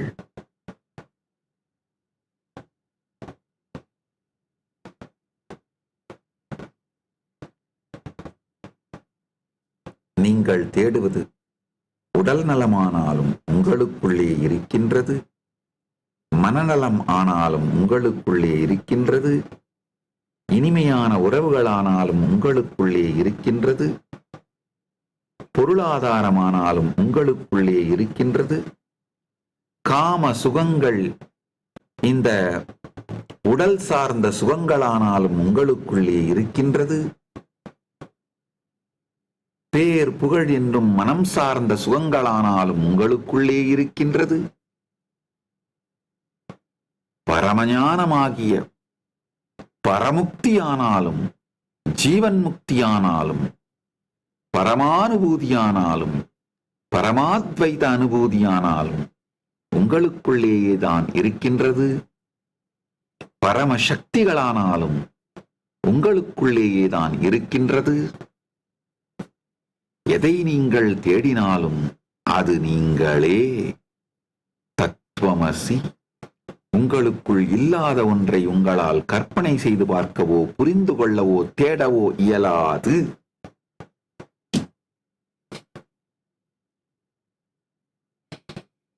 உங்களுக்குள் இல்லாத ஒன்றை உங்களுடைய நாதமோ பிந்துவோ, உங்களுடைய விஷுவலைசேஷன் பவர், உங்களுடைய வெர்பலைசேஷன் பவர், இதனால் உங்களுக்குள் இல்லாத ஒன்றை தேடவும் புரிந்து கொள்ளவும் நாடவும் இயலாது. நீங்கள் நாடுகின்ற தேடுகின்ற எதுவானாலும் உங்களுக்குள் தான் இருக்கின்றது. தத்துவமசி தத்துவமசி தத்துவமசி.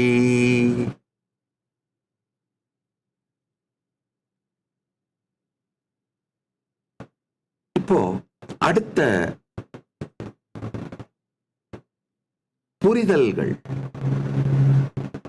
உங்களுக்கு வரவேண்டிய அடுத்த புரிதல்களை கேளுங்கள். நீங்க நினைக்கிற மாதிரி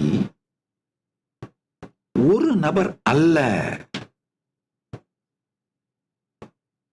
நீங்க நினைக்கிற மாதிரி நீங்கள் ஒரு நபர் அல்ல. நல்லா புரிஞ்சுக்குங்க.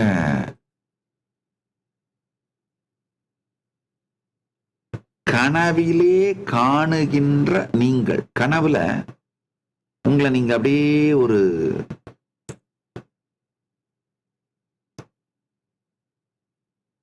கனவுல நீங்க உங்களை எப்படி பர்சீவ் பண்றீங்க, எப்படி எக்ஸ்பீரியன்ஸ் பண்றீங்க அப்படின்னு நினைச்சு பாருங்க. காணல் நீர் மாதிரி தான்.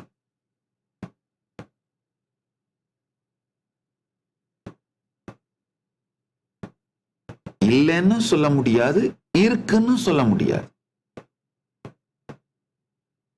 கனவிலே நீங்கள் காணுகின்ற நீங்கள் காணல் நீர் போன்றது. கனவிலே நீங்க நீங்கன்னு யார பார்க்கறீங்களோ அது காணல் நீ.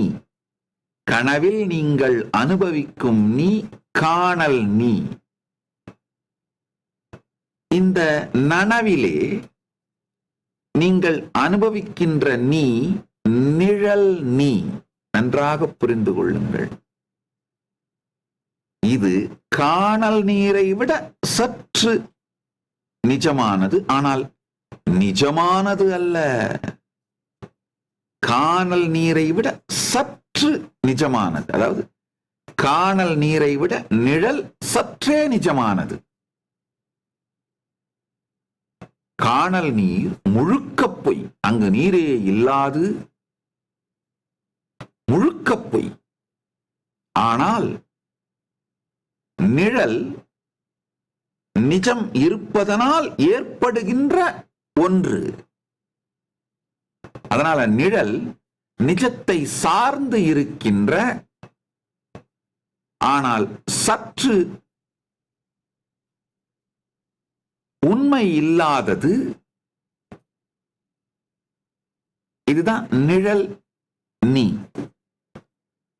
கனவிலே காணுகின்ற நீங்கள் காணல் நீ, நிஜத்திலே நீங்கள் நிஜம் என்று நீங்கள் நினைக்கின்ற இந்த உணர்விலே காணுகின்ற நீங்க இப்போ உங்களை நீங்க அனுபவிக்கிறீங்க இல்லையா, பர்சீவ் பண்றீங்க இல்லையா, ஃபீல் பண்றீங்க, எக்ஸ்பீரியன்ஸ் பண்றீங்க, அந்த நீங்கள் நிழல் நீ. நிஜமான நீ, இந்த இரண்டு நீயும், காணல் நீயும் நிழல் நீயும் யாரிடமிருந்து வெளிப்படுகின்றதோ அதுதான் நிஜமான நீங்கள். குவாண்டம் யூன்னு சொல்ல முடியும். ஆங்கிலத்தில் சொல்லணும்னா ஆழ்ந்து புரிந்து கொள்ளுங்கள். இந்த 28 நாள் சத்சங்கங்களிலும் நான் மரபு பாடம் கேட்டு சாஸ்திர பிரமாணங்களையும் சாஸ்திரத்தையும் மரபு பாடம் கேட்டு அந்த மரபு பாடம் சொல்லித் தரப்படும் பொழுது உபயோகப்படுத்துகின்ற சத் பாஷையிலே கேட்டு அனுபூதி அடைந்து அவிச்சின்ன குரு பரம்பரையான ஆப்தர்களுடைய அனுபூதியையும் பரமசிவ பரம்பொருளிலிருந்து துவங்கி அவிச்சின்ன குரு பரம்பரை, அவிச்சின்ன குரு பரம்பரை மூலமாக வருகின்ற ஆப்தர்கள் குருமார்களின் அனுபூதி, இவை எல்லாவற்றையும் மரபுக்கே உரிய சத் பாஷையிலே கேட்டு உள்வாங்கி அனுபூதி அடைந்து இப்பொழுது உங்களுக்கு சொல்லுகின்றேன். அதனால வேற வழியே இல்லாம இந்த மரபு சத்பாஷை தான் என்னுடைய சத் சங்கத்திலே வெளிப்படும். மணிப்பிரவாளம்னு சொல்லுவோம்.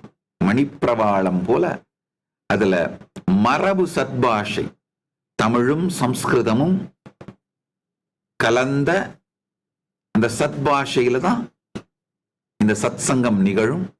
ஒரே ஒரு உறுதி உங்களுக்கு கொடுக்கிறேன், எந்த டெக்னிக்கல் டேர்மும் முக்கியமான வார்த்தைகளையும் ஆங்கிலத்தில் மொழிபெயர்க்காமல் விடமாட்டேன். உங்களுக்கு புரியற ஜென்சி லாங்குவேஜ்ல இந்த தலைமுறை உங்களுக்கு இந்த தலைமுறையிலே உங்களுக்கு புரிகின்ற தமிழும் ஆங்கிலமும் கலந்து உங்களுக்கு புரிகின்ற மொழியிலே அதை மொழிபெயர்த்து உங்களுக்கு முழுமையாக புரிகின்ற விதத்திலே சொல்லியே தீருவேன். அந்த உறுதி உங்களுக்கு கொடுத்துடுறேன். ஆனால் நான் மரபு வார்த்தைகளை மரபு தமிழில் மரபு சத்பாஷையிலே பொங்கி பெருகும் பொழுது கவலைப்படாதீர்கள், புரியவில்லை என்று சஞ்சலப்படாதீர்கள். இப்ப இந்த 3 நீயை பற்றி புரிந்து கொள்ளுங்கள். கனவிலே நீங்கள் காணும் நீ காணல் நீ. இந்த விழிப்பு நிலையில், விழித்திருக்கின்ற நிலையில், இல்ல விழித்திருக்கின்ற நிலை நீங்க நினைக்கிற இந்த நிலையில் நீங்கள் அனுபவிக்கின்ற நீ நிழல் நீ. இந்த இரண்டுக்கும் ஆதாரமாக எதிலிருந்து காணல் நீயும் நிழல் நீயும் தோன்றி விளையாடுகின்றதோ அந்த ஆதாரமே நிஜ நீ.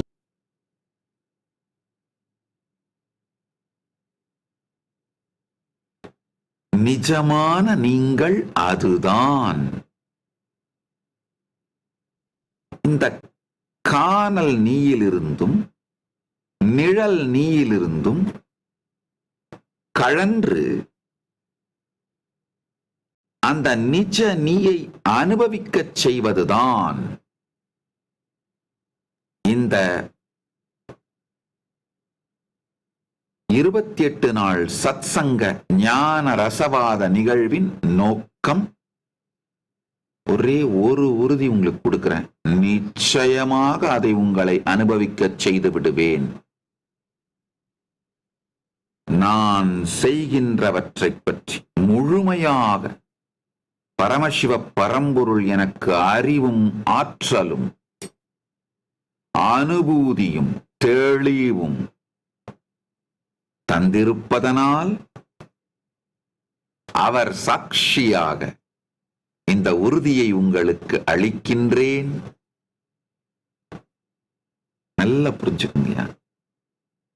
ஒரு சமூக பிரச்சனை, அரசியல் பிரச்சனை அப்படின்னாலாம் எனக்கு அதை பத்திலாம் முழுசா தெரியாம இருக்கிறதுக்கு நிறைய வாய்ப்பு இருக்கு. ஏன்னா என்னுடைய நேரம், சக்தி, உணர்வு, அறிவு இதையெல்லாம் அந்த டைரக்ஷனை நோக்கி நான் திருப்பல. ஆனால் பரமானுபூதியை, பரமாத்வைத அனுபூதியை, பரமஞானத்தை நான் அடைந்திருக்கின்றேன். உங்கள் எல்லோருக்கும் அதை அளிப்பதற்கான, அதற்கு தேவையான சகல ஞானம், சக்தி, அனுபூதி, அனுபவம் சகலமும் எனக்கு இருக்கின்றது. அதுல நீங்க சந்தேகமே பட வேண்டாம். இது தற்பெருமை அல்ல, அறிமுகம். இப்பொழுது நான் சொல்லுகின்ற வார்த்தைகள் தற்பெருமை அல்ல, அறிமுகம். காரணம் என்னன்னா, இந்த 28 நாட்கள் தினந்தோறும் ஆல்மோஸ்ட் 2 to 3 மணி நேரம் உங்கள் நேரத்தை நான் கேட்கிறேன். அப்படின்னும் பொழுது இந்த சத்தியங்களை, நான் சொல்ற சத்தியங்களை உங்களை வாழ்ந்து பார்க்க சொல்லி, முயற்சி பண்ணி பார்க்க சொல்லி சொல்ல போறேன். அப்படின்னும் பொழுது நான் உங்களுக்கு ஒரு உறுதியை கொடுத்தாகணும். சத்தியமாக நீங்கள் கொடுக்கும் இந்த நேரம் வீணாகாது. நிச்சயமாக வீணாகாது, வீண் போகாது. இது உங்களுக்குள் நிச்சயமாக அனுபூதியை அளிக்கும்.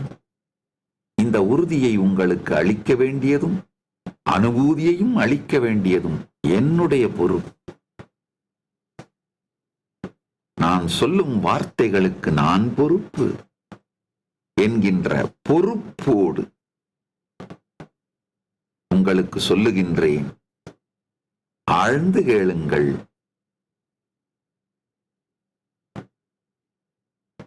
காணல் நீ, நிழல் நீ, நிஜ நீ. இந்த மூன்றையும் புரிந்து கொள்ளுங்கள். நிஜ நீதான் குவாண்டம் யூ.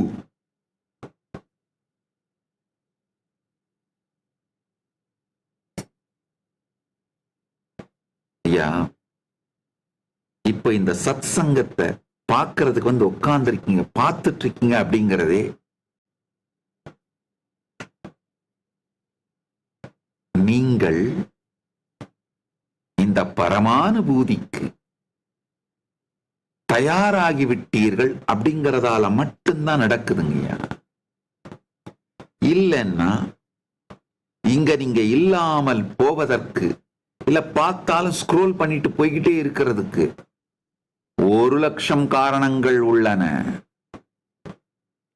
1,00,000 காரணங்களையும் உடைத்துவிட்டு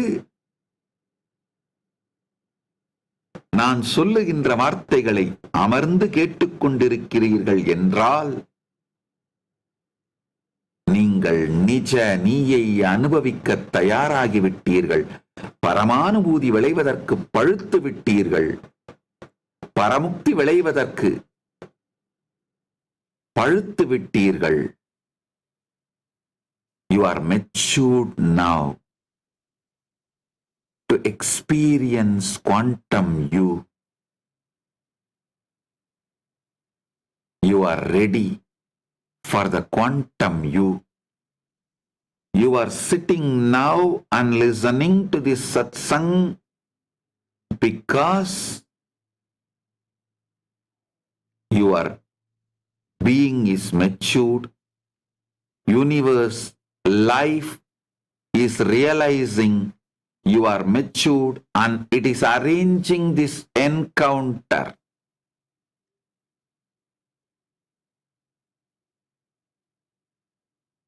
It's arranging the encounter between the Guru and Seeker.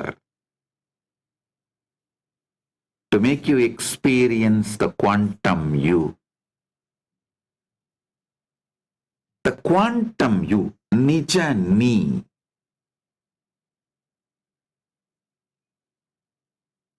இந்த நிஜ நீ நீங்க தேடி அடைய வேண்டியது இல்லைங்கயா. இந்த நிழல் நீயாவும் காணல் நீயாவும் நீங்க விளையாடிட்டு இருக்கீங்க பாருங்க. அந்த விளையாட்டை நிறுத்தினா போதும்.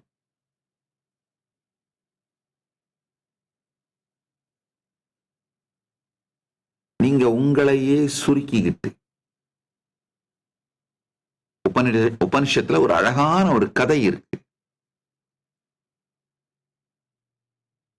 சிங்கக்குட்டி ஏதோ ஒரு காரணத்தால ஆட்டு மந்தை நடுவிலே சிக்கிக்கொண்டு பிறப்பிலிருந்து, அதாவது தாய் சிங்கம் அந்த குட்டி பிறந்த உடனே இறந்துருது. அந்த நேரத்தில் அங்க வந்த ஆட்டு மந்தை அந்த குட்டியை விட்டுட்டு போகாம, அனாதையை விட்டுட்டு போக மனசு இல்லாம கூடையே கூட்டு போயிட்டு வளர்க்குதுங்க. அந்த ஆட்டு மந்தையோடு சேர்ந்து வளர்ந்த அந்த சிங்கம் தான் சிங்கம் என்பதை புரிந்து கொள்ளாமல் இந்த ஆடுகளோடு சேர்ந்து ஆடுகளைப் போலவே கத்துவதும், ஆடுகள் உண்ணும் உணவை உண்ணுவதும், ஆடுகளைப் போலவே வாழ்வதும், தன்னை ஆடாகவே கருதி கொண்டு வாழ்ந்து கொண்டிருந்தது. சில ஆண்டுகளுக்கு பிறகு அந்த இடத்திற்கு வேட்டையாட வந்த வேறொரு சிங்கம் இந்த குட்டி சிங்கத்தை பார்த்து ஆச்சரியப்பட்டு, என்ன இந்த சிங்கம் இப்படி, இந்த குட்டி சிங்கம் இப்படி இருக்கிறதே என்று அந்த சிங்கத்தை, குட்டி சிங்கத்தை பிடித்துக் கொண்டு போய் தெளிந்த நீரிலே காட்டி, ஏய் நீ ஆடு அல்ல, ஆடு போல உண்பதும் இருப்பதும் இறப்பதும் உன் வாழ்க்கை அல்ல, நீ சிங்கம், பார் நீயும் நானும் ஒன்று அப்படின்னு தெளிந்த ஏரி நீரில் காட்ட, இந்த குட்டி சிங்கமோ குலை நடுங்கி உயிர் நடுங்கி வெலவெலத்துக் கொண்டே மெதுவாக எட்டி பார்க்க, அந்த குட்டி சிங்கத்திற்கு ஒன்றும் புரியவில்லை. பிறகு பெரிய சிங்கம், பார் இப்பொழுது நான் பெருங்குரல் எடுத்து என் பெரும் சப்தத்தை கேள் என்று சிங்கத்தின் கர்ஜனையை செய்து காட்டி, நீயும் இதை செய் என்று சொல்ல ஆரம்பித்து ஓரிரு முறை தடுமாறி கர்ஜிக்க துவங்கியது இளம் சிங்கம். கர்ஜனை வந்தவுடனேயே, அதே கர்ஜனையை தன் அனுபவத்தில் பார்த்தவுடனேயே இளம் சிங்கத்திற்கு பெருந்தைரியம் வந்தது. சற்றே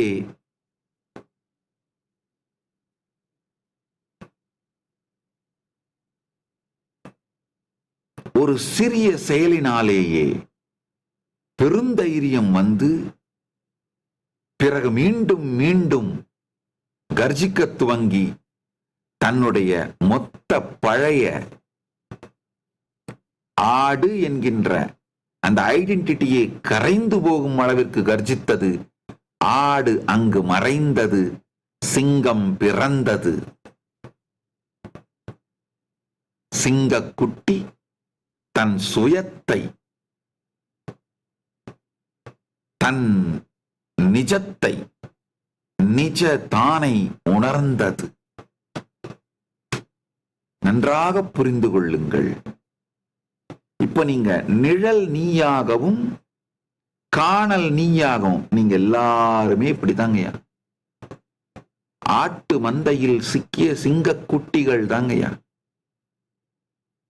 அதனாலதான் காணல் நீயையும் நிழல் நீயையும் நீங்கள் என்று நினைத்துக் கொண்டு விளையாடிக் கொண்டிருக்கின்றீர்கள்.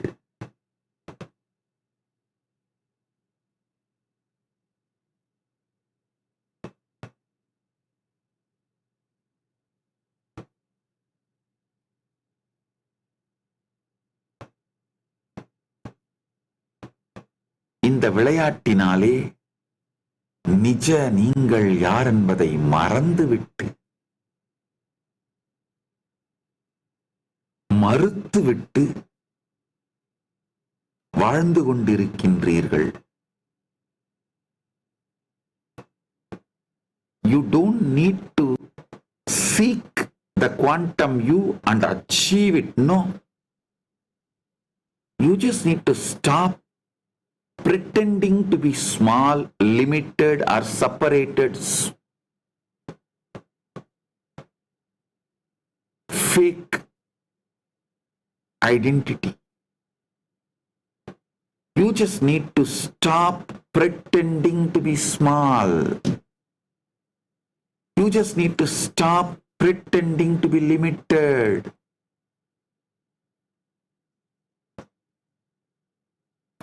உங்களை நீங்களே சமூகத்தின் உதவியோடு மூளைச்சலவை செய்து கொண்டிருக்கின்றீர்கள்.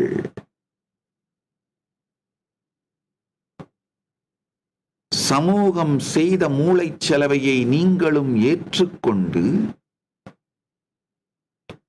சில நேரங்களில் அது பொருந்தவில்லை, அது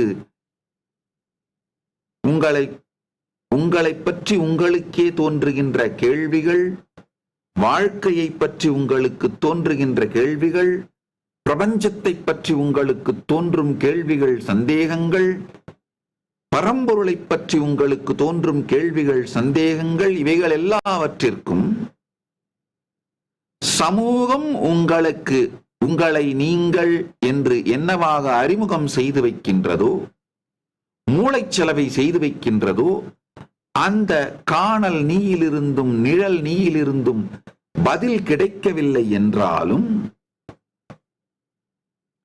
தொடர்ந்து சமூகம் செய்து வைத்த மூளைச்சலவையே நம்பி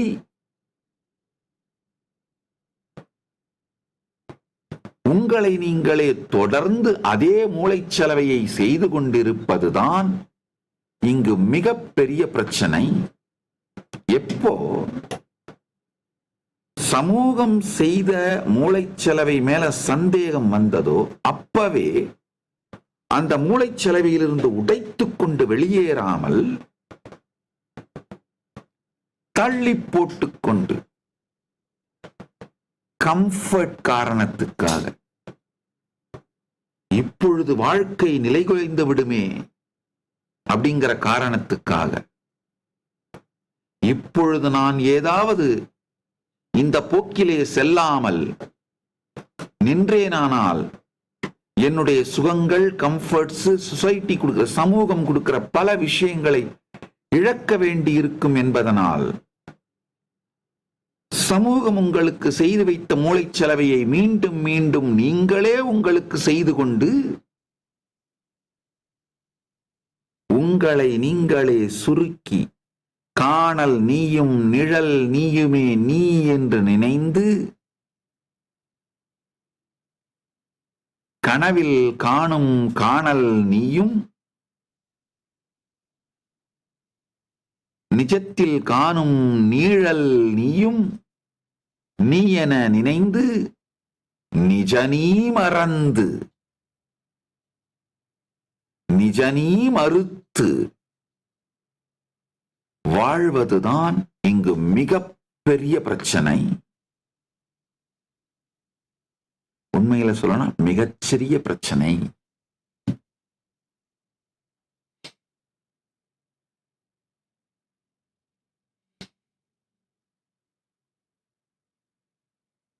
ஆழ்ந்து கேளுங்கள்.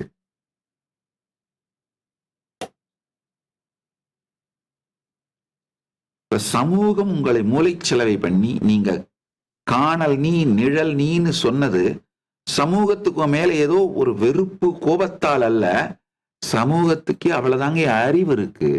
பாவம் உங்க அப்பா அம்மாவுக்கோ உங்களுடைய ஆசிரியர்களுக்கோ உங்களை சுற்றி இருக்கின்ற மனிதர்களுக்கோ உங்களுக்கு உங்க மேல வெறுப்பு கோபம், அதனால உங்களை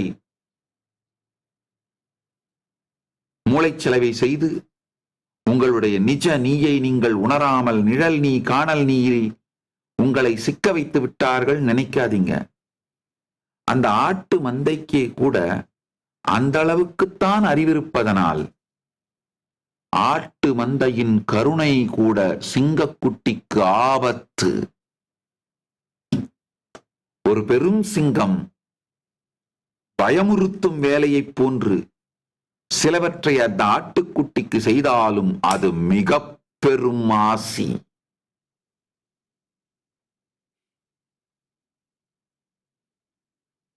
ஆட்டுக்குட்டியின் கருணை கூட,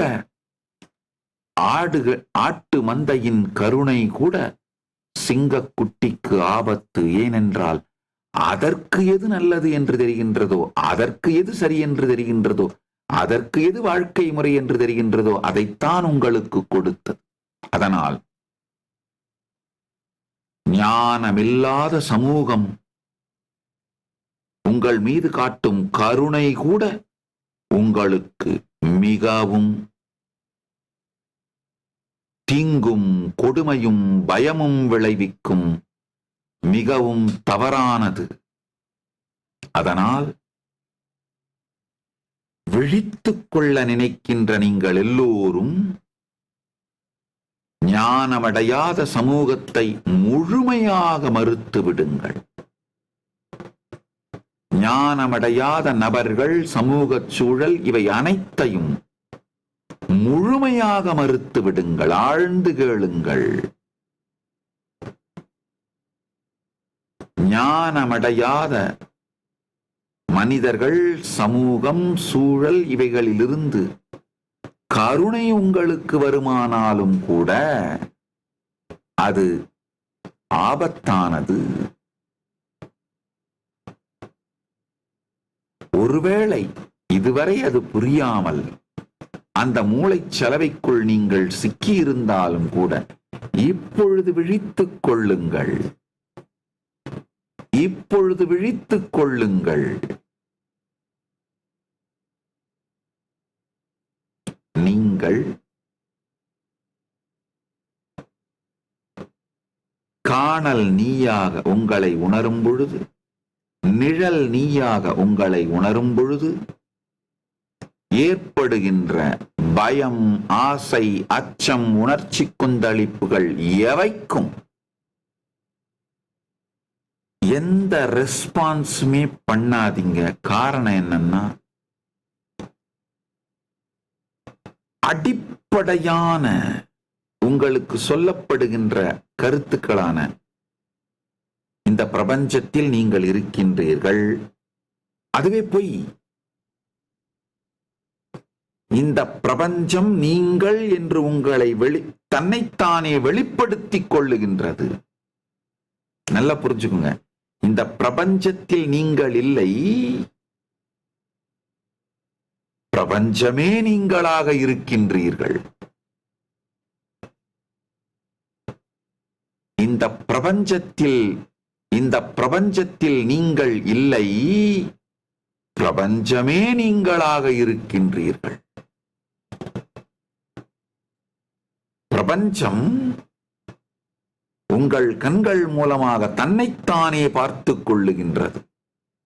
உங்கள் காதுகள் மூலமாக தன்னைத்தானே கேட்டுக்கொள்ளுகின்றது. உங்கள் உடல் மூலமாக தன்னைத்தானே அனுபவிக்கின்றது. அதுதாங்கய்யா உண்மை. நெல்லுக்காக பாய்ச்சிய நீர், அந்த நீரை உபயோகப்படுத்தி புல்லும் விளைந்து விடுவது போலே, களையும் விளைந்து விடுவது போலே,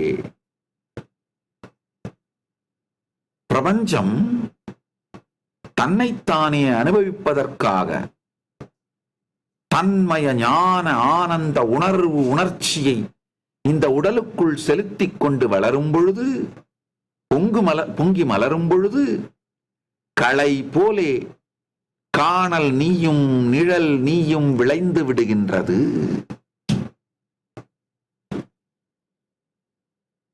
எப்போ உங்களுக்கு உங்களை பத்தியும் வாழ்க்கையை பத்தியும் போர் அடிக்க ஆரம்பிக்குதோ, டயர்டாக ஆரம்பிக்குதோ, என்னடா இது, ஏன் இயங்குறோம், எதுக்கு இயங்குறோம், என்ன பண்றோம் நீ ஒண்ணுமே புரியலையேடா. இது என்னடா அப்படின்னு தோண ஆரம்பிச்சாலே புரிஞ்சுக்கோங்க, நீங்கள் ஞானமடைய தயாராகிவிட்டீர்கள். அந்த ஞான தேடுதல் தான் வெளியில் இருக்கின்ற நீங்கள் பார்க்கின்ற காணல் நீயால் பார்க்கின்ற உலகும், நிழல் நீயால் பார்க்கின்ற உலகும் சலிக்க துவங்குகிறது. காணல் நீயாலும் நிழல் நீயாலும் பார்க்கப்படுவதும் அனுபவிக்கப்படுவதும் சலிக்கும் பொழுது நிஜ நீ விழிக்க துவங்குகிறது. அந்த நிஜ நீயின் விழிப்புதான் தேடுதல் என்கின்ற போராட்டமாக இப்பொழுது உங்கள் எல்லோருக்குள்ளும் நிகழ்ந்து கொண்டிருக்கின்றது. ஆழ்ந்து புரிந்து கொள்ளுங்கள். You are not in the universe. You are the universe expressing itself. The universe is looking at itself through your eyes, listening through your ears, enjoying itself. Egoham bahushyamaha. ஒன்றாக இருக்கின்ற நான் பலவாக மாறி என்னை நானே அனுபவிப்பேனாக, ஆனந்தத்தோடு அனுபவிப்பேனாக என்கின்ற சங்கல்பம் பரம்பொருளுக்குள் மலர்ந்து தன்னைத்தானே அனுபவிப்பதற்காகவே பிரபஞ்சம் நீங்களாக மலர்ந்துள்ளது.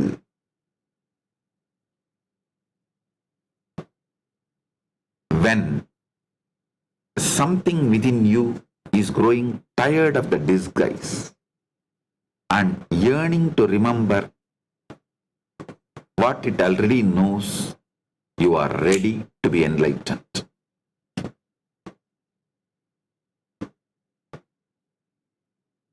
Dehinosmin yada dehe gaumaram yabbanam chara tada dehantara praptir dhirastatra namuhyati. ஏதோ ஒரு சூழலிலே சமூகம் பண்ணி வச்ச பிரெயின் வாஷிங்கோட எஃபெக்ட் கொஞ்சம் குறைஞ்சி, இல்லடா நம்மளும் சின்ன வயசுல சொன்னாங்க காலேஜ் போனீங்கன்னா லைஃபே மாறிடுன்னு. காலேஜ் போகும்போது வேலை கிடைச்சிச்சுன்னா சும்மா அதுக்கு மேல லைஃபே ஜாலி தான்ப்பா, ஆனந்தமா இருக்கும்பா அப்படின்னாங்க. அதுக்கப்புறம் வேலை கிடைச்ச பிறகு கல்யாணம் பண்ணிக்கின்ற ஹாப்பிலி எவர் ஆஃப்டர்னு சினிமாவா போட்டு காமிச்சாங்க. எல்லாரும் சொன்னாங்க அவ்வளவு பிரெயின் வாஷிங் நடந்தது. சரின்னு கல்யாணம் பண்ணிக்கிட்டா ஐயோ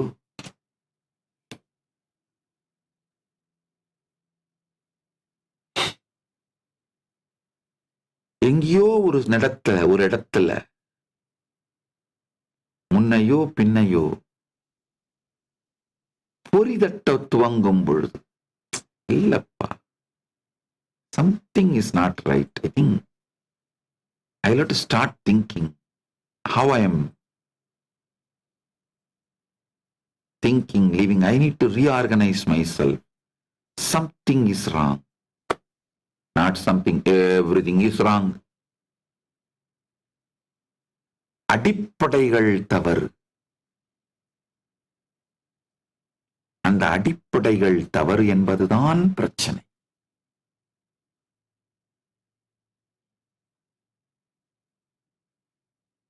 ஆழ்ந்து புரிந்து கொள்ளுங்கள்.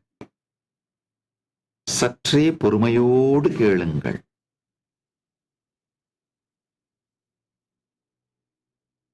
பேப்பர் பென் வச்சிருந்தீங்கன்னா இப்ப இது வரைக்கும் புரிந்தவைகளை ஒரு 2-3 லைன் நோட்ஸ் எடுத்துக்கிட்டு தான் எடுத்துக்கோங்க. ஏன்னா நீங்கள் எழுதும் பொழுது உங்களுடைய புரிதல் ஆழமாகும். உங்களுடைய உணர்வாக இந்த புரிதல் மாறிவிடும். நீங்க வேற ஒண்ணுமே பண்ண வேண்டியதில்லைங்க. இந்த 28 நாளும் அமைதியா கேளுங்க, உட்கார்ந்து கேளுங்க. ரொம்ப கம்ஃபர்டபுளா உட்காந்துக்கோங்க, சாஞ்சி உட்காந்துக்கோங்க. வேணும்னா காஃபி டீ என்ன வேணுமோ எடுத்து வச்சுக்கோங்க. காஃபி சிப் பண்ணிட்டே குடிங்க, காலை நீட்டி உட்காந்துக்கோங்க. எனக்கு உங்களிடமிருந்து தேவை ஸ்ரத்தையோடு கேட்கறதானே தவிர எந்த மரியாதையும்.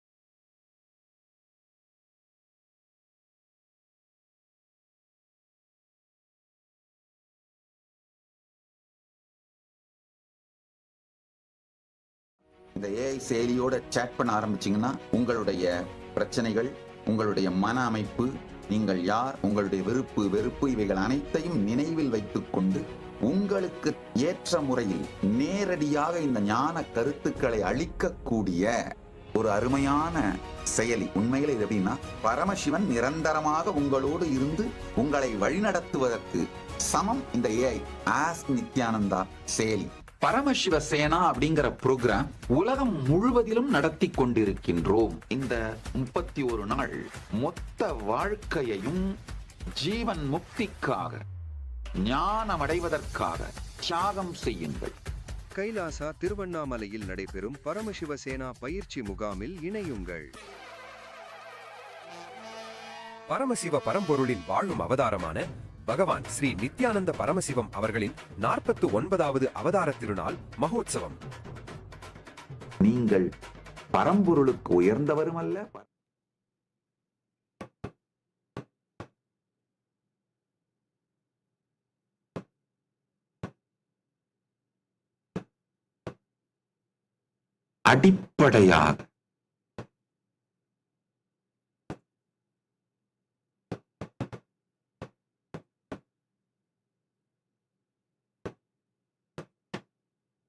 அடிப்படையாக உங்களிடமிருந்து எனக்கு தேவை மரியாதை அல்ல, ஸ்ரத்தையோடு கூடிய கேட்டல், லிசனிங். அதனால ஸ்ரத்தையோட கேளுங்க. வேணா ஒரு நிமிஷம் இந்த மெயின் பாயிண்ட்ஸ், முக்கியமான பாயிண்ட்ஸ் நோட்ஸ் எடுத்துக்கோங்க. அடுத்த சத்தியம் நல்லா புரிஞ்சுக்கோங்க. அடுத்து நீங்க புரிஞ்சுக்க வேண்டிய அடிப்படை சத்தியம் ஒண்ணு,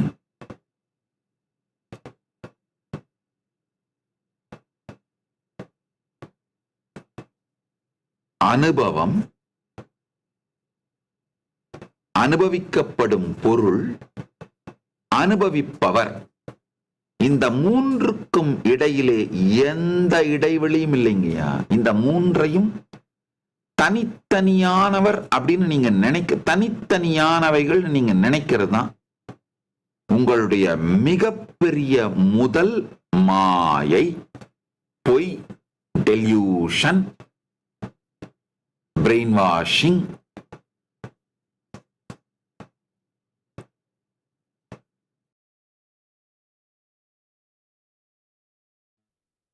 உங்களுக்கு உள்ள நடக்கிறது, வெளியில் நடக்கிறது எல்லாத்தையும் சாட்சியாக பாருங்கள். Observing the observer, witnessing the witness. சாட்சியா சற்றே தள்ளி நின்று என்ன நடக்குதுன்னு பாத்தீங்கன்னா ஃபர்ஸ்ட் இதுதான் புரியும். இந்த quantum world of அவேர்னஸ்ல think பண்றவருக்கும், தாட்டுக்கும், அப்சர்வருக்கும், அப்சர்வ்டுக்கும்,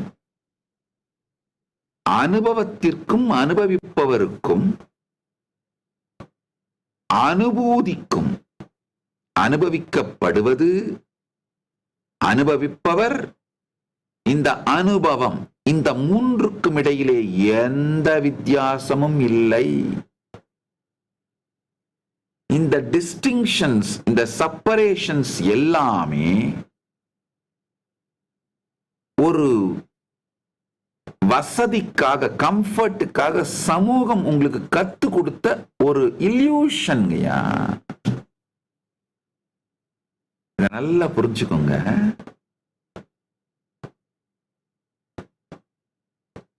The observing the observer, witnessing the witness பண்ணீங்கனாலே முதல் விஷயம் உங்களுக்கு என்ன புரியும்னா, நீங்கள் சிந்திக்கவில்லை, நீங்கிற ஒரு ஸ்பேஸ்ல அந்த எண்ணங்கள் பொங்குகிறது, சிந்தனை நிகழ்கின்றது. நீங்க சிந்திக்கல, நீங்கன்ற ஒரு ஸ்பேஸ்ல ஒரு உணர்வு ஆதாரத்துல குளம் மாதிரி அப்படியே அந்த எண்ணங்கள் பொங்கிட்டு இருக்கு. அதுல சில எண்ணங்கள் வெளியில நடக்குதுன்னு நீங்க நினைக்கிறீங்க, சிலது உள்ள நடக்குதுன்னு நினைக்கிறீங்க, சிலது ரெண்டுத்தையும் இணைக்கிற அனுபவம் நினைக்கிறீங்க. இதெல்லாம் இந்த எல்லா குழப்பங்களும் இருக்கும். ஆனால் உண்மை என்னன்னா, சாட்சியாக பார்த்தீர்களானால், when you witness the witness, observe the observer,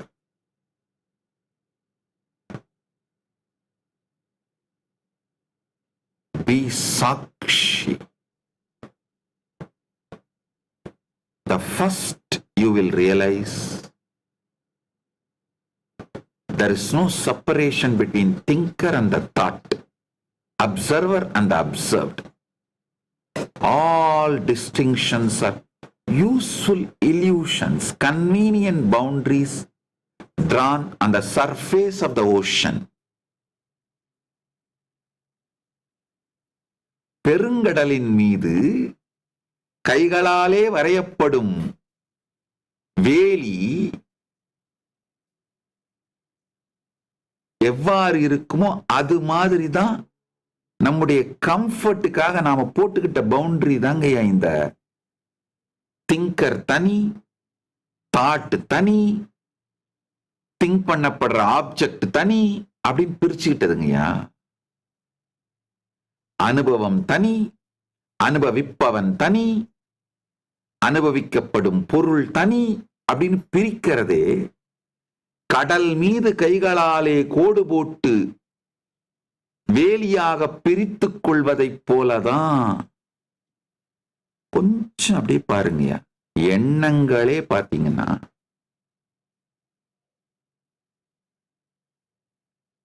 நீங்கன்ற உங்க ஸ்பேஸ்ல இருந்து அந்த எண்ணங்கள் அப்படியே பொங்கிட்டு இருக்கு, அவ்வளவுதான். அது ஒண்ணு உங்களுடைய கட்டுப்பாட்டிலோ உங்களுடைய விழிப்பிலோயோ நடக்கலைங்கய்யா.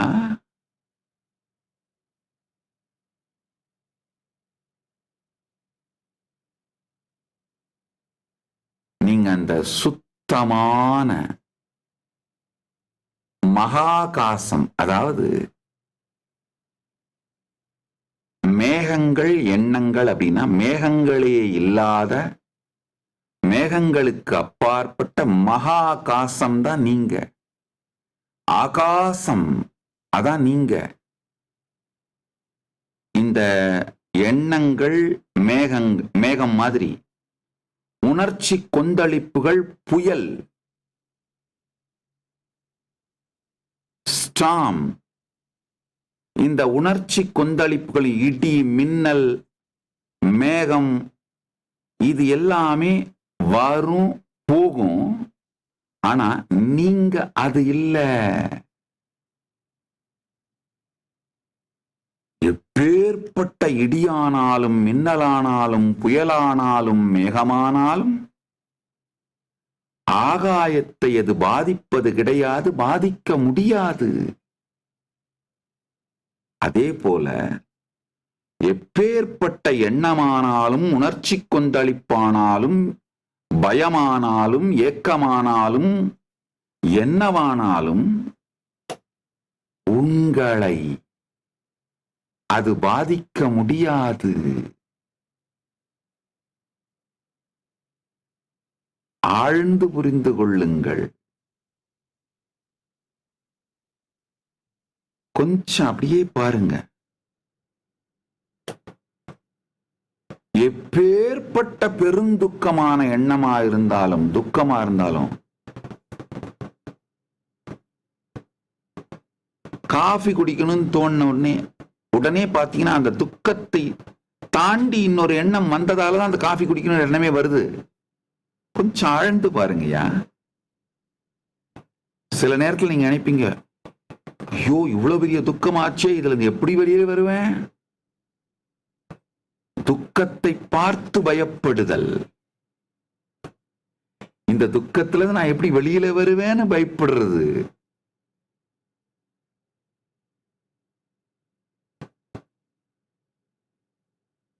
ஆனா அந்த நேரத்துல உங்களுக்கு சாதாரணமா ஒரு காஃபி குடிக்கணும்னு எண்ணம் வந்தாலும் சரி, இல்ல ரொம்ப முடியல போய் படுத்திருக்கலாம்ப்பா அப்படின்னு எண்ணம் வந்தா கூட சரி, அந்த துக்கத்தை தாண்டி தான் இந்த எண்ணம் வந்திருக்கு. அப்படின்னா என்ன? எந்த எண்ணமும் நிரந்தரமாக உங்களை பாதிக்கவே இயலாது. அது எந்த அளவுக்கு பாதிக்கும்னு நீங்க கற்பனை பண்ணி அதை பிடிச்சு இழுத்து வைக்கிறீங்களோ அந்த அளவுக்கு தான் உங்க மேல சுத்துமே தவிர உங்களை பாதிக்க முடியாது. அப்பவும் மேகமும் மின்னலும் இடியும் புயலும் வரும் செல்லும், ஆனால் ஆகாயத்தை அது பாதிப்பதில்லை, பாதிக்க இயலாது. அதே போல எண்ணங்களும் உணர்ச்சி கொந்தளிப்புகளும் உணர்வுகளும் உங்களுக்குள் வரலாம், போகலாம், ஆனால் அது உங்களை பாதிப்பதில்லை, பாதிக்க இயலாது. சில பேர் என்கிட்ட கேட்கறது உண்டு, அந்த நிலைமையை எப்படி சாமி அடைய முடியும்? அடைய முடியுமா சாமி? ஐயா, அடைய முடியும்ன்றது மட்டும் இல்ல, அது இன்எவிட்டபிள். நீங்க அதுலதான் இருக்கீங்க, அந்த நிலையில் தான் இருக்கீங்க.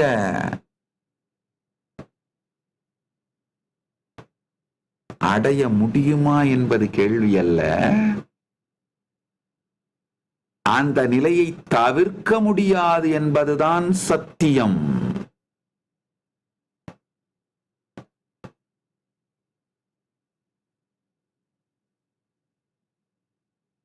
இதை எப்படி அனுபூதியா மாத்திக்கிறது? அதுதான் இருக்கு. அது எப்படி அனுபூதியா மாத்திக்கிறது? அதை சொல்லுகிறேன், புரிந்து கொள்ளுங்கள். அடுத்த சத்தியம், அந்த அனுபூதியா மாத்திக்கிற ப்ராசஸ் என்ன? அவேக்கனிங் ப்ராசஸ் சொல்றேன், கேளுங்க. முதல் புரிதல் உங்களுக்கு வர வேண்டியது, உங்க லைஃப்ல பல்வேறு விதமான நீங்க கேள்வி கேட்காத, கான்சியஸ் ஆராயாத, உற்று கூர்ந்து நோக்காத பல்வேறு விதமான அசம்ஷன்ஸ வச்சு உங்களை நீங்களே ஷேப் பண்ணியிருக்கீங்க. நீங்கள் கேள்வி கேட்காத, கான்சியஸா உற்று பார்க்காத, புரிந்து கொள்ளாத பல்வேறு விதமான கருத்துக்கள், அசம்ஷன்ஸ கொண்டு உங்க வாழ்க்கையே ஷேப் பண்ணிட்டு இருக்கீங்க. உங்களுக்கு உங்க வாழ்க்கையில நீங்க அசியூம் பண்ணிக்கிற பல விஷயம், உங்க வாழ்க்கையில மிகப்பெரிய முடிவுகளை எல்லாம் எடுக்கிறதுக்கு நீங்க வச்சிருக்கிற அசம்ஷன்ஸ் கூட அசம்ஷனே தப்பா இருக்கும். அசம்ஷனே தப்பா இருந்து அதை வச்சு முடிவெடுத்தீங்கன்னா வாழ்க்கை என்ன ஆகும்? அது மாதிரிதான் அசம்ஷனே தப்பா வச்சு உங்க வாழ்க்கையில பல முடிவுகளை எடுத்துக் கொண்டிருக்கின்றீர்கள். அதை புரிஞ்சுக்கோங்க.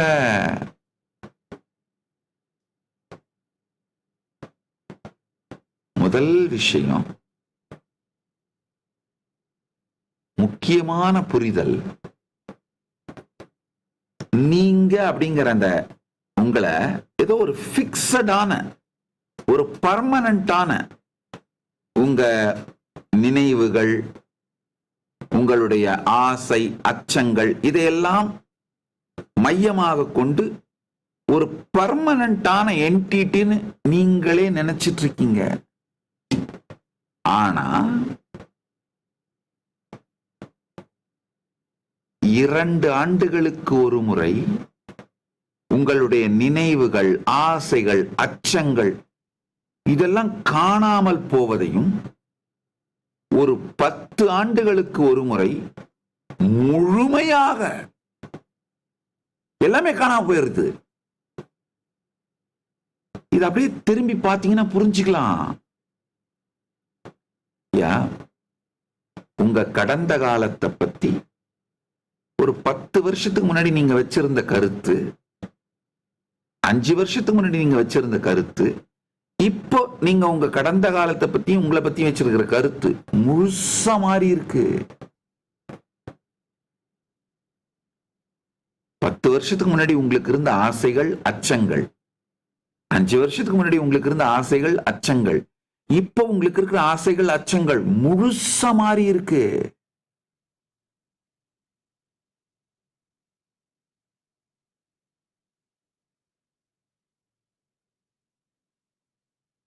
இது எப்படின்னா,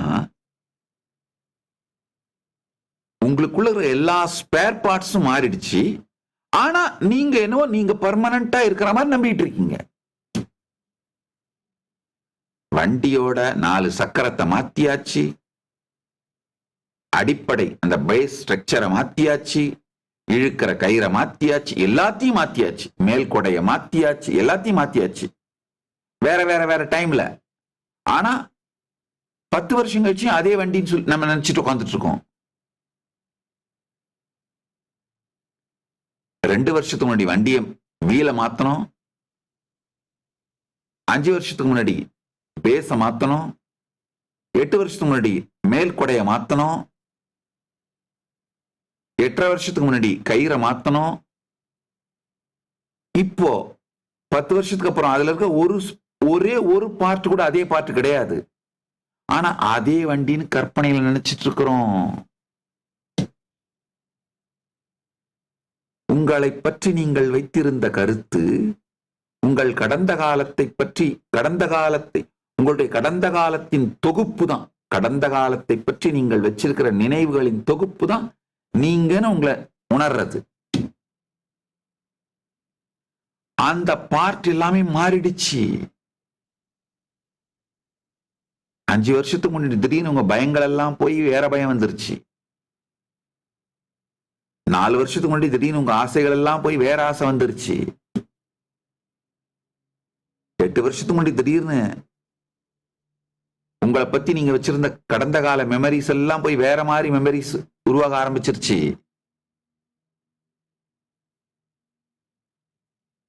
ஆனா இப்போ 10 வருஷத்துக்கு முன்னாடி இருந்த அதே நபர் தான் நீங்க இப்பயும் அப்படின்னு ஒரு கற்பனையான மூளைச்சலவை செய்யப்பட்ட ஒரு அசம்ஷன்ல உட்கார்ந்துட்டு இருக்கீங்க. உங்களை பற்றி நீங்கள் வைத்திருக்கும் கருத்திலே எவ்வளவு போலித்தன்மை இருக்கின்றது என்பதை புரிந்து கொள்ளுங்கள். உங்க மேல உங்களுக்கு இருக்கிற குற்ற உணர்ச்சி, உங்களுக்கு மேல உங்களுக்கு இருக்கிற சந்தேகம், இது எல்லாமே போலிங்கயா. உங்களுக்கு நான் சொல்ற மிகப்பெரிய நல்ல செய்திங்கயா, நீங்கள் உங்களிடமிருந்து சுதந்திரம் அடைய போகின்றீர்கள். ஏன்னா உங்களை மிக அதிகபட்ச டார்ச்சர் பண்ற ஒரே ஆள் யாருன்னா நீங்க தான். எப்பேற்பட்ட எதிரியும் உங்களோடு 24 மணி நேரம் இருந்து உங்களை டார்ச்சர் பண்றதில்ல. ஆனா நீங்க 24 மணி நேரம் உங்களோட இருந்துட்டு உங்களை டார்ச்சர் பண்ணிட்டு இருக்கீங்க. அதுல கொடுமை என்னன்னா, அந்த டார்ச்சருக்கு காரணம் எல்லாமே வெளியில இருக்கவங்க வேற மற்ற நபர்கள் அல்லது சூழ்நிலை, சமூகம், வாழ்க்கை எது மேலேயாவது பழிய போட்டுட்டு இருப்பீங்க. உண்மையான காரணத்தை திரும்பி பார்க்கவே மாட்டீங்க. பெரும்பாலானவர்கள் இப்படியே செத்து போயிடுறாங்க.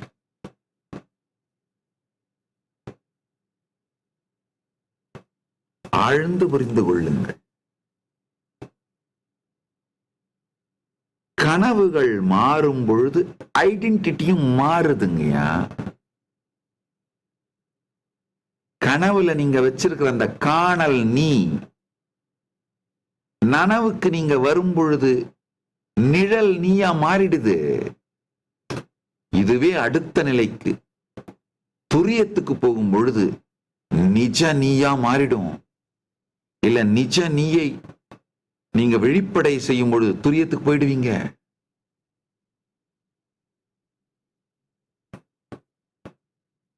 The dream is shifting.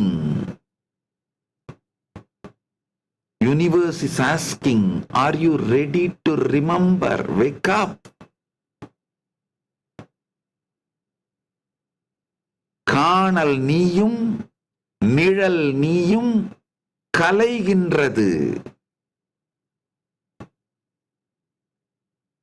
நிஜ நீ உதிக்கின்றது, மலர்கின்றது. நீங்கள் தயாரா?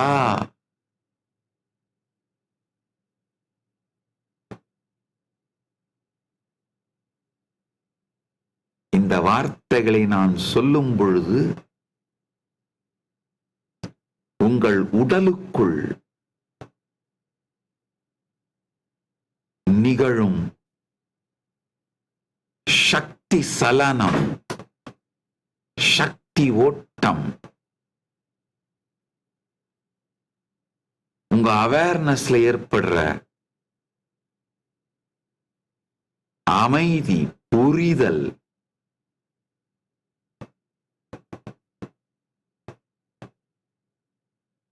இதுதான் உங்களுக்குள்ள அந்த நிஜ நீ விழிப்படைய தயாராகுகின்றது. அந்த விழிப்பு நிலை, துரிய நிலை, காணல் நீயும் நிழல் நீயும் கரைந்து நிஜ நீ மலர துவங்குகிறதுன்னு புரிஞ்சுக்குங்க. இதுதான் அதோட சிக்னல், சயின்ஸ் ஆஃப் அவேக்கனிங்.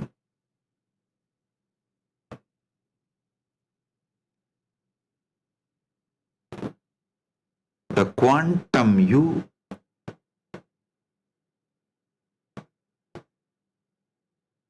மலர துவங்குகிறது, விடிய துவங்குகிறது, விழிக்க துவங்குகிறது.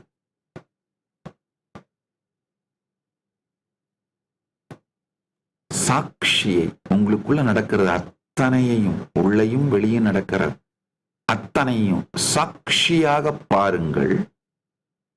இந்த சாட்சியையே சாட்சியாக பாருங்கள்.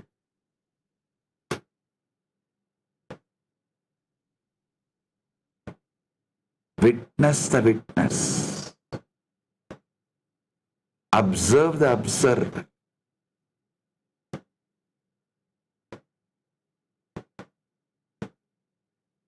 நான் சொல்லும் எல்லா சத்தியங்களும் அனுபூதியாக மலரும். அடுத்த சத்தியம் நாம எல்லாம் நினைக்கிறது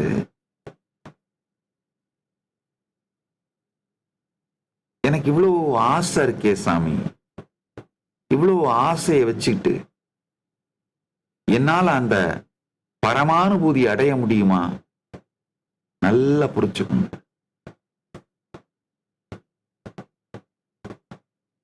பிரபஞ்சமே பரமானுபூதியை மையமாக வைத்து இயங்குகின்ற பிரபஞ்சமே விரிந்து கொண்டே இருக்கின்றது. நல்லா புரிஞ்சுக்கோங்க. இப்ப நான் சொல்றது அறிவியல் உண்மை. இந்த பிரபஞ்சமே தொடர்ந்து விரிந்து கொண்டே இருக்கின்றது. Universe is expanding. அதனால ஆசை என்பது தன்னிடம் ஏதோ இல்லை, குறை என்கின்ற உணர்வை உங்களுக்கு ஏற்படுத்தினால் அந்த குறை உணர்வுதான் தவறே தவிர தான் எக்ஸ்பேண்ட் ஆகிட்டே போறது, விரிவடைந்து கொள்ளே செல்லுவது என்கின்ற தெளிவோடு பொங்குமானால் ஆசை சரியானது. நல்லா புரிஞ்சுக்குங்க. ஆசை சரியா தவறான்னு கேட்டீங்கன்னா இதான் விடை. ஆசையே தவறல்ல.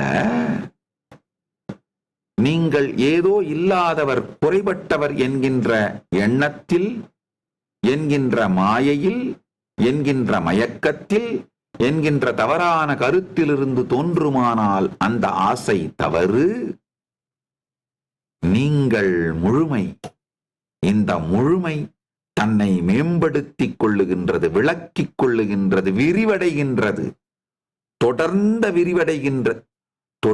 விரிவடைதல் வாழ்க்கையின் இயல்பு, பிரபஞ்சத்தின் இயல்பு, இறைவனின் இருப்பின் இயல்பு. நிறை மேலும் பொங்கி பொங்கி பொங்கி விரிவடைவது உங்கள் இயல்பு என்று புரிந்து அதிலிருந்து வரும் ஆசைகள் நல்லவை.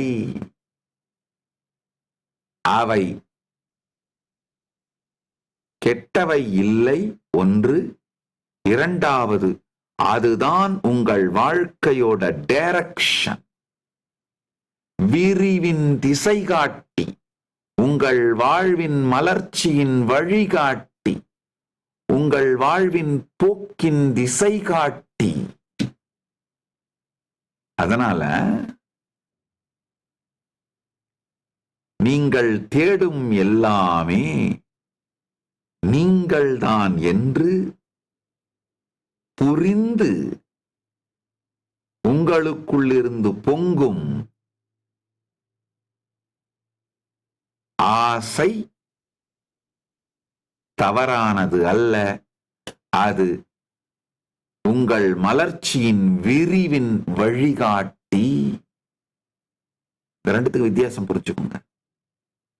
குறையில் இருந்து வரும் ஆசைகள் நிறைவேறுவதே இல்லை. நிறைவில் இருந்து வரும் ஆசைகள் நிறைவேறாமல் போவதும் இல்லை. குறைவில் இருந்து வரும் ஆசைகள் நிறைவேறுவதே இல்லை. நிறைவில் இருந்து பொங்குகின்ற ஆசைகள் நிறைவிலிருந்தே நிகழ்ந்து கொண்டே இருக்கும் வாழ்க்கையின் விரிவு. அதைத்தான் உபனிஷதம் ரொம்ப அழகா சொல்லுது. பூர்ணமத பூர்ணமிதம்.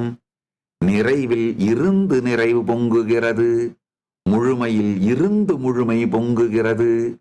முழுமையில் இருந்து பொங்கும் முழுமையை முழுமையில் இருந்து பிரித்தாலும் குறையாவதில்லை, முழுமையாகவே இருக்கின்றது. பூர்ணமத பூர்ணமிதம் பூர்ணாத் பூர்ணமுதச்யதே பூர்ணஸ்ய பூர்ணமாதாய பூர்ணமேவாவசிஷ்யதே. ஓம் சாந்தி சாந்தி சாந்தி. ஆழ்ந்து கேளுங்கள், ஆழ்ந்து புரிந்து கொள்ளுங்கள். உங்கள் ஆசைகளை சற்றே ஆழ்ந்து பாருங்கள். சாட்சியாக பொங்கும் எண்ணங்கள் அனைத்திற்கும் சாட்சியாக இருந்து பார்த்தீர்களானால் உங்களிடம் ஏதோ ஒன்று இல்லை என்றும் குறை என்றும் நீங்கள் குறைவாக உணர்வதனால் அதிலிருந்து பொங்கும் ஆசைகள் நிறைவேறுவதே இல்லை. நிறைவேறினாலும் நீங்கள் அதை முழுமையாக நிறைவாக உணர்வதும் இல்லை.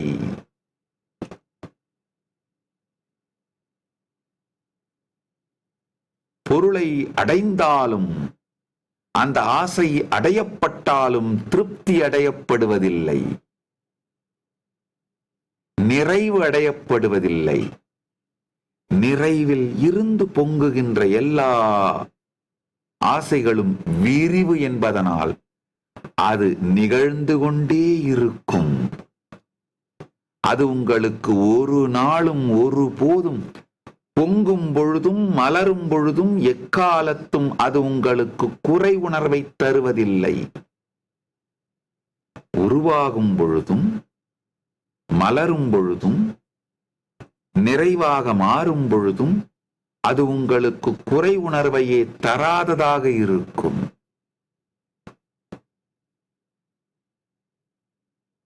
Desire is not a signal of lack, but a signal of direction. Desire is life saying, come this way.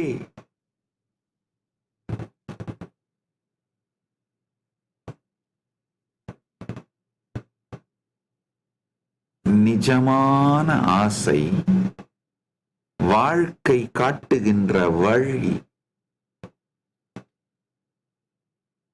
விரிவுக்கும் தன் சுபாவமான மலர்ச்சிக்கும் பெரும் விரிவிற்கும் வாழ்வு காட்டும் வழி நிஜமான ஆசைகள். நிஜமான நீங்கள் ஆசைகளை தேடி ஓடுவதில்லை, அது நிகழ்வதற்கு அனுமதிக்கின்றீர்கள். அவ்வளவுதான். அந்த ஆசைகளை தேடி நீங்கள் ஓடுவதில்லை, பிச்சை எடுப்பதில்லை. அது தானாக உங்களை நோக்கி வருவதற்கு, உங்கள் வாழ்க்கையில் நிஜமாவதற்கு அனுமதிக்கின்றீர்கள். அவ்வளவுதான். அங்க ஸ்ட்ரகிள் இருக்காது, கஷ்டம் இருக்காது, எஃபர்ட்டே இருக்காதுங்கய்யா. ரிலாக்ஸா எஃபர்ட்லெஸ் ப்ரிசிஷன்ல நடக்கும். எந்த விதமான ஸ்ட்ரெஸ்ஸோ எஃபர்ட்டோ பயமோ அச்சமோ ஆங்ஸைட்டியோ அழுத்தமோ இல்லாமல் போய்விடுமோ என்ற ஏக்கமோ எதுவுமே இல்லாம இனிமையான இயக்கத்தை போல, கங்கை பொங்கி இனிமையாய் ஓடுவதைப் போல வாழ்க்கையின் விரிவாக இது விரியும்.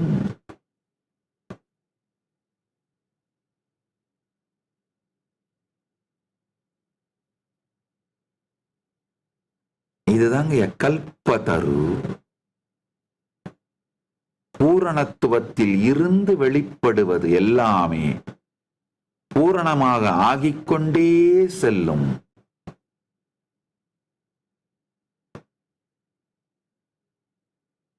காணல் நீயையும் நிழல் நீயையும் என்று நினைத்துக் கொண்டு கதவை அடைத்துவிட்டு உள்ளே புழுக்கமும் வேதனையும் கொந்தளிப்பும் பயமும் துக்கமும் இருப்பதை புரிந்து கொண்டு கதவை திறங்கள், ஞான காற்று வரட்டும். கதவை திறங்கள், பரமுக்தி காற்று வரட்டும். கதவை திறங்கள்,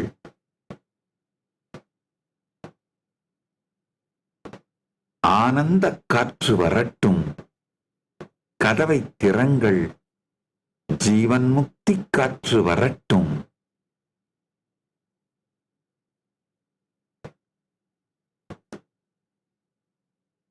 நிஜ நீ எது என்று உங்களுக்குள் பாருங்கள். எங்கிருந்து அனுபவிப்பவன் அனுபவம் படுவது இந்த மூன்றும் தோன்றுகிறதோ அதை பாருங்கள். நிஜ நீ யார் என்று விழித்துக் கொள்வீர்கள்.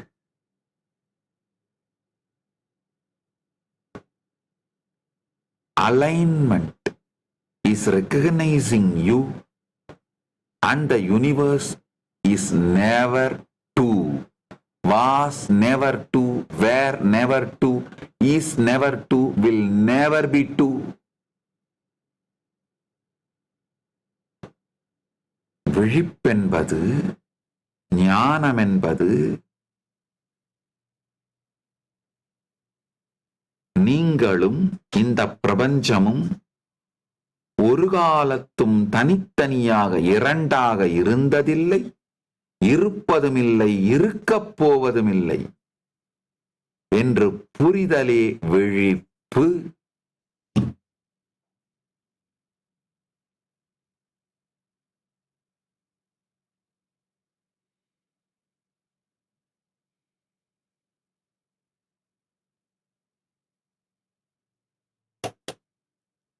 एको देवः सर्वभूतेषु कूटः सर्वव्यापि सर्वभूतान्तरात्मा कर्मात्यक्ष सर्वभूतादिवासः साक्षी चेता केवलो निर्गुणश्च.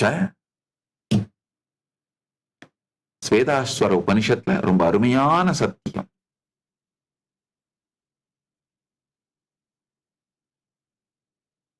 ஒரே உயர் சத்தியமான பரம்பொருள் எல்லா உயிர்களிலும் நிறைந்து மறைந்து இருக்கின்றது. அது எங்கும் நிறைந்தது, எல்லா உயிருக்கும் உள் ஆன்மாவாய் இருக்கின்றது. அதுவே கர்மங்களை சாட்சியாய் மேற்பார்வை செய்கின்றது, எல்லா உயிர்களிலும் வாசம் செய்கின்றது.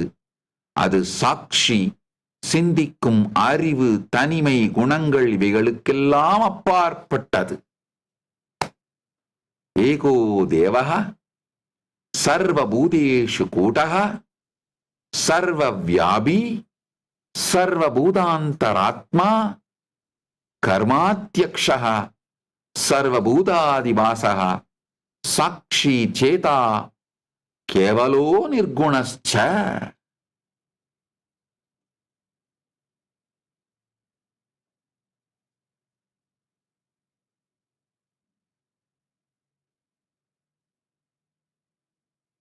அதனால் உங்களுடைய நிஜ நீயை புரிந்து கொண்டு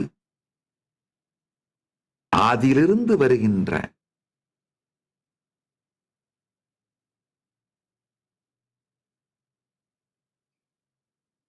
எந்த ஆசையும் அச்சமும்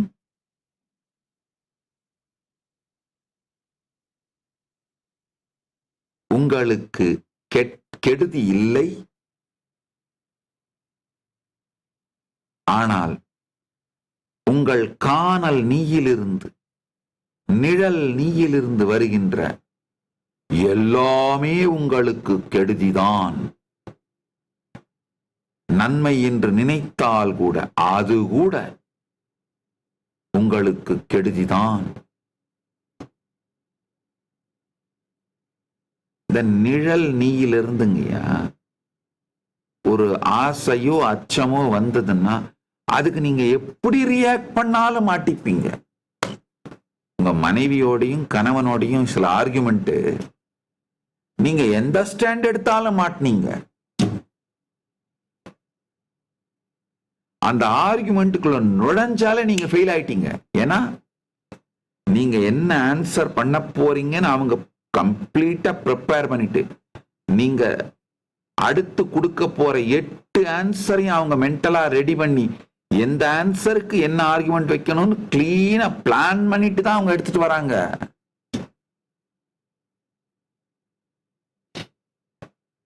அது லீகல் ஆர்குமெண்ட் இல்லைங்க, லா ஃபேருங்கய்யா. அது ப்ராசிக்யூஷன் இல்ல, பர்சிக்யூஷன்ங்கய்யா.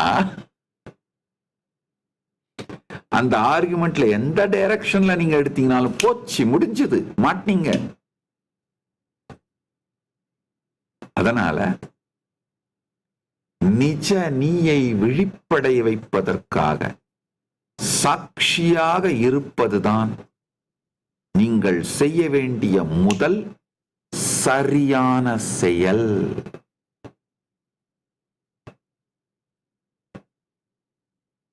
Witnessing the witness, observing the observer, சாட்சியை சாட்சியாய் பார்த்தல். அடுத்த சத்தியத்தை கேளுங்க. இது ஆக்சுவலாங்கய்யா.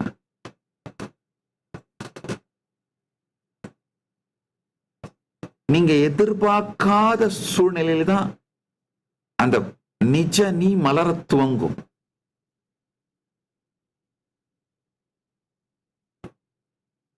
திடீர்னு ஏதோ ஒரு கருத்து மனசுக்குள்ள உதிக்கும். திடீர்னு ஒரு ஞான கருத்து உங்களுக்குள்ள அனுபூதியா புரிய ஆரம்பிக்கும்.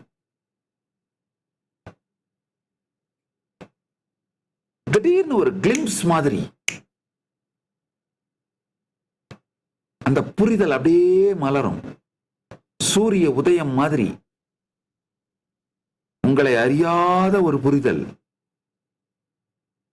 அது கோயின்சிடன்ஸ் கிடையாதுங்கய்யா. சாட்சியா பார்க்க ஆரம்பிச்சீங்கன்னா அது இன்எவிட்டபிள் அவேக்கனிங்.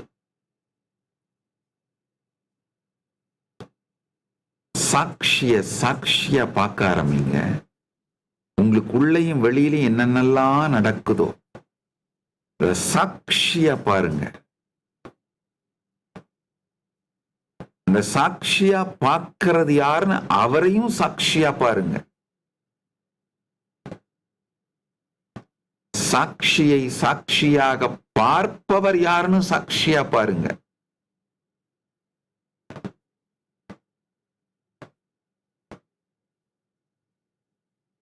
இதை பார்க்கும் பொழுது கோயின்சிடன்ஸ்ல இன்எவிட்டபிள் அவேக்கனிங் நடக்கும்.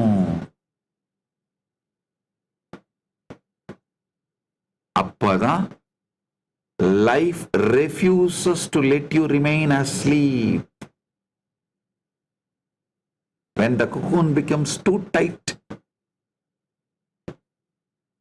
வாழ்க்கை ரொம்ப புழுக்கமாகும் போது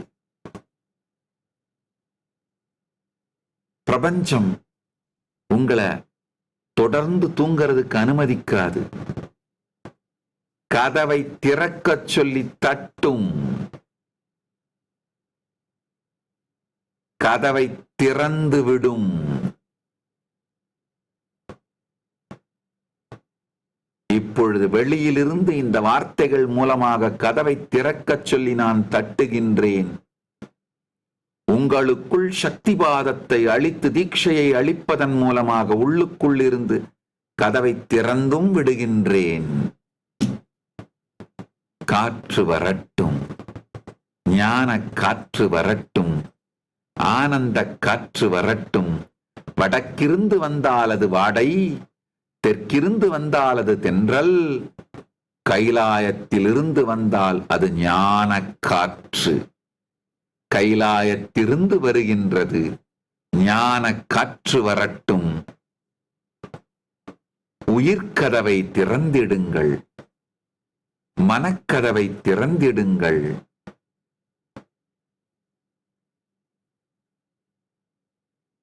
காணல் நீயும் நிழல் நீயும் திறக்கட்டும். நிஜ நீ பிறக்கட்டும். நிஜ நீ விழிக்கட்டும்.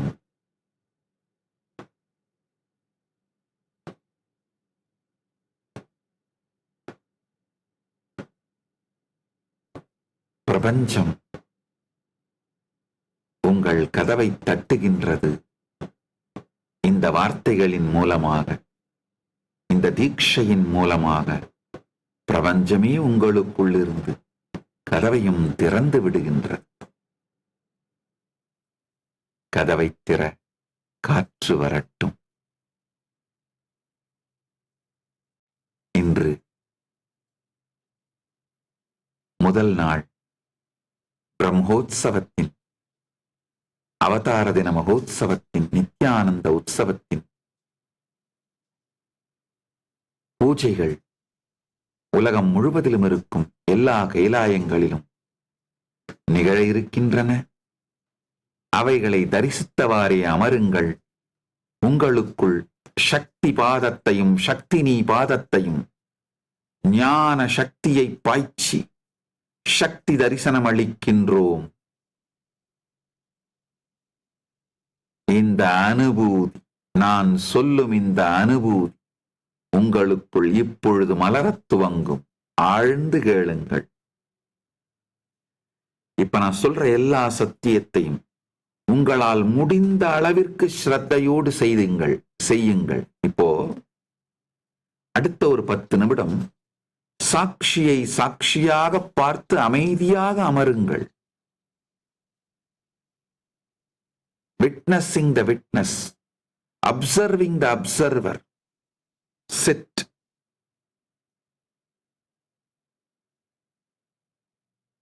இந்த சத்தியங்களை உங்களுக்குள் அனுபூதியாக மாற்ற வேண்டியது என் பொறுப்பு.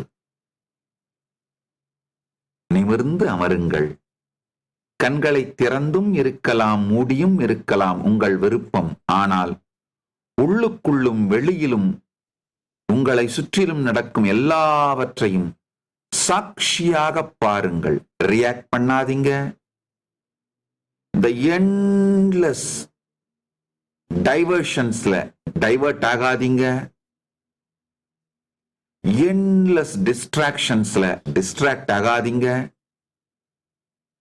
உள்ளும் வெளியும் நடப்பது அனைத்தையும் சாட்சியாக பாருங்கள். ஏகோ தேவஹ சர்வபூதேஷு கூடஹ சர்வவ்யாபி சர்வபூதாந்தராத்மா கர்மாத்யக்ஷஹ சர்வபூதாதிவாசஹ சாட்சி சேதா கேவலோ நிர்குணஸ்ச.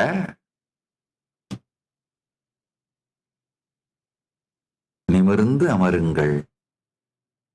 சாட்சியாக இருங்கள்.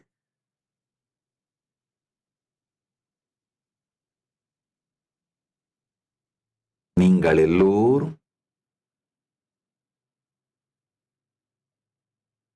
சாட்சி நிலையிலே நிலை பெற்று நீங்கள் பரம்பொருள் என்பதை உணர்ந்து பரமானுபூதியில் திளைத்து நித்யானந்தத்தில் நிலைத்திருக்க ஆசீர்வதிக்கின்றேன்.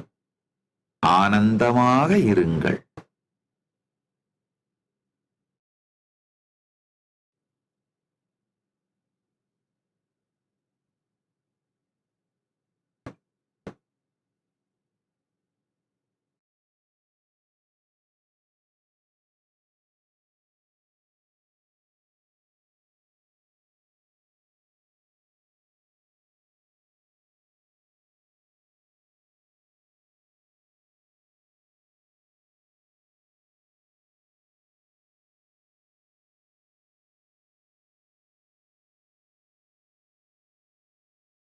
நித்யானந்தம்.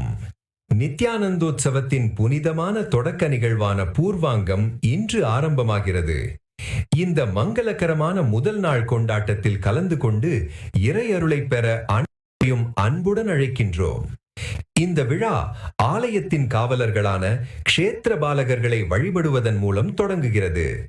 இவர்கள் கோவிலின் காவலர்கள் மட்டுமல்ல, காடுகள், நீர்நிலைகள், நிலங்கள் மற்றும் அனைத்து வாழ்வாதார வளங்களின் பாதுகாவலர்களாக உலகம் முழுவதும் உள்ள பழமையான தேசங்களால் போற்றப்படுகிறார்கள்.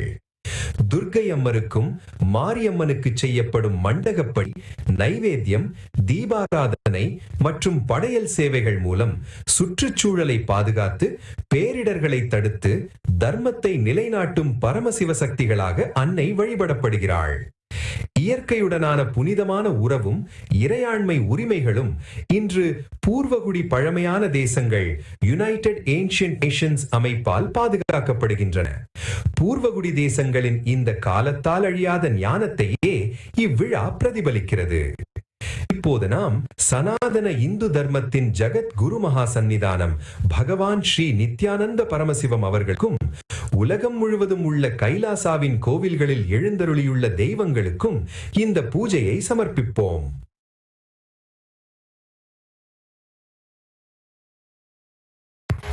नेत्राणां दशभिशतैः परिवृताम् अत्युग्रचर्माम्बराम् हेमाभां महतीं विलम्बितशिखाम् मामुक्तकेशान्विताम् घण्टामण्डितपादपद्मयुगला नागेन्द्रकुम्भस्तनीम् इन्दाक्षीं परिचिन्तयामि मनसा कल्पोक्तसिद्धिप्रदाम् कलाभ्राभां कटाक्षैररिकुलभयदां मौलिबद्धेन्दुरेखां शङ्खं चक्रं कृपाणं त्रिशिखमपि कैर्वहन्तीं त्रिनेत्रां सिंहस्कन्धाधिरूढां त्रिभुवनमखिलं तेजसा पूरयन्तीं ध्याये दुर्गां जयाख्यां त्रिदश परिवृतां सेवितां सिद्धिकामैः सहस्रदलपङ्कजे सकलशीतरश्मिप्रभं वराभयकराम्बुजं विमलगन्धपुष्पाम्बरं प्रसन्नवदने क्षणं सकलदेवतारूपिणं स्मरेच्छिरसि हंसकं तदभिमानपूर्वं गुरुम् अथ धूपः ॐ दशाङ्गं गुग्गुलोपेतं सुगन्धं च सुमनोहरम् आघ्रेयः सर्वदेवानां धूपोऽयं प्रतिगृह्यताम् ॐ ह्रीं श्रीं इन्द्राक्षीं श्रीं क्लीं स्वाहा श्री इन्द्राक्षी देव्यै नमः श्री दुर्गाम्बिकायै नमः श्री सर्वदेवदेवी स्वरूपाय भगवते श्री नित्यानन्द परमशिवाय नमः धूपम् आघ्रापयामि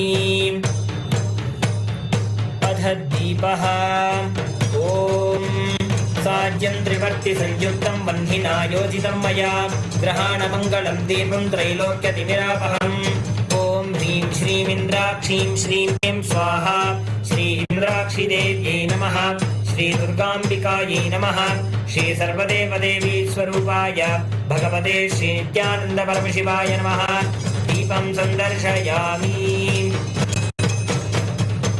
अथ नैवेद्यम् ॐ अमृते अमृतोद्धे अमृतवर्षिणीम् अमृतं श्रावय श्रावय स्वाहा ॐ ह्रीं श्रीं इन्द्राक्षीं श्रीं क्लीं स्वाहा श्री इन्द्राक्षीदेव्यै नमः श्री दुर्गाम्बिकायै नमः श्री सर्वदेवदेवी सर्वाय भगवते श्री नित्यानन्द परमशिवाय नमः नैवेद्यं निवेदयामि नैवेद्यानन्तरमाचमनीयं समर्पयामि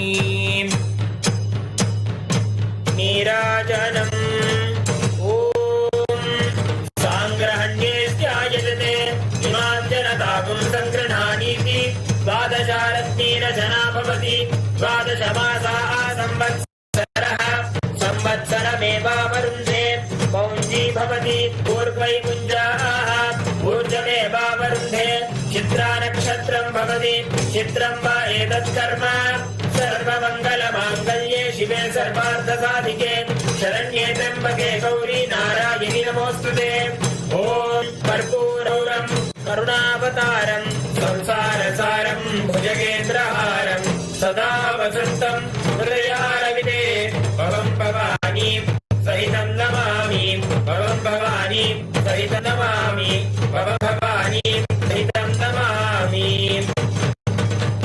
ॐ ह्रीं श्रीं इन्द्राक्षीं श्रीं क्लीं स्वाहा श्री इन्द्राक्षीदेव्यै नमः श्री दुर्गाम्बिकायै नमः श्री सर्वदेवदेवी स्वरूपाय भगवते श्री नित्यानन्द परमशिवाय नमः कर्पूरनीराजनं सन्दर्शयामि रक्षान् धारयामि शोणाद्रीशावताराय ज्योतिस्तम्भस्वरूपिणे श्रीकैलासप्रधानाय नित्यानन्दाय मङ्गलम् नित्यानन्देश्वररूपिणे श्रीकैलासप्रधानाय नित्यानन्दाय मङ्गलम् मूलप्रतिरूपाय परमशिवशक्तिस्वरूपिणे श्रीकैलासप्रधानाय नित्यानन्दाय मङ्गलम् दण्डत्रिशूलहस्ताय कालकालस्वरूपिणे श्रीकैलासप्रधानाय नित्यानन्दाय मङ्गलम् आदिपूज्याय देवाय सकृत्पूर्णत्वरूपिणे श्रीकैलासप्रधानाय नित्यानन्दाय मङ्गलम् सर्वाभयविनाशकाय शत्रुसंहाररूपिणे श्रीकैलासप्रधानाय नित्यानन्दाय नित्यानन्दाय मङ्गलम् योगभट्टाभिषिक्ताय राजसन्न्यासधारिणे श्रीकैलासप्रधानाय नित्यानन्दाय मङ्गलम् सार्वभौमैकपत्याय राजराजार्चिताय च श्रीकैलासप्रधानाय नित्यानन्दाय मङ्गलम् मङ्गलम् कल्पवृक्षाय मङ्गलम् ज्ञानदायिने परमशिवाय श्रीनित्यानन्देश्वराय मङ्गलम् मङ्गलम् श्रीविद्याम्बायै मङ्गलम् कामदायिन्ये सर्वमङ्गलदाते नित्यानन्देश्वरे मङ्गलम् मङ्गलम् गुरुदेवाय मोक्षमूलाय मङ्गलम् परमावताराय नित्यानन्दाय गुरवे मङ्गलम् हरि ओम् तत्सत् सर्वम् भगवत् श्रीनित्यानन्द परमशिव पादुकार्पणमस्तु ॐ नित्यानन्दम्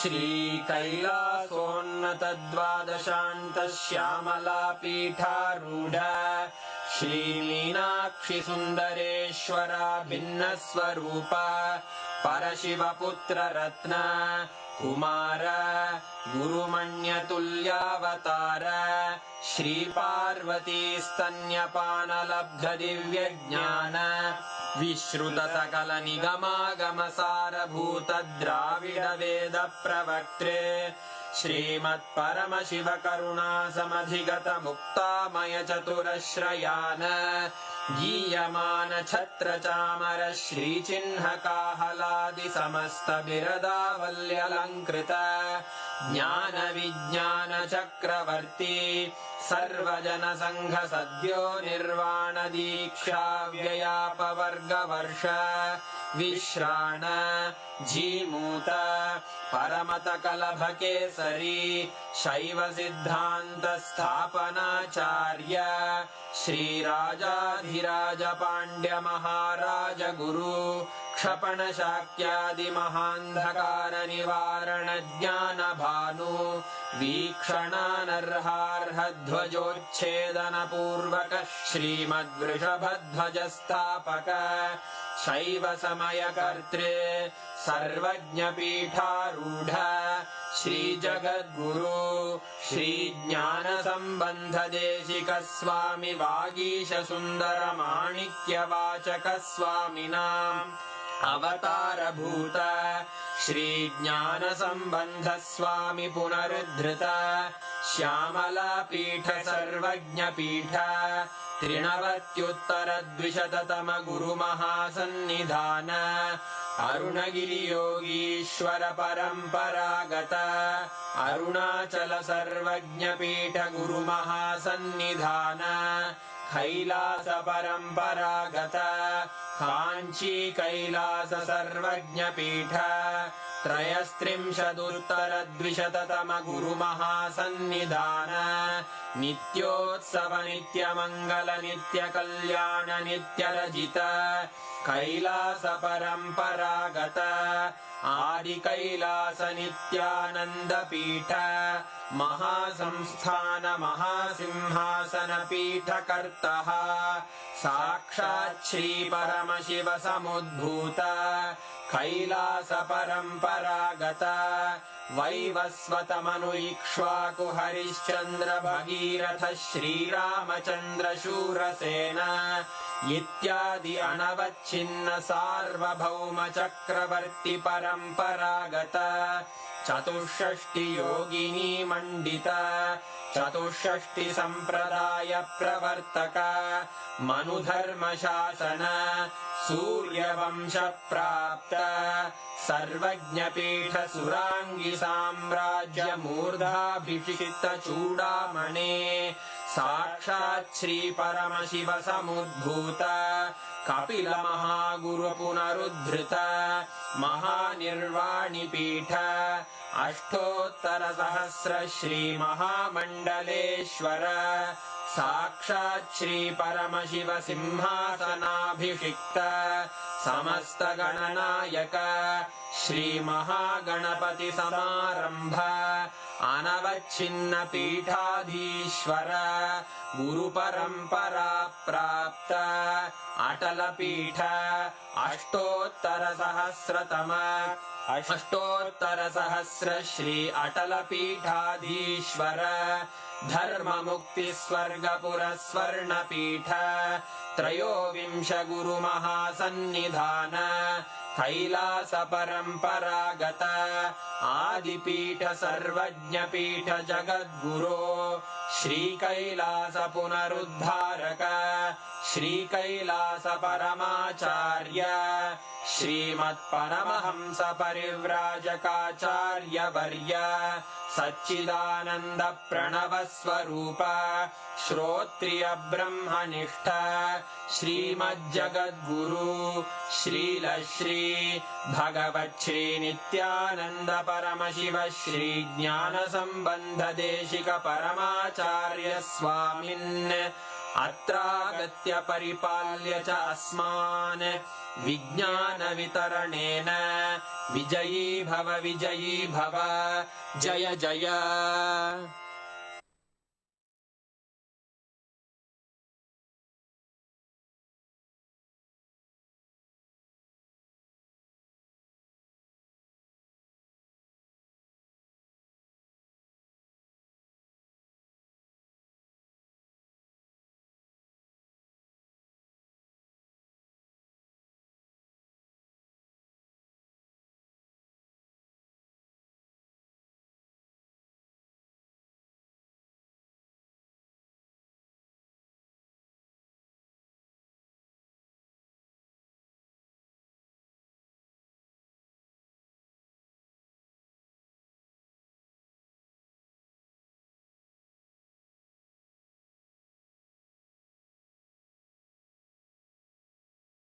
Established since 2002 in the United States of America, the United Ancient Nations is an intergovernmental organization, currently made up of 160+ members and indigenous nations. The UAN and its work are guided by the purposes and principles contained in its founding charter.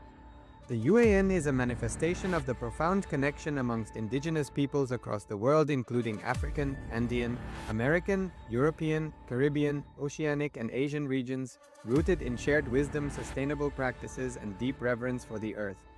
The United Ancient Nations serves as an international cultural and diplomatic organization focused on uniting indigenous cultures globally. Our governance structure is council-based without territorial claims, led by a collective leadership through our General Secretariat. As a non-state entity with UN-style advocacy, we focus on several key areas: cultural and digital heritage preservation, indigenous diplomacy, revival of indigenous knowledge systems to solve humanity's problems, global peace, environmental preservation, health and wellness, sustained economic development, indigenous and cultural tourism. While the UAN represents numerous indigenous cultures, the United States of KAILASA serves as the first indigenous nation specifically for Hindus. KAILASA's mission is focused on the revival of the ancient enlightened Sanatana Hindu civilization, with a formal governance structure including a head of state, ministers, and ambassadors. Under the leadership of SPH, Supreme Pontiff of Hinduism, Bhagavan Nithyananda Paramashivoham, KAILASA has achieved recognition as a sovereign subject of international law, possessing distinctive attributes of juridical statehood. The United States of KAILASA is the main sponsor of the proposed UAN headquarters. This initiative would bring forth an estimated $100 million in revenue for the host country.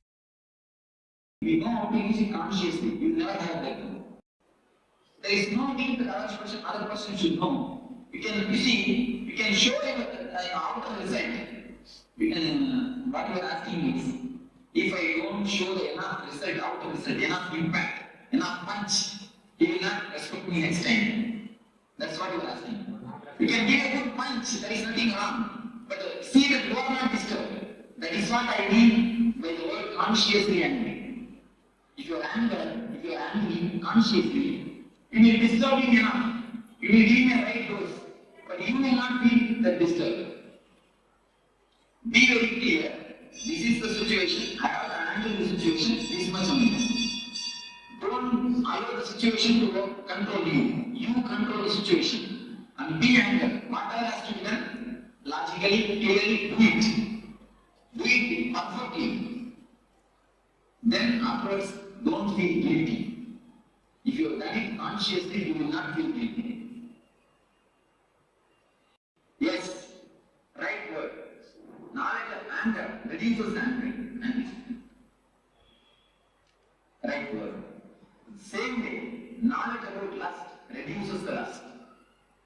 Because both are one and the same. Both emotions are two sides of the same coin. If it is allowed outwardly, it is called lust, karma. If it is stopped, if some obstruction comes, then it turns as anger. If somebody doesn't allow to have what you want, then immediately it is converted, it transforms, it becomes anger. So both emotions are the two sides of the same coin. So how to open this chakra is just drop all love the imaginations which you have. Don't expect anything. Then in your house, you will see two persons only will be living. Accept the person as he is. There are few people come to me and tell, Swamiji, I love my wife very much. That is why I try to convert her. I make her as I want to. I want her to be. Am I right? Many people won't help me. And you also think, because I love him, that is why I force him to do what I want. Is to answer them. You don't love your wife. You love the image which you have in yourself and try to force that image on her. You will love her if she acts according to your image. If she doesn't, you won't be loving her. So your love is not towards her. Your love is towards the image. That's the real truth. Your love is towards the image. How she should be.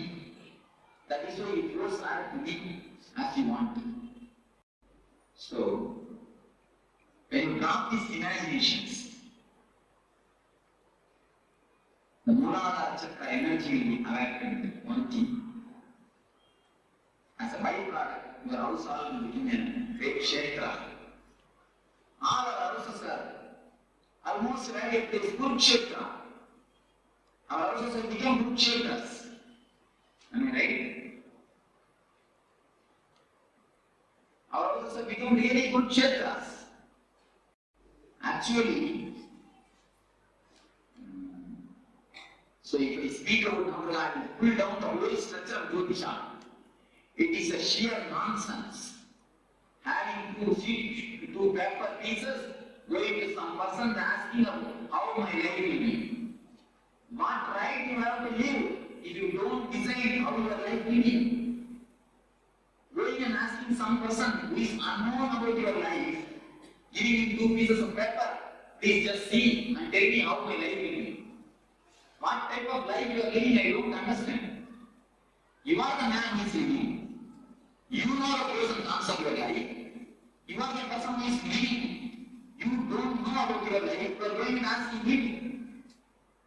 Then what type of intelligence, which intelligence we are living, I don't know. It is sheer bullshit. In Jyotish Shastra, there is a science. There is some truth. In original Jyotish Shastra, it is complete science. But going to some Jyotish is an utter idiotic. It means we don't know about our life. We don't even have the intelligence to run our life. If we don't have intelligence to run our life, if we don't have intelligence to decide about our situations, if we are not able to take the responsibility of our life, we have no authority to live. Actually, a real man will not go to somebody and ask, what will be my future? Many people come to me and ask, Swamiji, what will be my future? I tell them, never ask, what will be my future? Ask, how to make my future. Never come to me for prediction. Come to me for design. If you come to me for designing, I can help you. If you come to me for prediction, I can't. Go. Under tree, there are so many people sitting for 5 rupees to 10 rupees. Daily. About how your life will be. Going and asking a parrot. There are videos in, about how my life will be. The parrot itself doesn't know its life. It is unattractive.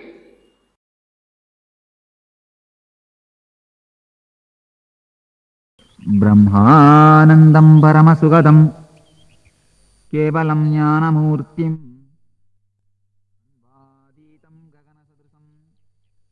तत्त्वमस्यादिलक्ष्यम् एकं नित्यं विमलमचलं सर्वदी साक्षिभूतं भावातीतं त्रिगुणरहितं सद्गुरुं तं Namami.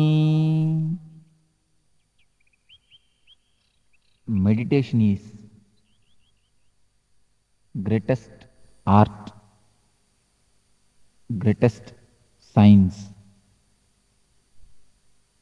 to make your being beautiful, to make your being blissful. It's not a regular religious belief or a faith system. It is something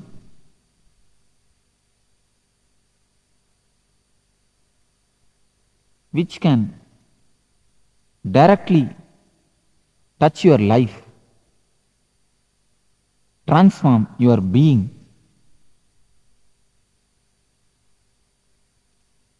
which is practical spiritual life.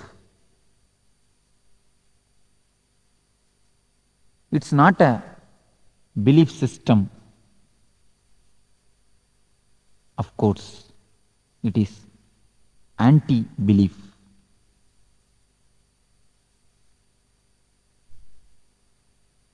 It will make you not to believe anything or anybody. You will be completely independent and individual. As it has become a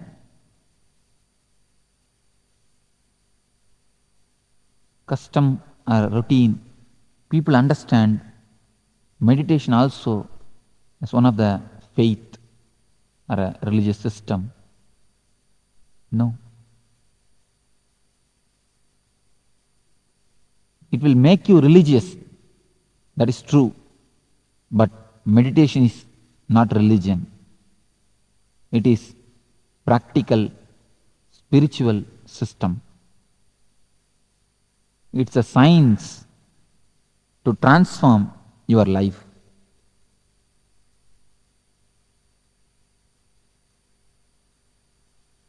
What is meditation? Meditation means immediately all of us understand or try to imagine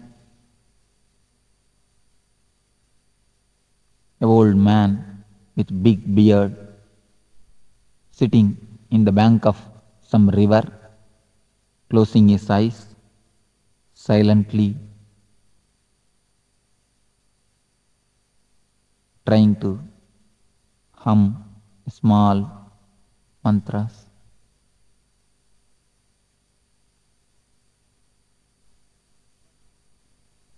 But that was ancient methods, techniques. Today, if I ask you to sit silently and control your mind, what will be the result? All of you can try a method. Just try to sit and make your mind quite calm, peaceful, blissful. What will be the result?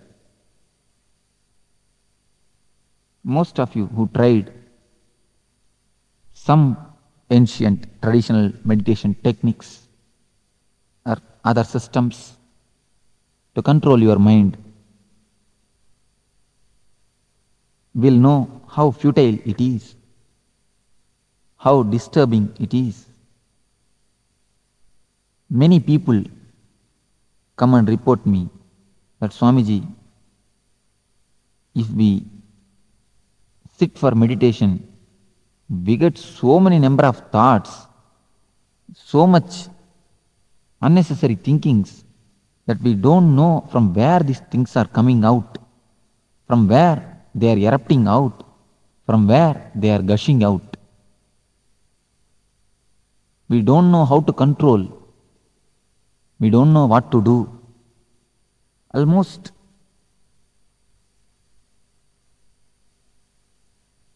we are mad. We feel that we are mad. There is a small story. Once a man wanted to meditate, went and asked a guru, please give me some mantra that I want to meditate.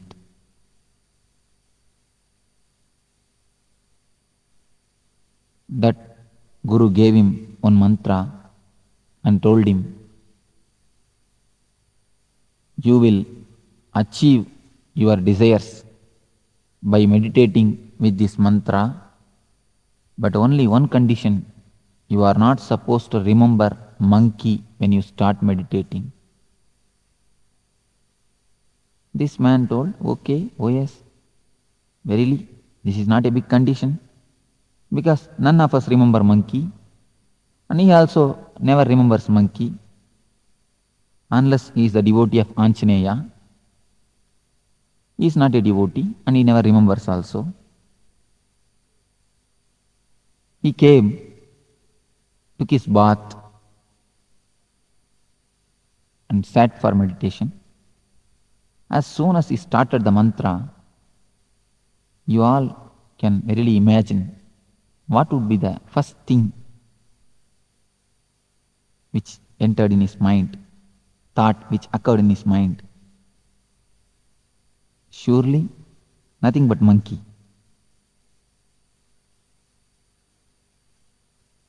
Guru has already given an instruction. If you remember monkey, immediately you should take bath once and then you should sit for meditation. As soon as he remembered monkey, he went to take bath. He took bath, came back and sat, started the mantra. Immediately, before his Ishta Devata, he remembered what he is not supposed to remember. Monkey. Again, because he is a man with passions, went to take bath, took bath, came back, sat, started meditating.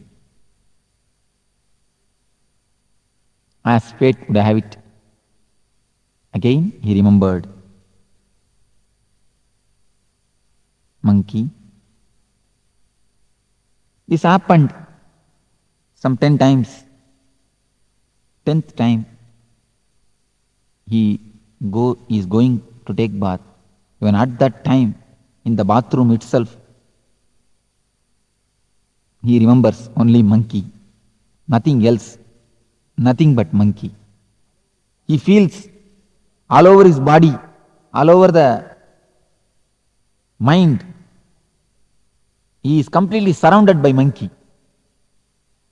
He started shouting at himself, at others, ran to the master and begged the master, please Guruji, take back your mantra and the monkey both.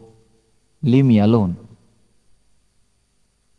This is the condition of a man who tries to meditate, who tries to calm down his mind by the so-called traditional techniques, meditations and methods. At the age of Patanjali, in ancient times,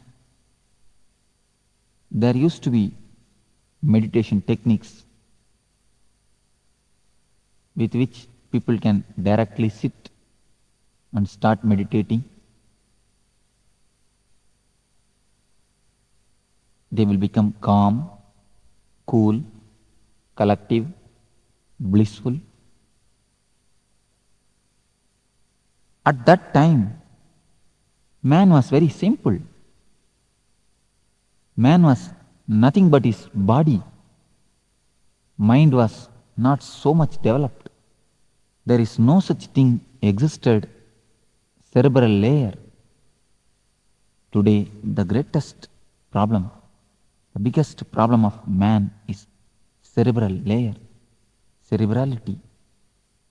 At that time, in ancient times, those techniques worked out. Those techniques really helped. But today, direct silent sitting methods won't do. They can't be anyway helpful because man has become too complicated. Man has become neurotic. In modern day, neurosis has become a normal state of whole humanity. Along with the growth of science and consumeristic society, almost all of us are in the condition of neurosis, neurotic. So, the ancient techniques, the old techniques which are designed at the age of bullock cart is not going to help us, as the bullock cart is outdated. The bullock cart age techniques are also outdated. Today,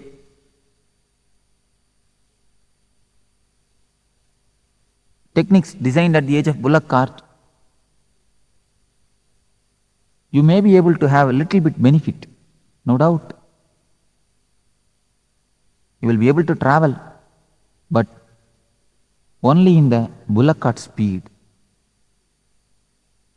not with the jet speed. But today is jet age. So modern day masters, modern day mystics have designed techniques with which you can travel in a jet speed in your inner space, inner sky, where you can fly yourself from alone to alone. Here is a technique which is called Dukkha Harana, to make you flower, to make bliss, Ananda to flower in you, to transform your being. This technique will help you really to meditate, throwing out your cerebral layer. Let us see what is cerebral layer. Complication in the mind which is created by medias is cerebral layer. Continuously you are bombarded by medias, TV, radio, advertisement boards, hoardings, newspaper, many consumeristic ideas, consumer products are injected in your being. You are hypnotized, you are continuously mesmerized. For example, wherever you turn, a certain product is advertised. Lux is best soap.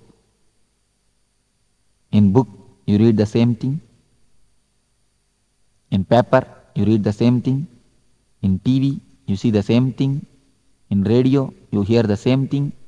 In hoardings also, you see the same thing. Then, naturally, when you go to shop, in a half-sleep state, you ask, give me Lux. Just like that, whole your being is completely filled with the cerebral ideas, with the imaginary livings with a lot of imaginations. Unless you throw out your suppressed desires, suppressed emotions from your being, you can't sit quietly. You can't sit silently. This is the meditation through which I am trying to pull out the insanity in you. I am not trying to force sanity in you. I am trying to bring out, erupt out the insanity in you.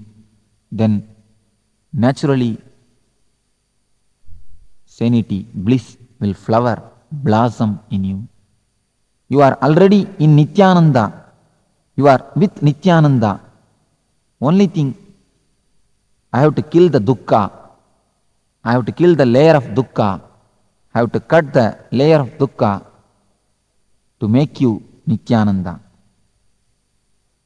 I have to bring it out, the dukkha which is in you. This technique will help you to kill the dukkha, to throw out the dukkha from you. That is why this is called dukkha harana. This technique will help you to throw out all the suppressed emotions, repressed anger, and cleanse your being, make you well-being. Let us enter into the technique. This is called dukkha harana. Various masters have used this technique using various names. This technique is designed from the message of all the enlightened mystics. First, this technique lasts for 30 minutes. First 10 minutes, chaotic breathing, deep breathing with no system, with no regular breathing system. First 10 minutes, you are supposed to breathe chaotically. We start with breathing because breathing is the bridge to universe. Breathing is the system with which you are living. With breathing, you are alive. Your mind and breathing has got a deep relationship between each other. If your mind is calm, your breath also will be slow, steady. If your mind is aggressive, restless, your breath also will be restless. So your breath and mind is very closely connected. Unless you work with your breath, you can't directly work with your mind. So the first 10 minutes, chaotic breathing to create a chaos in your repressed system. You have repressed a lot of emotions in you. So when you deeply breathe, all your mental system is completely made alive. Deep, fast breathing will give you more oxygen. When the body gets more oxygen, you become more alive, more vital. Now, as you are only half dead and half alive. You have to be made fully alive, fully awake. So, with the chaotic breathing, with more oxygen in your blood, your cells will get more energy. When your body cells get more energy and alive, the oxygenation helps you to create more body electricity, more bioenergy. So this bioenergy, this body electricity will make you more alive, will melt all the repressed emotions which are in your being like an ice. The cold, frozen ice in your nervous system, the repressed emotions will start melt. The next step, the second step is catharsis. What is meant by catharsis? What is the need of catharsis? Catharsis means throwing out all the poisons in you. If you want to scream, scream. Give complete freedom to your body. Allow whatever expressions. Just scream, shout, roll, sing, dance, jump, make faces. Speak the language which you don't know. If you know Kannada, speak Tamil. If you know Tamil, speak English. Shout like animals. Through this technique, through this catharsis, you will throw out all the repressed emotions, all the suppressed emotional hangovers. You can throw out in the air. You can cleanse yourself. You can cleanse your being by this great meditation technique. Now, for example, in your office or in your place of work, your boss may fire you for some mistake. Your boss may scold you. But you will not be able to fire him back, scold him back. You will become tense. You will be angry. Your body will be active, alive, aggressive to kick him, to beat him. Just like an animal, your body will be releasing an acid, a chemical to react, but you will not be able to react. You are not permitted to react. You will not be able to react. Then what will happen to the chemical? What will happen to the anger energy which is released? You will suppress it. You are going in two-wheeler on the street. In signal you are stopping. Just next to your vehicle, one car comes and stops. As soon as you see the car, you will have one thought, a desire to possess it. You may repress it afterwards, but naturally a desire to possess it. What will happen to these desires which are continuously repressed? Sexually, so much of desires has been repressed, suppressed. What will happen to all these suppressed emotions, suppressed desires? If they are all there in you, how can you sit silently? How can you taste, enjoy the silence, the bliss in you? So throw out all the poisons. Just shout, shake your body, make faces. Do whatever you want. Just freak out. By freaking out these 10 minutes, you will be able to see that all the repressions are emptied. You become vacant. All the repressions are thrown out. You are now calm, cool, collective. When the cassette says stop at the 20th minute, stop as you are. If your one leg is raised, if one hand is raised, if your mouth is open, wherever it may be, whatever it may be, the condition, the situation, stop as it is. Become completely frozen statue of ice. When you are completely dynamic, active in the catharsis, from the full activity, if you enter into the complete stop, like a frozen statue, in between the gap, one moment, you will be able to experience the no mind. You will be able to enter the state of meditation. So, stop when the cassette says stop as it is.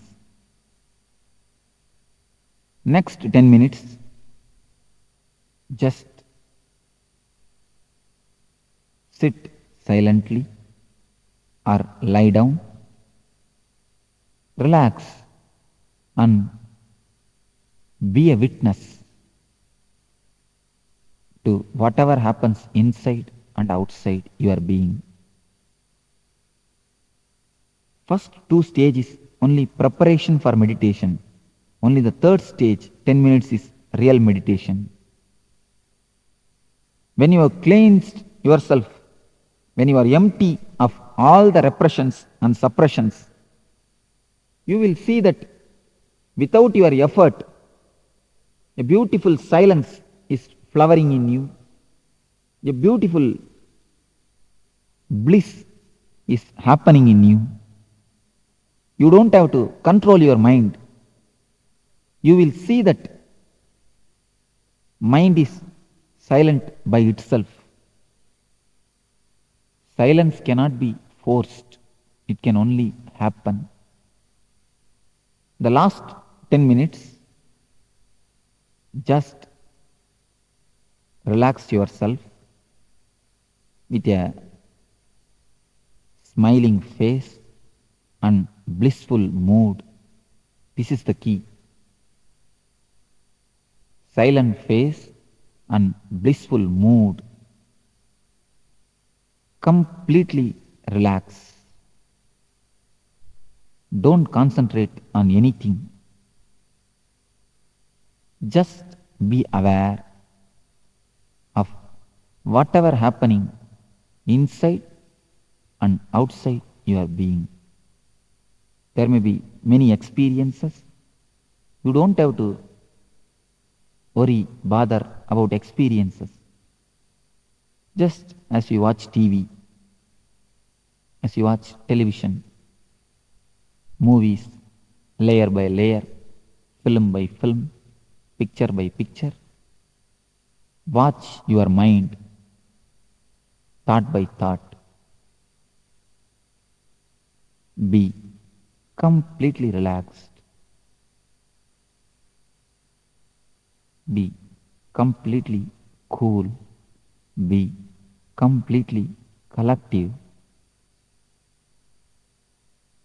Be completely in a state of bliss. This meditation, Dukkha Harana, should be done in the morning. There should be no food taken before the meditation. You should be with empty stomach.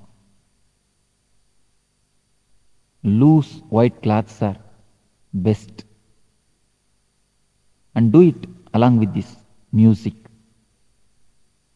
21 days of this meditation will help you to transform yourself.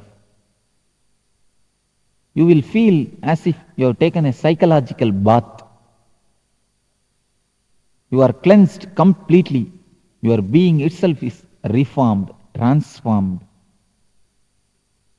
This meditation will help you a lot to transform yourself. In 21 days, you will be able to taste, you will be able to experience what is Ananda, what is silence in you.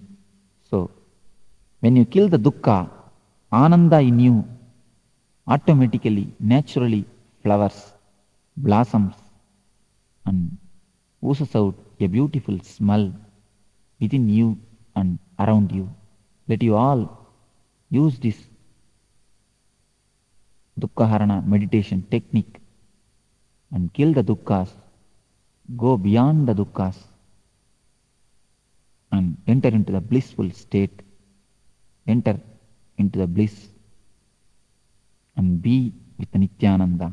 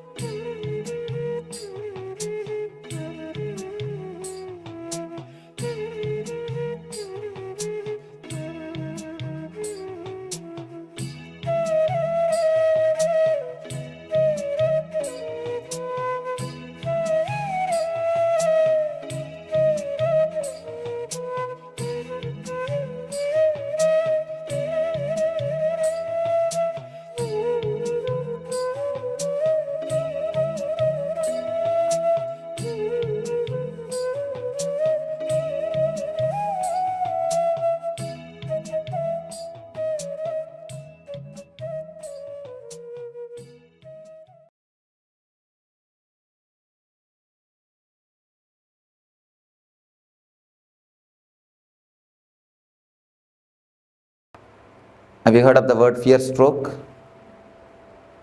For example, in the night time, around 9 o'clock, you are taking a small walk in your garden, like this place. In some place there was no light. If you see a coiled rope, what will happen? And the moment you feel it is a snake, you get a shock. Of course, within 1 minute you will understand it is a rope because it is not moving. You will understand it's a rope. Then you will reconcile, you will settle, that is different. But the moment you think it's a snake, you get some shock. If you analyze, you can see very clearly it starts from that point only. From Swadhisthana only the shock will start. That is why any fear stroke will create a feeling of diarrhea in you. It will just churn your stomach. There are so many instances we can say when a flight is caught in turbulence, you get the fear stroke. When the lift stops in between, you get the fear stroke. Many more instances you can tell. Come up with some more instances from your life. When cell phone rings in midnight, 12 o'clock. Brake failure. See, mind, because of long time thinking, it gets its own intelligence to survive. It plans anything which is harmful for mind. If it is proposed for you, immediately you get some reason, some logic to avoid it. So it tries its best to escape. That is why many people, I have seen many people, especially in the West, in the East people are not afraid, many people in the West, the moment they see me, they tell me, Swamiji, when I saw you, I felt so joyful, so pleasant, but from inside my being, from some corner, a terrible fear attacked me. They feel such a joy and pleasure and feeling of ecstasy, along with it, a deep fear arises. The deep fear is because of the mind. Mind just wants to escape. See, anything which creates pain, mind is ready to receive. Because with pain, mind can survive. But anything, any method to go beyond the pain or to go beyond the mind will never let you do that. Mind will never let you do that. Mind will try its best to put some obstacles. Even at the time of meditation, it will create some doubt. I think this portion I will do tomorrow. Now I think I am tired. Next meditation I am not going to do. Many of us decide before even entering into the session. This is because the mind will never let you do all those things. And moreover, mind has got its own regular setup of thinking, regular way of working. This whole camp, the whole camp is designed in such a way, your regular mental thinking setup itself will be broken. You will not be let regularly, you see, every day, at least 8 hours you sit alone and think. Even if you are working, except the moments which you are talking, you are sitting and talking with yourself. The thinking is going on. The mind is alive. First time in your life, you may be stopping thinking for so many hours. When you listen to me, you cannot think. Your thinking will not be so solid. Not only listening to me, continuously the meditation is going on, different techniques. So the mind will get frightened.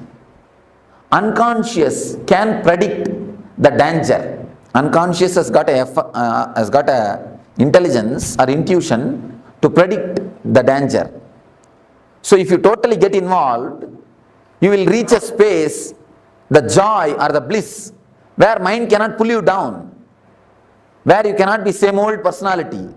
So naturally mind will create enough of problems. I have seen many people coming and telling me, Swamiji, I don't have time at all for meditation. What? I don't know what word to use. Simply cheating themselves. You see, if you say, I can't give so much of preference to meditation, that is okay. But how can you say, I don't have time? Because everybody has got only 24 hours. It is your priorities. For what you want to give priority. For money, if you want to give priority for money, you spend all your time in working. If you want to give priority to the family relationships, you are just continuously around them. You take them out, you spend time with them, you sit and chat with them, like this. For what you want to give priority? Only for that, you work. So if you really want to give priority for your life, for your joys, for your bliss, for the real energy, naturally you will find time for meditation. So if you say, I don't find time for meditation, it means two things. Either you have not understood the importance of meditation, or you don't feel like giving priority to the meditation. Any moment of fear stroke in your life?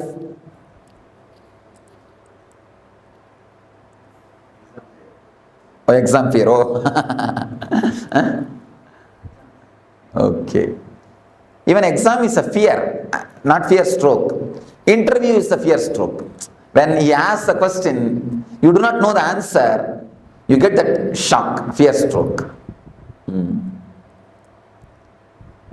The fear of unknown things. Whenever you see, in the midnight, you feel like having a cup of coffee. You slowly come down from your bedroom to go to the kitchen. Suddenly you see a shadow moving. Then you get the real fear stroke. Instead of boiling the milk, you are boiled. That's right. Some other situations? I have always had, whenever I am planning to leave my home, whether on work or whether on any private journey, immediately I get some churning in my stomach. Yes. Yes. It means in the young age, when you leave the house, mother will warn, hey, be careful, come back properly, don't go here, don't go there. The mother's train, that gets recorded. Actually, the kids' Swadhisthana is very simple, very relaxed, sensitive Swadhisthana. We actually we put lot of inputs, so that gets recorded. That becomes a solid thing. That's why in the young age, I've seen in some houses, they make the kids to sit on the dining table. If they do some mistake, if they do something wrong, if they are too naughty, they make them sit on the dining table. That only creates the height phobia. The height phobia is created if you punish the child, making them sit on the heights. So naturally they get that fear. The fear is recorded inside the Swadhisthana. So that only creates the height phobia. For every phobia, these things are only reasons. So at least with your child, please don't create. With your children, please don't create the phobias or deep fears. Never let them, don't give all these nonsensical inputs. I have seen many parents doing it. See, you may catch cold if you move in the rain. Never think children also will do the same thing. Children have got their own strong immune system. It is you who teach them. Don't go in the rain, you will catch cold. Don't go here, don't go there. This will happen, that will happen. Don't eat ice cream. All these things are your teachings. By teaching all these things, you make them dull. Once they have become dull, buffalo, then we feel comfortable. Yes, we have created our we have reproduced. Or we created replicas. Never create this type of strong imprints, samskaras in the kids' mind. And if the kids are jumping around, if they whirl, if they spin, immediately you tell them, hey, keep quiet, sit, You will hit this wall. You will get hurt. I tell you, if they get hurt, be prepared to do the first aid. Never stop them. If they try to climb on a tree, don't pull them down. Just be prepared to do first aid. And just be there. Even if they fall, you can catch them. Never try to disturb them. Never try to pull them down. In the West, I saw in the beaches, kids simply enter into the ocean and play. Parents are just waiting to take care of them, that's all. They never go and disturb them. And in India, we cannot even imagine. I think they will put practically a chain and hold them. Except like a dog, except putting chain, they have done everything else. Don't do that. These are the reasons, these are the things which create very dull or a dead life system. These are the few things of fear stroke. We can very clearly feel the love is felt from the heart. The worry and the depression is felt from the stomach, navel. The fear stroke is felt from the Swadhisthana. Sex is felt from the Mooladhara. In every layer, you can see exactly the emotion being felt in those chakras. Let me explain the fear stroke. 3 things you need to understand about the fear stroke. Average in 24 hours. And one more thing, you all have forgotten, you get fear stroke in dreams also. Even in the dream states, you get fear strokes. And suddenly you get up and you will see your heart rate is high and you are sweating. As if you've fallen from a height. Yes, you have fallen from a height and you get up, you see. Fallen from a height and many things. So even in the dream, you get the fear stroke. Average, at least 6 times you get fear strokes every 24 hours. Every 24 hours, at least 6 fear strokes. You may think it looks too much. But the people who do research on this, they say average at least 6 fear strokes you get. They say maximum even 12 people get even 12 strokes per day. Minimum 6 strokes. One thing you need to understand, fear stroke is just like shaking a rose plant. There's a rose plant. Every day, 6 times if you shake the root of the rose plant, what will happen? Plant will die and the whole flowers will wither out. Just like that only, the same effect happens on you. Fear stroke does the same effect on you. Your whole nervous system is just shaken for one moment. You see, after 2 minutes you understand it is a rope, it is not a snake, by torch, or because it is not moving, you understand. You settle down, that is different.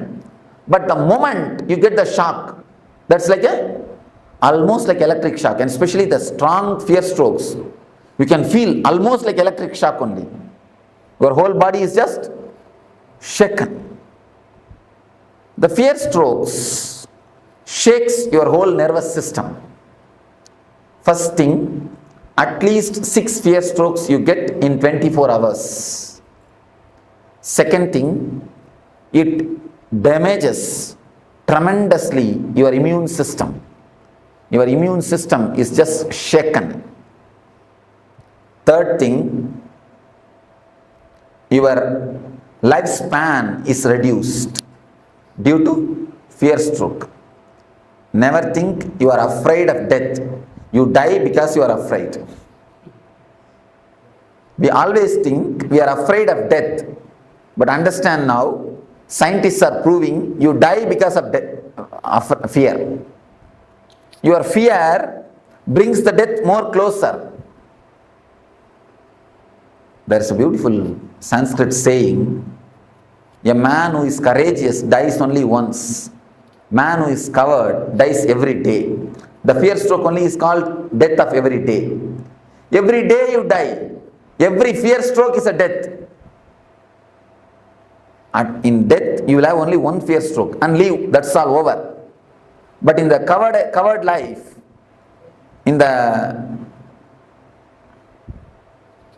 this type of lifestyle, every moment you get the fear stroke.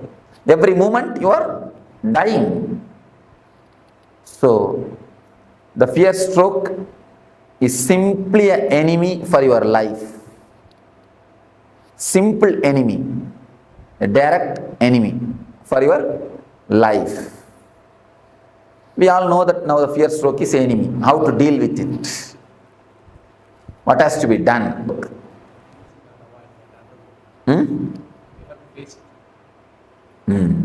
Yes, said beautifully. We have to face it. There is a Upanishad called Katha Upanishad in Vedanta which deals on the death fear. There is a beautiful idea.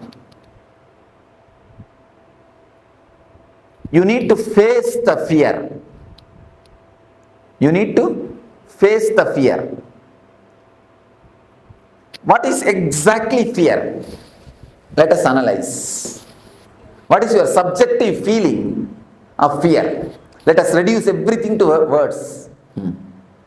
Don't say, I cannot explain, I cannot express. It's an emotion which paralyzes all thinking. Yes, Scott, beautifully. Then?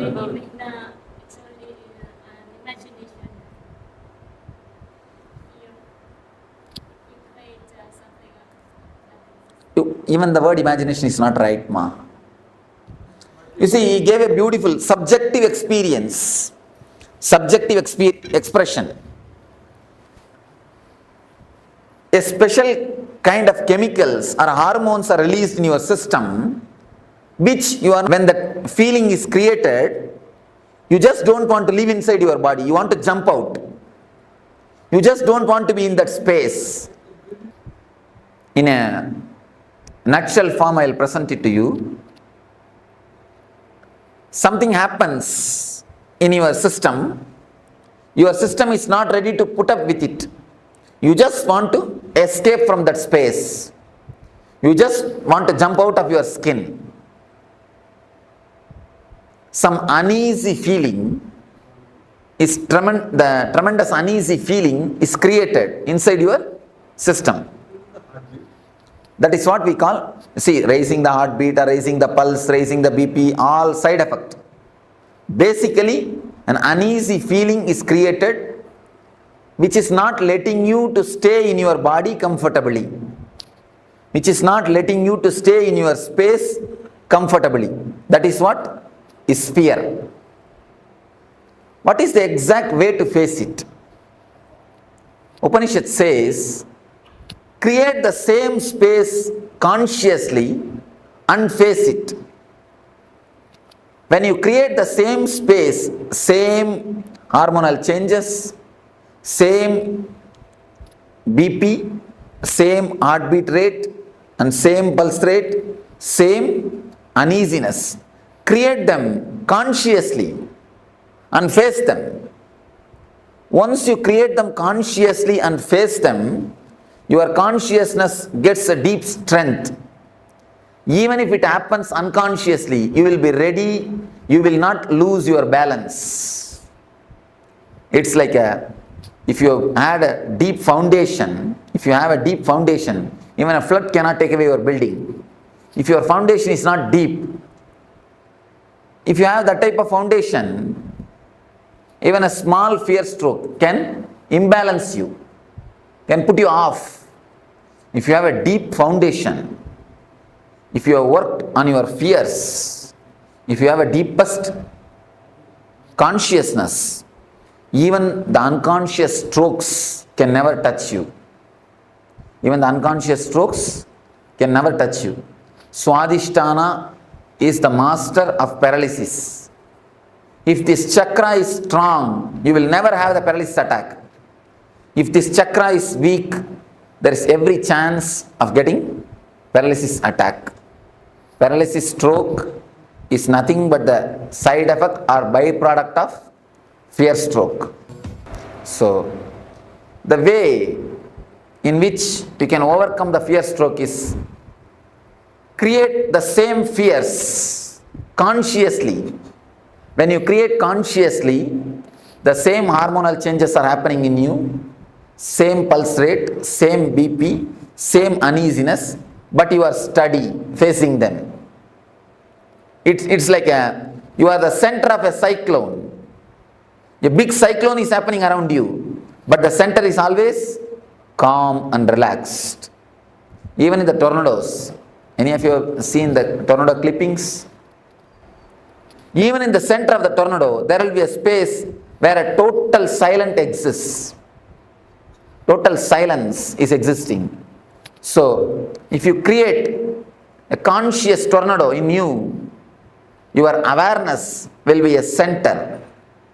Once you face the fears, once you go to the deepest layers of your fears, then even if the adrenaline release happens, even if the same sufferings are pressurizing you, even if the same heartbeat increasing or the same BP level, same pulse rate, even if the same thing happens, you will not lose your balance. You will not be imbalanced. Please understand. Any of you, if you don't understand this concept, this idea, you are welcome to question me. Because based on this idea only the whole meditation is going to happen. How much you understand this idea, that much only you will be able to meditate. If you have any question, please crisscross me. Innumerable situations where stroke can strike. You said that consciously create so many situations like that. You put a right question. All the innumerable situations can be brought under 4 classifications. You have the 4 layers of fear. Is fear of losing some part of your body in accident or through some fatal disease like cancer, all those things. This is a second layer of fear. The third layer of fear is fear of losing your near and dear ones, your loved ones. Fear of losing them or losing love from them. Losing them physically or losing love from them. This is a third layer of fear. The fourth is fear of the unknown, fear of your own death or fear of God, fear of the ghost, fear of unknown. It's the fourth layer. These are the 4 major layers of fear. If you think there is some more fears, then these 4 layers, you can tell me. If we work just on these 4 layers, that is more than enough to reduce the quality and quantity of fear strokes. Any other layers? Any other fears?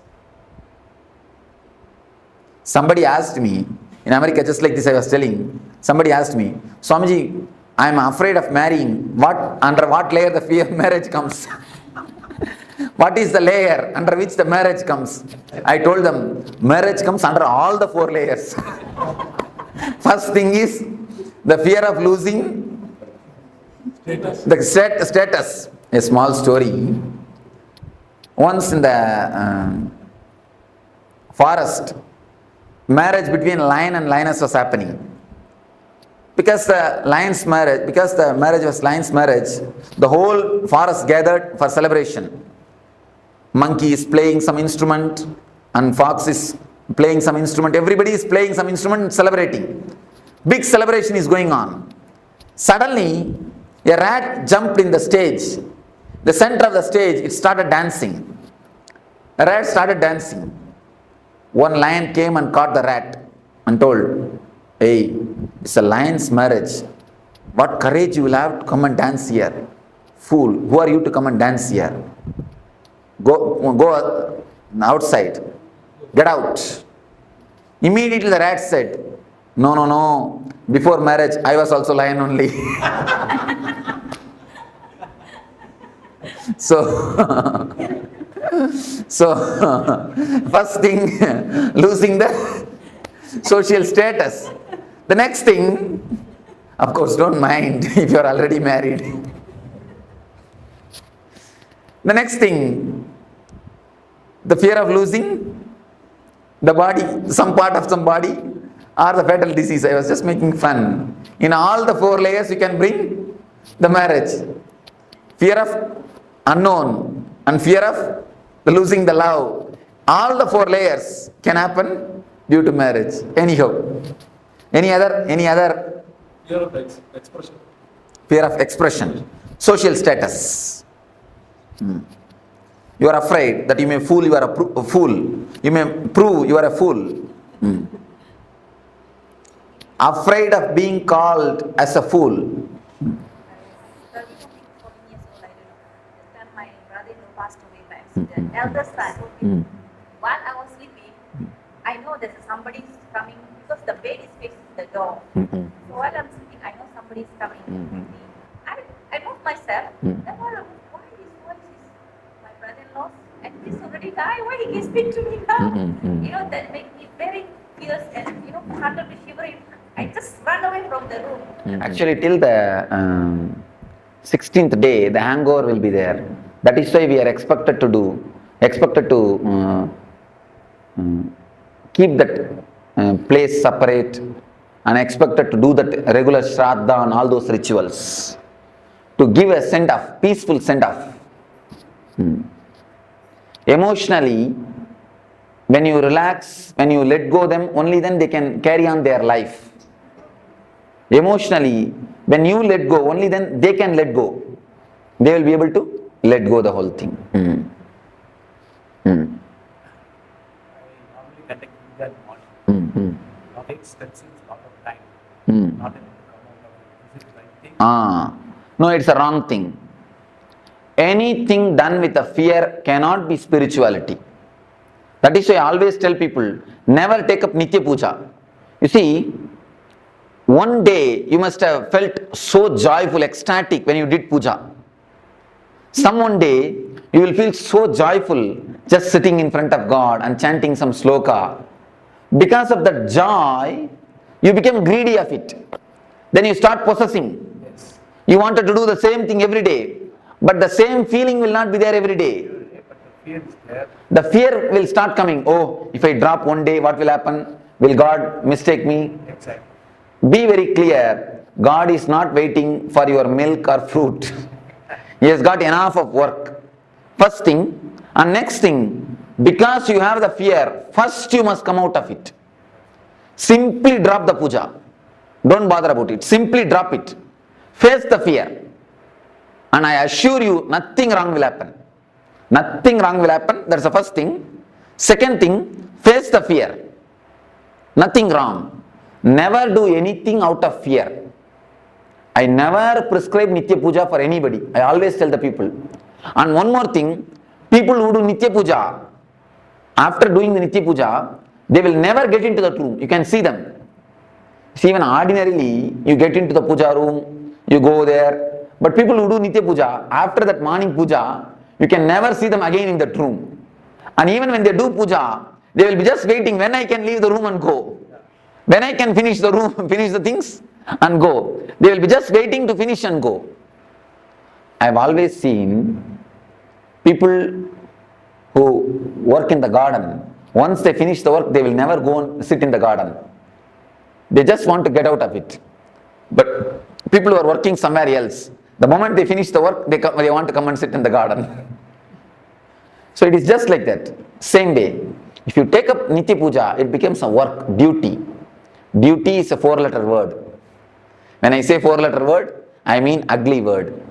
Never take up any puja as Nitya, as a regular routine. Whenever you feel like, do it. See, puja has to be done out of love and gratitude. Many people ask me, even in the West, many people ask me, Swamiji, please give us a set of puja, Guru Puja. We want to do every day, do puja to you. Do the Guru Puja. I told them, no, never do that. If you want to hate me, start doing puja to me.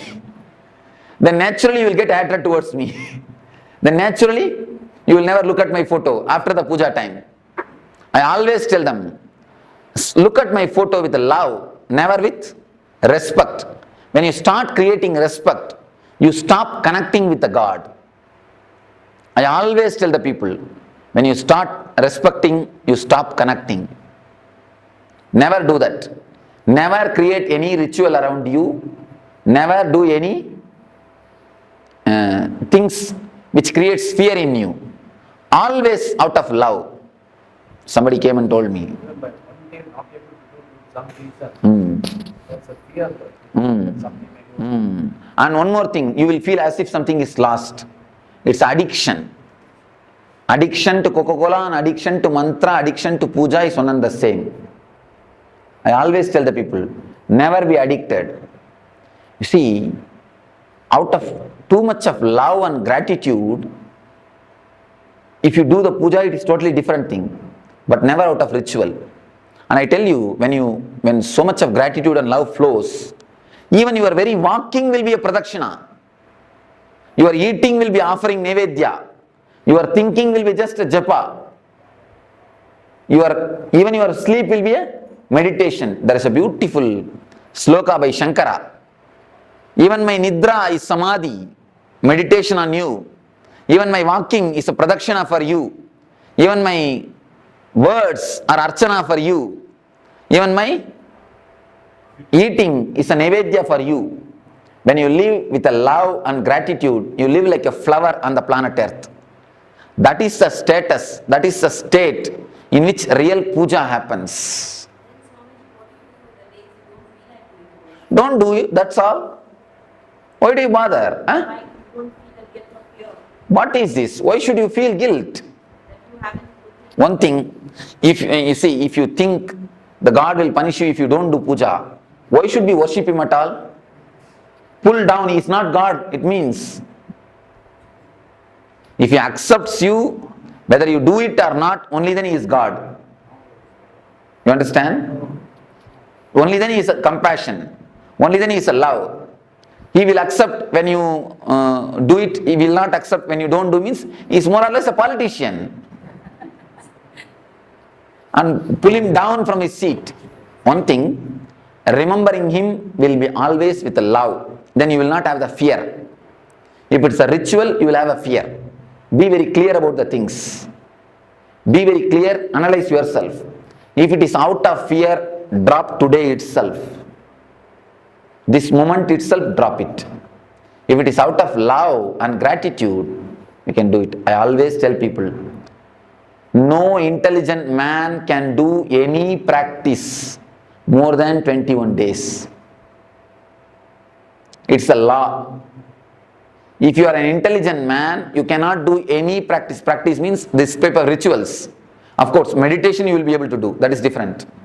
Any kind of ritual cannot be done more than 21 days. If you do it, it will become a dull, dead thing. The moment you enter, you will be waiting when I will leave, finish it and go out. That is Rama Nama, Krishna Nama, Govinda Nama. By the time you finish the 108 Nama, only Nama will be there, nothing else will be there. What is the significance of this 21? Last time on the previous class of 21 hours. 21, every 21 minutes, your energy does one full circle. In every 21 hours, your energy moves through all these 7 emotions. The emotion of love, worry, fear, sex, and jealousy, ego, discontentment. These are the 7 emotions related to the 7 chakras. Your mind at least goes once and comes out throughout the 7 emotions in every 21 hours. That's one thing. In every 21 days, at least 3 days you fall in every one of these emotions. That is why the 21 is a very significant number. In every 21 minutes, at least one thought related to these emotions come in your mind. If you can test it.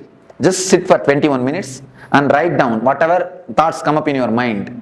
You will see all the 7 emotions thoughts will be there.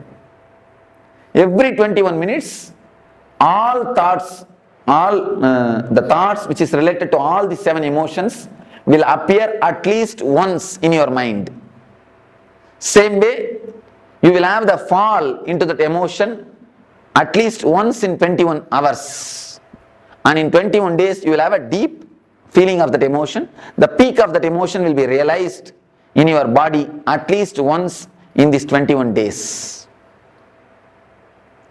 Thought, feeling and the peak, intellectual, emotional and being level. In all the three levels, you will enjoy or you will experience these 7 emotions at least once. In intellectual level, 21 minutes. In emotional level, 21 hours. In being level, 21 days. That's why the 21.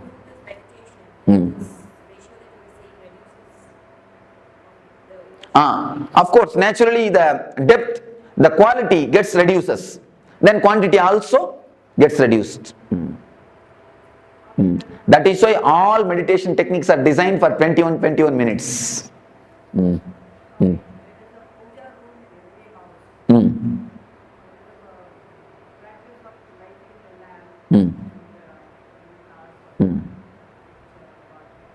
Make it as a small ritual.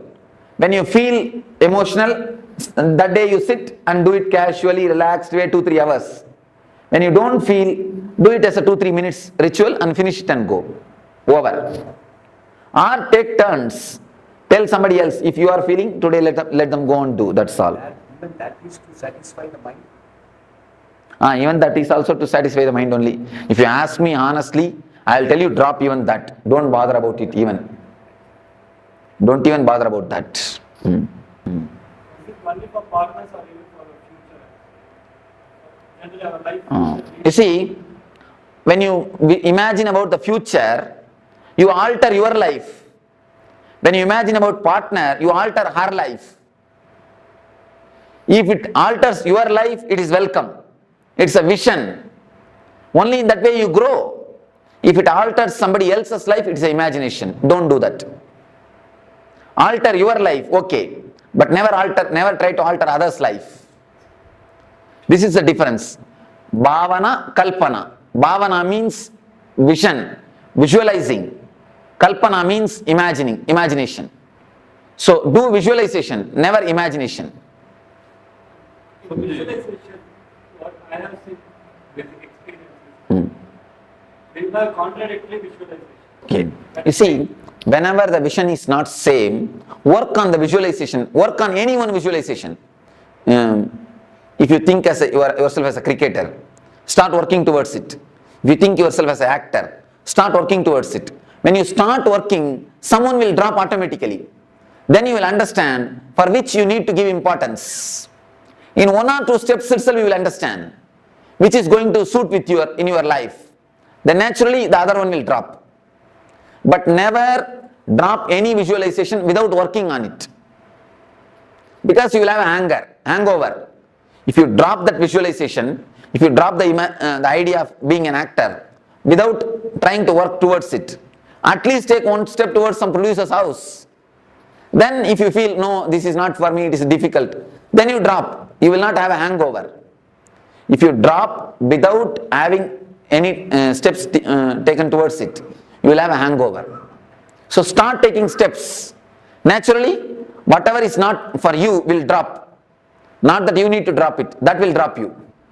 Naturally, you can go ahead in the steps which you need to go.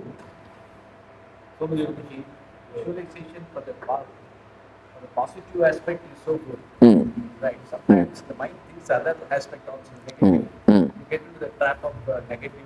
Sometimes negative. That is called unconscious visualization. Meditation is the only solution for unconscious visualization. Otherwise, the unconscious visualization is nothing less than a poison. It is a simple poison which will kill your life. See, with poison only your body will be destroyed. With unconscious visualization, your lives after lives will be destroyed. You will carry this unconscious visualization everywhere. So drop the unconscious visualization, that is a just poison. Meditation and bringing more consciousness to your thinking setup. See, if you meditate just 21 minutes per day, the whole 21 hour will be flooded with awareness. So don't miss at least 21 minutes of meditation. Every 21 hour, at least 21 minutes allot for meditation. Then you will see, because in every 21 minutes, you come up with one full circle. If one circle is filled with consciousness, it will have an impact on the whole day circles, on the whole day energies. So naturally the awareness will improve. When the awareness improves, the unconscious visualizations will disappear. You see, chanting of mantras makes you only unconscious. It never helps you, it makes you only forget. Chanting of mantra is like a painkiller. Painkiller only makes you forget the pain, not that it heals the pain. This meditation will heal the pain. It will heal the very symptom itself. So now, don't miss this meditation. Do it totally. Then you will see the symptom itself is healed. And you can do this meditation even in the house. By sitting. Don't do it by lying. By sitting you can do it. Now, any one meditation technique if you practice, that is enough. Which is suitable for you, tomorrow I will answer. Tomorrow in Energy Darshan, every one of you can take advice from me. I will see the energy of every one of you and you can take the right technique. That one technique if you practice, that is enough. Please don't start practicing all the 7. That will become an Arambha Suratva. I have seen many people, in starting they start doing everything. Except cooking, they do everything. If you do all the 7, where is the time for cooking in the house? Then after 2 days, no, this is not for me. So don't do that. Take up one meditation and do it sincerely every day. Meditations you will not feel bored. Meditations are not rituals. So do one meditation every day, that's enough. Of course, if you feel, you see, for some people I give 2 meditation. For that type of people, morning one, evening one. For some people I give only one meditation. If you receive only one technique, you can do twice. If you receive 2 technique, do it only once. Because I see the chakras. If some chakra is damaged, I give them the meditation technique. If some chakra needs more help, I give them that technique. How do you know that chakras are open? The very feeling of lightness and the bliss, that itself is the symptom. Cleansing the chakra, only I ask us to meditate, but we are not just Just concentrate on the region. Don't meditate, don't imagine any flower or any chakra or anything. If you start imagining, you will start seeing visions. You will not have the experience. So I don't want you to see visions. I want you to experience the maturity, the emotions. So best thing is just concentrate there. I'm getting some golden light. If it automatically happens, okay. Don't do it by yourself. So we shall start the meditation. Please sit straight. Let me explain. Sit straight. And now I think you can close your eyes and listen. If you just listen, that's enough. Then when I start the meditation, I'll guide you. If you are not able to sit, no need to tie the ribbon. If you are not able to sit on the ground, you can sit on the chair, nothing wrong. But sit straight and close your eyes.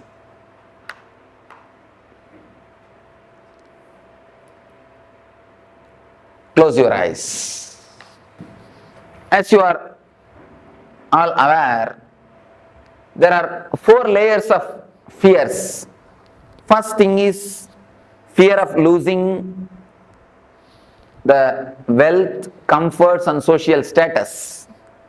Next thing, fear of losing some parts of your body or fatal diseases or accidents.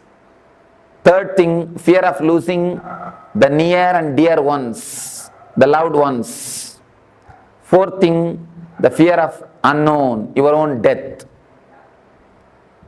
If you have fear, deep fear in some one layer, work on that particular layer deeply. Otherwise, come one by one along with me. I'll guide you one by one. First, if you have the fear of losing the wealth, visualize as if you have lost it. Imagine really you have lost it. You don't have it. You are really lost. Put yourself in the worst situation which can happen. in your life. Allow the fear, allow the uneasiness to happen to you. Allow that shock to happen to you. Allow the suffering to happen to you. Consciously visualize and allow the suffering to happen to you. Same way, step by step, we will start penetrating all the 4 layers of fear. Now please tie the ribbons.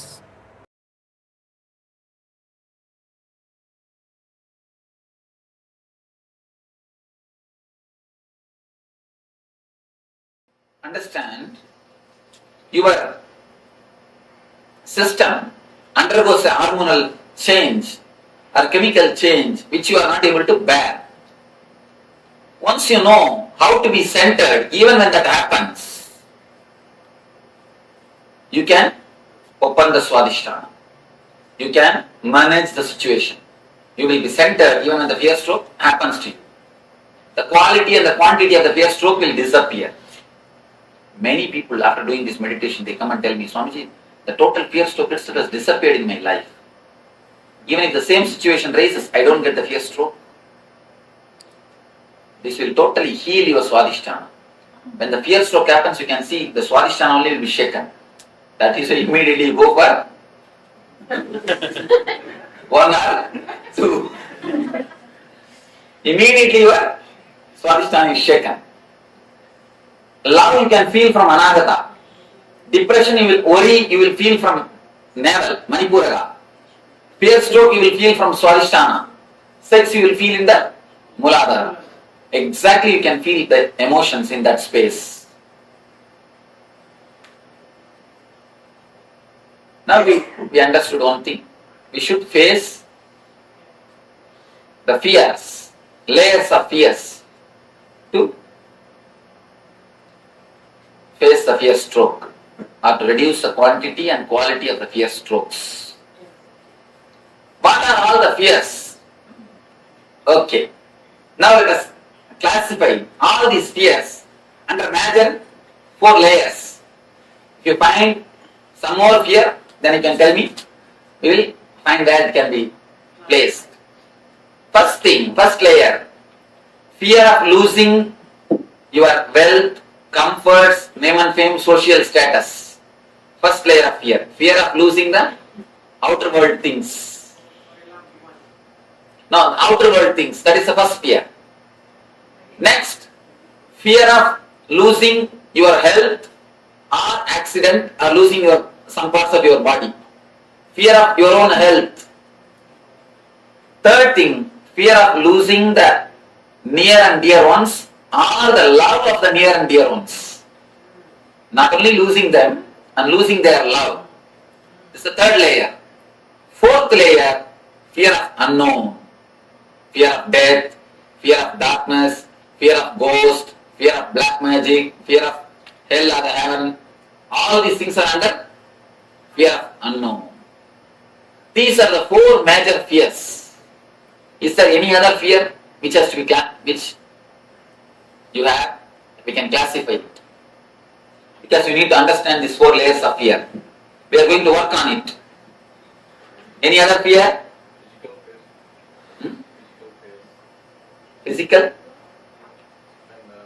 We heard, but I didn't have an experience. But when the rape and something happened. And that is the first thing. You see, if you bother about the name and fame, it comes under first category. If you bother about the personal pain, second category. What about fear of being afraid? Fear of being? Afraid. Yes. Fear of fear. That cannot be classified under anything because we have to work on it. Fear of fear is, you can say, fear of unknown. Fear of God. Fear of not having confidence. First layer. Fear of God. Fear of God is the fear of unknown. Fear of heights. What does that come under? Fear of heights, fear of accidents. So let us work on the fear stroke. Any other fears except this 4 layer? Okay. Let me give you the basic 4 instruction about this meditation. First thing, this meditation is not like other 3 meditations you practiced. It's not like I'll give instruction, you will do. It's like a guiding. When I guide, you need to do. In other things, I know what you are supposed to do. I tell you, you do that same thing. But here, I can only guide you. I can only show you the path. You need to imagine, you need to visualize and do. It's like if you have the fear of losing the name and fame, visualize you have lost it. When you visualize, really feel that you have lost it, your whole body will feel the fear or the pain, suffering. You will feel as if you want to jump out of your skin or you want to run away from this hall. You don't want to visualize anymore. Your mind will tell, no. When it comes, let us face, let us not do now itself all these things. Your mind will try its best to do all these problems. Don't listen to your mind. When I guide you, you need to visualize or imagine deeply. You need to practice this meditation technique deeply. I can only guide you. You need to practice. This is the first thing. Second thing, don't think what imagination can help me. I know everything. Why should I imagine? Don't think. If you imagine, only then you will understand what all the things are locking you. Where all you are caught. You may think, I know what are my fears. What is there in imagining? What is there in visualizing? What it is going to do? I know how to come out. I will do. If you think in that way, it's only an intellectual knowledge. Intellectual knowledge, the value of intellectual knowledge, it's like a 0, 0, 0, 0, 0, 10, 0.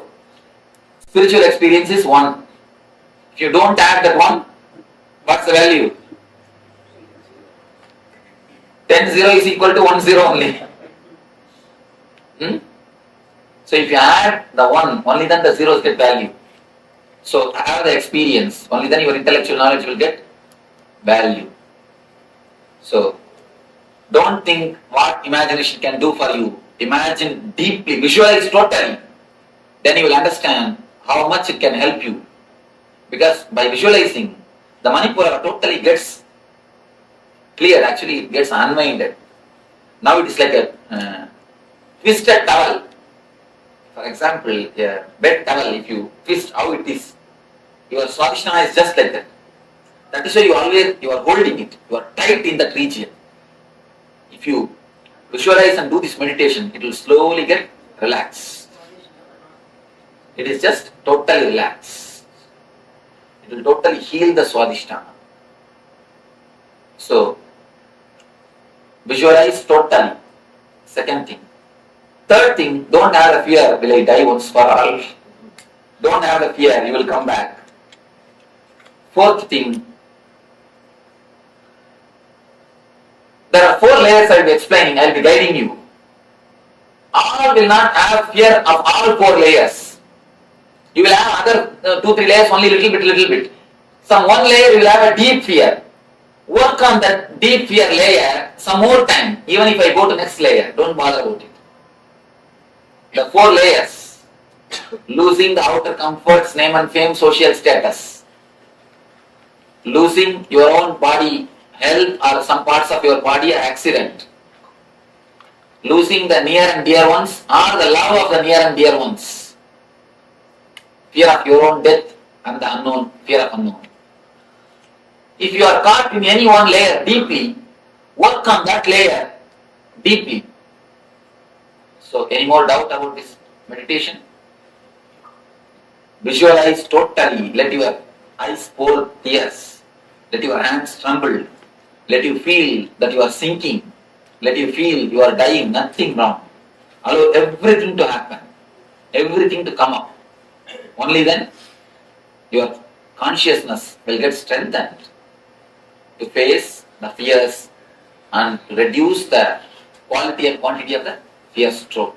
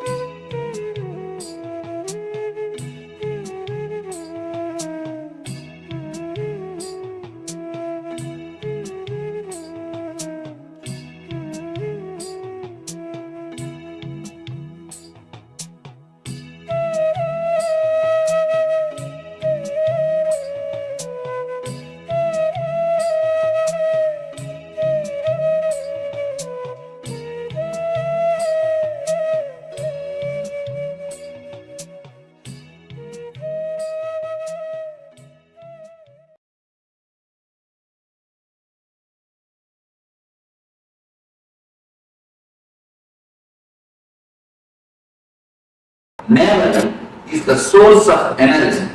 Because only through navel you are connected to your mother. Your mother is the source of all your energy. Now let us discover it, they say. I read in that book, Why God Won't Go Away. It's a book. It's actually 3 doctors. They did a lot of research on this psychosomatic zone and the mysticism. How the mysticism, the prayer, meditation, all these things, what is the effect of all these things on the mind? They have done the research with the SPECT scan, what is happening in the brain at the time. More than neuroscience study. And they published their report. And after that report, they say the students in the medical college signing for the spiritual study, the spiritual aspects of meditation. Spiritual meditations. What is the meditation, the other healing systems, alternative therapies, all these things, the study, the signing for the, before this book, if the signing rate is 10%, after this book, they say 80%. The signing rate, 80%. Such a tremendous new opening is done by few doctors, but very thoroughly organized study. And very critical study also. Never think the bias use, very critical study. And in the study they reported, the mother, she may be in India and child may be in America. But if a mother falls sick, that works on the brain of the child. No connection. There is no need that the child should be informed. The mother is sick. Simply it shows in the neural system, the brain system of the child. Of course, no proof. We cannot give any logic, but it happens. It's happened. Are you talking about telepathy or what? No. All the child. You see, delivery, if you learn, then only it will do. What age? What age of You see, below the 7. Below 7. Below 7. All the below 7. After 7 only you get the individual. Below 7, no individual. All the kids, it is stored in the brain. There are few kids who have got the immune system strong, they don't get the disease. But there are many kids whose immune system is not strong, they get the disease. Even a small fever, what to say, headache, it is immediately responded. The corresponding thing happens to the kid. Of course, very hard to believe, very difficult to believe. Logically, there is no connection, but they say it is what this is what is truth. Such a after vast research, they say it is true. It is happened. Why? Because the nerve center, Manipura, we are connected to mother through this Manipura. The first source of energy is nerve center, Manipura. From through the nerve center, we are related to mother before birth and even after birth for some time, few minutes, till we get that connection with the air, with the outer existence. We have a connection with the navel center. Navel center is the center which can give all the 5 energies to us. The ether and air and Agni and water and Prithvi. All the 5 energies, 5 elements, Panchabhutas, all the 5 energies can be given to us through navel center. Other chakras can receive only 1 or 2 energies, but the navel center can receive all the 5 energies. That is the reason we are connected to mother through navel. This chakra is disturbed by worries and depression. By worries and depression, this is a master key. Let us enter deeply. How? You may ask, any worry, you can see the first blow will be for stomach. You can always see it's an experience of thousands of people. Any worry, the first blow will be for the stomach. Either diarrhea or other indigestion problems. Any worry. You always say, I can't stomach it. I can't digest it. And the next thing, let us see what is worry, and then we'll enter into what is depression. First we'll finish the worry, and then the depression. About worry, I think about worry, I always saw more than people give beautiful explanations about worry, because it's an experiential expression. So let me ask some of you to give your explanation about worry. Anyone? Anybody who can give an explanation about worry? I lost my money. I give somebody borrow money. I want to collect. You didn't want to pay me. Keep on bothering me too much. I'm worried about my money. That's one thing. A small story about this. You see, and also another thing, my son is 31. He didn't want to marry. I keep on pushing him. That is one thing. You see, as soon as he told money, I remember a small story. Once a man Ramesh, he got $100 from a man called Ru. He spent it. Then the Ru asked him, "Where is my money?" He borrowed $100 from another Sikh and gave it to the Ru. After a week, the Sikh asked, he borrowed from Ru and gave it to the Sikh. After a month, Ru asked, he borrowed from Sikh and gave it to the Ru. After repeating this for 10 times, he called Ru and Sikh together. Why don't you give the money after every month by yourself? Keep me out of the scene. So this is one reason. Something that you keep on thinking about. That's something. And then? The thing don't go where you expected. And then, anyone? Some more? Some more worries? Fear. Fear inside you to the fear about future. Insecurity. Worry about your patients again. Each one is telling out their worries. You see, whatever he said is only the reason for worries. Now, what he said is the reason for worry. What he said is the cause for worry. Only is the reason and causes. What is worry itself? Exactly give me the definition. Just give me a clear definition. Any philosopher? State of disturbed mind. Okay. Fear of the future which is not there. Okay. Are you processing differently what's happening outside? You are the philosopher. Processing a little different way what is happening outside. A nice thing, nice way of putting things. Then, because 99% of the worries never become true. Whatever 1% happens, true is always good. It's always good. So, The way how you react to things and the attitude that you have towards something that you can react. Anxiety about something that hasn't happened. Married? Then you may know you do it. If you are not married, then difficult. Don't try. No, I am telling you, don't try to answer a worry. I am not telling you. Anyhow, any other philosophical explanation? Apprehension of unknown. Yes. So that's one question. Apprehension of unknown. And here is a good answer. The processing in a wrong way. What is happening outside?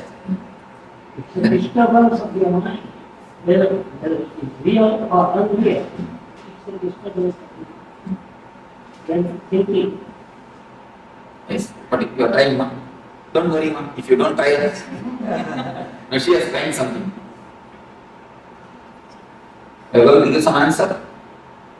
Now you are. No.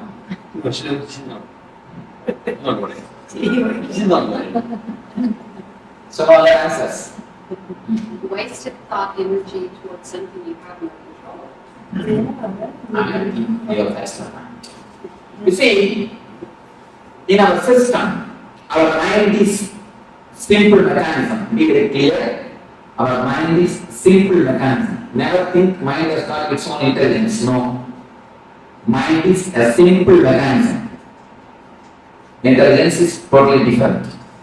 Mind as such is simple mechanism. If you are habituated to take a coffee, to have a cup of coffee in the early morning 7 o'clock, every day 7 o'clock, you don't have to look at the watch, you will have the feeling that you want coffee.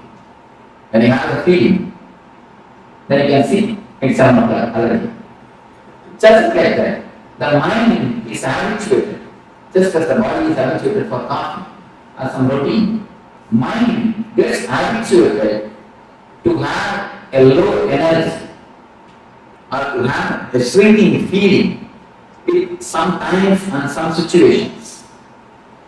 Whenever the time comes again, whenever the situation comes again, the situation may not be as deep as it has happened in the first time. It may not be exactly the same as it has happened previously. It may be just reminder of the last situation, but we will see the same low energy, the same irritation will happen to you. To reduce the whole thing into more clear terms, you can say, if you take the mind as a computer, the few programs which has been affected by virus is holy. There are few portions of your mind which is affected. It is like have you seen a gramophone record? The gramophone record is disturbed and it is repaired. It will repeat the same line. It will repeat the same line. Any of you have seen gramophone record, the old gramophone records? It will repeat the same line. It will never go next line. The same line. I went to his estate. Devotee's estate. There I saw the gramophone. And tape was repaired. Then tape means what they put inside? Record. That is called record. Scratch. It was scratched. That is called record, scratched. And there is a song in Tamil, it means the income is 8 paise, expenditure is 10 paise. It is not going to the expenditure at all. It is again repeating only the income. It's not going for expenditure at all. So that is a good card for only income. No expenditure. You might have done it on purpose. That I don't know. Repeating the same line. It's not going to the next line. So, then I think you have to re-expand. So, there is the same thing. Sometimes it happens to our mind. The words, even if you want, even if you don't want, whether you want it or not, whether you like it or not, the same words is repeating inside you, which makes you feel shrink. Is what is worrying. The continuously the same words, which is getting repeated in your system, in your mind, and it makes you feel shrunk, even if you don't want it. Is what is called worry. We have two things. Please understand. We have two things in our life. One is dialogue. When you speak with others, when you speak with somebody else with volume, it is dialogue. Next thing, when you speak to yourself, it is called monologue. The first thing, all of you are aware. The next thing, only you need to observe, you will understand. You will be sitting on the bank of a river, or on the seashore, or under a tree, or in the swing in your garden. You may be sitting, but your mind will be, tomorrow morning I will go to office, and tomorrow evening I will come back and tell the man to wash my car, and I will take my inner dialogue. The inner dialogue. What is that's called the term inner dialogue? It's called monologue. Monologue. You see, the speaking to yourself. which you can call as thinking or mind. Any terms you can give, but mind, the word thinking and word mind makes it so big. I don't want to use that word. I am using the word monologue, inner channel. If it happens with volume, it is speaking. If it happens without volume, it is thinking. That's all, nothing else. Don't make thinking as a complicated thing. We always think mind cannot be controlled. We come to a conclusion. Without trying, mind as such cannot be controlled. We have a very wrong, major understanding in our life. Mind cannot be controlled. Why you know? You try to fight with the mind when the mind is a whole. You take the mind as all the thoughts. If you think of the mind is something like all the thoughts together. But actually mind is not all the thoughts together. Mind is individual thoughts. But you make all the thoughts together and then you name that bunch of thoughts as a mind.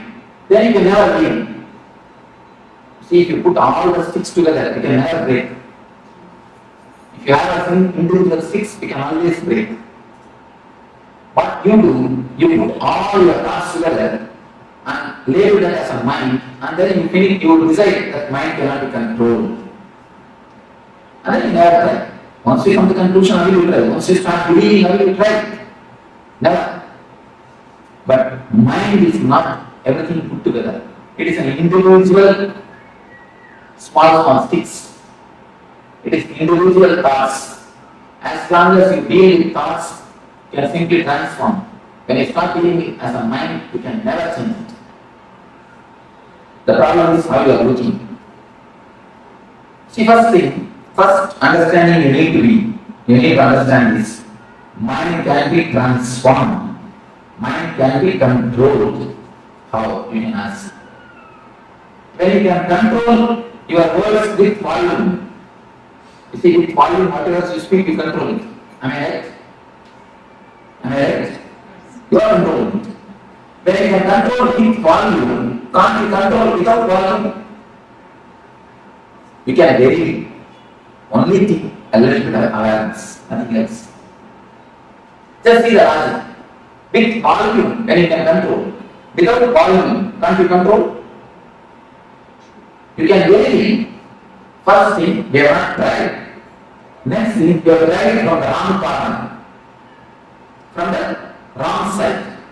Whenever you look at your enemy, you look at him as a whole. Just like that. Whenever you look at your mind, you look at it as a whole. He is not whole. Never think he is a whole. He is a small parts. If you know the mechanism where to touch, you can simply come up with it. The habit. The worrying is a completely habit. It's like a more recorded program. You see, in the starting only, you need some reason to worry. In starting, some reason, something happens outside, you start worrying.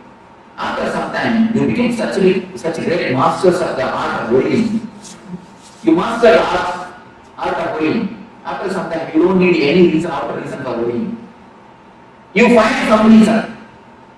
Or even if you fail, if you can't find any reason, you see, I have seen some people, if they can't find any reason, they will come and tell me, Swamiji, today things are going so well.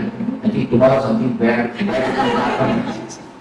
Tomorrow something very big is going to happen. We go to the next step. Tomorrow something big is going to happen.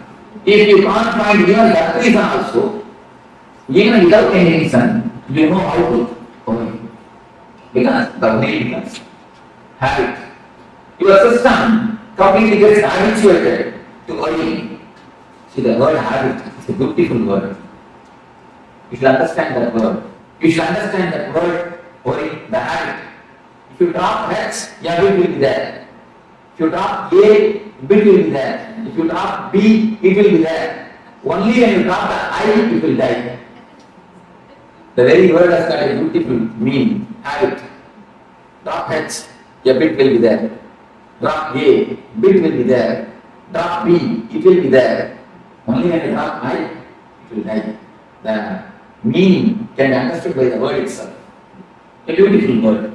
Worry becomes just an habit in your system. Worry has become part or a portion in your system. The feeling which makes you shrink and which gets continuously repeated by itself, whether you want it or not, whether you accept it or not, is what is called worry. Next, let us see what is depression. The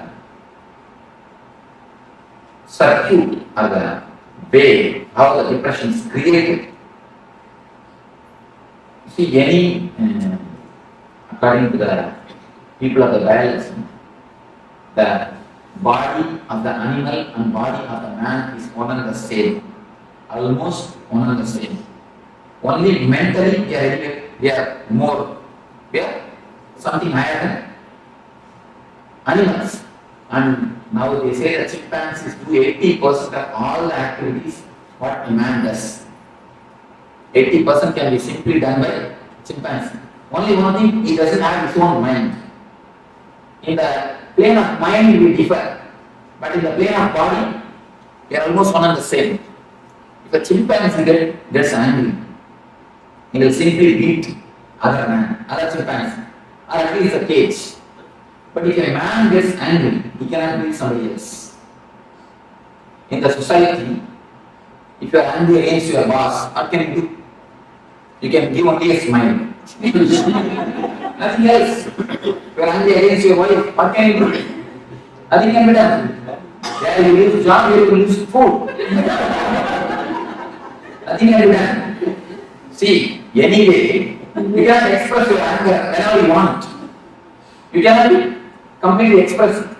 But they say, the doctors, they say, whenever anger happens to you, poisonous chemicals are released in your system.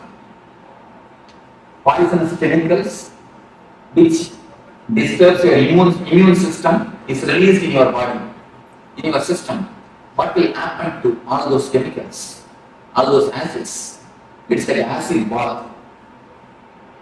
It's like a bathtub filled with acid. You are taking acid bath every day, every time, whenever you enter into anger, and if you express it, at least you come out of it. The chemical is worked out. When it is not expressed, it is completely, totally suppressed, and just it gets deposited in Manipura Chakra. Manipura is the energy center in which all these negative emotions are deposited. Any suppression, sexual suppression, or the violent suppression of the violent emotions, or the anger, or the vengeance, anything, if it is suppressed, it directly comes to the energy center of Manipura. Manipura is the center where all the suppression happens, all the suppressions are stored. If you suppress, the suppressed acid only creates acidity. Nothing else. That is what directly happens. That is the reason the Manipura gets disturbed. The depression and the worry directly disturbs Manipura. Anything suppressed directly attacks Manipura.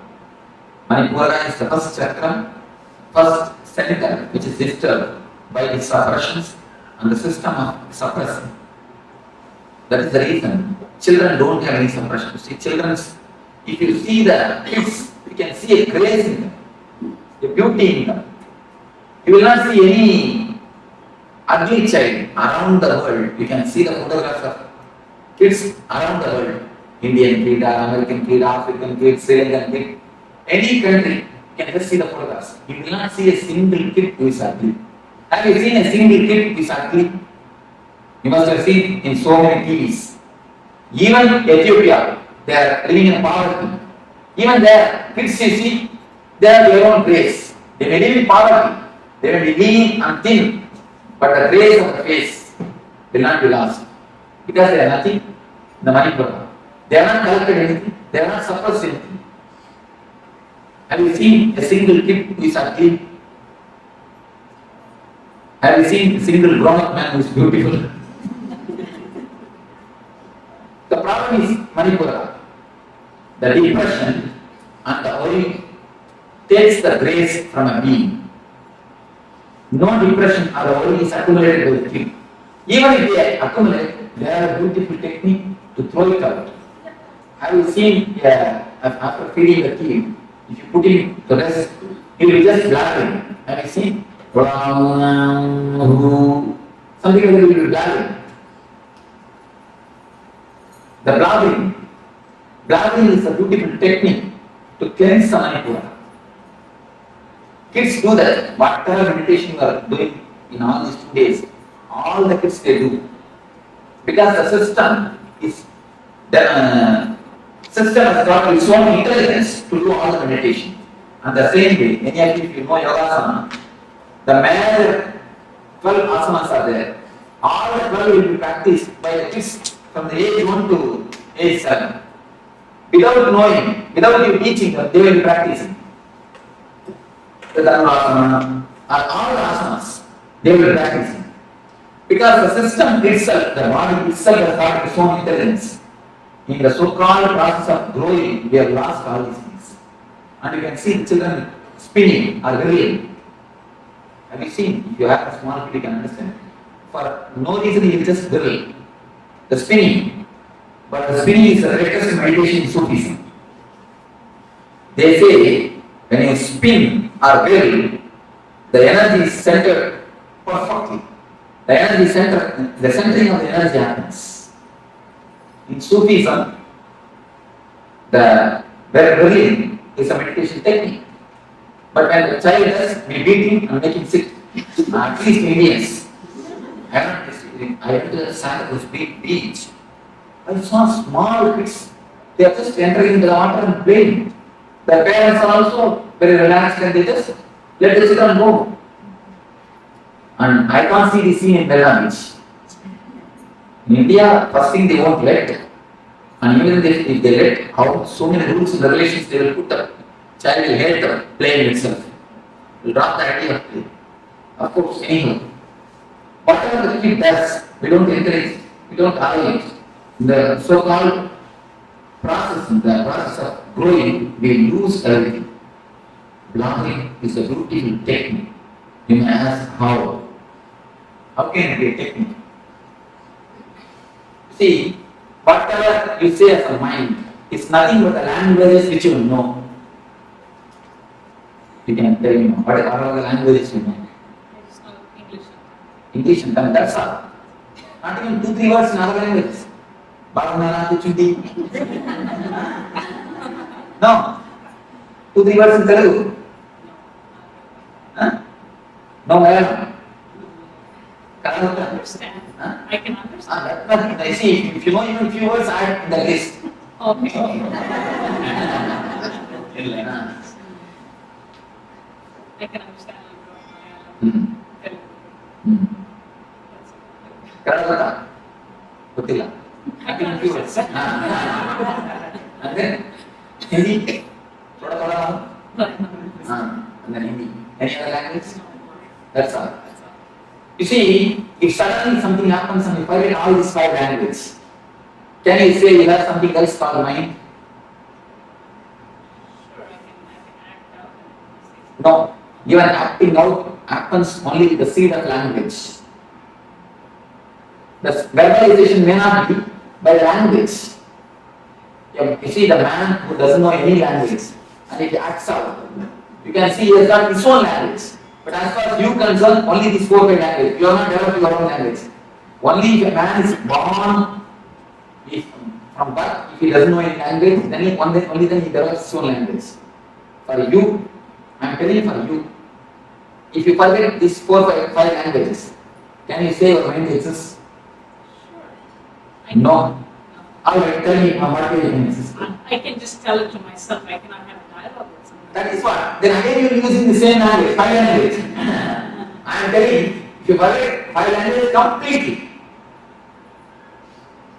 there is no other thing in our mind except this language. our mind has nothing else, at least the active portion of the mind. Whatever is active in your system has nothing else except this five language. Except this language, not for you five, for others their own languages. You cannot think anything except these few languages. Without that language, it is like a big lake covered by snow. The lake is the energy, the Atman. Snow is the thought process, the chattering. If you can break the chattering, if you can break the thought process, and the water which is inside, or the pure water which is inside can gush out and energize your field. You are this side and the energy is that side. In between, the ice layer is there, snow layer. The ice layer stops the energy reaching you. The ice layer is what is the mind or the thought process. If you can break the thought process, if you can break the mind process, you can see the energy gushing towards you. The Manipura also, Manipura is the energy. The suppressions or the depressions, the suppressed emotions form a layer in your system, in the Manipura Chakra. By some process, if you can break the thinking system, if you can break the thought process, the energy just gushes out and washes away all the depressions and suppressions from your system. If you feel that anything else can exist without words, you can tell me. Anybody else? Do you understand what I mean? Difficult, little difficult, because the whole mind is reduced to just languages. It's something new. Because it's new, we are, almost a base is lost. Because mind means we are thinking as a big thing. Mind is something very big thing for us. But simply the base is removed. Now I say mind is nothing but a few languages which you know. So we are really the loss. The big property is taken from us. But lastly, I tell you. What about people who think before they had any language? You see, that we cannot imagine. Now if you imagine, again you are using only the language. Then you try to imagine, they had their own language. Again, when the mind got, when an animal has become man, in the process, the language development was there. The sounds, I see the special sounds are associated with the fear. If a man feels that a fire is happening near him, he used to create that sound, and all will understand something frightening thing is happening there. So they will run away. Like that, with the sound, the language was developed. They had their own language. With that sound, they think. They start thinking with that sound. Do you understand what I say? The tribal language, you may call it. I guess we have always assumed that language is a way of expressing what is in our mind. But now you're saying language is simply the mind.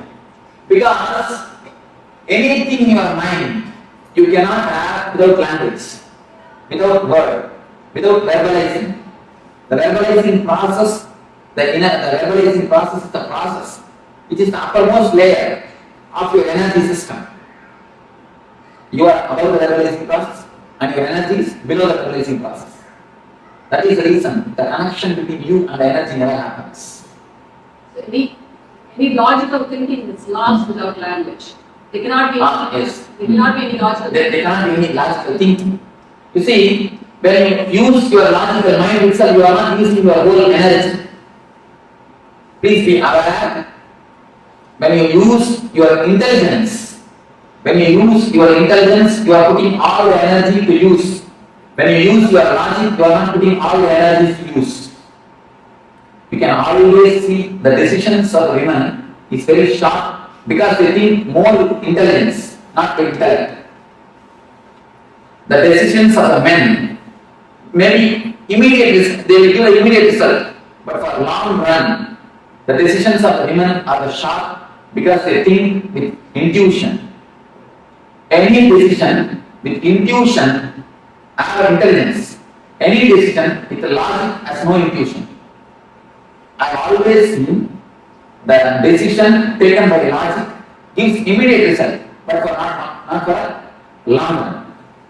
Decision which is taken with intelligence and the intuition, which may not be directly, you cannot directly give a reason, but you will see, for a long run, for the whole life, it will give a tremendous effort. Swami, I have to thank you for telling this to all the men over here. Swami, to give me some examples. You are If you can question me, I am ready for argument. I'm just like, figure out in my mind, please give me some examples. You see, there are few conclusions. I will not be able to give you directly example because of whom I have seen, in what the place I have seen, all those whole examples I may not be able to give. But you take this conclusion and scan your life and see. For a long run, any great logic man, a man who excel in logic and a great professor, he will be giving lectures and convincing thousands of people.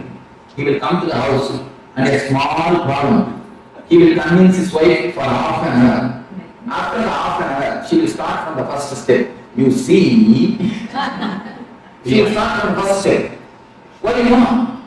Because the conclusion structure is not by intuition, by intelligence. They don't have thinking. You see, I have always seen women doesn't think much. They get proper results. Because most of the energy is stored in the seed form itself. Whenever it is necessary, it gives out the result. In the ancient India, women are more treated like counselors. Any problem, in the evening, man will come and tell the problems. She will give the counseling and tomorrow morning it will be executed. More they are treated as counselors. And not only that, the techniques to keep the intuition alive is practiced by women. The dark itself is a technique to keep the intuition alive. Tomorrow we will be using the technique with the dark, with the Anya Chakra. The techniques to keep the intuition alive is always practiced by women, but you cannot see any women logically. How much you try to convince by logic, nothing like that. Is it that they think through the heart more? No, they think through Manipura. They think through Manipura, not through heart, but through. Are they more emotional? No. They think through intuition. The Manipura is the center. You see, Manipura is the center, very active in women. That is the reason only women could give birth. And not only that, Manipura is active in women. One more reason, they need to give birth. They need to give whole body to one more life. For that, by nature, Manipura is strong for women.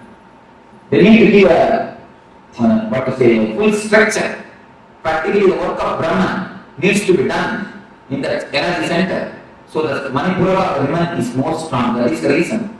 And this, I have seen the intuition counselors there, and that also, women are more successful. Even in India, the Ayurveda children, have you heard of this? Intuition counseling. Even in that field, women are more successful because the Manipura is very strong for women. The intuition or the conclusions will be more strong because the layer will be very thick. The thinking layer is not deep in women. Only the conclusion layer, the energy layer is high and strong for the women. Just the proportion between men and women here says we're smarter. That cannot be the reason. Maybe the publicity. No, that cannot be the solid reason. I want a solid reason. No, we have the intuition that we're going to be enriched in our power by attending your course.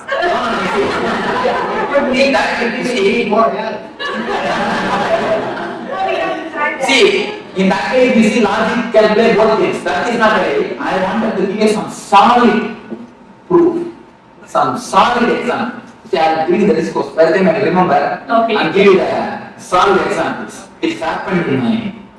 And even if you give one example, that will not be enough. This is the concept. If you scan your life, you will understand. This is the idea. If you just go through your thing, you will understand.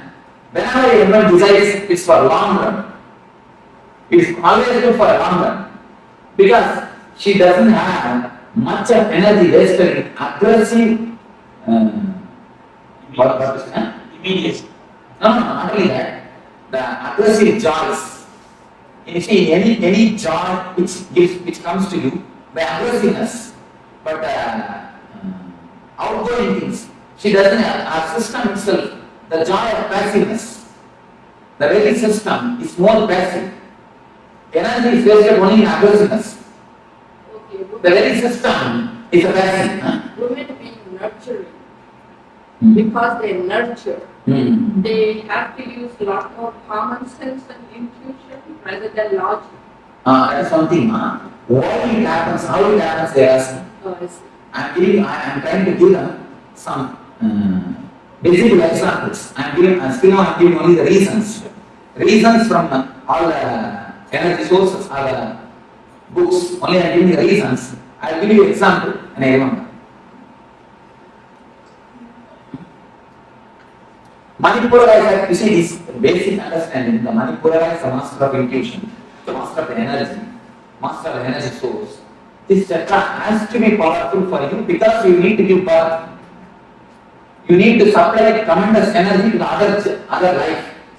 That is the basic logic why the Manipura of the women is more strong.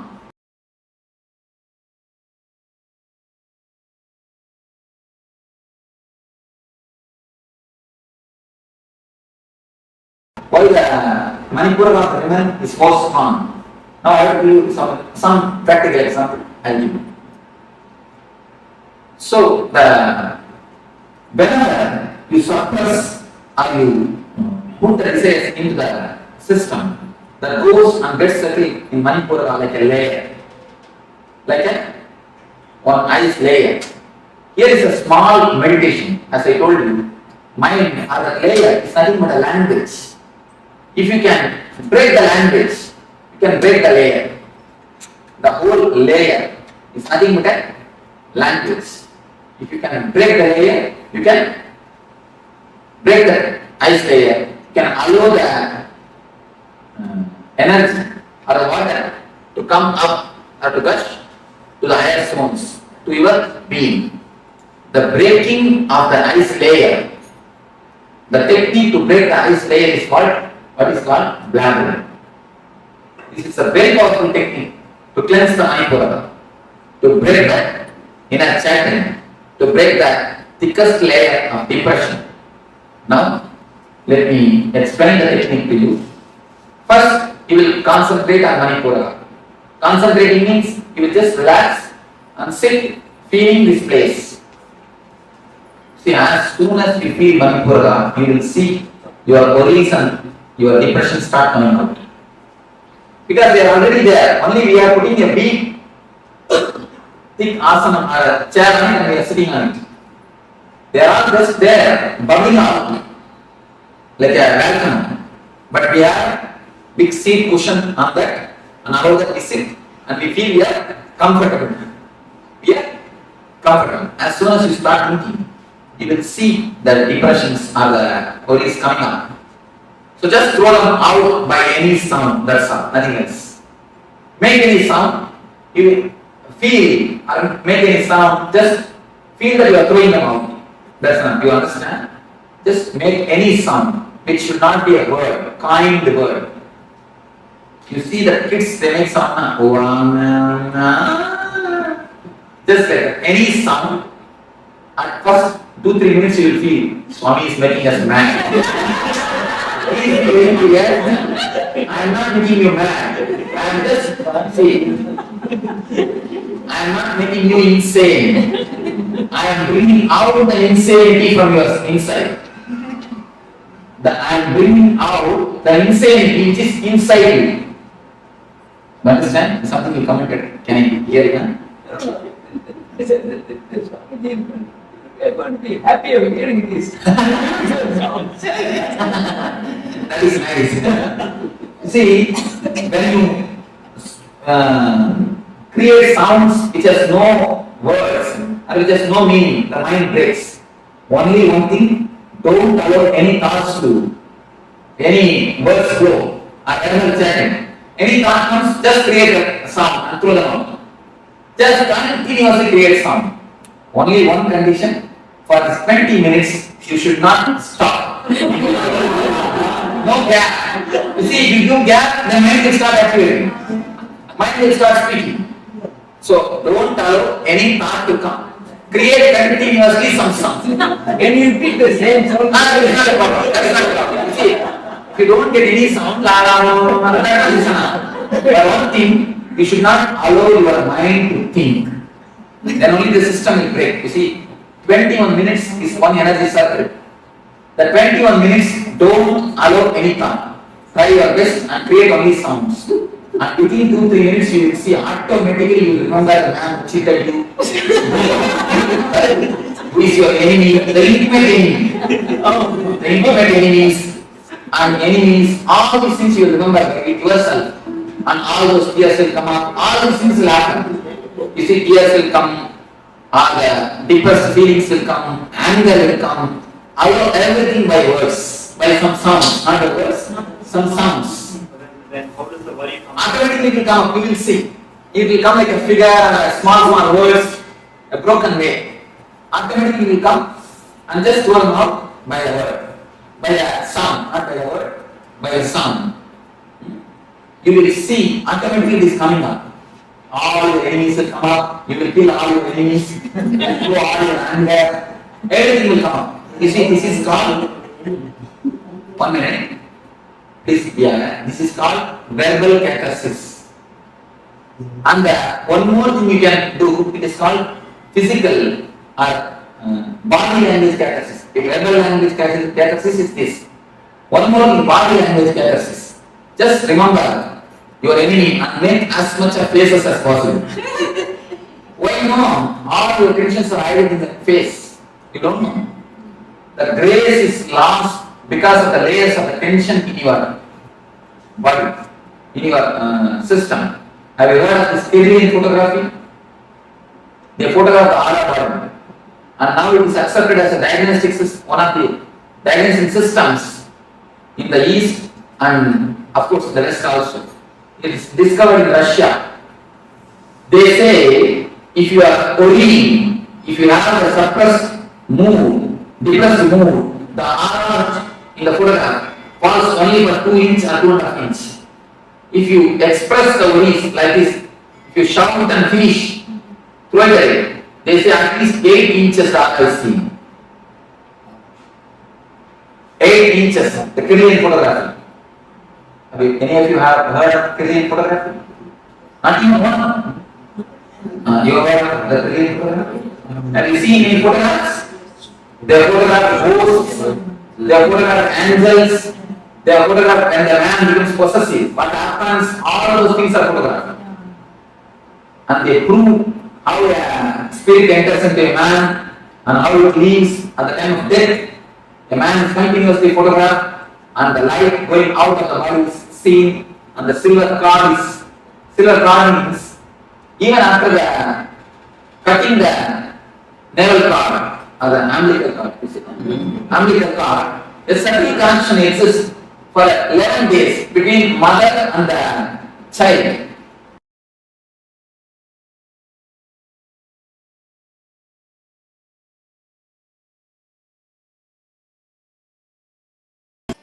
You feel you are something special, you are attended, you are cared, you also told the right word, you are cared.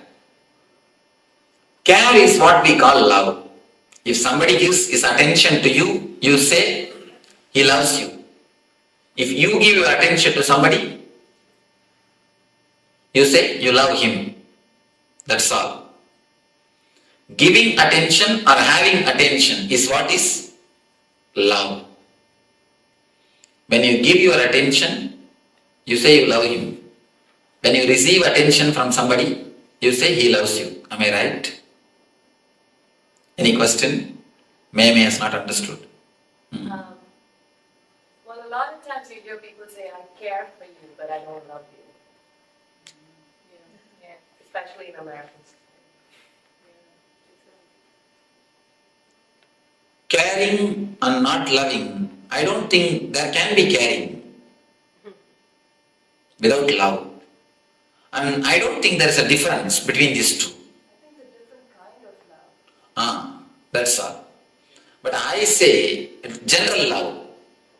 Totally, love means it's a caring. The expectations also matter. The expectations, with or without expectations.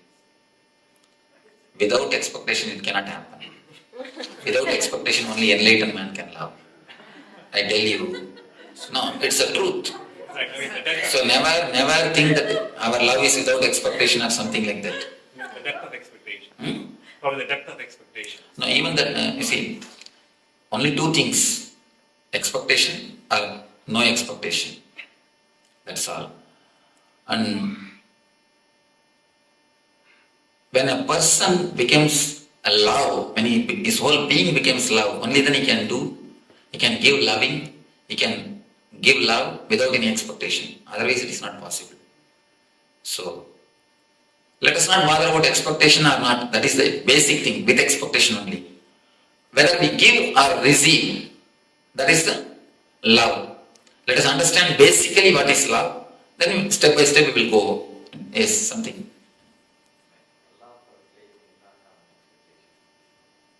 Love for a place. How do you say you want to be there? Then you don't have love. See, the very love, you imagine that about the place continuously. How can you say, I love the place, I don't want to be there? It is simply your feeling to want to be there only is the love for the place. You see, if you love some place, naturally you want to be there. You would like to stay there. That is the love. Otherwise, how will you say that you are loving that place? When you remember, you feel like you are pulled, you are called. That is what is love. Even place, the love for a place is nothing but with expectation.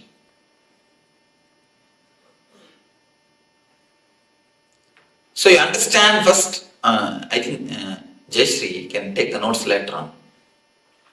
How many of this type of courses you attended earlier? Not even one. First course. That is why you are not experienced. How many of you have attended any other courses like this? Please, you can raise your hands. And how many of you have taken notes at the time? Raise the hands. And how many of you went back to the house and started seeing once more? I didn't. No. You are on exemption. Last time also you are the only exemption who raised the hand. Nobody else. 90%. You say 99, I suspect you. I don't believe you. Even if you say that I go and revise it, I don't believe. She does. She tells me. Maybe rarely. Thank you. I think she has no other work. I have not seen a single person who takes the notes and goes back to the house and sees it back. No. Most of the time, when we go back to the house, we just put that in some cupboard. When you shift your house, you just come upon that notebook and say, oh, that Swami from Bangalore came. Yes, that course notebook. With respect, put it in the dustbin. So, don't go for notes. Understand. If you take notes, instead of understanding now, you will postpone the understanding. You will think, I'll go and study in the house. So instead of that, at least understand, you will have notes in your heart. And once you understand, you don't need to remember it. The idea will remember you. People ask me, Swamiji, should we practice all these teachings in the house? I tell them, no. Don't practice. If you have to remember and practice, then what you have understood? If you really understand, you don't need to practice. You don't need to remember them. The teachings will remember you. They will just come up whenever it is necessary. I always tell people, try to forget everything. if it is really worth in your life, you will not be able to forget. Do you forget your name? No. You don't forget your basic details or basic things about your life. Same way, if it is a basic need, if understanding is a basic thing, you will not be able to forget. If you don't understand, only then you need to remember. Once this becomes an understanding, you don't need to remember it. The understanding will remember you. I again and again tell the people, if you really understood, if you really grasp what I say, if you really interact, that is more than enough. Whenever you take something, swallow something without understanding, only then you need to again and again remember. You understand what I say now? Just, if you understand, that is more than enough. You don't need to remember the teachings. Teachings will remember you.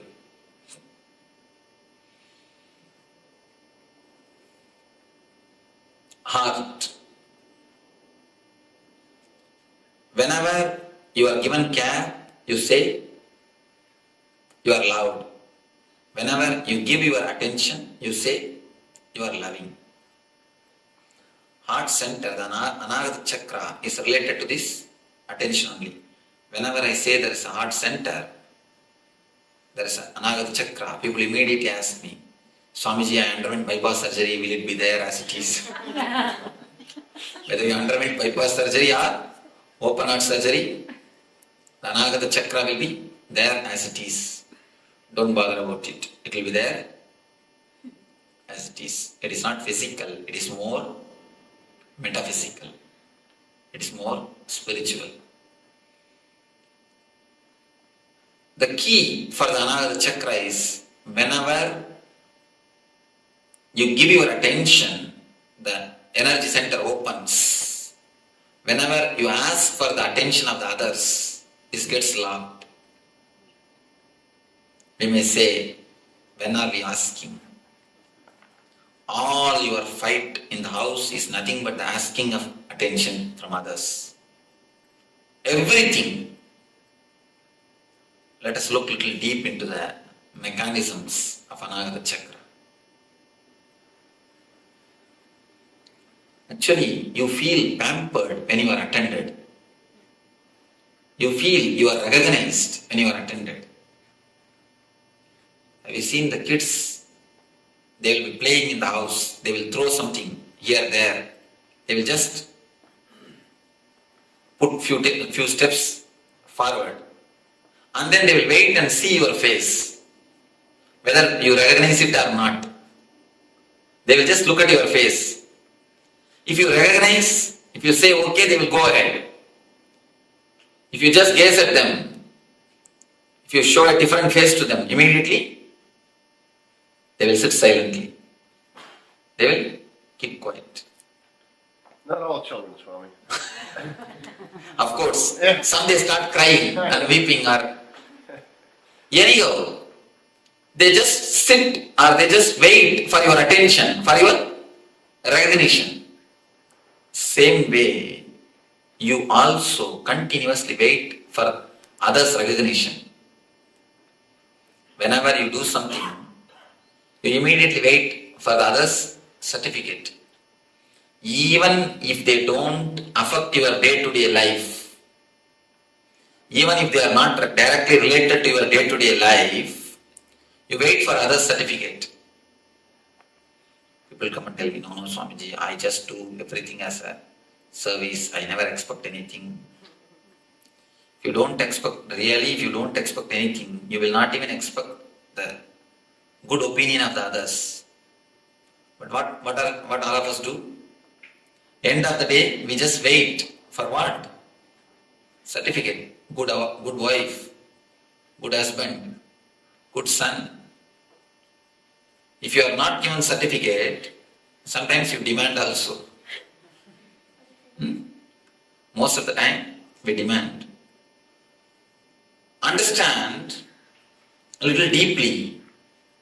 Every action, if you scan your life, every step you can see you are expecting certificate. You are expecting certificate from somebody. From the very young age, you are conditioned to live with good certificates. You are conditioned to aspire for good certificates. The West, I saw even many houses I saw, they put that good wife, good husband, good parents. Actual certificate itself is given. Kids give for parents, husbands give for wives, and wives give for husbands. The certificate itself is given.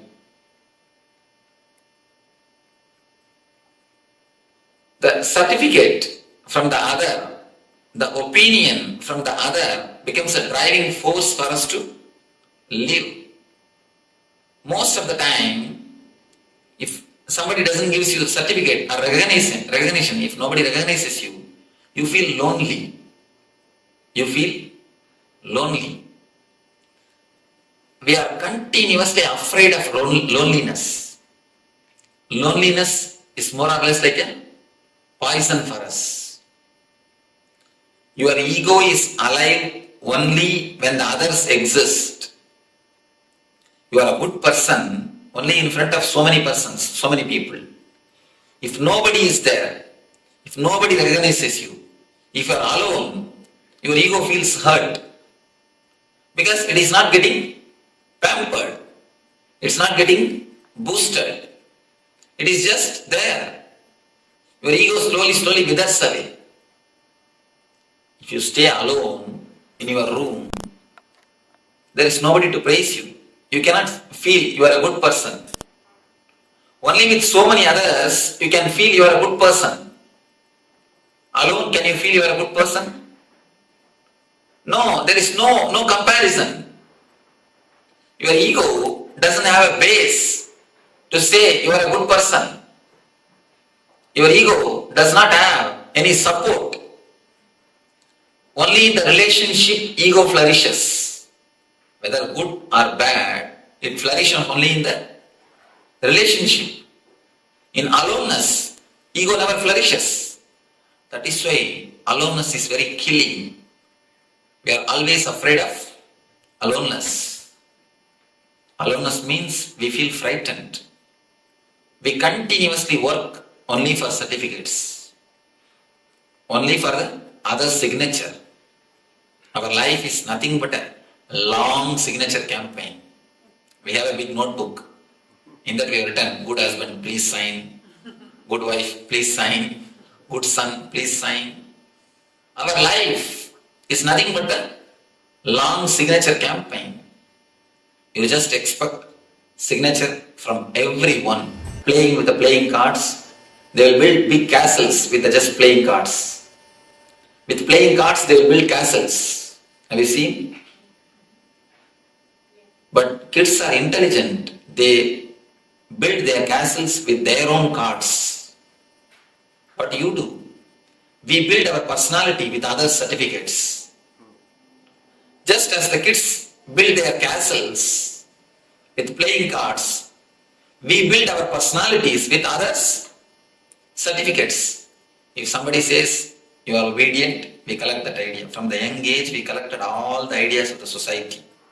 Whatever others have said about us. If somebody says you are a good person, we collect that idea. If somebody says you are a very intelligent, we collect that idea. If somebody says you are smart, we collect. If somebody says you are dark, we collect. If somebody says you are beautiful, we get that idea. If somebody says you are not beautiful, we collect every idea. And totality of that idea, the plus minus, everything we put together, we come to an opinion about ourselves from the others' ideas. If we receive 10 opinions from 10 persons, we put together everything and create an idea about ourselves from these 10 opinions. Be very clear, because you do not know about yourself, you are not centered on you, you understand about you from others' opinion. There is a small research done by Chicago University, beautiful research. One day morning, early morning, young man is going to his office. When he came out of his house, the man who was standing just in front of his house asked him, "You look so tired. Why are you going to the office? Why don't you rest?" He said, No, I'm quite okay. I'm all right. He went to the bus stop. In bus stop, there was one more person. One of his friends asked, "You look so tired. Why don't you go and rest? Why should you want to go to office? Why do you want to go to office?" This man said, No, I'm all right.